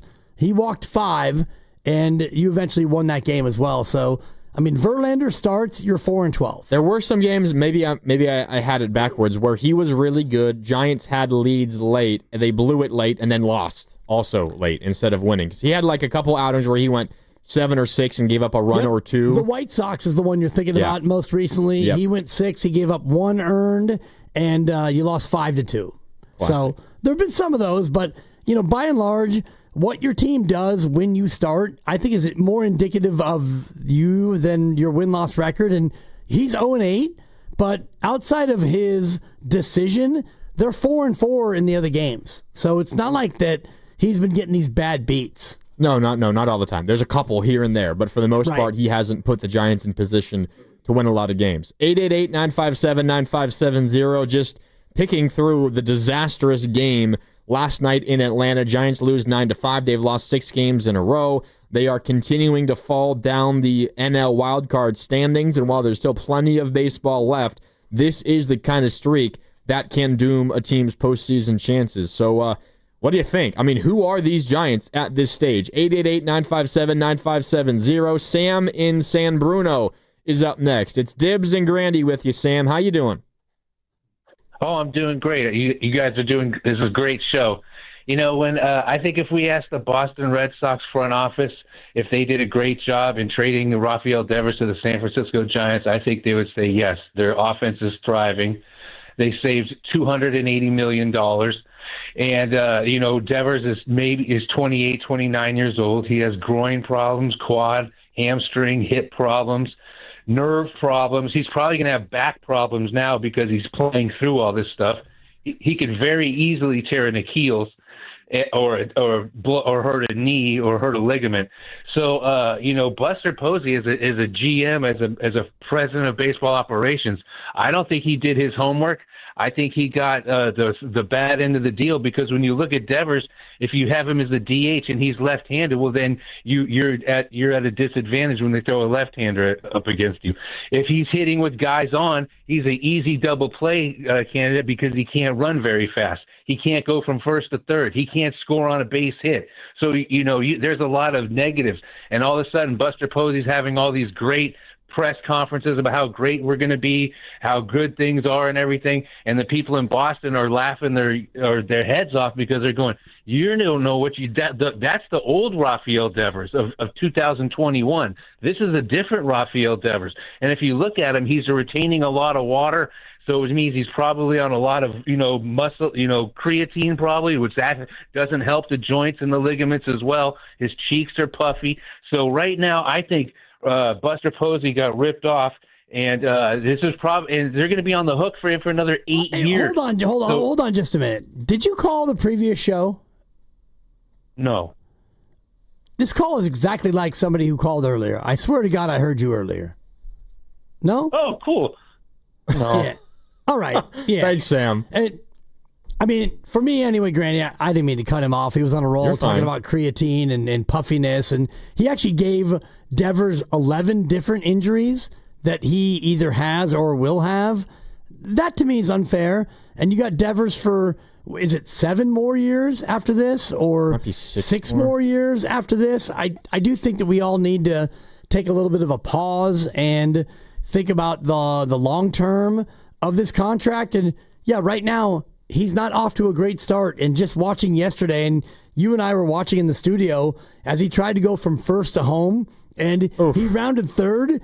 And that was another weird play. I don't know what the Braves in the outfield were doing, because Devers almost came to a stop at third base, and he still got home standing up. Well, it was one of those weird plays where the left fielder kind of lost it in the, I don't know if it was the roof or the sun or whatever it was, but, Devers was kind of not interested in scoring, and yet, the ball was still free, and so Matt sent him home, and he had to pick up speed again, and by the time he got home, it was like, oh, man, he is laboring, but that doesn't mean that's who he's going to be the whole time. No, and it's 8 more years after this year for Devers under contract. So he signed more. He signed a 10-year deal with the Red Sox. Holy Toledo. 8 more. Okay. So it's going to be ugly at the end of that contract. No one's ever denying that. Yeah. And the Giants signed up for that when they acquired him in the first place. One, I don't want to just throw out all this stuff about his injuries and the drugs or things that he might be taking. Like, no way to know what any of that is. The simple fact is he has not played good enough yet. And the second that he starts hitting, Dibs, I guarantee a bunch of us are going to start feeling different. It just hasn't happened yet. I think if you're looking for signs, there is reason to believe that he is hitting the ball a little bit better.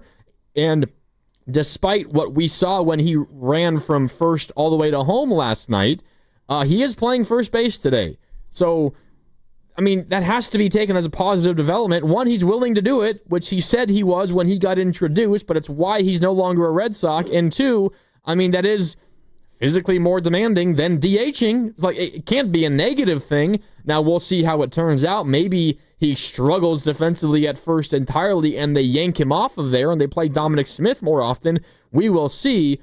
But, I mean, I can't take Devers playing first base as anything other than one, maybe a little bit of a desperate move, but two, that he's physically at least good enough to hang out over there and field a couple of balls. Right, and hang out over there. I love that. That's first base. Yeah, I mean, I don't know what the NFL equivalent would be of playing first base. There probably isn't one where you just, kind of hang out. Maybe something on special teams. I was thinking about punt returner where you could just, wave the hand and you catch it and you don't have to run and that would be it. Or maybe if you're the holder, you go down there on the knee and you just catch the snap and then you put your little index on the point and, you hope for the best. But I hope he's not just going to, quote, hang out over there because right now, and I looked at this and I actually texted Guru and he brought it to the air. But for me, it's not about the offense right now. It's about the pitching and the defense. The defense for me is the number one problem.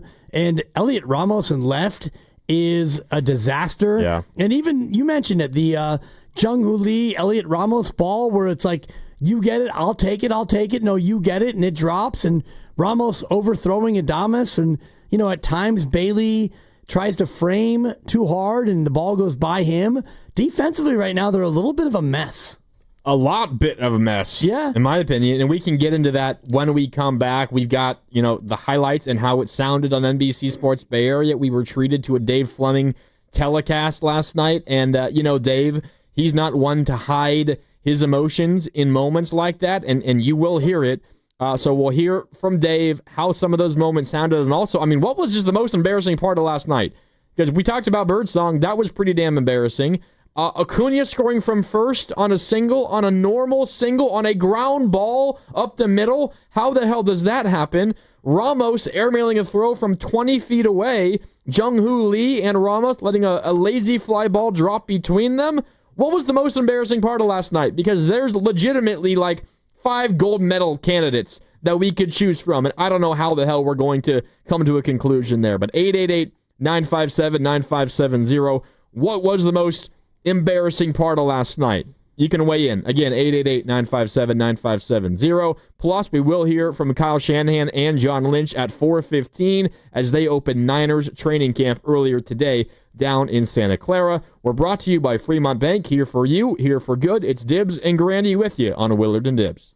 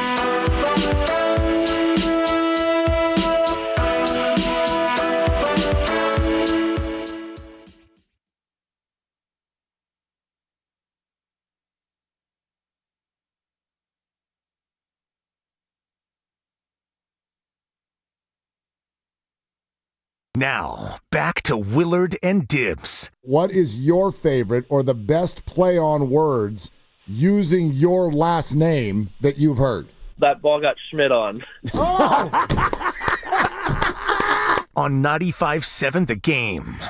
All the disastrous pitching and defense is kind of taken away from the Giants' offense. Is actually kind of putting some runs on the board lately. 6 runs in Toronto 2 days ago. 5 runs yesterday. Yeah. No wins. No. Because now they can't do anything else right. Right. Including pitch, including field, including any other aspect of the game. Bullpen, whatever. And I wonder about my beloved partner, not my current partner, who, I mean, we're twinning today. If you're on YouTube, you can see that Grandy and I are... Don't shake your head, Lucas. You're just jealous. You're jealous that Grandy and I have Luke is gotten closer. definitely jealous. You're jealous that Grandy and I have now gotten closer than you and he in 3 years. He and I have been doing this now for, what is this, show 5 or 6 or 7? Because we did Vegas. Actually, this is probably show 7. Since we, and I know you didn't do the show, but you and I were there together in Vegas. And in 7 days, you and I have gotten closer than you and Lucas in 3.5 years. Scoreboard. Yeah. Congrats, Dibs. You're so jelly. I'll get you one of these neat little green shirts, and we can be like... You might have one. No, I actually gave mine to you, Grandy. That is from our Warriors Summit, I don't know, a year and a half ago, back at I Good Work asked Brewing. if there was an extra. I said, grab me one, and you just ultimately gave me yours, and I was very appreciative. It's great. Yeah. I gave you my Warriors All-Star quarter zip. You How remember about that? those Giants? Yeah. Whatever. I mean, we can go triplets, and quick aside, in honor of Mark Willard. Petaluma Plaza, my first Little League team, I was 9. I actually was on a team with triplets. Dwayne, Wayne, and Blaine. All 3 shaved head. You couldn't tell them apart. Wait, I'm sorry. How is this in honor of Mark Willard? It's in honor of, it's a quick aside. Oh, I thought his the story asides, was related my to... quick asides are actually quick asides. I will make sure that it is a quick aside, because let's get back to the Giants. How about that? Whatever. Yep. Most embarrassing play moment, whatever you want to say, Dibs, from last night. Go ahead, Grandy. Was it Birdsong not being able to get a single out? No. Was it the Giants allowing Acuna to score from first on a ground ball single? Maybe. Was it Ramos airmailing Adames on a throw from shallow left from like 20 feet away? You're getting warmer. Or was it Jung-Hoo Lee and Elliot Ramos letting a lazy fly ball drop in medium deep left center when they were both right there and either of them could have made the catch? It was the third of those 4. It was Elliot Ramos coming over and a garden variety, like, no one's going anywhere. I have the ball. Let me throw it to you, Willie, and then you can throw it to the pitcher, and then the pitcher can do one of those, like, I don't want this ball, and then the ump calls time, and then we throw it to the ball boy in the dugout, and we get a fresh pearl, and we go about our business. But instead, Elliot Ramos just inexplicably throws it over his head, and it was so far over his head that Adames didn't even jump. He, like, threw the purple glove up, almost as if to say, what the absolute F was that? And it's a great question, Willie. And nobody was backing it up, because why would you? Yeah, Schmidt's where he's supposed to be on second base, because there's a runner on second base. And then you don't expect your outfielder, your major league outfielder, is going to somehow miss Adames, who's, couldn't be more than 25 feet away from each other. 30 tops. And it's literally like when you have in football, you've got a quarterback who gets the snap, and it's going to be one of those quick screens, and he just throws it into the 4th row. It's like, what?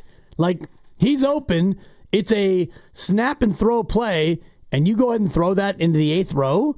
And, Adames was like, what? Yeah. And even the base runners, they saw it, and they're like, oh, I guess it's incumbent upon us to take an extra base because, who could have seen that coming, right? And they did. And so that, to me, was the most embarrassing. And you had, Ramos had a play in left where it was a tough play. He was on the run. He got the glove to it. Didn't catch it. Tipped off the fingertips. Yep. And so, the left field experience is a wild one right now. And so of all the things that are wrong, and we can all look at Rafi Devers and the contract, and you should be better. Okay, sure. But for me, it's pitching and defense. Absolutely. Let's run through a couple of them. We don't have the highlight of that crazy Acuna or the crazy Ramos throw because it was just such an innocuous. It caught everybody off guard. But we do have the NBC Sports Bay Area call of some of these other ones, including in the bottom of the fourth inning, Ronald Acuna scoring from first on a single. In a single that was just a ground ball to the right of second base past the dive of second baseman Casey Schmidt. Here is that play and how it sounded, courtesy of NBC Sports Bay Area. Baldwin on the ground, and it's going to get through. So that'll score a run, and Acuna's going to come home. The throw, the tag, he is safe. Acuna just kept going. And he caught the Giants flat-footed. It's 7-2 Atlanta. I mean, how the hell does that happen, Dibs? Acuna wasn't moving on the pitch. He was not stealing second. He's on first, and he's one of the best, if not the best, base runner in baseball. He's amazing. Even coming off of 2 ACL tears, he's still electric on the base paths.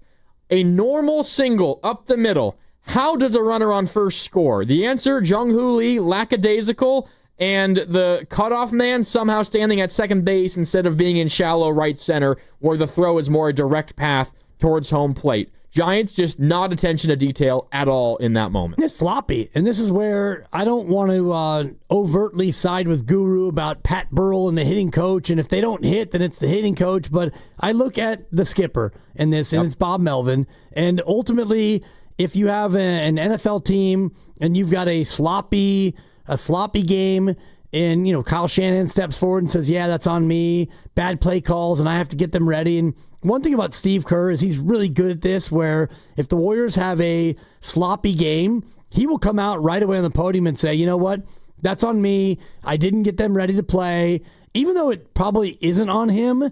If the Warriors have 23 turnovers and they lose, Steve Kerr a lot of time will take the blame, even though it's not his fault. And I'm not saying that Bob Melvin needs to do this, but I'm looking at a game like yesterday, and where are we with the overall management of this team? You've got defensive lapses, and I get it. Ramos is not going to catch every tough play in left, and he's been more of an adventure than you would want. And the Jung-Hoo Lee, Elliot Ramos play, like, you get it, I take it, You want to hear it? I would love to. Let's hear it. Here it is. Bottom of the sixth inning. That's going to stay in the park. Ramos. No! Nobody catches it. And Acuna will score. Oh, my goodness. What is going on? That's Flam on NBC. No! NBC Sports Bay Area. Yeah, that's how all of us reacted too.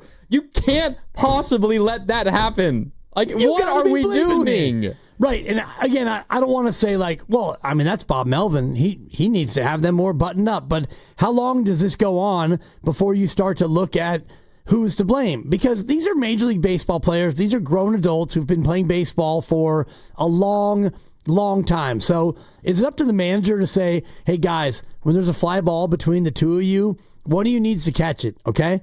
Cool.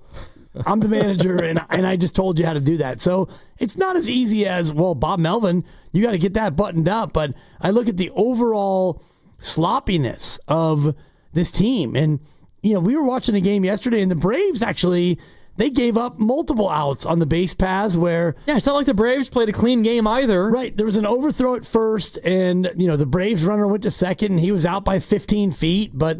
It didn't matter because... And that play where Devers scored, the left fielder ducked out of the way of the ball. Exactly. Good point. Yeah, so, there was slop on both sides, but their slop was less offensive, and they were able to win the game. Way less offensive. Way less offensive. And this is coming on the heels, Dibs, of the Giants not playing like an utterly offensive series in Toronto, but like some of these similar things cropping up there as well.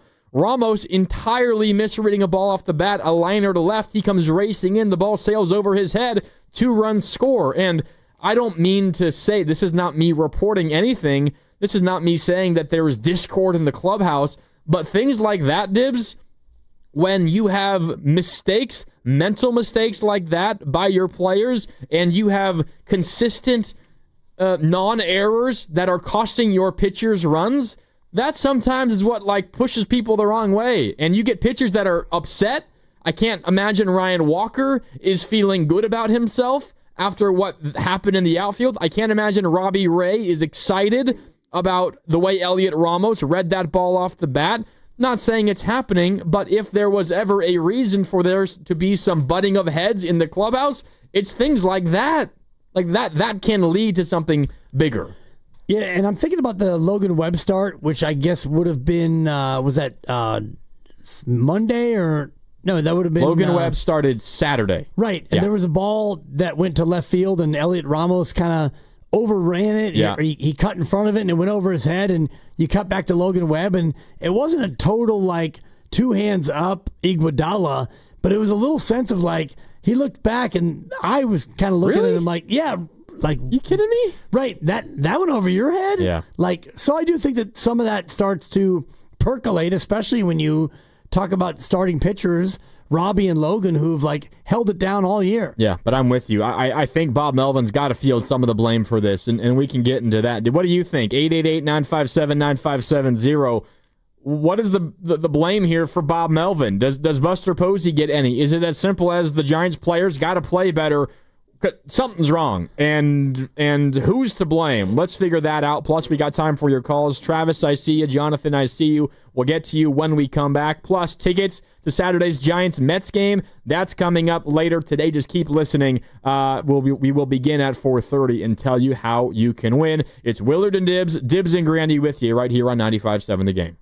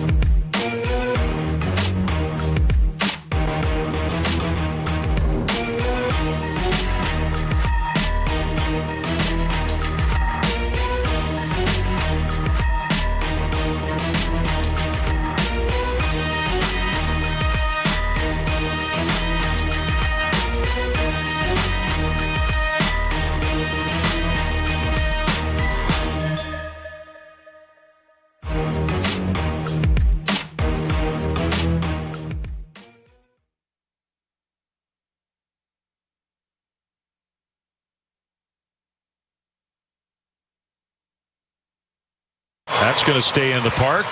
Ramos. No! Nobody catches it. And Acuna will score. Oh, my goodness. What is going on? No! No! No! Not ideal. No! Now, back to Willard Dibs on 95.7 The Game. That's Dave Fleming on NBC Sports Bay Area with some creative producing behind the glass by Lucas Alexander. No! It almost sounded like Dave Fleming screaming no was just him letting out his fandom for a sec as opposed to him describing the action because he was just so taken aback by it. He was not telling us that it did not get caught. He was just telling us, no, that can't happen. Right. No! Are you kidding me? No! No! Exactly. I mean, how? How was that happening after everything that they went through in the first inning, and yet you continue to have these level of mistakes? And, you can try to blame a person or two people or whoever you want to blame. Bottom line is, this team right now it's more than a funk. It's an FU something else, K. Whoa. It's a fact. No! I won't do it, Dave, because I want to keep my job. You said FA something else K. FU something else K. Yeah, so how would it be? Whatever. No! You know what it is, Grandy. Not going any further. Yeah, I would say it's a FUNK. A free fall. They're in a free fall. Right. I mean, whatever they're in, it is bad. And the pitching, bad. The defense, bad. The hitting, whatever. Okay, you're down 7-0. Go ahead and hit, guys. Go They crazy. scored a run in the first. They gave their pitcher a lead. They did. And then it was gone very quickly. Gone. Yeah, because he got nobody out. Nobody out. Yeah, you need 27 walk. outs in the game, and he got 0 of the 27. Walk, double, walk, hit by pitch. Right. That was Birdsong's day.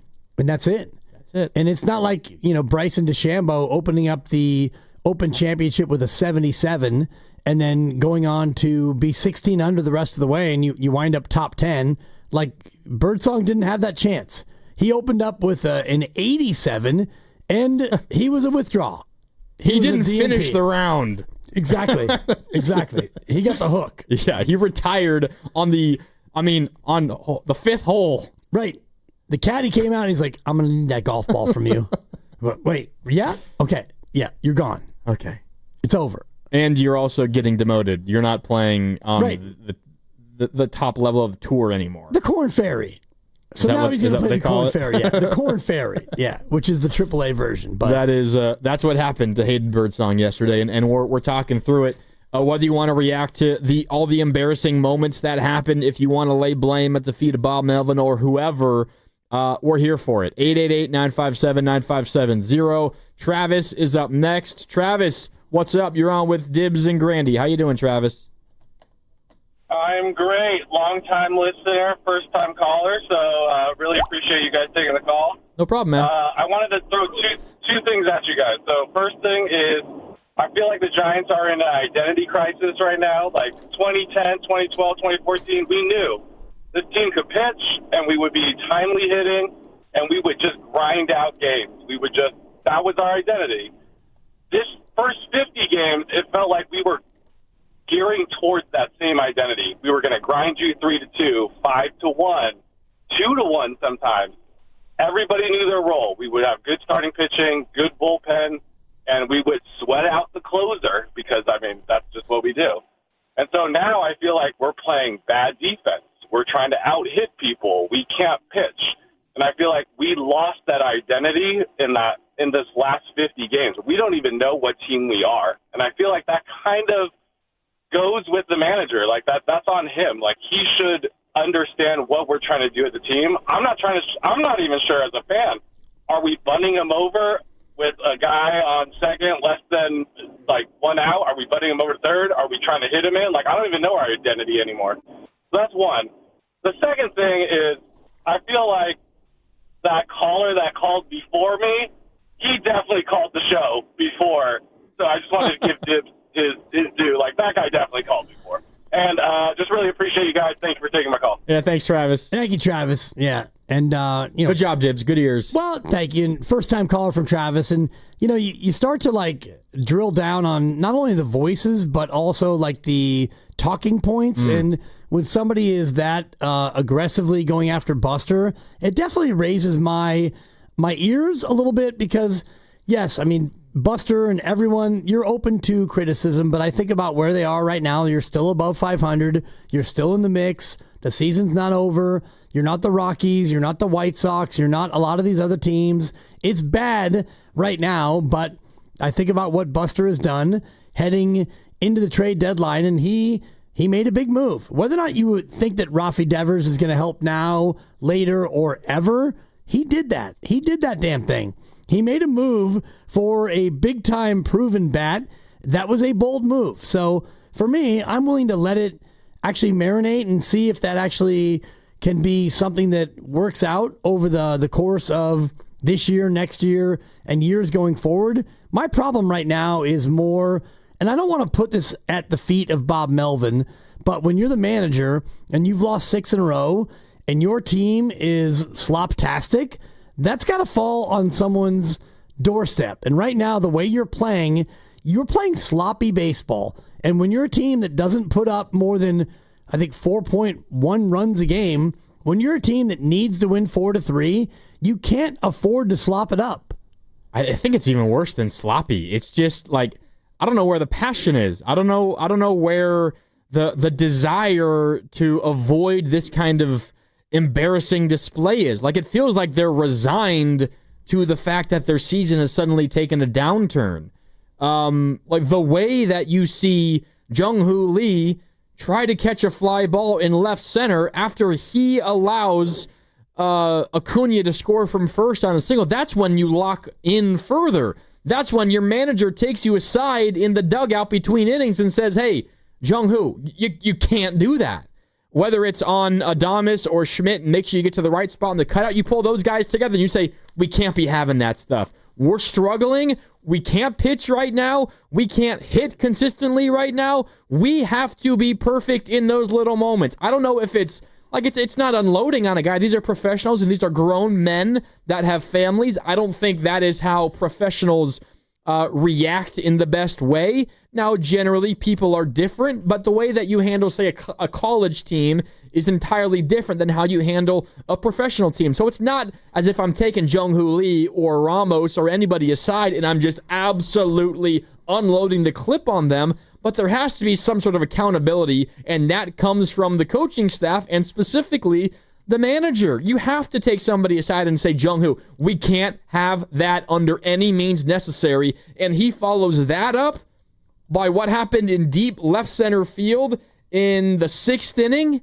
when he's there with 3 seconds to spare and the ball drops right in front of him. That is absolutely unacceptable. And a physical error is one thing. Not hitting the ball is one thing. Struggling just in the normal baseball things, that happens. It's a long season. But mental mistake after mental mistake that showing, lethargy and lack of passion, no, I'm sorry, that comes from the manager, and the manager has to set that tone, and Bob Melvin has failed to do that so far. And I wonder if it is those things, lethargy and lack of passion, more than it is just Jung-Hoo Lee, who is, and I'm going to borrow from Joe Namath right now and say he is struggling.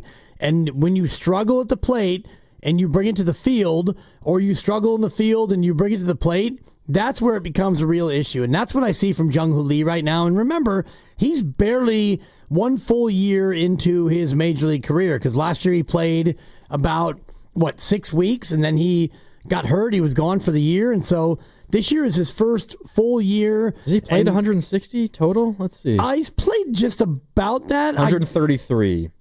Yeah, there you go. And so that's not a ton of games. And that's about a full year, honestly, if you consider that guys don't play every game. 560 plate appearances. That's around a year's worth. Right. Yeah, he's close. Fair. So he's right through his, quote, rookie year. I know he played in the KBL, so that actually counts to where you're a pro and you should know better. But I just look at what he is doing, and it looks like he's carrying his defensive struggles to the plate, and more so his plate struggles to defense, where defensively he's always been very, very good out in center. And right now, he looks a little bit tentative, and the whole defense right now, they look shaky, and that's not great for a team that prides itself on pitching and defense. Yeah, and you go and ask anybody, and maybe not anybody, but like the veteran leaders of this team and the clubhouse, and I think specifically of someone like Matt Chapman.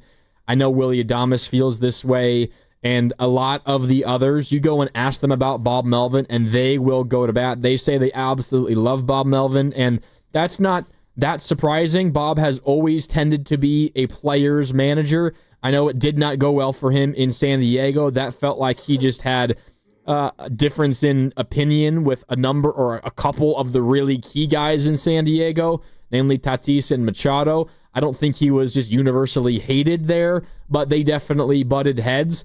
But I think most, if not like the vast majority of the players that he managed in Oakland would say the same thing, the way that a lot of these Giants fans or players feel. But I don't care if you're a player's manager and if everybody loves you in that clubhouse. If this is how you play as a result of that, then you have to change something. You just cannot keep doing the same thing. The 650 on the Boxer and Gersten work injury attorneys text line. They look completely checked out, and that's on Bob. Fair or not, it's like the criticism that Steve Kerr gets every single game for not playing somebody who struggles, and the idea that someone who's on the bench is going to play well when they weren't given the chance, when the reality is we do not know what's possible. When you are the leader of an organization and your team is putting out an embarrassing performance, whether or not you have any tangible way to affect that, like you're not in center field and telling Jung-Hoo how to handle the specific play.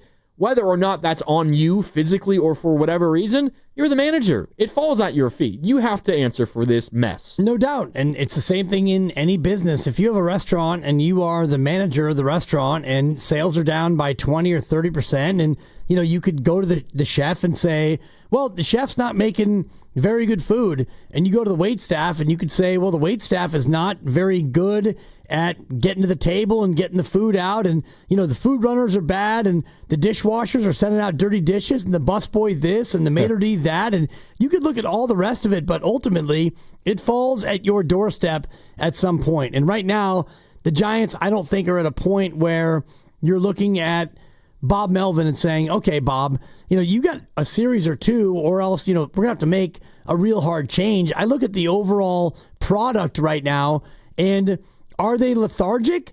Maybe. Are they sloppy? Certainly. Absolutely. Are they underachieving?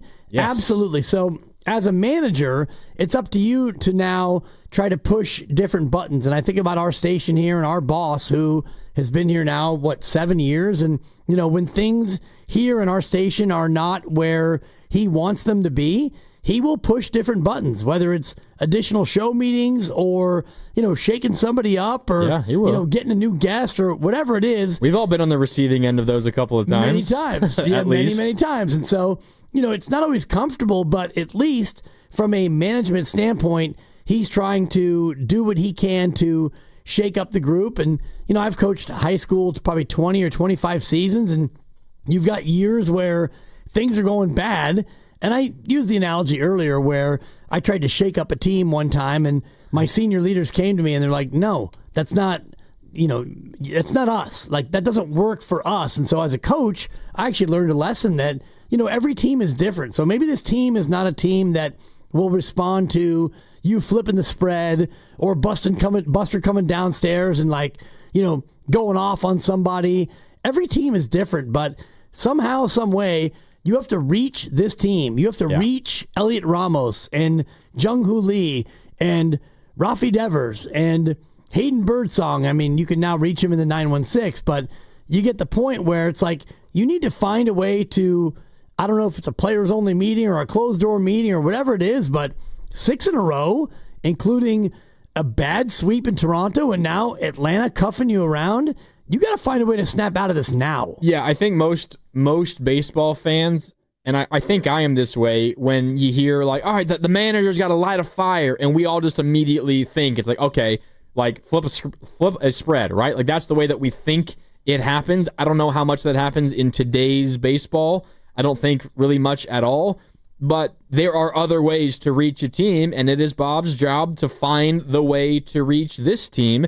And given the way that they're playing, it doesn't really feel like he's found that way. So until he does find that way, I can't look at him and tell him honestly I think that he's doing an awesome job, because the team is playing the way that they're playing, and that ultimately comes down to the manager. What do you think? 888-957-9570. Is it just simply players got to play better, or does Bob Melvin deserve a chunk of the blame for the way that this Giants team has been playing of late? Let's go to Jonathan in San Jose, who joins us next. Jonathan, you're on with Dibs and Grandy. What's up? Hey, Grandy and Dibs. It's been a minute, about a whole 24 hours, huh, Dibsy? Yeah, I missed you. I wanted to. Yeah, time goes by so slowly when you're off air. Anyways, I wanted to just give this 2 words, and I know you gentlemen will agree with me. This smells like a desperation sensation, boys. And what I mean by that is putting Rafi at first. Now, I get it's not the most craziest thing, but it is a little ironic due to everything, that we have heard in Boston, et cetera, et cetera. Not to mention, they almost put out, there you go. They put out that, he's not comfortable there. Anyways, I don't need to explain the obvious, and I know you guys see that too, but I mean, boys, I'm not liking it. Something stinks, and I think it's the Giants right now, guys. And, again, another one I wanted to actually hit on was Jung-Hoo Lee. I don't think we've had enough time to give him a proper analyzation to when we, and I don't mean now, I mean the whole hype, and I hate to use that word because when he's on fire, the kid's a great ball player. But, again, we haven't had that full time, and I think, again, in the Bay Area, we tend to do this. We jump the gun a little bit, and we get a little ahead of ourselves. Again, at the end of the day, I don't like where we're at, but I like the team that we're working with. And I think once things kind of fall in place, we may not want to hear about, not possibly getting there this season, but the future could still look bright, no? Anyway, boys, you guys have a great afternoon, and let's go Giants. Yep. Thanks, Jonathan. I mean, the whole thing about Jung-Hoo Lee and the sample, and I'm looking at his last 60 games, he's hitting 60 games, Grady. That's almost a half a year. Yep. He's hitting .210 with an OPS of .613, and he's got 2 home runs, and he's driven in 18. What's crazy is the last 15 games are actually pretty good. So the previous 45 were absolutely terrible. Right, and let me look at the last 15. He's been better in July. A lot better in July. He has, and I'm looking at, June 30th, he was hitting .240, and now he's hitting .249. So, I mean, it's been better, to your point about, what it was before that, and that's dramatic, and he's a guy where he plays every day, and this is the thing we all wanted, and I wanted this, and Willard, and, when Bob Melvin took over, and you had Buster Posey come in, it's like, you know what, we're going to have these guys, and they're going to play every day, and it's going to be Chapman and Adames, it's going to be Devers and Bailey, it's going to be Jung-Hoo Lee and Elliot Ramos, and then maybe the other 3 will pick and pop. I know Casey Schmidt's been playing a ton, and Yaz, Platoon, and whatnot. And so this is what we all wanted. But when you want this, you've got to have guys who actually do better than that. You mentioned Jung-Hoo Lee in July, .296 batting average. Much better. OPS is .754, which is solid, rock solid. No home runs, 7 runs batted in. No stolen bases, and that's something that we were, expecting him to be more of a threat on the base paths, and so maybe we can add that to the mix where the team right now is not pitching, they're not fielding, and they don't run. And put aside Rafi Devers and, how painful it is to watch him try to run the bases. Reminds me of me playing adult softball 4 years ago when I could not go from first to third. I just can't. I'm in my 50s. He's not. But they don't run very well either. No. They don't do a lot of things very well. They don't bunt. They don't situational hit. They don't hit home runs. They don't hit with runners in scoring position. They don't pitch, and they don't field. So how do you win baseball games if that's who you are? You have an ace get you a lead 2-1, and then you have an unbelievable bullpen hold it down. Whether it's Rogers, Rodriguez, and Doval, or Walker in there as well. That's the only way that you really win games now. That's a pretty thin window to shoot for. Yeah. You have to thread a needle in order to win baseball games where they're playing right now. It's a little Shanahanian, and I'll get into the Kyle Shanahan blueprint later in the program, but the Shanahan blueprint is not unlike that, where he needs to have the lead in the third quarter or they don't win. They just don't. Like, Shanahan doesn't come from behind, and this Giants team, if you're down, 4-1, other than the Patrick Bailey, walk off inside the park 3-run piece, it's hard for you to come back in these games. Just talking about Bob Melvin and some of the blame that he deserves on the Boxer and Gerson work injury attorneys text line, we have some varying opinions. The 925 agreeing that Bob Melvin deserves blame. A different 925 calls it high school level excuse making. The players have to play better, and I see both sides. Let me ask you this: do you think Buster Posey, not Buster Posey on a hot seat, not Buster Posey the wrong guy for the job, but his additions to this team, Devers has really struggled, Adames better lately, but most people would say a disappointment so far, and Verlander is a big question mark as well. The moves that Posey have made so far haven't really helped the team win a lot of baseball games. No, I would say Adames is a win, and if you want to look at his WAR, wins over replacement, he's a 1.1 positive WAR player, and a lot of that it's based on his past now more than 7 weeks. It's coming up on 8 weeks of he's been really good. He's been as good as you would expect him to be. He leads the team in home runs, and he's second in RBI behind. Hit another home run yesterday. Right. I think that Willie Adames now is off of my list of, Buster. Devers, it's still very, very early for Devers, but the Verlander one, and it wasn't a big contract. It was not a long-term contract, but you wanted him to come in and be better than this, so I would give Buster a win, a loss, and a draw. And the draw right now is still Devers. I think that's fair. The jury's out. Yeah, I think that's fair. But Verlander is a flat-out miss. I wonder who else I could have spent that money on if there was any other realistic option. Maybe we could go back and look at some of the other pitchers that signed for a similar amount. But that definitely has not turned out good for the Giants. Time for a break. When we come back, we'll get into more of this. I think what I want to ask everybody, and we were just talking about it a little bit ago, 888-957-9570. What exactly are the Giants good at? What can they hang their hat on? Because of late, they're not good at anything. Maybe other than a bullpen when they're in the right position. But if you need middle relief, they can't do that either. What is this Giants team good at? We can get into that. We'll take your calls and your texts. 888-957-9570. We're brought to you by Fremont Bank. Here for you, here for good. It's Dibs and Grandy with you here on Willard and Dibs.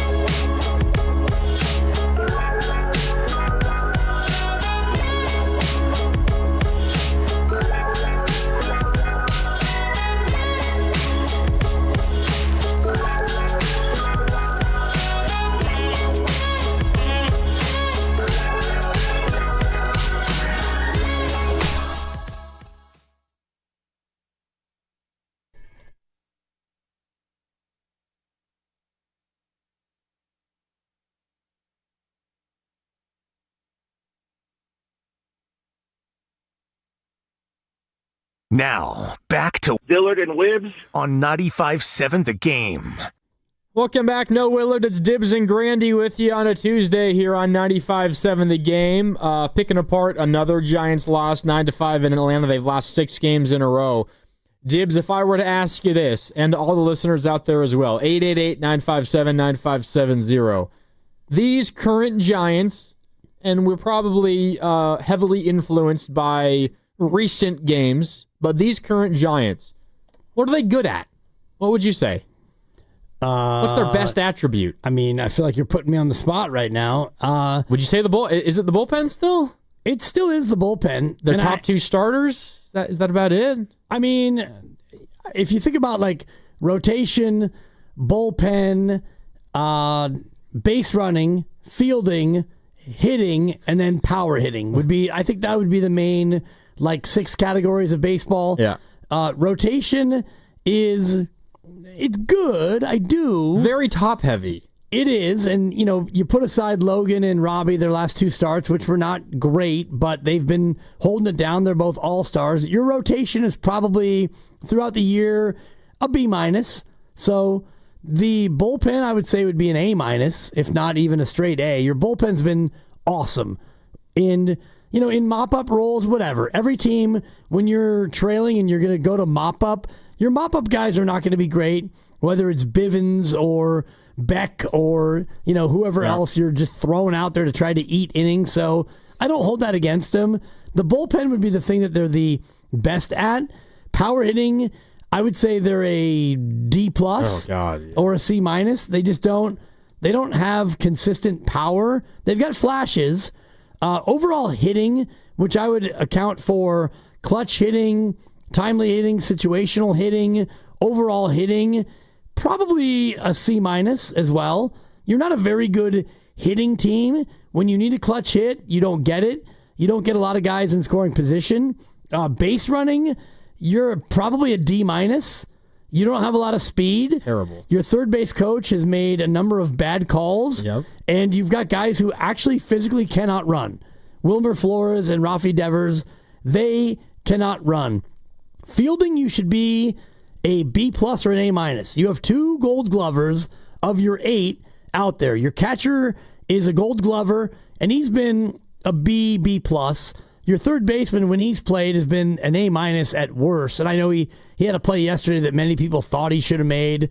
Whatever, he's committed a few more errors than normal, but he's still fantastic. He's still and even like Willie Adames has been quietly really good for the better part of a couple of months. But your left fielder is patently the worst in baseball among left fielders defensively. Worst defensive left fielder in baseball. 3rd worst outfielder, 5th worst defender, period. Your center fielder reminds me of Shaggy and Scooby and the Mystery Machine.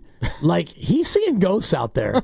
He's not the same confident, like, the Jung Hoo crew. And if you don't have Yaz and Wright, if you've got Matos out there, what are we even doing? And first base, outside of Dom Smith, and I really look forward to Rafi Devers tonight to see. Yep, we'll see. His first ever game as a first baseman in Major League Baseball. So, for me, your defense has been a C, but it's kind of graded on a curve. It should be an A-. So all those grades together, what are they best at? They're best at the same thing that Kyle Shanahan's good at. And I made the comp earlier, and I'll make it again later.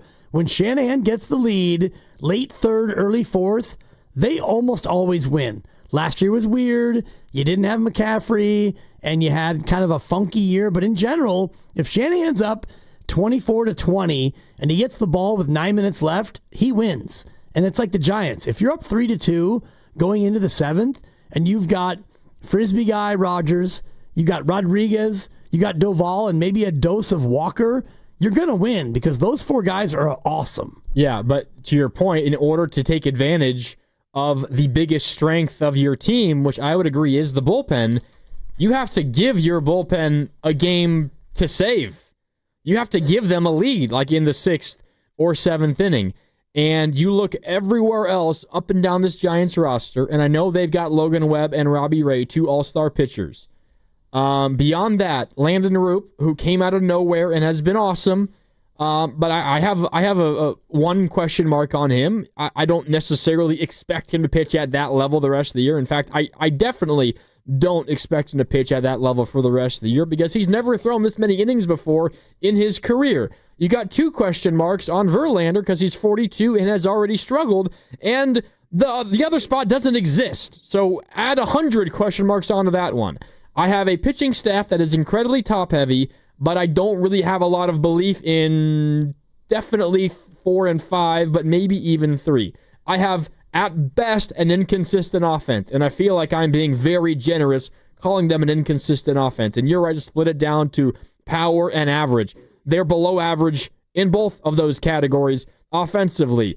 It's a team that, as you laid out, is absolutely trending downward at a very rapid pace defensively. I don't know what the hell's gotten into Jung-Hoo Lee. Elliot Ramos should not be playing outfield, even left field, which most people would probably agree is one of the easiest defensive positions to play in the game of baseball. Not that it is easy, but there are other much more challenging positions to play, and he can't even be doing that. You already have a logjam at DH, and now you're hoping that Devers, in his first ever professional game at first base, is just average? That's what you're hoping for? So you have a team that is really struggling defensively. You have maybe the worst base running team in baseball. Not just the mistakes, not just the outs on the bases, not just Matt Williams sending the dudes he should hold and holding the dudes he should send. Wow. But you don't have any guys that can steal bases at all anyway.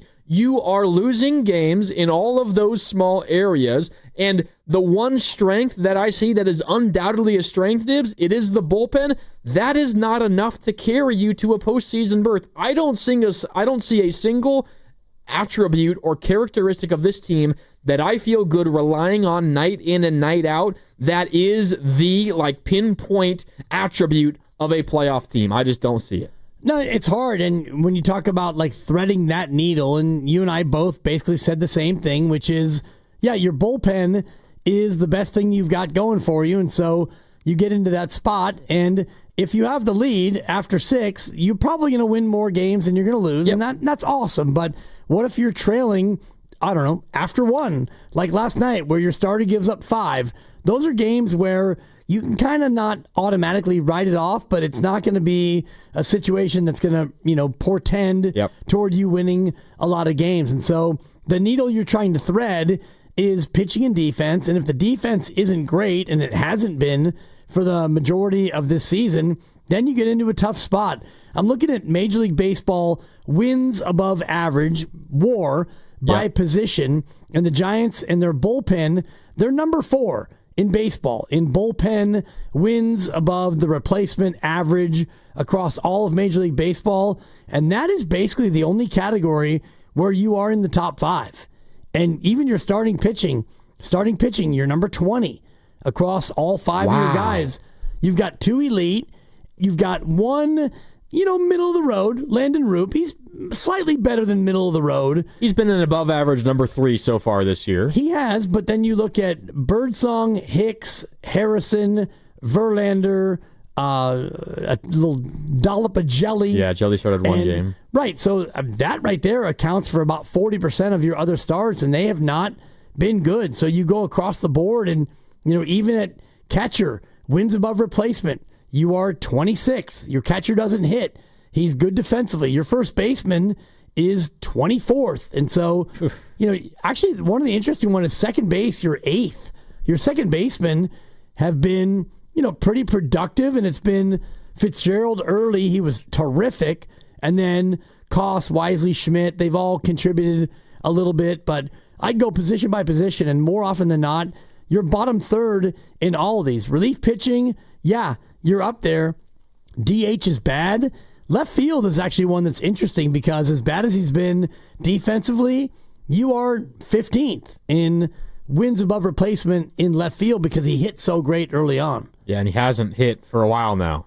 He has struggled at the plate, too. By who do you mean? Ramos. And Jung-Hoo Lee. I mean, everybody. Devers. And that's the thing is, you mentioned he, And by he, you mean like literally 2/3 Everyone of the lineup. starts nodding their head. Yes, you're right. He has struggled because I'm Everyone talking about the outside whole of Adames, lineup. right? Yeah. I mean, Adames has been great, and even Casey Schmidt has kind of leveled off. And like Jung-Hoo Lee, you mentioned a great month, which got him back into somewhat of relevance. But Patrick Bailey got hot, and he rose to 204. So your offense is subpar. Your starting pitching is what you hung your hat on, but now they've kind of regressed where, your top two, and I know it's a small sample, they both had rough outings this week, but your three is now the guy you're really like leaning on tonight, Landon Roop, and your four is a Hall of Famer who simply cannot win, and your five right now, I'm being told, and I was consulting with the traffic department at KCBS, he's traveling east right now outside of Dixon heading toward Davis. He's going to Sacramento. And they're probably going to stay there for a while. I would say a long while. And so your rotation is no longer something you can really lean on. And we mentioned the bullpen. And the bullpen when you're leading, the bullpen is great. And it does remind me of the Niners when they have the lead. And the Niners get the lead in the fourth quarter. And you've got Trent Williams, like left tackle, Hall of Famer, frothing at the mouth, and you just give it to McCaffrey. You run left, and you watch Trent Williams just ruin people, and you got Kittle out there, and Jawan, and whoever else. You're going to get 3 to 5 yards. Maybe he breaks one for 11 or 15. You're going to win because you've got the lead, and that's what this Giants team is. Yeah, speaking of the Niners, Kyle Shanahan and John Lynch, they addressed the media to open Niners training camp earlier today down in Santa Clara. We will hear their full intro press conference to really kick off the new year. That's coming up at about 15 minutes right here on 95.7 The Game. And speaking of, you're listening to 95.7 The Game, KGMZ FM and HD1 San Francisco, an Odyssey sports station and the home of the Golden State Warriors and Valkyries, always live on the free Odyssey app, coming to you live from the Laughing Monk Studios. We were talking earlier, Dibs, about some of the blame that Bob Melvin deserves and maybe this entire leadership deserves.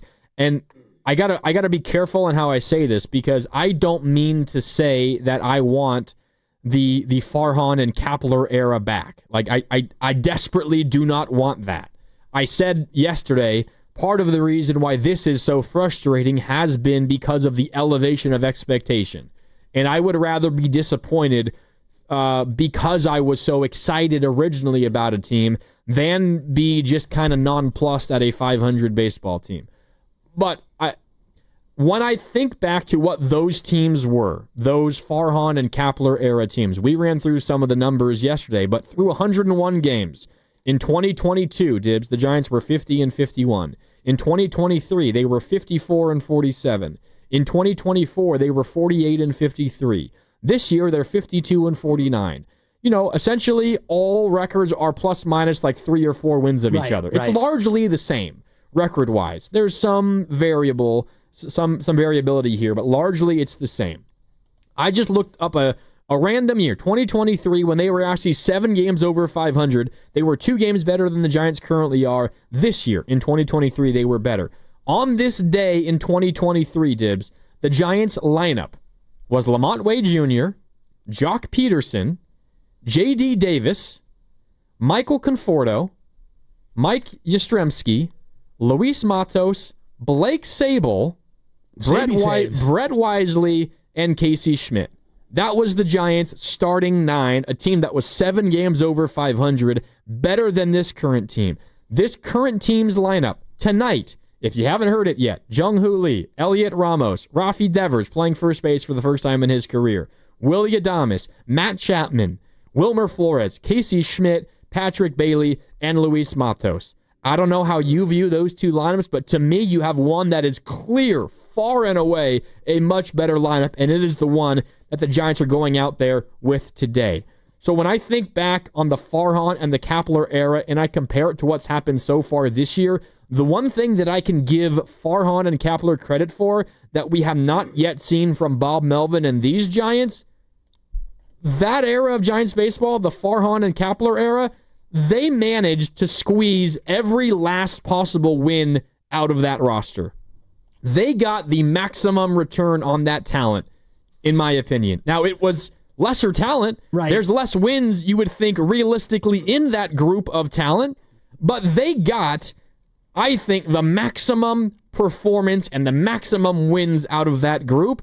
And the Giants have not. These Giants have not. This Giants team, to this point, has underperformed. They're 2 games worse with much better talent, in my opinion. Of late, yeah, and it's a small sample just because you look at what they've done. They've lost 6 in a row. And so is this the team that we expect them to be all the way through? No, but when you deal with 101 games, right, and that's where we are, you've got 61 to go. Big bunch of games. That's a real sample, and we're, a good 60 or so percent of the way through the year. And yeah, the lineup is better. And even as I look at that 2023 team and I think about the rotation, which that rotation was Logan Webb. He started 33. Alex Cobb started 28 games. He had a 3.87. Good, not elite, but a good solid year. You had D. Sclafani. Thank you. Mark Willard somewhere is turning over in his hammock. Not his grave, his hammock, wherever he may be. He started 18 games with a 4.88. Ryan Walker started 13 games. Shout out openers. Alex Wood started 12. Ross Stripling, 11. Mania, 10. Brebbia, 10. Scott Alexander started 8. And you had Kyle Harrison started 7. Keaton Wynn, 5. Jacob Junis started 4. Oh, Jacob Tristan Junis. Beck started 3. You get my point. It was an absolute rotation sensation is what it was. It wasn't even a rotation. It was 2 guys and a bunch of openers. And D. Sclafani went healthy. And so, yeah, you look at this lineup, it's better. You look at this rotation, it's better. Even if you look at this bullpen, and that bullpen was still good. Well, Duvall had 39 saves. Yeah. And he finished 60 games, which led Major League Baseball. And you had Tyler Rogers pitching 68, and you had Taylor Rogers as well. That bullpen was, I would say, comparable to this one. You didn't have Randy Rodriguez, throwing 102, but they got it done. So this one's probably better, but maybe mostly because they've had to carry less of the weight. Yeah, good point. Yeah. And defensively, though, if you look at that team and you had, Brandon Crawford in his last year still playing good defense, that defense to me is the separator based on what this defense has been. But you're right. If you want to compare this team to that team, this team is better. So miles better. Talent-wise, they're so much better. And the manager is better. Like Bob Melvin, and I mentioned this many, many times, and I hate that this is still a thing, but it's a fact. He's number 3 all-time in wins among managers with no World Series. It goes Gene Mauch, Buck Showalter, Bob Melvin. Managers, wins with no World Series. So you could take that 2 ways. Yeah, that's easy to make fun of. It's just you've been around for a long time. You had lots of bites at the apple and haven't gotten the job done. You're very employable, and many people in baseball think that you're a good manager. That's why you keep getting a job.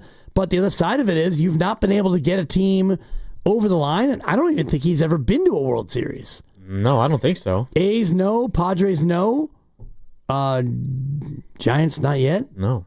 So I don't know. I look at this team and we can start to, as we get deeper into it, we can start to really point fingers.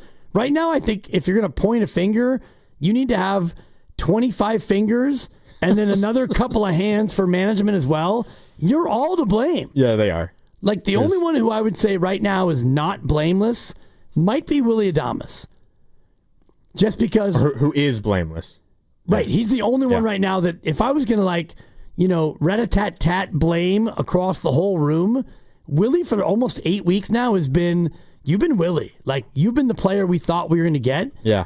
But the rest of them, sorry, no. When Willie struggled, the Giants have won. When Willie's been good, the Giants have lost. Right? Kind of weird the way that it's worked for him so far this year. 888-957-9570. Remember, Kyle Shanahan, John Lynch coming up in about 10 minutes right here on Willard and Dibs. But it's Dibs and Grandy with you. Up next is Eric in Walnut Creek. Eric, what do you got? I've called many times. You guys usually just laugh me off. But, there's a lot of things that I've been right on with this team. Verlander was such a lazy signing. This record they have now, they're going to end up 83-79. And I'm Mr. Small Ball. You guys don't like it when I talk about, hey, this team could put a lot of pressure on bullpens and go above this 2-run average a game if you put guys like Fitzgerald in there, if you could put guys like Wisely on base, if you bring up McRae. Matos has no business being on the team or being in the outfield and fumbling the ball and misreading pop-ups. And if you put those guys together, guys who could get on base, guys that could slash, bunt, and steal, and actually start employing that, it would work. And I know that because I played 3 years at a Division I program here in the Bay. I was that Swiss Army knife that did those things. And believe me, it rattles a bullpen. They've never even tried it. Get those extra 2 runs. I don't know why they don't do this. That's one fix. Because they got a whole lineup that's a bunch of the same guys. Schmidt, Matos, Chapman, Adames, Devers now. It's all the same. Guys that bat 220 and hit 13 homers. Yeah, Eric, I hear you. And I think the idea of this team leaning into small ball, it's a great idea. They tried to do it early. The reality is they also suck at that. They can't get a bunt down. They don't have speed to steal bases. You mentioned they should call up people like Brett Wisely and Grant McRae and get them on base. The problem, they can't get on base. They take advantage of the speed of Grant McRae. Okay, Grant, first you got to get on base. Guess what? His on-base percentage at AAA this year is .337. That's at AAA. That's not going to be good enough. He's got to get on base for that to work. Now, is he a much better defensive outfielder than Ramos or Matos? Yes, by a mile. And maybe it gets to a point where the Giants say, you know what? We're willing to deal with the offensive drop-off for the defensive bonus that we're going to get from a position like that. But if we're talking about the small ball and Grant McRae and Brett Wisely are part of the conversation, I'm sorry, they're not good enough hitters to take advantage of that consistently enough for that to be a positive influence on your team at the big league level. And that's fair, and you don't have that many roster spots to just truly specialize. I do know this, that you are, as a Giants team, you are 5th in baseball in sacrifice hits, so maybe it's because you try to bunt a lot, but you do. You're able to bunt, and you've got 19 bunts that you've been able to use. And McRae's a guy who I think is interesting as a late inning defensive replacement and a pinch runner for a team that desperately needs a little bit of speed. But right now, you need more than just a specialized 5th outfielder on your roster. Yeah, you do. You need something that's going to help out offensively right now. But if Devers figures it out and Adames keeps raking, then maybe suddenly the needs change, and then maybe you're more willing to go with someone like a Grant McRae, who isn't, hitting the ball terribly at the AAA level. I think we've seen who he is at the big league level, and it's not a very impressive hitter. His defense does stand out, and his speed does stand out, and those are 2 things that this team desperately needs. But right now, considering the offensive issues, I don't know if that's going to be something that they're going to turn to at this stage. Okay, time for a break. When we come back, Kyle Shanahan, John Lynch addressing the media to begin training camp. We will hear everything those two had to say right when we come back. Plus, don't forget, we're giving away a pair of tickets to this Saturday's Giants and Mets game. It's Steph Curry bobblehead giveaway night, and we have a pair of tickets to give away courtesy of Panini. All you need to know for now is begin listening, or keep listening, next segment, because that's when we will tell you how you can win. But next, Shanahan, Lynch, Niners preseason, Niners training camp is underway. We're back with more from Shanahan and Lynch coming up next right here on Willard and Dibs.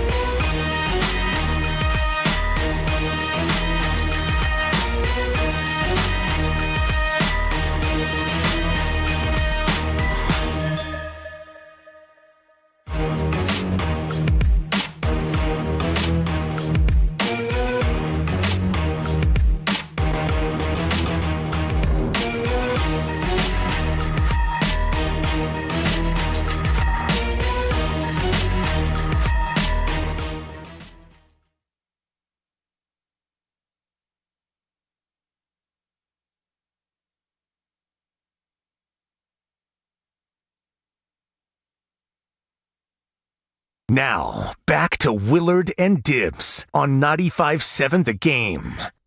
Welcome back. No Willard. It's Dibs and Grandy with you here on a Tuesday on 95.7 The Game, and it is a special Tuesday because Niners training camp is underway. All players reported today. Practice begins tomorrow.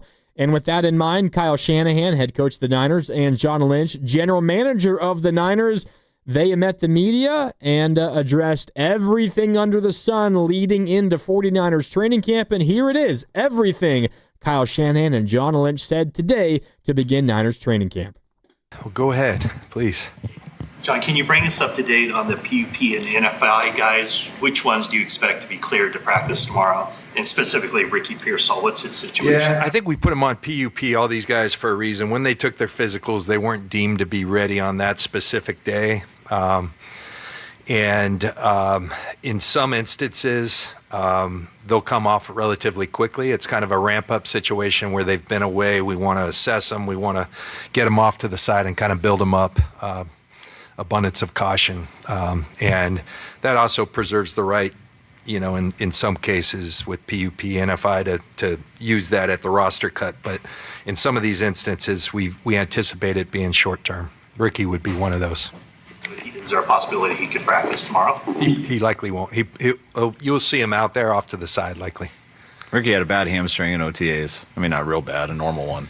He's good now. He's hit all his miles per hour. He's fine. We just haven't seen him the last 2 weeks. We're not going to throw a wide out there the first 3 days. We don't want to pull it again until we see his conditioning and everything, which we should get in 3 days, and then he should be good. Was it a partial tear, like a grade 2? Where do things stand with Juwan Jennings, and what is kind of the plan to work things out? Juwan's reported took his physical yesterday. We anticipate, I won't speak for Juwan, but had a good visit with him. Anticipate him being out there. You guys know our feelings on JJ. He embodies what we think a Niner's all about. Plays the right way, and we love him. And I think all that stuff, we're not going to get into the contract talks and all that. That takes care of itself. But, we love him, and he's here. So is there dialogue about a contract extension? Is that he's here. Gone through, obviously, what we all know went on last season, last training camp. Is there some disappointment that there is at least public discussion about this? Is there some ultra motivation to make sure it doesn't happen like it happened last year?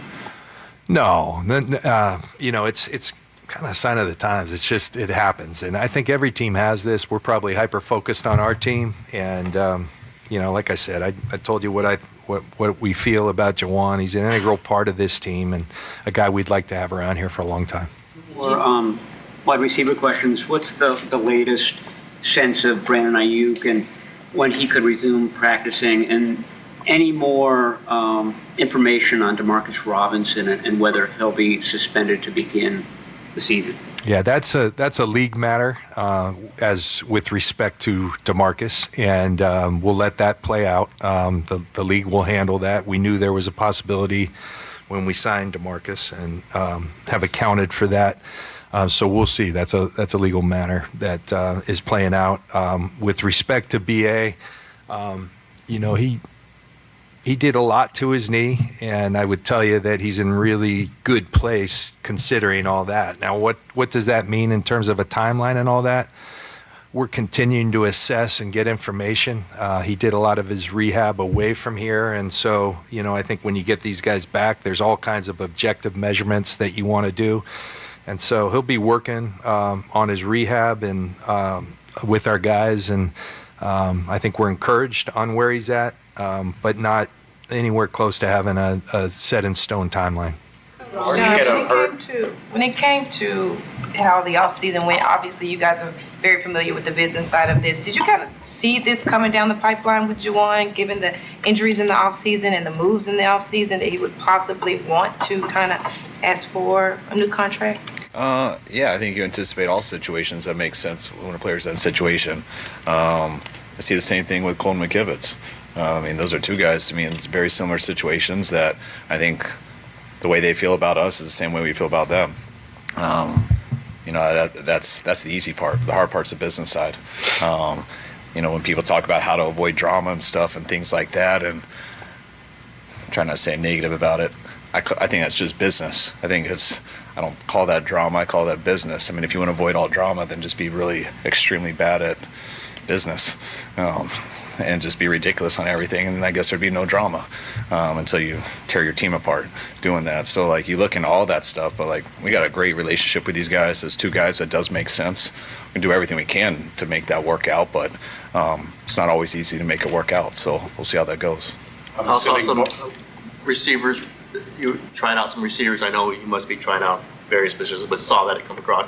Do you feel a little light just given...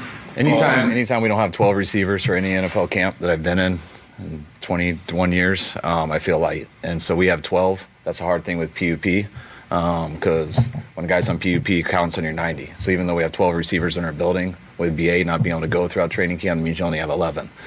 With Ricky not on there, with him on PUP for at least the first 3 practices, it means we only have 10, which you can get by with 10 until one guy has a sore hamstring the next day, and then you go with 9. And when you have 9 in a practice, one of those guys is going to get hurt because you're having to overload a guy because you're now 3 less than 12. And if you do that for a few days, it's tough. So that's the hard thing with PUP guys. Even though it looks like your numbers are there, they're not. So we felt we had to get a guy for the numbers, or eventually you lose one guy, that's going to lead to 2 more. So that's really the thought behind all that. And we have that with every position, really. And to help you guys all out, it just happened. Help me out with the name Equinemius, right? Equinemius St. Brown. We'll have signed him, so he'll be joining us off that workout yesterday. Kyle, what tone do you want to set on day 1 of training camp this year? I want it as simple as can be. Like, my goal with everything is to be the best we can possibly be, and that means nothing except for each individual becoming the best they can be. And all that has to do with putting in work and getting better each day. Like, we're finally at a camp. I think these guys have put the work in throughout the off season, where they've been with us or away. And they've given themselves a chance to come in here and really grind. And we're going to do that here for the next 5 weeks before we settle this team. I think we have as much position spots open, the final 53, the practice squad, as we've had since probably 2018.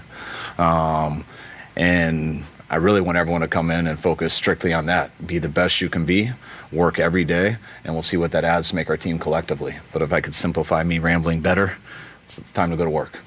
And John, what mindset does the team need to carry into this year starting today? Well, Brianna, being around this league for a long time, each year is a new year, and you earn everything you get. And there's some excitement and newness every year in this league with this team. There's a lot of young, new players who we've added. And with that comes some unknown, but it's also exciting. And so, but what I would say is we have a tremendous core of players, and they got to decide what they want this team to be. And a lot of things have to fall in place. But I do know that, what happened last year, and there's a lot of reasons, fell short of our standard. And our guys understand that extremely well, and I think they're very motivated, like Kyle said, to do everything and be very intentional. And it's one thing I love about Kyle and the way he organizes practices. It's all with one intent, to have the team as ready as they can be, and with that at times takes some risk. We're not going to go through a training camp 100% healthy. We understand that. We try to do everything we can to account for that and put our players in the best situation, but you have to work. You have to callous up, and I think it's about that work, and it's really exciting. I watched, I think we all sat back and watched Scotty Scheffler, win the Open, and he's starting to talk a little more in terms of what his preparation and things, and the thing he said, and I think it translates to any sport, is how everything he does during the week in preparations is extremely intentional to try to set him up to do one thing, give himself the best chance to win. And that's the same thing we try to do, and how we put our roster together, how they organize practices, and that's what this whole thing's all about. So I would just say the tone is you got to go earn it, and I know we have some very motivated players to do just that. Why is he an NFI? Organize the practices. So the question, real quick, and then we'll come to it. Yeah, he hurt himself working out away from here. He's one of those guys, not going to put a time limit, but relatively soon should be coming back. Barsh. How does he stack up as far as, Kyle, when you look at that left guard position? has he kind of put himself at the top based off the offseason program? No, but he's right there competing with guys. You know, him and Zakel. We all know Burford can do that. He's done it before. We're starting him out, working to try to get that swing tackle spot. But we also know he can hop right in and guard and play because he started there for us in our 23 season with Feliciano. You know, we had Barch and Zakel competing through OTAs, but like I'll say, in the year since 2008, probably 19, what is OTAs when it comes to an alignment and stuff? You know, we got to actually go out there and do more football. So, but he's in the competition. He's in the mix. Map out what the workload plan is for McCaffrey and Trent Williams specifically. I mean, it's all on paper somewhere. It's too confusing for me to memorize, or I'll forget things that can't just read on paper. But you have to take into account to try to get these guys through camp healthy. Oh, definitely. Which we always do. You know, last year neither of them did camp, and that didn't help them go through the season either. So I'm glad that they're both here and healthy, and they get a chance to go back to me, have a chance to build their bodies where they have a chance to get through the season like they have in the past. What have you guys seen from last year's draft class as far as taking that year 2 jump? I think that's one of the most important things. I mean, I think the most obvious thing is how many rookies we're going to be dependent on this year, especially when you look at the defensive side. We hope we are. But that goes hand in hand with the second-year guys. Guys that came in here and did a hell of a job in their first year. Guys like Renardo, guys like Ricky, Garindo.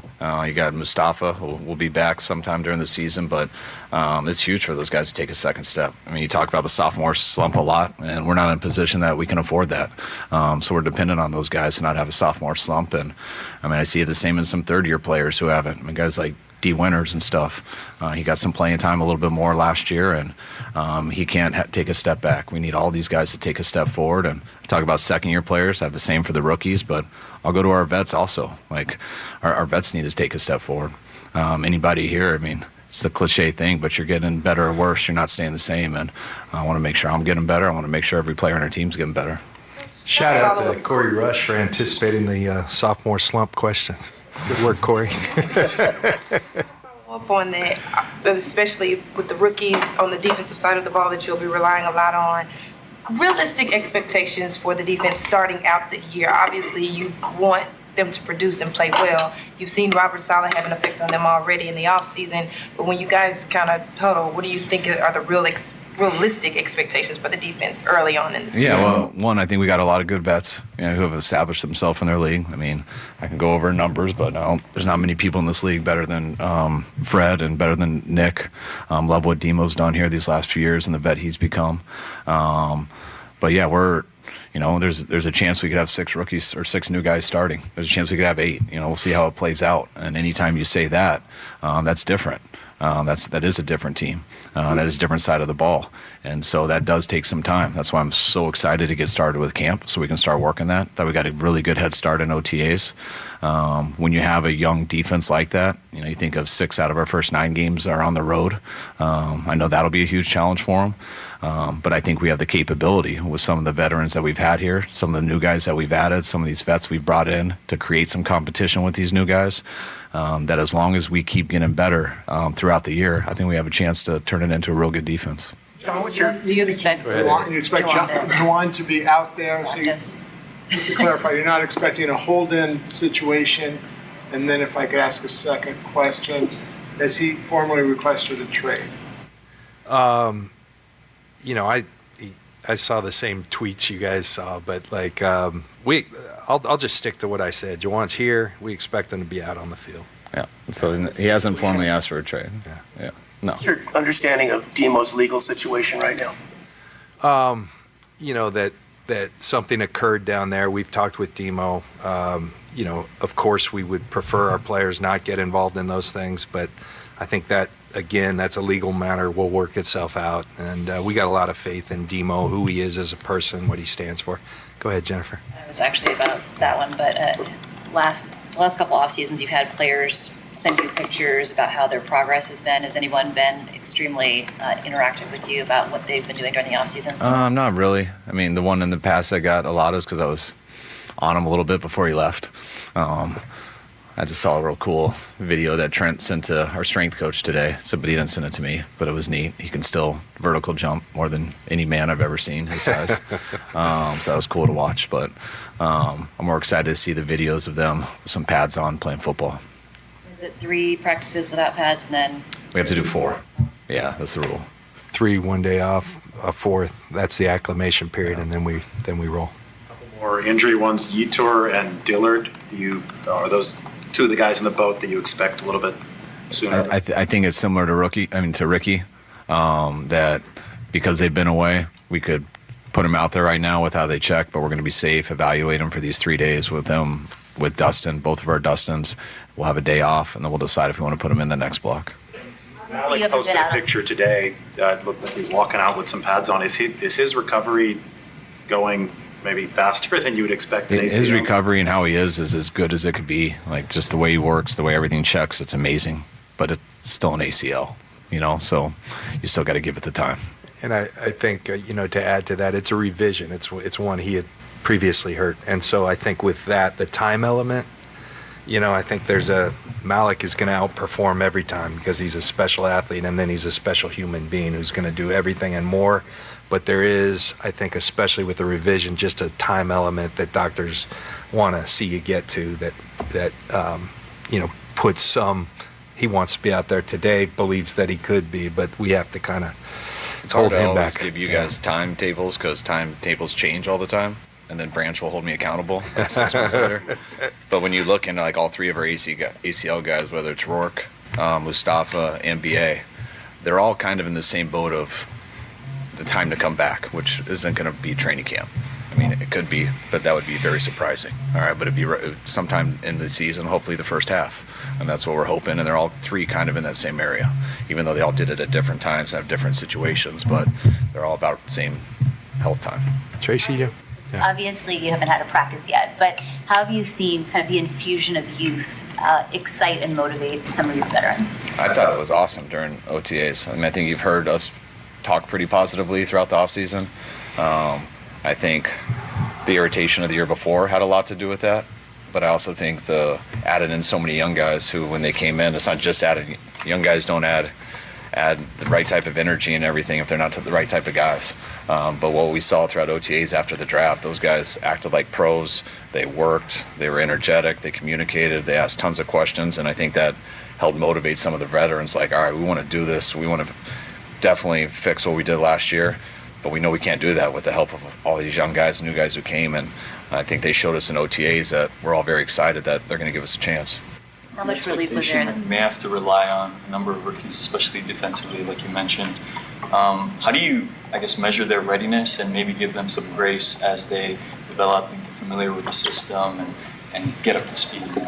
The same way you always do. I mean, you go back to 19, we're coming off a 4-12 season as second pick in the draft, and that year we started. Debo was a rookie. We started. Nick Bosa was a rookie. Dre Greenlaw started. He was a rookie. You do the same way you've done it your whole career. There might be more than one at certain spots, which I think brings more light into it. But we've all been around enough to know that, there's some growing pains with rookies, but there's growing pains with everyone. It's easy to say it's because of a rookie, but with vets, there's up and downs. You do that with everyone. You got to understand, though, that rookies are going to struggle harder at first. They aren't going to figure it out right away. You can't just bench them as soon as they make a mistake early. That does take reps. No matter what you do, you need a lot of reps to get good at anything. And these guys are going to need those reps. They haven't had them. They don't get them in the offseason. They get them through playing football. And that's why you hope as they get those reps, they're not catastrophic, because we're all judged on wins and losses. But there's some ebb and flows in it, and if they're made of the right stuff, you can overcome those mistakes, and they eventually fix them. With that in mind, was there some pressure to get Alfred Collins done so he could actually get on the field and start working? I don't think there was pressure, Jennifer. That was a weird deal in that, the whole second round hadn't moved, and you can sit back and you can wait, or you can. And I just asked our guys, Brian Hampton, go call everyone in the league and let's get an estimation where this thing's going to break, and does it benefit us to be not first, because some guys had signed, but does it? And at the end of that process, the the recommendation from them was let's go ahead and get this thing going. And Alfred had worked really hard after not being able to participate in OTAs and getting himself in really good condition. He didn't want to lose, so he was extremely motivated. And I think I was really proud of our guys and his side, Nicole Lynn and Alfred, and coming together and kind of triggering the second round. And I think we ended up in a good place for everyone. Are you committed to taking those lumps potentially and letting the young guys, the rookies, learn on the job early in the season, even if it costs you a game or two? Yeah, but I mean, it's also, is there a better vet behind him? Like, you're going to play the best player, whether he's young or not. We are in a situation where we have a lot of opportunities for young guys to be our best players. We haven't had that in a while, probably since 19. And that's why there's more room for young players to make it here. And I think we got the right young players to do that. But in any situation, if someone's struggling, and we're going to put the best team out there possible, we have a chance for young guys to really earn that. But if there's someone better behind them, we're judged off wins and losses. You're going to do what it takes to win that game and then try to get a guy ready for the next week. But you're always going to put the best guys out there. In the offseason program, where did you see Brock take maybe his biggest leap, and what do you expect from him training camp and getting ready for the regular season opener? I think Brock's played at a very high level since he's been here. Since his first game in to his last game, I think Brock's played on extremely high level. I think that's why he's earned that contract. I think the hardest thing with this league and the amount of money and the amount of coverage, when people get contracts, there's all this other expectation of now what do they have to do. And Brock needs to keep playing how he's always played and continue to get better, like everyone does. Like, you get better or worse, you don't stay the same. So, like, Brock has had a hell of a short career so far. He had a hell of an offseason. And when you have a guy who is, to me, real in those ways, it hasn't been fake, the way he works, who he is as a man, what he's put on film, what we see every day, he will keep getting better. And that's what we saw throughout OTAs. Do you have a question in the back? You were trying earlier. I'm sorry, I don't know your name. You're all good? Okay. All right. Good deal. All right. All right. Thanks, guys. Thank you. All right, that's Kyle Shanahan and John Lynch. And with that, Dibs, Niners training camp is officially open. Before we discuss our takeaways, I did want to let everybody know and remind everybody that our Giants ticket contest is officially on. Don't call just yet because you don't know how to win. Right. If you want to win a pair of tickets to Saturday's Giants-Mets game, it is a special 6:05 Saturday night start, and the first 20,000 fans get a Steph Curry bobblehead. But if you want to win, all you need to know right now is listen. And this giveaway, by the way, courtesy of Panini. Something we say over the next 20 minutes will be what you need to win, because in the 5 o'clock hour, we will ask you about something we say in these next 20 minutes. And if you're the first person to give us the right answer on the contest line, you'll be the winner. The contest line for your records, don't call now, but just so you have it, 415-523-4652, and just keep listening. But Kyle Shanahan and John Lynch talked about literally everything we could possibly think of. Yeah, and we can get fully into all of the minutia and the details of it, but my just thumbnail sketch, good news, bad news. Good news, Juwan is here, and that's going to get done.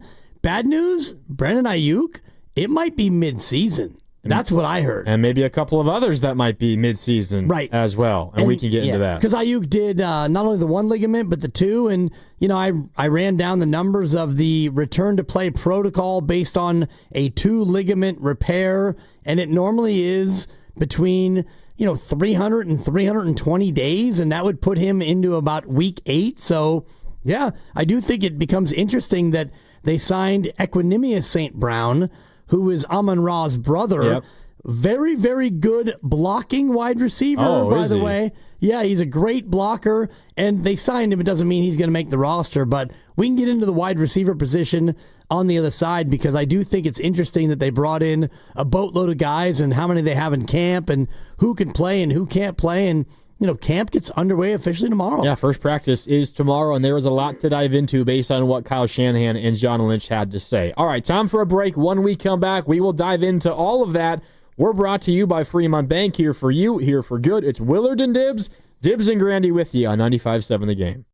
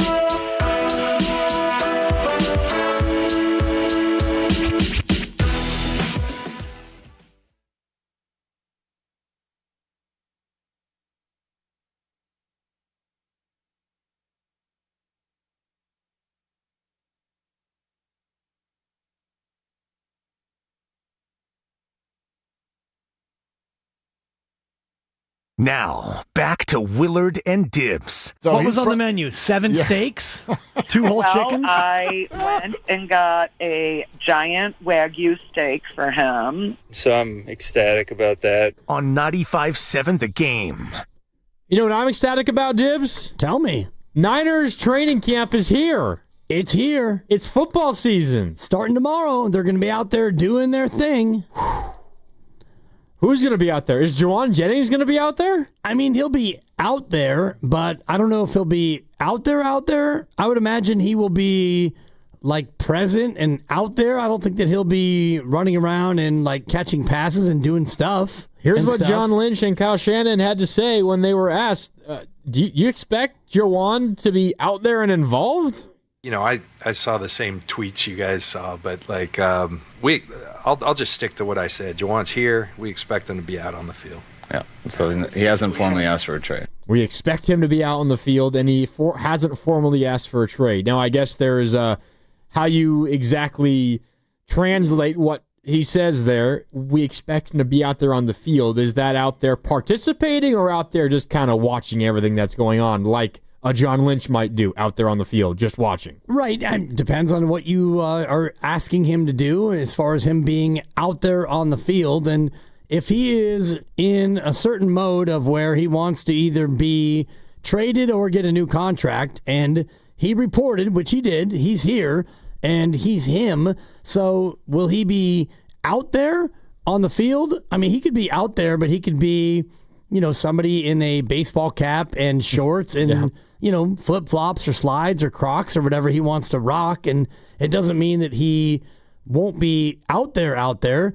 It's day one, so I do think that it becomes interesting when you listen to Kyle Shanahan in his later answer talking about wide receivers, and he said anytime we don't have 12 for any NFL camp that he's been there in 21 years, he feels light.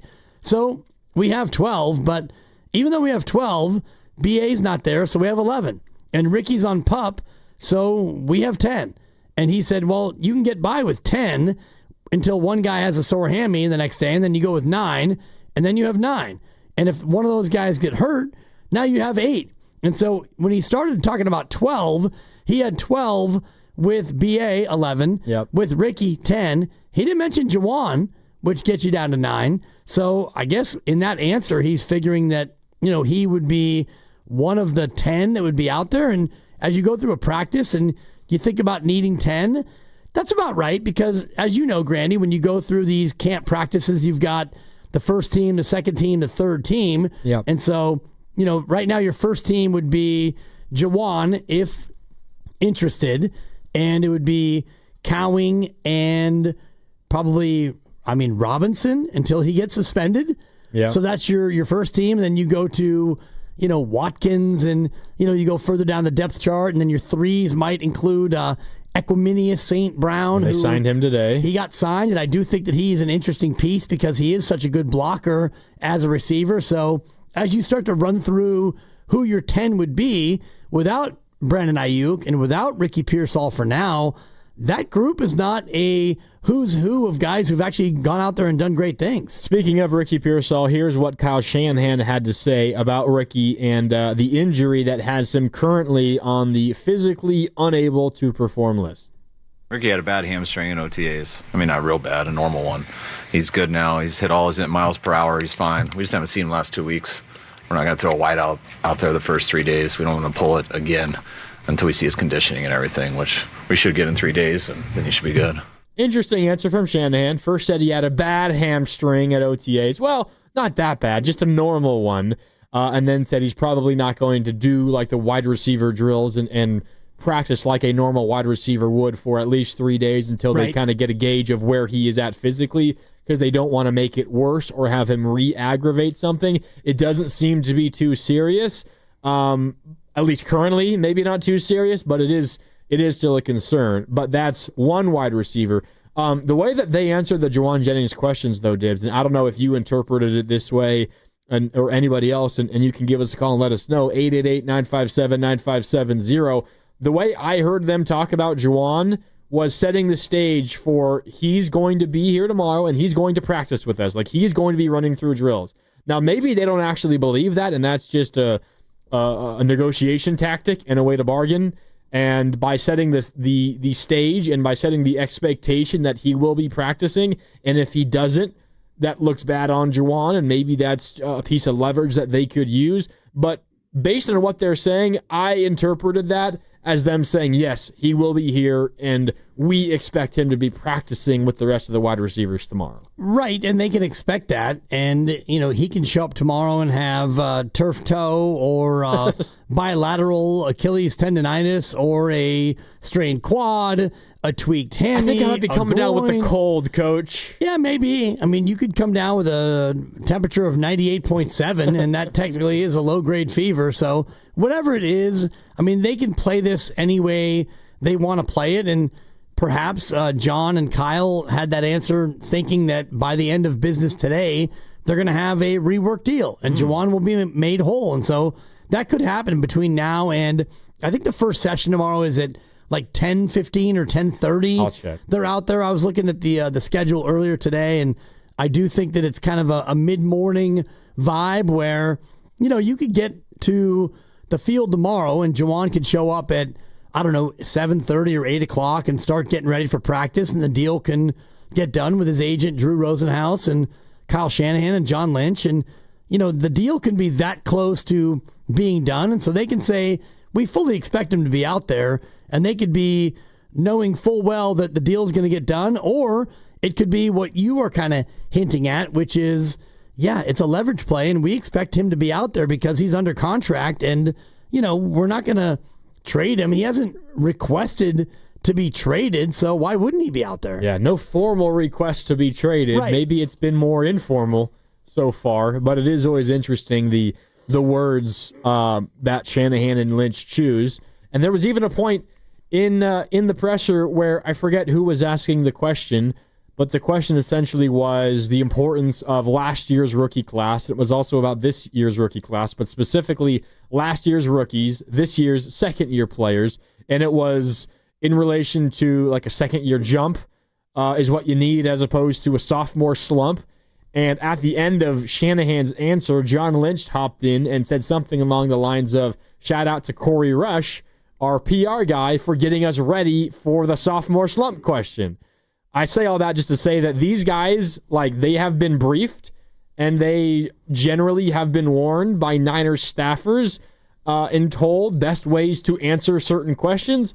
I would imagine on a question as I don't know, as important as the Juwan Jennings contract one, they were told which specific language to use, and Kyle Shanahan was told to say no formal trade request has been submitted by Juwan just yet. But maybe it's been less formal, is all I'm saying. And it usually is less formal, where it's either the agent through the media, which is what this one felt like it was, and, unless it's a player or an agent going to the team and saying, look, this is what we want to be traded. I think a Debo unfollowing the Niners on social media.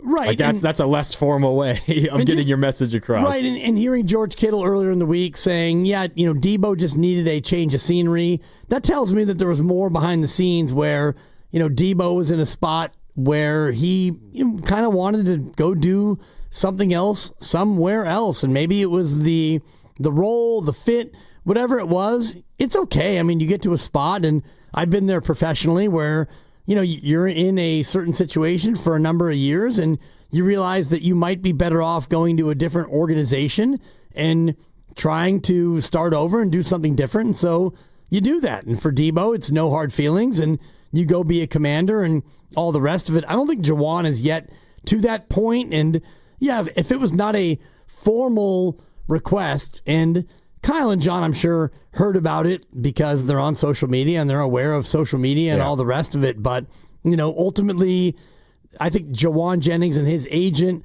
and the Niners have been working behind the scenes to try to figure out what a rework deal might mean for Juwan and how it might actually fit, because Juwan went from wide receiver 3 to wide receiver 1 last year. And right now, if you have everybody ready to go for week 1, he is your wide receiver 1, right? Yeah. I mean, everyone other than Ayuk. Like, Well, because he's out. Ayuk's not going to be ready. Right, and we don't know when he'll be ready, and that was one of the things that kind of caught me, like the whole idea of mid-season, and I don't know if he said mid-season, but the sentiment I got was that it's more likely to be week 8 than it will be week 4 when he's going to be ready. I have a couple of pieces of sound related to that I'll play for you. The first one is John Lynch, just in general, asking about updates on both Brandon Ayuk and Demarcus Robinson. Ayuk, of course, dealing with the torn-up knee. Demarcus Robinson awaiting a ruling from the NFL. So here's John Lynch providing updates on both those two wide receivers, Ayuk and Demarcus Robinson. Yeah, that's a league matter as with respect to DeMarcus, and we'll let that play out. The league will handle that. We knew there was a possibility when we signed DeMarcus and have accounted for that. So we'll see. That's a legal matter that is playing out. With respect to BA, he did a lot to his knee, and I would tell you that he's in really good place considering all that. Now, what does that mean in terms of a timeline and all that? We're continuing to assess and get information. He did a lot of his rehab away from here, and so, I think when you get these guys back, there's all kinds of objective measurements that you want to do. And so he'll be working on his rehab and with our guys, and I think we're encouraged on where he's at, but not anywhere close to having a set-in-stone timeline. Okay, there's John Lynch on Ayuk specifically there towards the tail end. I will let you hear more on Ayuk in just a sec, but first, you're listening to 95.7 The Game, KGMZ FM and HD1 San Francisco, an Odyssey sports station and the home of the Golden State Warriors and Valkyries, always live on the free Odyssey app, coming to you live from the Laughing Monk Studios. And reminder, sometime over the next 30 minutes, we'll ask you a question about something we said in the last 20 minutes. Just keep listening for the question and the cue to call the contest line at 415-523-4652. Don't call now, but the number you will call eventually, 415-523-4652. And that pair of tickets to Saturday night's Giants-Mets game will be yours, courtesy of Panini. I think, though, Dibs, this was the answer you were searching for. Kyle Shanahan and John Lynch were asked about, I believe this question is specifically about Malik Mustafa, young safety for the Niners who underwent off-season ACL surgery. And Shanahan and Lynch, while answering the question, also bring up Brandon Ayuk. They also bring up Curtis Rourke, rookie quarterback out of Indiana. But essentially, you'll hear them say that all three of those guys are on a similar time frame in terms of their recovery from their knee injuries. And you will hear, I think, a time frame specifically for Brandon Ayuk as well. So here's Shanahan and Lynch on those knee injuries for Mustafa, Ayuk, and Rourke. His recovery and how he is as good as it could be. Like, just the way he works, the way everything checks, it's amazing. But it's still an ACL, so you still got to give it the time. And I think, to add to that, it's a revision. It's one he had previously hurt. And so I think with that, the time element, I think Malik is going to outperform every time because he's a special athlete, and then he's a special human being who's going to do everything and more. But there is, I think, especially with the revision, just a time element that doctors want to see you get to that puts some. He wants to be out there today, believes that he could be, but we have to kind of hold him back. It's hard to always give you guys timetables because timetables change all the time, and then Branch will hold me accountable 6 months later. But when you look into all three of our ACL guys, whether it's Rourke, Mustafa, and BA, they're all kind of in the same boat of the time to come back, which isn't going to be training camp. I mean, it could be, but that would be very surprising. All right, but it'd be sometime in the season, hopefully the first half. And that's what we're hoping. And they're all three kind of in that same area, even though they all did it at different times, have different situations, but they're all about the same health time. So there it is. If you could focus through the ringing phone on the desk, right? That was essentially Kyle Shanahan saying for all three of those guys, Malik Mustafa, second-year safety, Brandon Ayuk coming off of a torn-up knee, and Curtis Rourke, who the Niners hope doesn't play a snap for them this year. Nothing against you, Curtis. They expect those to be returned some point during the season, and Shanahan said hopefully in the first half. So that that would suggest, Dibs, that even just 4 games missed by Brandon Ayuk would feel like a major win for the 49ers. The Niners may be hoping it's 8 or 9 games missed as opposed to even more and going into the second half of the season. It depends on, how his rehab is going, and I've been going through all of the different RTPs, Grandy, the return to play protocols for the injury that he had. And keep in mind that Brandon Ayuk tore the ACL and the MCL. Yeah. So it's not just the one ligament, and looking at it's the National Library of Medicine. Oh. And they have chronicled the return to play protocol of 51 athletes who have had those 2 injuries, and they had the surgery, and it generally is 10 and a half months is the average. And so he had surgery on November 11th. And so if you look at 10 and a half months from November 11th, that would be roughly September 15th as the average. Now, there's a plus or minus of about a month and a half. Okay. So if you look at the plus or minus and you look at November 15th, plus a month and a half is November 1st, and minus a month and a half would be August 1st. So you're looking at a range of August 1st to November 1st. And just hearing what they're talking about, August 1st is a week from Friday. Doesn't seem like that's happening. Don't feel like that is going to be what is happening. And even like the median or the average, which would be 10 and a half months, which would get you to roughly October 1st, that feels to me like maybe the earliest you actually would see him. October 1st is a day before their Thursday Week 5 game in LA. Right. And so if you start the year on the pup, that would be 4 games, Yes. and then you would be cleared in time to maybe be ready for the LA Ram game. Thinking about the information that I've gleaned from all my research about knee injuries and being a knee injury sufferer myself, and thinking about 2 knee ligaments for Brandon Ayuk, and the idea of why would you really want to rush him back when you've got this contract that you are sunk into? Like, you have anchored yourself to Brandon Ayuk at least for this year and 1 more. I think the out would be after next year, and even the out, that's still a big dead cap hit. Expensive. It's expensive. Yeah. So the only way you could get out would be to get him healthy and trade him. Ideally, you get him healthy and he becomes the player that he was before he got hurt. And that's really what you want. So for me, I think about like the ability to, or the idea of rushing him back.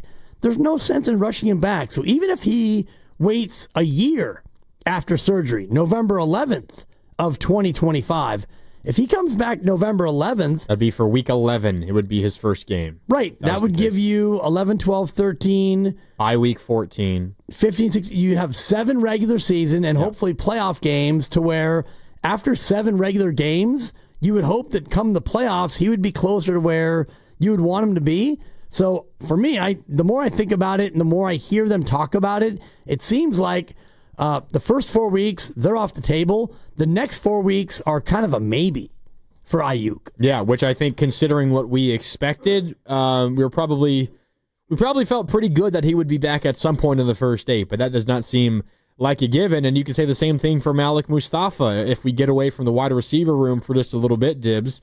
Malik Mustafa, who underwent ACL surgery this past offseason, John Lynch did make sure to specify that it is, quote, a revision for him. I guess I'd have to ask the expert in the room, and that is definitely you out of the 2 of us, Dibs. So he already had an ACL surgery, an ACL reconstruction, and now he had a similar procedure on the same ACL. Does that tend to mean recovery goes quicker the second time around? Does it take longer? It's varied. It just depends on, what the repair is like. And so what happened to Malik Mustafa is he tore the graft, which is basically the replacement ligament in his ACL. He tore that up again. So now you have to go in and see, when you tore it the second time, how extensive is the damage to the surrounding tissue and, the other areas where you want to connect the ligament to, because that's why it's a revision. And just looking at it, it's complex, and it just depends on, what the remainder of the knee looks like. And if, when he had that revision and he tore it again, was there other damage to surrounding ligaments or tissues that would require this to be a more complex repair? I do think what actually plays in his favor is the fact that he is so young. And I know that when I had my meniscus repair and I was 47 or 48, blood flow becomes an issue because when you get older, you don't have the same ability to regenerate tissue as you do at your age, 29, and Malik Mustafa, who is, 23 or 24. And so even though he's going through it a second time, being younger definitely allows him to return a little bit quicker. Yeah, and speaking of Malik Mustafa, maybe we're getting some mixed messaging, what Shanahan and Lynch are saying and what Mustafa is showing. He posted a photo of himself on his Instagram story this morning, him carrying his pads and his helmet, his upper pads, like his shoulder pads and such. He's wearing his lower pads with his Niners shorts, and he's walking out to, I would imagine, some training facility, Dibs, if you could see that there. So I mean, he looks like pretty good, and there's nothing on his knee. Nope. He looks healthy, but the Niners are clearly not going to rush him either. But that does seem like good news as far as the Niners are concerned. There, we will see exactly the return to play. When it comes to safety, Dibs, it's crazy that Mustafa is entering his second year, and he is probably the most trusted guy the Niners have at that spot. Maybe encouraging for him specifically, but might not be a good thing for the roster as a whole. So they will definitely need him. The other thing, Dibs, that did stand out, he was essentially asked about the second year class that includes Malik Mustafa, right, along with Renardo Green and Ricky Pearsall, and he was asked about their ability to potentially make a jump. And here's what Kyle Shanahan said about that on an improvement for those year two players or potentially a sophomore slump. Here's Kyle Shanahan. I think that's one of the most important things. I mean, I think the most obvious thing is how many rookies we're going to be dependent on this year, especially when you look at the defensive side. We hope we are. But that goes hand in hand with the second-year guys. Guys that came in here and did a hell of a job in their first year. Guys like Renardo, guys like Ricky, Garindo. You got Mustafa, who will be back sometime during the season. But it's huge for those guys to take a second step. I mean, you talk about the sophomore slump a lot, and we're not in a position that we can afford that. So we're dependent on those guys to not have a sophomore slump. And, I mean, I see it the same in some third-year players who haven't. I mean, guys like D. Winters and stuff. He got some playing time a little bit more last year, and he can't take a step back. We need all these guys to take a step forward. And talk about second-year players. I have the same for the rookies, but I'll go to our vets also. Like, our vets need to take a step forward. Anybody here, I mean, it's the cliche thing, but you're getting better or worse. You're not staying the same, and I want to make sure I'm getting better. I want to make sure every player on our team's getting better. There's Kyle Shanahan. Man, it's good to have his and stuffs back, isn't it? Yeah, it's so good. But he's not wrong. And if you look at the defense, and I'm just looking at the depth chart as put out by Our Lads, which is a great place to look at depth charts. And you look right now, and you've got Alfred Collins, rookie, Michael Williams, rookie, Malik Mustafa, Renardo Green, second year. Those are 4 of your starting 11, according to Our Lads, and I know all this will change. And then you add in D. Winters, who is being penciled in right now as your starting linebacker opposite Fred Warner. But if it's not D. Winters, it's a rookie, Nick Martin. And then you go to C.J. West, who is a rookie, Upton Stout, who might eventually be your starting nickel. He's a rookie. Tatum Bethune, second year. So what Kyle is laying out there is actually the reality. And, Darrell Luter Jr. is a backup to Lenore, and he's in his third year. But of your top 22 on defense, you've got about 9 or 10 first year, second year, and a couple of third years. And so that's where you look at Robert Saleh and say, all right, Robert, welcome back. You've got a bunch of pups, and you've got Bosa, and you've got Fred Warner, and you've got Demo, who, he's been around for now. This will be, I think, his 5th year or so. Yeah. Drafted in 21, so he's more of a veteran. You've got Jordan Elliott, who's a vet, and you do have Trey Brown, who has played a lot of football. So it's a mix of veterans and like 22 and 23-year-olds. So Robert Saleh's job now, much tougher than it was the first time here. Well, and this is something that you picked up on listening to the press conference the first time. A lot of what the Niners are saying, in Shanahan specifically, but also John Lynch, is in order for us to accomplish what we want this year, our young guys have to take a step forward. The rookies this year, they have to be good, and our second-year players have to be better than they were last year. And even the third-year guys, whether it is someone like D. Winters getting his first real shot or whatever the case is, they have to step up and be good. And it's what happened in 2019, Dibs, when the Niners burst onto the scene and set the stage for everything we've seen since. I mean, it was that draft class, right? It was Deebo Samuel and Nick Bosa and Dre Greenlaw. That trio were all drafted that offseason in 2019. They came in and they immediately transformed the Niners team offensively and defensively. And those were three of the biggest players in the Niners' 2 trips to the Super Bowl and 4 trips to the NFC Championship game. Those 3 were key in every single one of those. If you have a draft even half as good as that, then this team will be maybe better than a lot of people are expecting right now and maybe even next year as well. And you look at last year, and we haven't mentioned Dominic Pooney, maybe because we're so used to him being a mainstay. Doesn't feel like a second-year guy. Right, but he was awesome last year. And so last year's draft class was so good, and yet it netted you a 6-11 year, not because they weren't good enough, but because of a number of other factors. But all those guys you had last year as rookies who contributed, now you step in and you've got these guys as second-year players. So if this year's draft class can even approximate what you had last year, and you get, contributions from the people that you really are going to need to contribute, you start to look at, if it's Mykel Williams and Alfred Collins. I think the Niners spent their first 5 picks all on defense. And so if you can hit on just, 3 of those guys, if 3 of the 5 can be rotational or starters and they can come in and contribute, well, now your defense has got to be better than last year. Okay, well, speaking of the rookies and playing time, and if they contribute, if they don't, one question that Kyle Shanahan was asked was, will you let rookies learn through, play through maybe some struggles at times? Because no matter how talented you are, it's relatively rare that you got a rookie that just the second they step onto the field is good and mistake-free. So Kyle was asked, will you let rookies, young players in general, but specifically rookies, play through some mistakes and let them learn on the job? Here's how Kyle Shanahan answered that question. Yeah, but I mean, it's also, is there a better vet behind him? Like, you're going to play the best player, whether he's young or not. We're in a situation where we have a lot of opportunities for young guys to be our best players. We haven't had that in a while, probably since 19. And that's why there's more room for young players to make it here. And I think we got the right young players to do that. But in any situation, if someone's struggling, and we're going to put the best team out there possible, we have a chance for young guys to really earn that. But if there's someone better behind them, we're judged off wins and losses. You're going to do what it takes to win that game and then try to get a guy ready for the next week. But you're always going to put the best guys out there. Well, there's Kyle Shanahan. So the question was, you're going to let rookies play through some struggles, with the idea being maybe you'll be better for it, say, come week 12 or whatever it is. And he said yes, but then he basically explained no.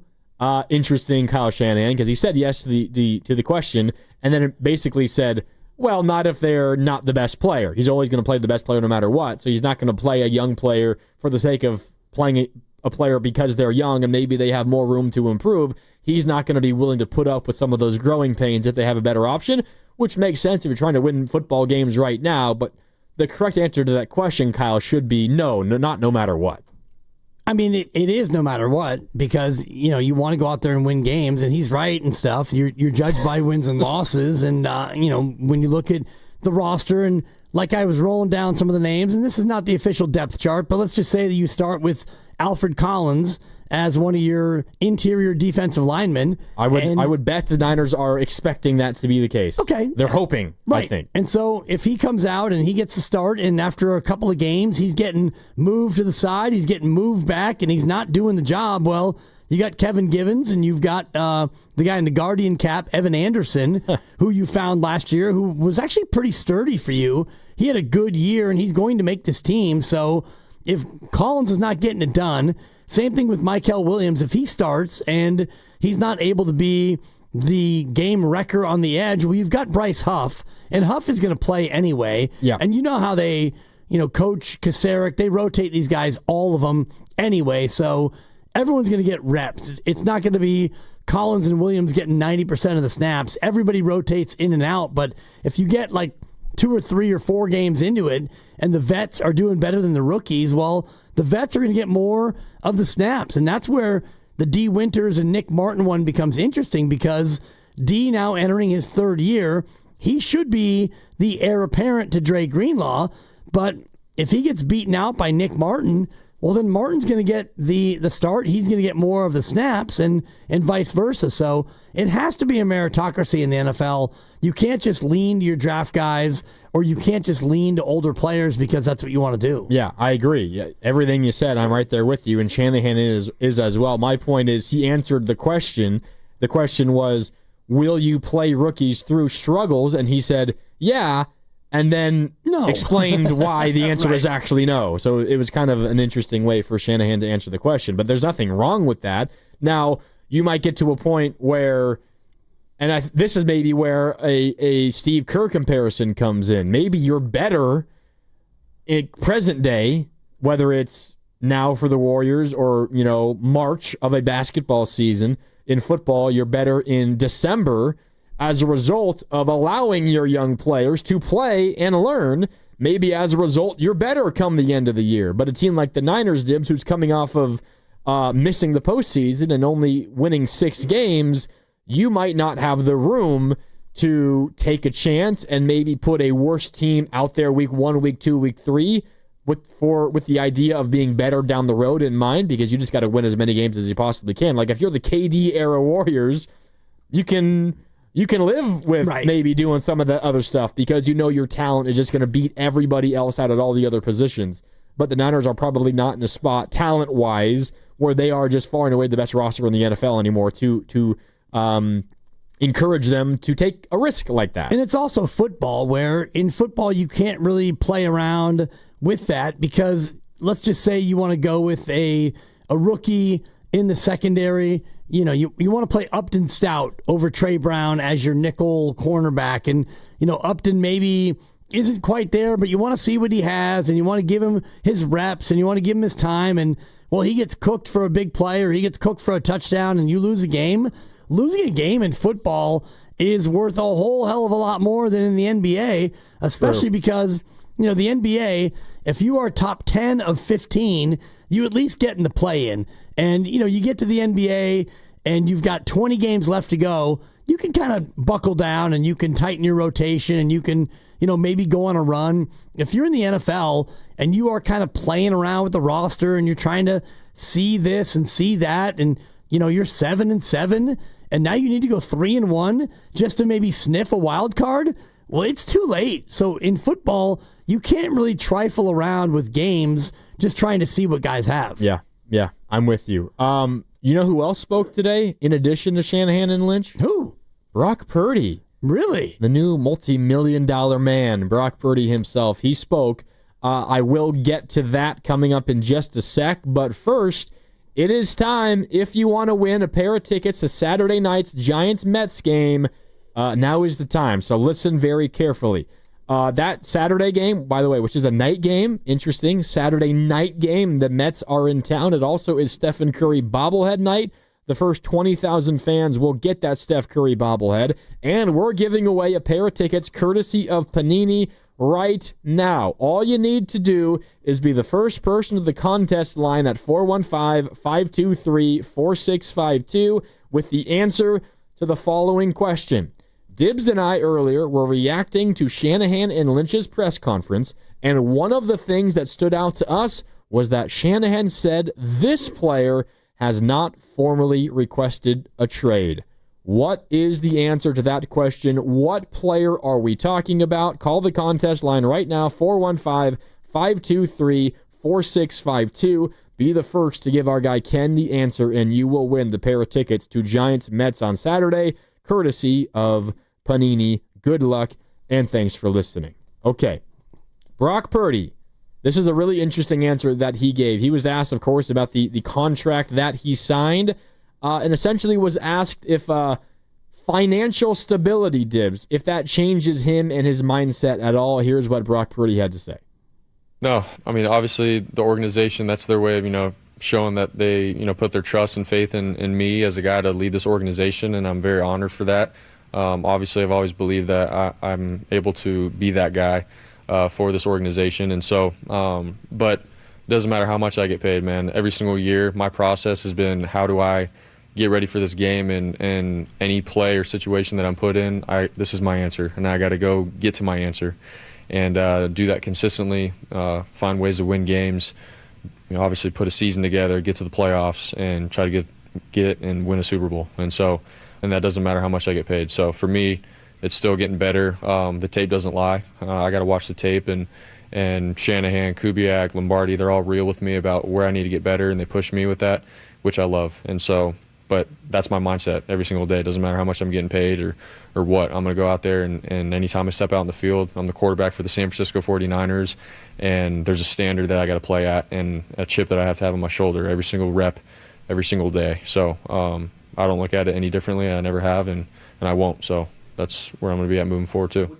And there's Brock Purdy. That is as Brock Purdy of an answer as it could possibly get. What's interesting is he said, quote, "It doesn't matter how much I get paid." I would imagine John Lynch and Kyle Shanahan heard that and said, well, you could have taken a little less if you really wanted, Brock. I mean, he could have gotten more. So, I mean, I think that the deal ultimately was kind of a fair, square deal. I think so, too. For where he sits on the pecking order, where he is actually among quarterbacks to make 53 average annual and to get the guarantees that he got. And, they still have one more year of bargain Brock.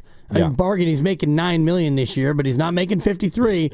So he's got one more year where they can take advantage of that. They can save up cap room for the future and, hopefully still develop and add around him this year and in the future. But, hearing Brock Purdy, he's kind of baby Shanahan now with his, it's almost like the Shanahan monotone and just, matter of fact. And everything he said is spot on. And the one thing I do find interesting is the elevation of Clay Kubiak, who goes from, passing game specialist to now he's the offensive coordinator.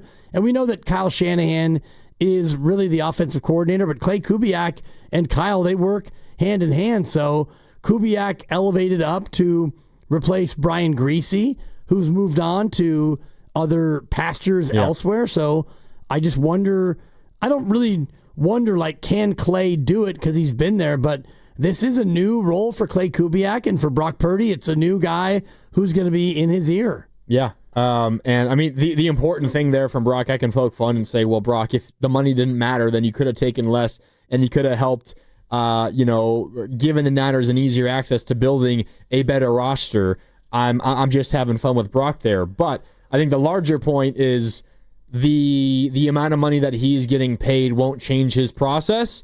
And he's still going to come in every day with the same mindset that he did over the first handful of years that he was the starting quarterback. And that is what you want, because for so many people, and I think it's the natural human reaction, Dibs, you get broken off a check like that, and maybe your natural instinct, your natural response, at least after a certain amount of time, is like, okay, I can take it easy now. I worked so hard to get here. Now I can kind of just coast.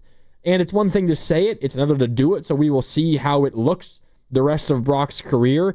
But the fact that he's saying that is a good sign and shouldn't surprise anybody, because Brock has always said the right things and to this point has also always done the right things. Whether or not he's having success on the field is beside the point. He hasn't really ever not put in the work to give himself the best opportunity. And until we see the money actually, I don't know about change him, but alter the way he goes about dressing and driving and the jewelry and the ornamentation and all the rest of it, if the money starts to affect the person that he ostensibly has become, to go from where he was to where he is now, then you might have some trouble signs, but he still seems to be the same humble kid he's always been. Oh, yeah. And it's less to me about what he drives and what he wears and if he's got jewelry or chains or all that.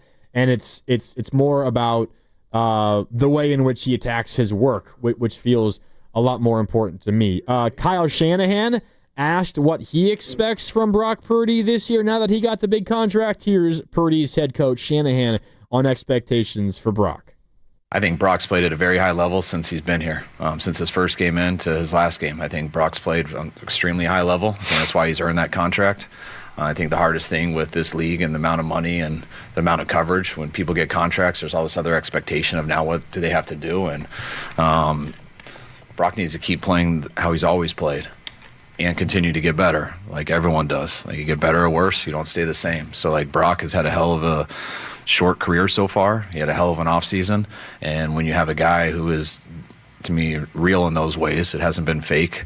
The way he works, who he is as a man, what he's put on film, what we see every day, he will keep getting better. And that's what we saw throughout OTAs. All right, there's Shanahan on Brock. And Shanahan obviously is right in saying that nothing changes for Brock. He just needs to come in and keep doing the same thing that he's been doing and get better like everybody else. He talked about how the pressure changes.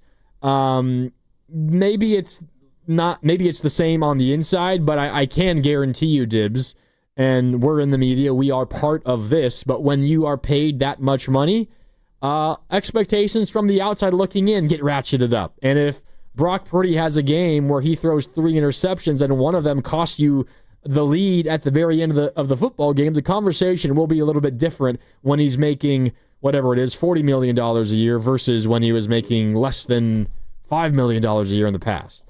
Yes, but that is only the outside noise. And so if you're Brock Purdy, you can look at so many other examples of quarterbacks like, I don't know, Patrick Mahomes. And I'm not saying you have to be Patrick Mahomes, but Mahomes went out there and got, $450 million or whatever his contract was.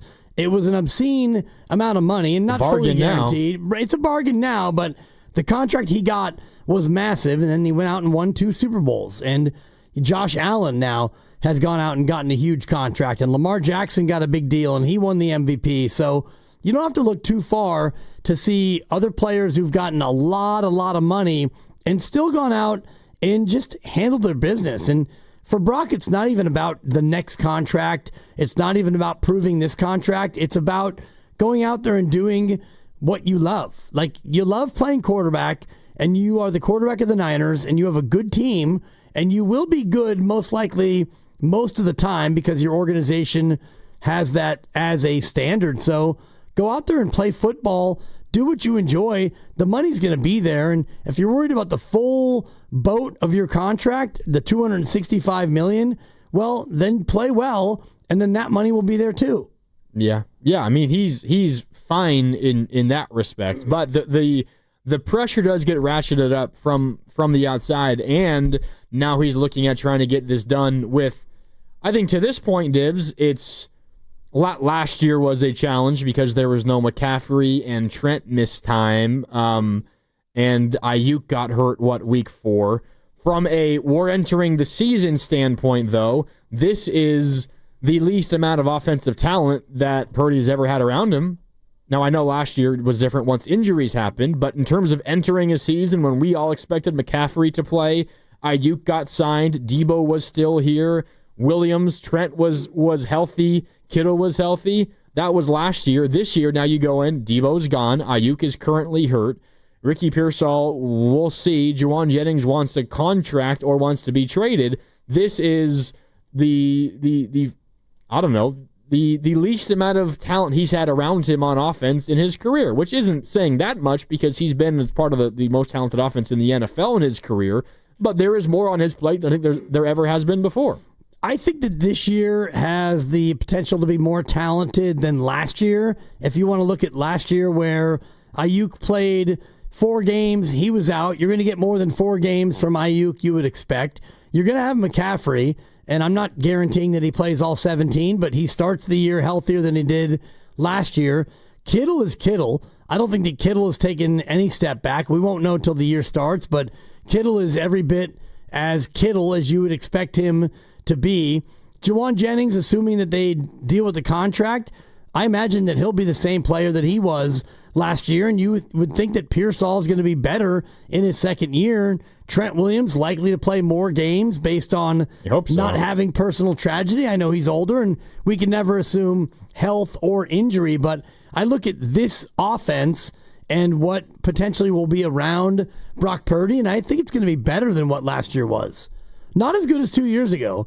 2 years ago when you had everybody healthy and Debo, peak Debo, and Ayuk a career year and all the rest of it, yeah, but better than last year for sure. Well, when you factor in the injuries that happened last year, but we're talking about 365 days ago at this point, the assumption that Ayuk gets figured out versus today, he's going into this season with, I think, what most people would say is, yeah, that's a less talented group around him. Fair. I mean, the Ayuk one was a weird one because very weird. We all kind of thought that he would start slow, and he did, and then he had like a half of really good football, and then he got hurt. Yep. And he tore up 2 ligaments, and that was it. And McCaffrey kind of similarly, we all expected him to play in the opener, and he not only missed the opener, but he missed about 6 weeks, Yep. and then he also started to really get rolling, and he got hurt too. So injuries are something you could never predict, but right now, if you look at it here in mid to late July, McCaffrey looks good. He is a father now. He looks healthy. He looks rested.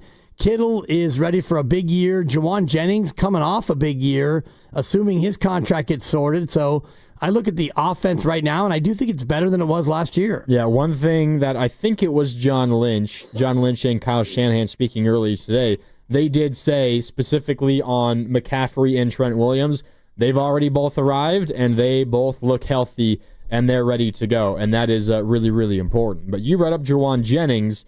Brock Purdy also was asked about Juwan Jennings, just asked specifically, hey, Brock, how important is it to get Juwan Jennings situated? Here's Brock. I mean, it's extremely important. Obviously, love JJ and what he brings to our team and to myself as a quarterback. Obviously, we've had so much success together. Anytime you see something like this going on, as a player, it's like, man, like let's figure out something so we can get back out on the field and we can continue to do what we've done. So, obviously, I hope everything gets handled and everything, but would love my guy to be out there on the field with me. There's no doubt that he needs him out there. I mean, he became his security blanket, Dibs, not just on third downs, especially on third downs, but also other downs. Juwan Jennings was a complete receiver last year. Yeah, and he was just about the only real complete receiver outside of course, George Kittle, who is going to be, again, I think he's going to be the key receiver. But, yeah, it was Juwan Jennings. It used to be third and Juwan. Now it's first and Juwan, second and Juwan, and third and Juwan. And so, pending Ricky Pearsall and his availability, and I did like the way he ended last season. He ended last season not quite with a bang, but with okay. Yeah, I mean, Juwan had like 3 good games in a row, and you hope that Cowing can step forward, and if Ayuk can eventually make it back, and Robinson post-suspension, but you've got a lot of question marks outside of Juwan Jennings. Speaking of third and Juwan, Brock was asked when Juwan earned trust on third downs. Yeah, I think Seattle, I can't remember if it was my rookie or second year, I threw him, like an out route at 4 yards. It was like 3rd and 7, and he broke like 3 guys off him and then got the first down. I was like, okay, Juwan's a guy that's going to fight until the very last whistle or breath that he has. Like, he's a gamer, man. And obviously he's done that just game after game. He fights his butt off. He blocks his butt off for everybody. It's not just about Juwan. Like, he's doing it for everyone on the field and for his team. So absolutely love playing with him and his mindset every game, man. Obviously I have nothing but respect for Juwan, and that's my guy. I remember the play that Brock Purdy was talking about. I think it was Brock's second year, the year that Niners went to the Super Bowl and lost. The Thursday game in Seattle, Week 12. I remember it because it was Al Michaels on the call, and nowadays Al Michaels on the call means it's a Thursday night game. Amazon, and it was an important third down where Juwan caught it like 3 yards short of the sticks. I think they were in the red zone, so they needed to turn that into a touchdown. They ultimately ran away with it, but the game was hanging in the balance at that point, and Juwan broke like 4 tackles and carried 3 dudes on his back to get the first down. And according to Purdy, that's the moment that Juwan earned his trust on third downs. And now it's almost a shock when anybody other than Juwan is option number 1 on a big third down play. Other than Kittle, who actually had 1 more catch than Juwan last year, 78-77. And what about on third downs, though, Dibs? Third down catches, I'll have to dive deeper into the numbers. But, Juwan has always been that big third down guy, and yards per catch, George was at 14.2, Juwan was at 12.7. Ayuk actually at 15 yards a catch last year. He led the team with just the 25 catches, so he didn't have quite the same body of work in the. You played 7 games. That's more than I remembered. But wow, yeah, I thought it was more like 5 or 6. Yeah, me too. Yeah. 7 games, and the thing about it was 47 targets and only 25 catches, and there were a number of drops in there, which frustrated many people. And so the drops early. Yeah, and drops early, and then you know he finally got hurt, and so there were no more drops. But the Niners last year, they only completed 56% of their passes to wide receivers, and this is why when I look at the import of Jennings, he's important, and he led the team among wide receivers in catches, but you had Kittle with 78, you had Juszczyk 19, Garendo 15, McCaffrey 15, Mason 11, Saubert 11. So they do a lot of the receiving by committee as opposed to a lot of teams where, it's just your receivers. And I wonder what Philadelphia's numbers are in catches by receivers with their, the big 2 and then the third receiver they have as well. Yeah, I wonder because they're also a team, and I know we were talking about this earlier, Dibs. They just run the ball relentlessly, so they have a smaller share of passes to go around. Right. And, Saquon, not the elite pass catcher out of the backfield that McCaffrey is, but he can catch some passes. Let's see, just last year, number of total receptions, 303. A.J. Brown, Devontae Smith, 67 and 68. And then tight ends are their third and fourth best pass catchers with Goddard and Calcaterra up near the same levels, those two combined as the top wide receivers. So might be a similar split for the Eagles. But that's kind of the pathway for the Niners. They have to kind of model themselves after the Eagles, I think. Yeah, 59% for the Eagles. They had 180 of their 303, only 303 catches. And they had the biggest disparity that I've seen. They had 621 rushes, 448 pass attempts. Wow. They had almost 200 more rush attempts, and they were the champs. And we can get more into my deep dive on the rush pass breakdown tomorrow because I found some fascinating trends around the league. That's a tease for 20 hours from now. Nice. That's what that is. All right, time for a break. All guests here on 95.7 The Game appear on the River Islands guest line. Isn't it time for you to discover the islands, River Islands in Lathrop? It's Dibs and Grandy on Willard and Dibs. We'll wrap things up next on 95.7 The Game.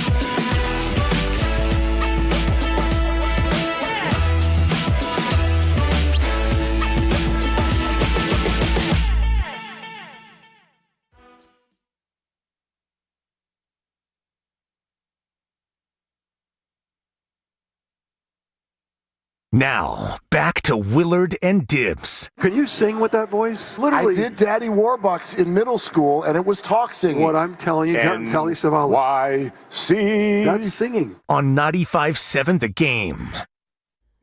Welcome back, Willard and Dibs. Dibs and Grandy in for Willard today. Niners training camp officially open today. I don't think there's any outstanding players. They're still waiting to report. Not like a couple of years ago when Nick Bosa didn't show up. Last year, I guess everybody showed up because Ayuk was technically a hold-in. Juwan Jennings reported. Good news there. And if you take what Shanahan and Lynch said earlier today at face value, they expect Juwan to be working out and practicing tomorrow. Now, we will ultimately see. And of course, they said on the field, right? We expect to see him on the field. I think that's what they said. They might have used the word practicing at one point. Let me see if I can find the exact I'm not quote. trying to hit you with captain semantics, but I thought that I heard them say we expect Juwan to be out there on the field tomorrow, which I guess you could interpolate that to mean that you expect him to be practicing. I'm not sure if that's what I would glean from that. Depends on, what the expectation is. I do know that one of the answers they also gave was 3 days of no pads and then a fourth day of no pads. So they actually won't be in pads. I think they're going Wednesday, Thursday, Friday, off day Saturday, and then Sunday I think would be the first day they could actually pad up and get after it. Yeah, the exact wording was John Lynch saying, anticipates Juwan Jennings, quote, being out there. And the context was at practice, but I guess it leaves a little room for interpretation in terms of what does being out there at practice mean. Right. Is he actually practicing, or is he just standing there on the practice field in street clothes? I actually might be out there at practice tomorrow. Oh. Well, okay. I'm not going to be, but I mean, I might be out there on Thursday, and if I'm out there on Thursday, I can guarantee you that I won't be practicing, but I'll be out there. True. Mm-hmm. It would be fun to see you try to get out there and practice. Just try to break through and find a way. I mean, maybe I guess 25 years ago when I was about your age or Lucas's age, and I could, still go vertical, horizontal, and occasionally diagonal. But as you get older, and I don't want to always portray myself as the quote old guy, because thankfully I'm not the oldest guy on the station. That guy is such a D. He's actually older than I am, but you get to a certain point in your life where you start looking at the things you used to do, and I'm not ever doing that again. Like, that's a no. That's a definite no. For example, I used to play a lot of pickup tackle football. We would meet in, I think it was Tiburon, Lucas.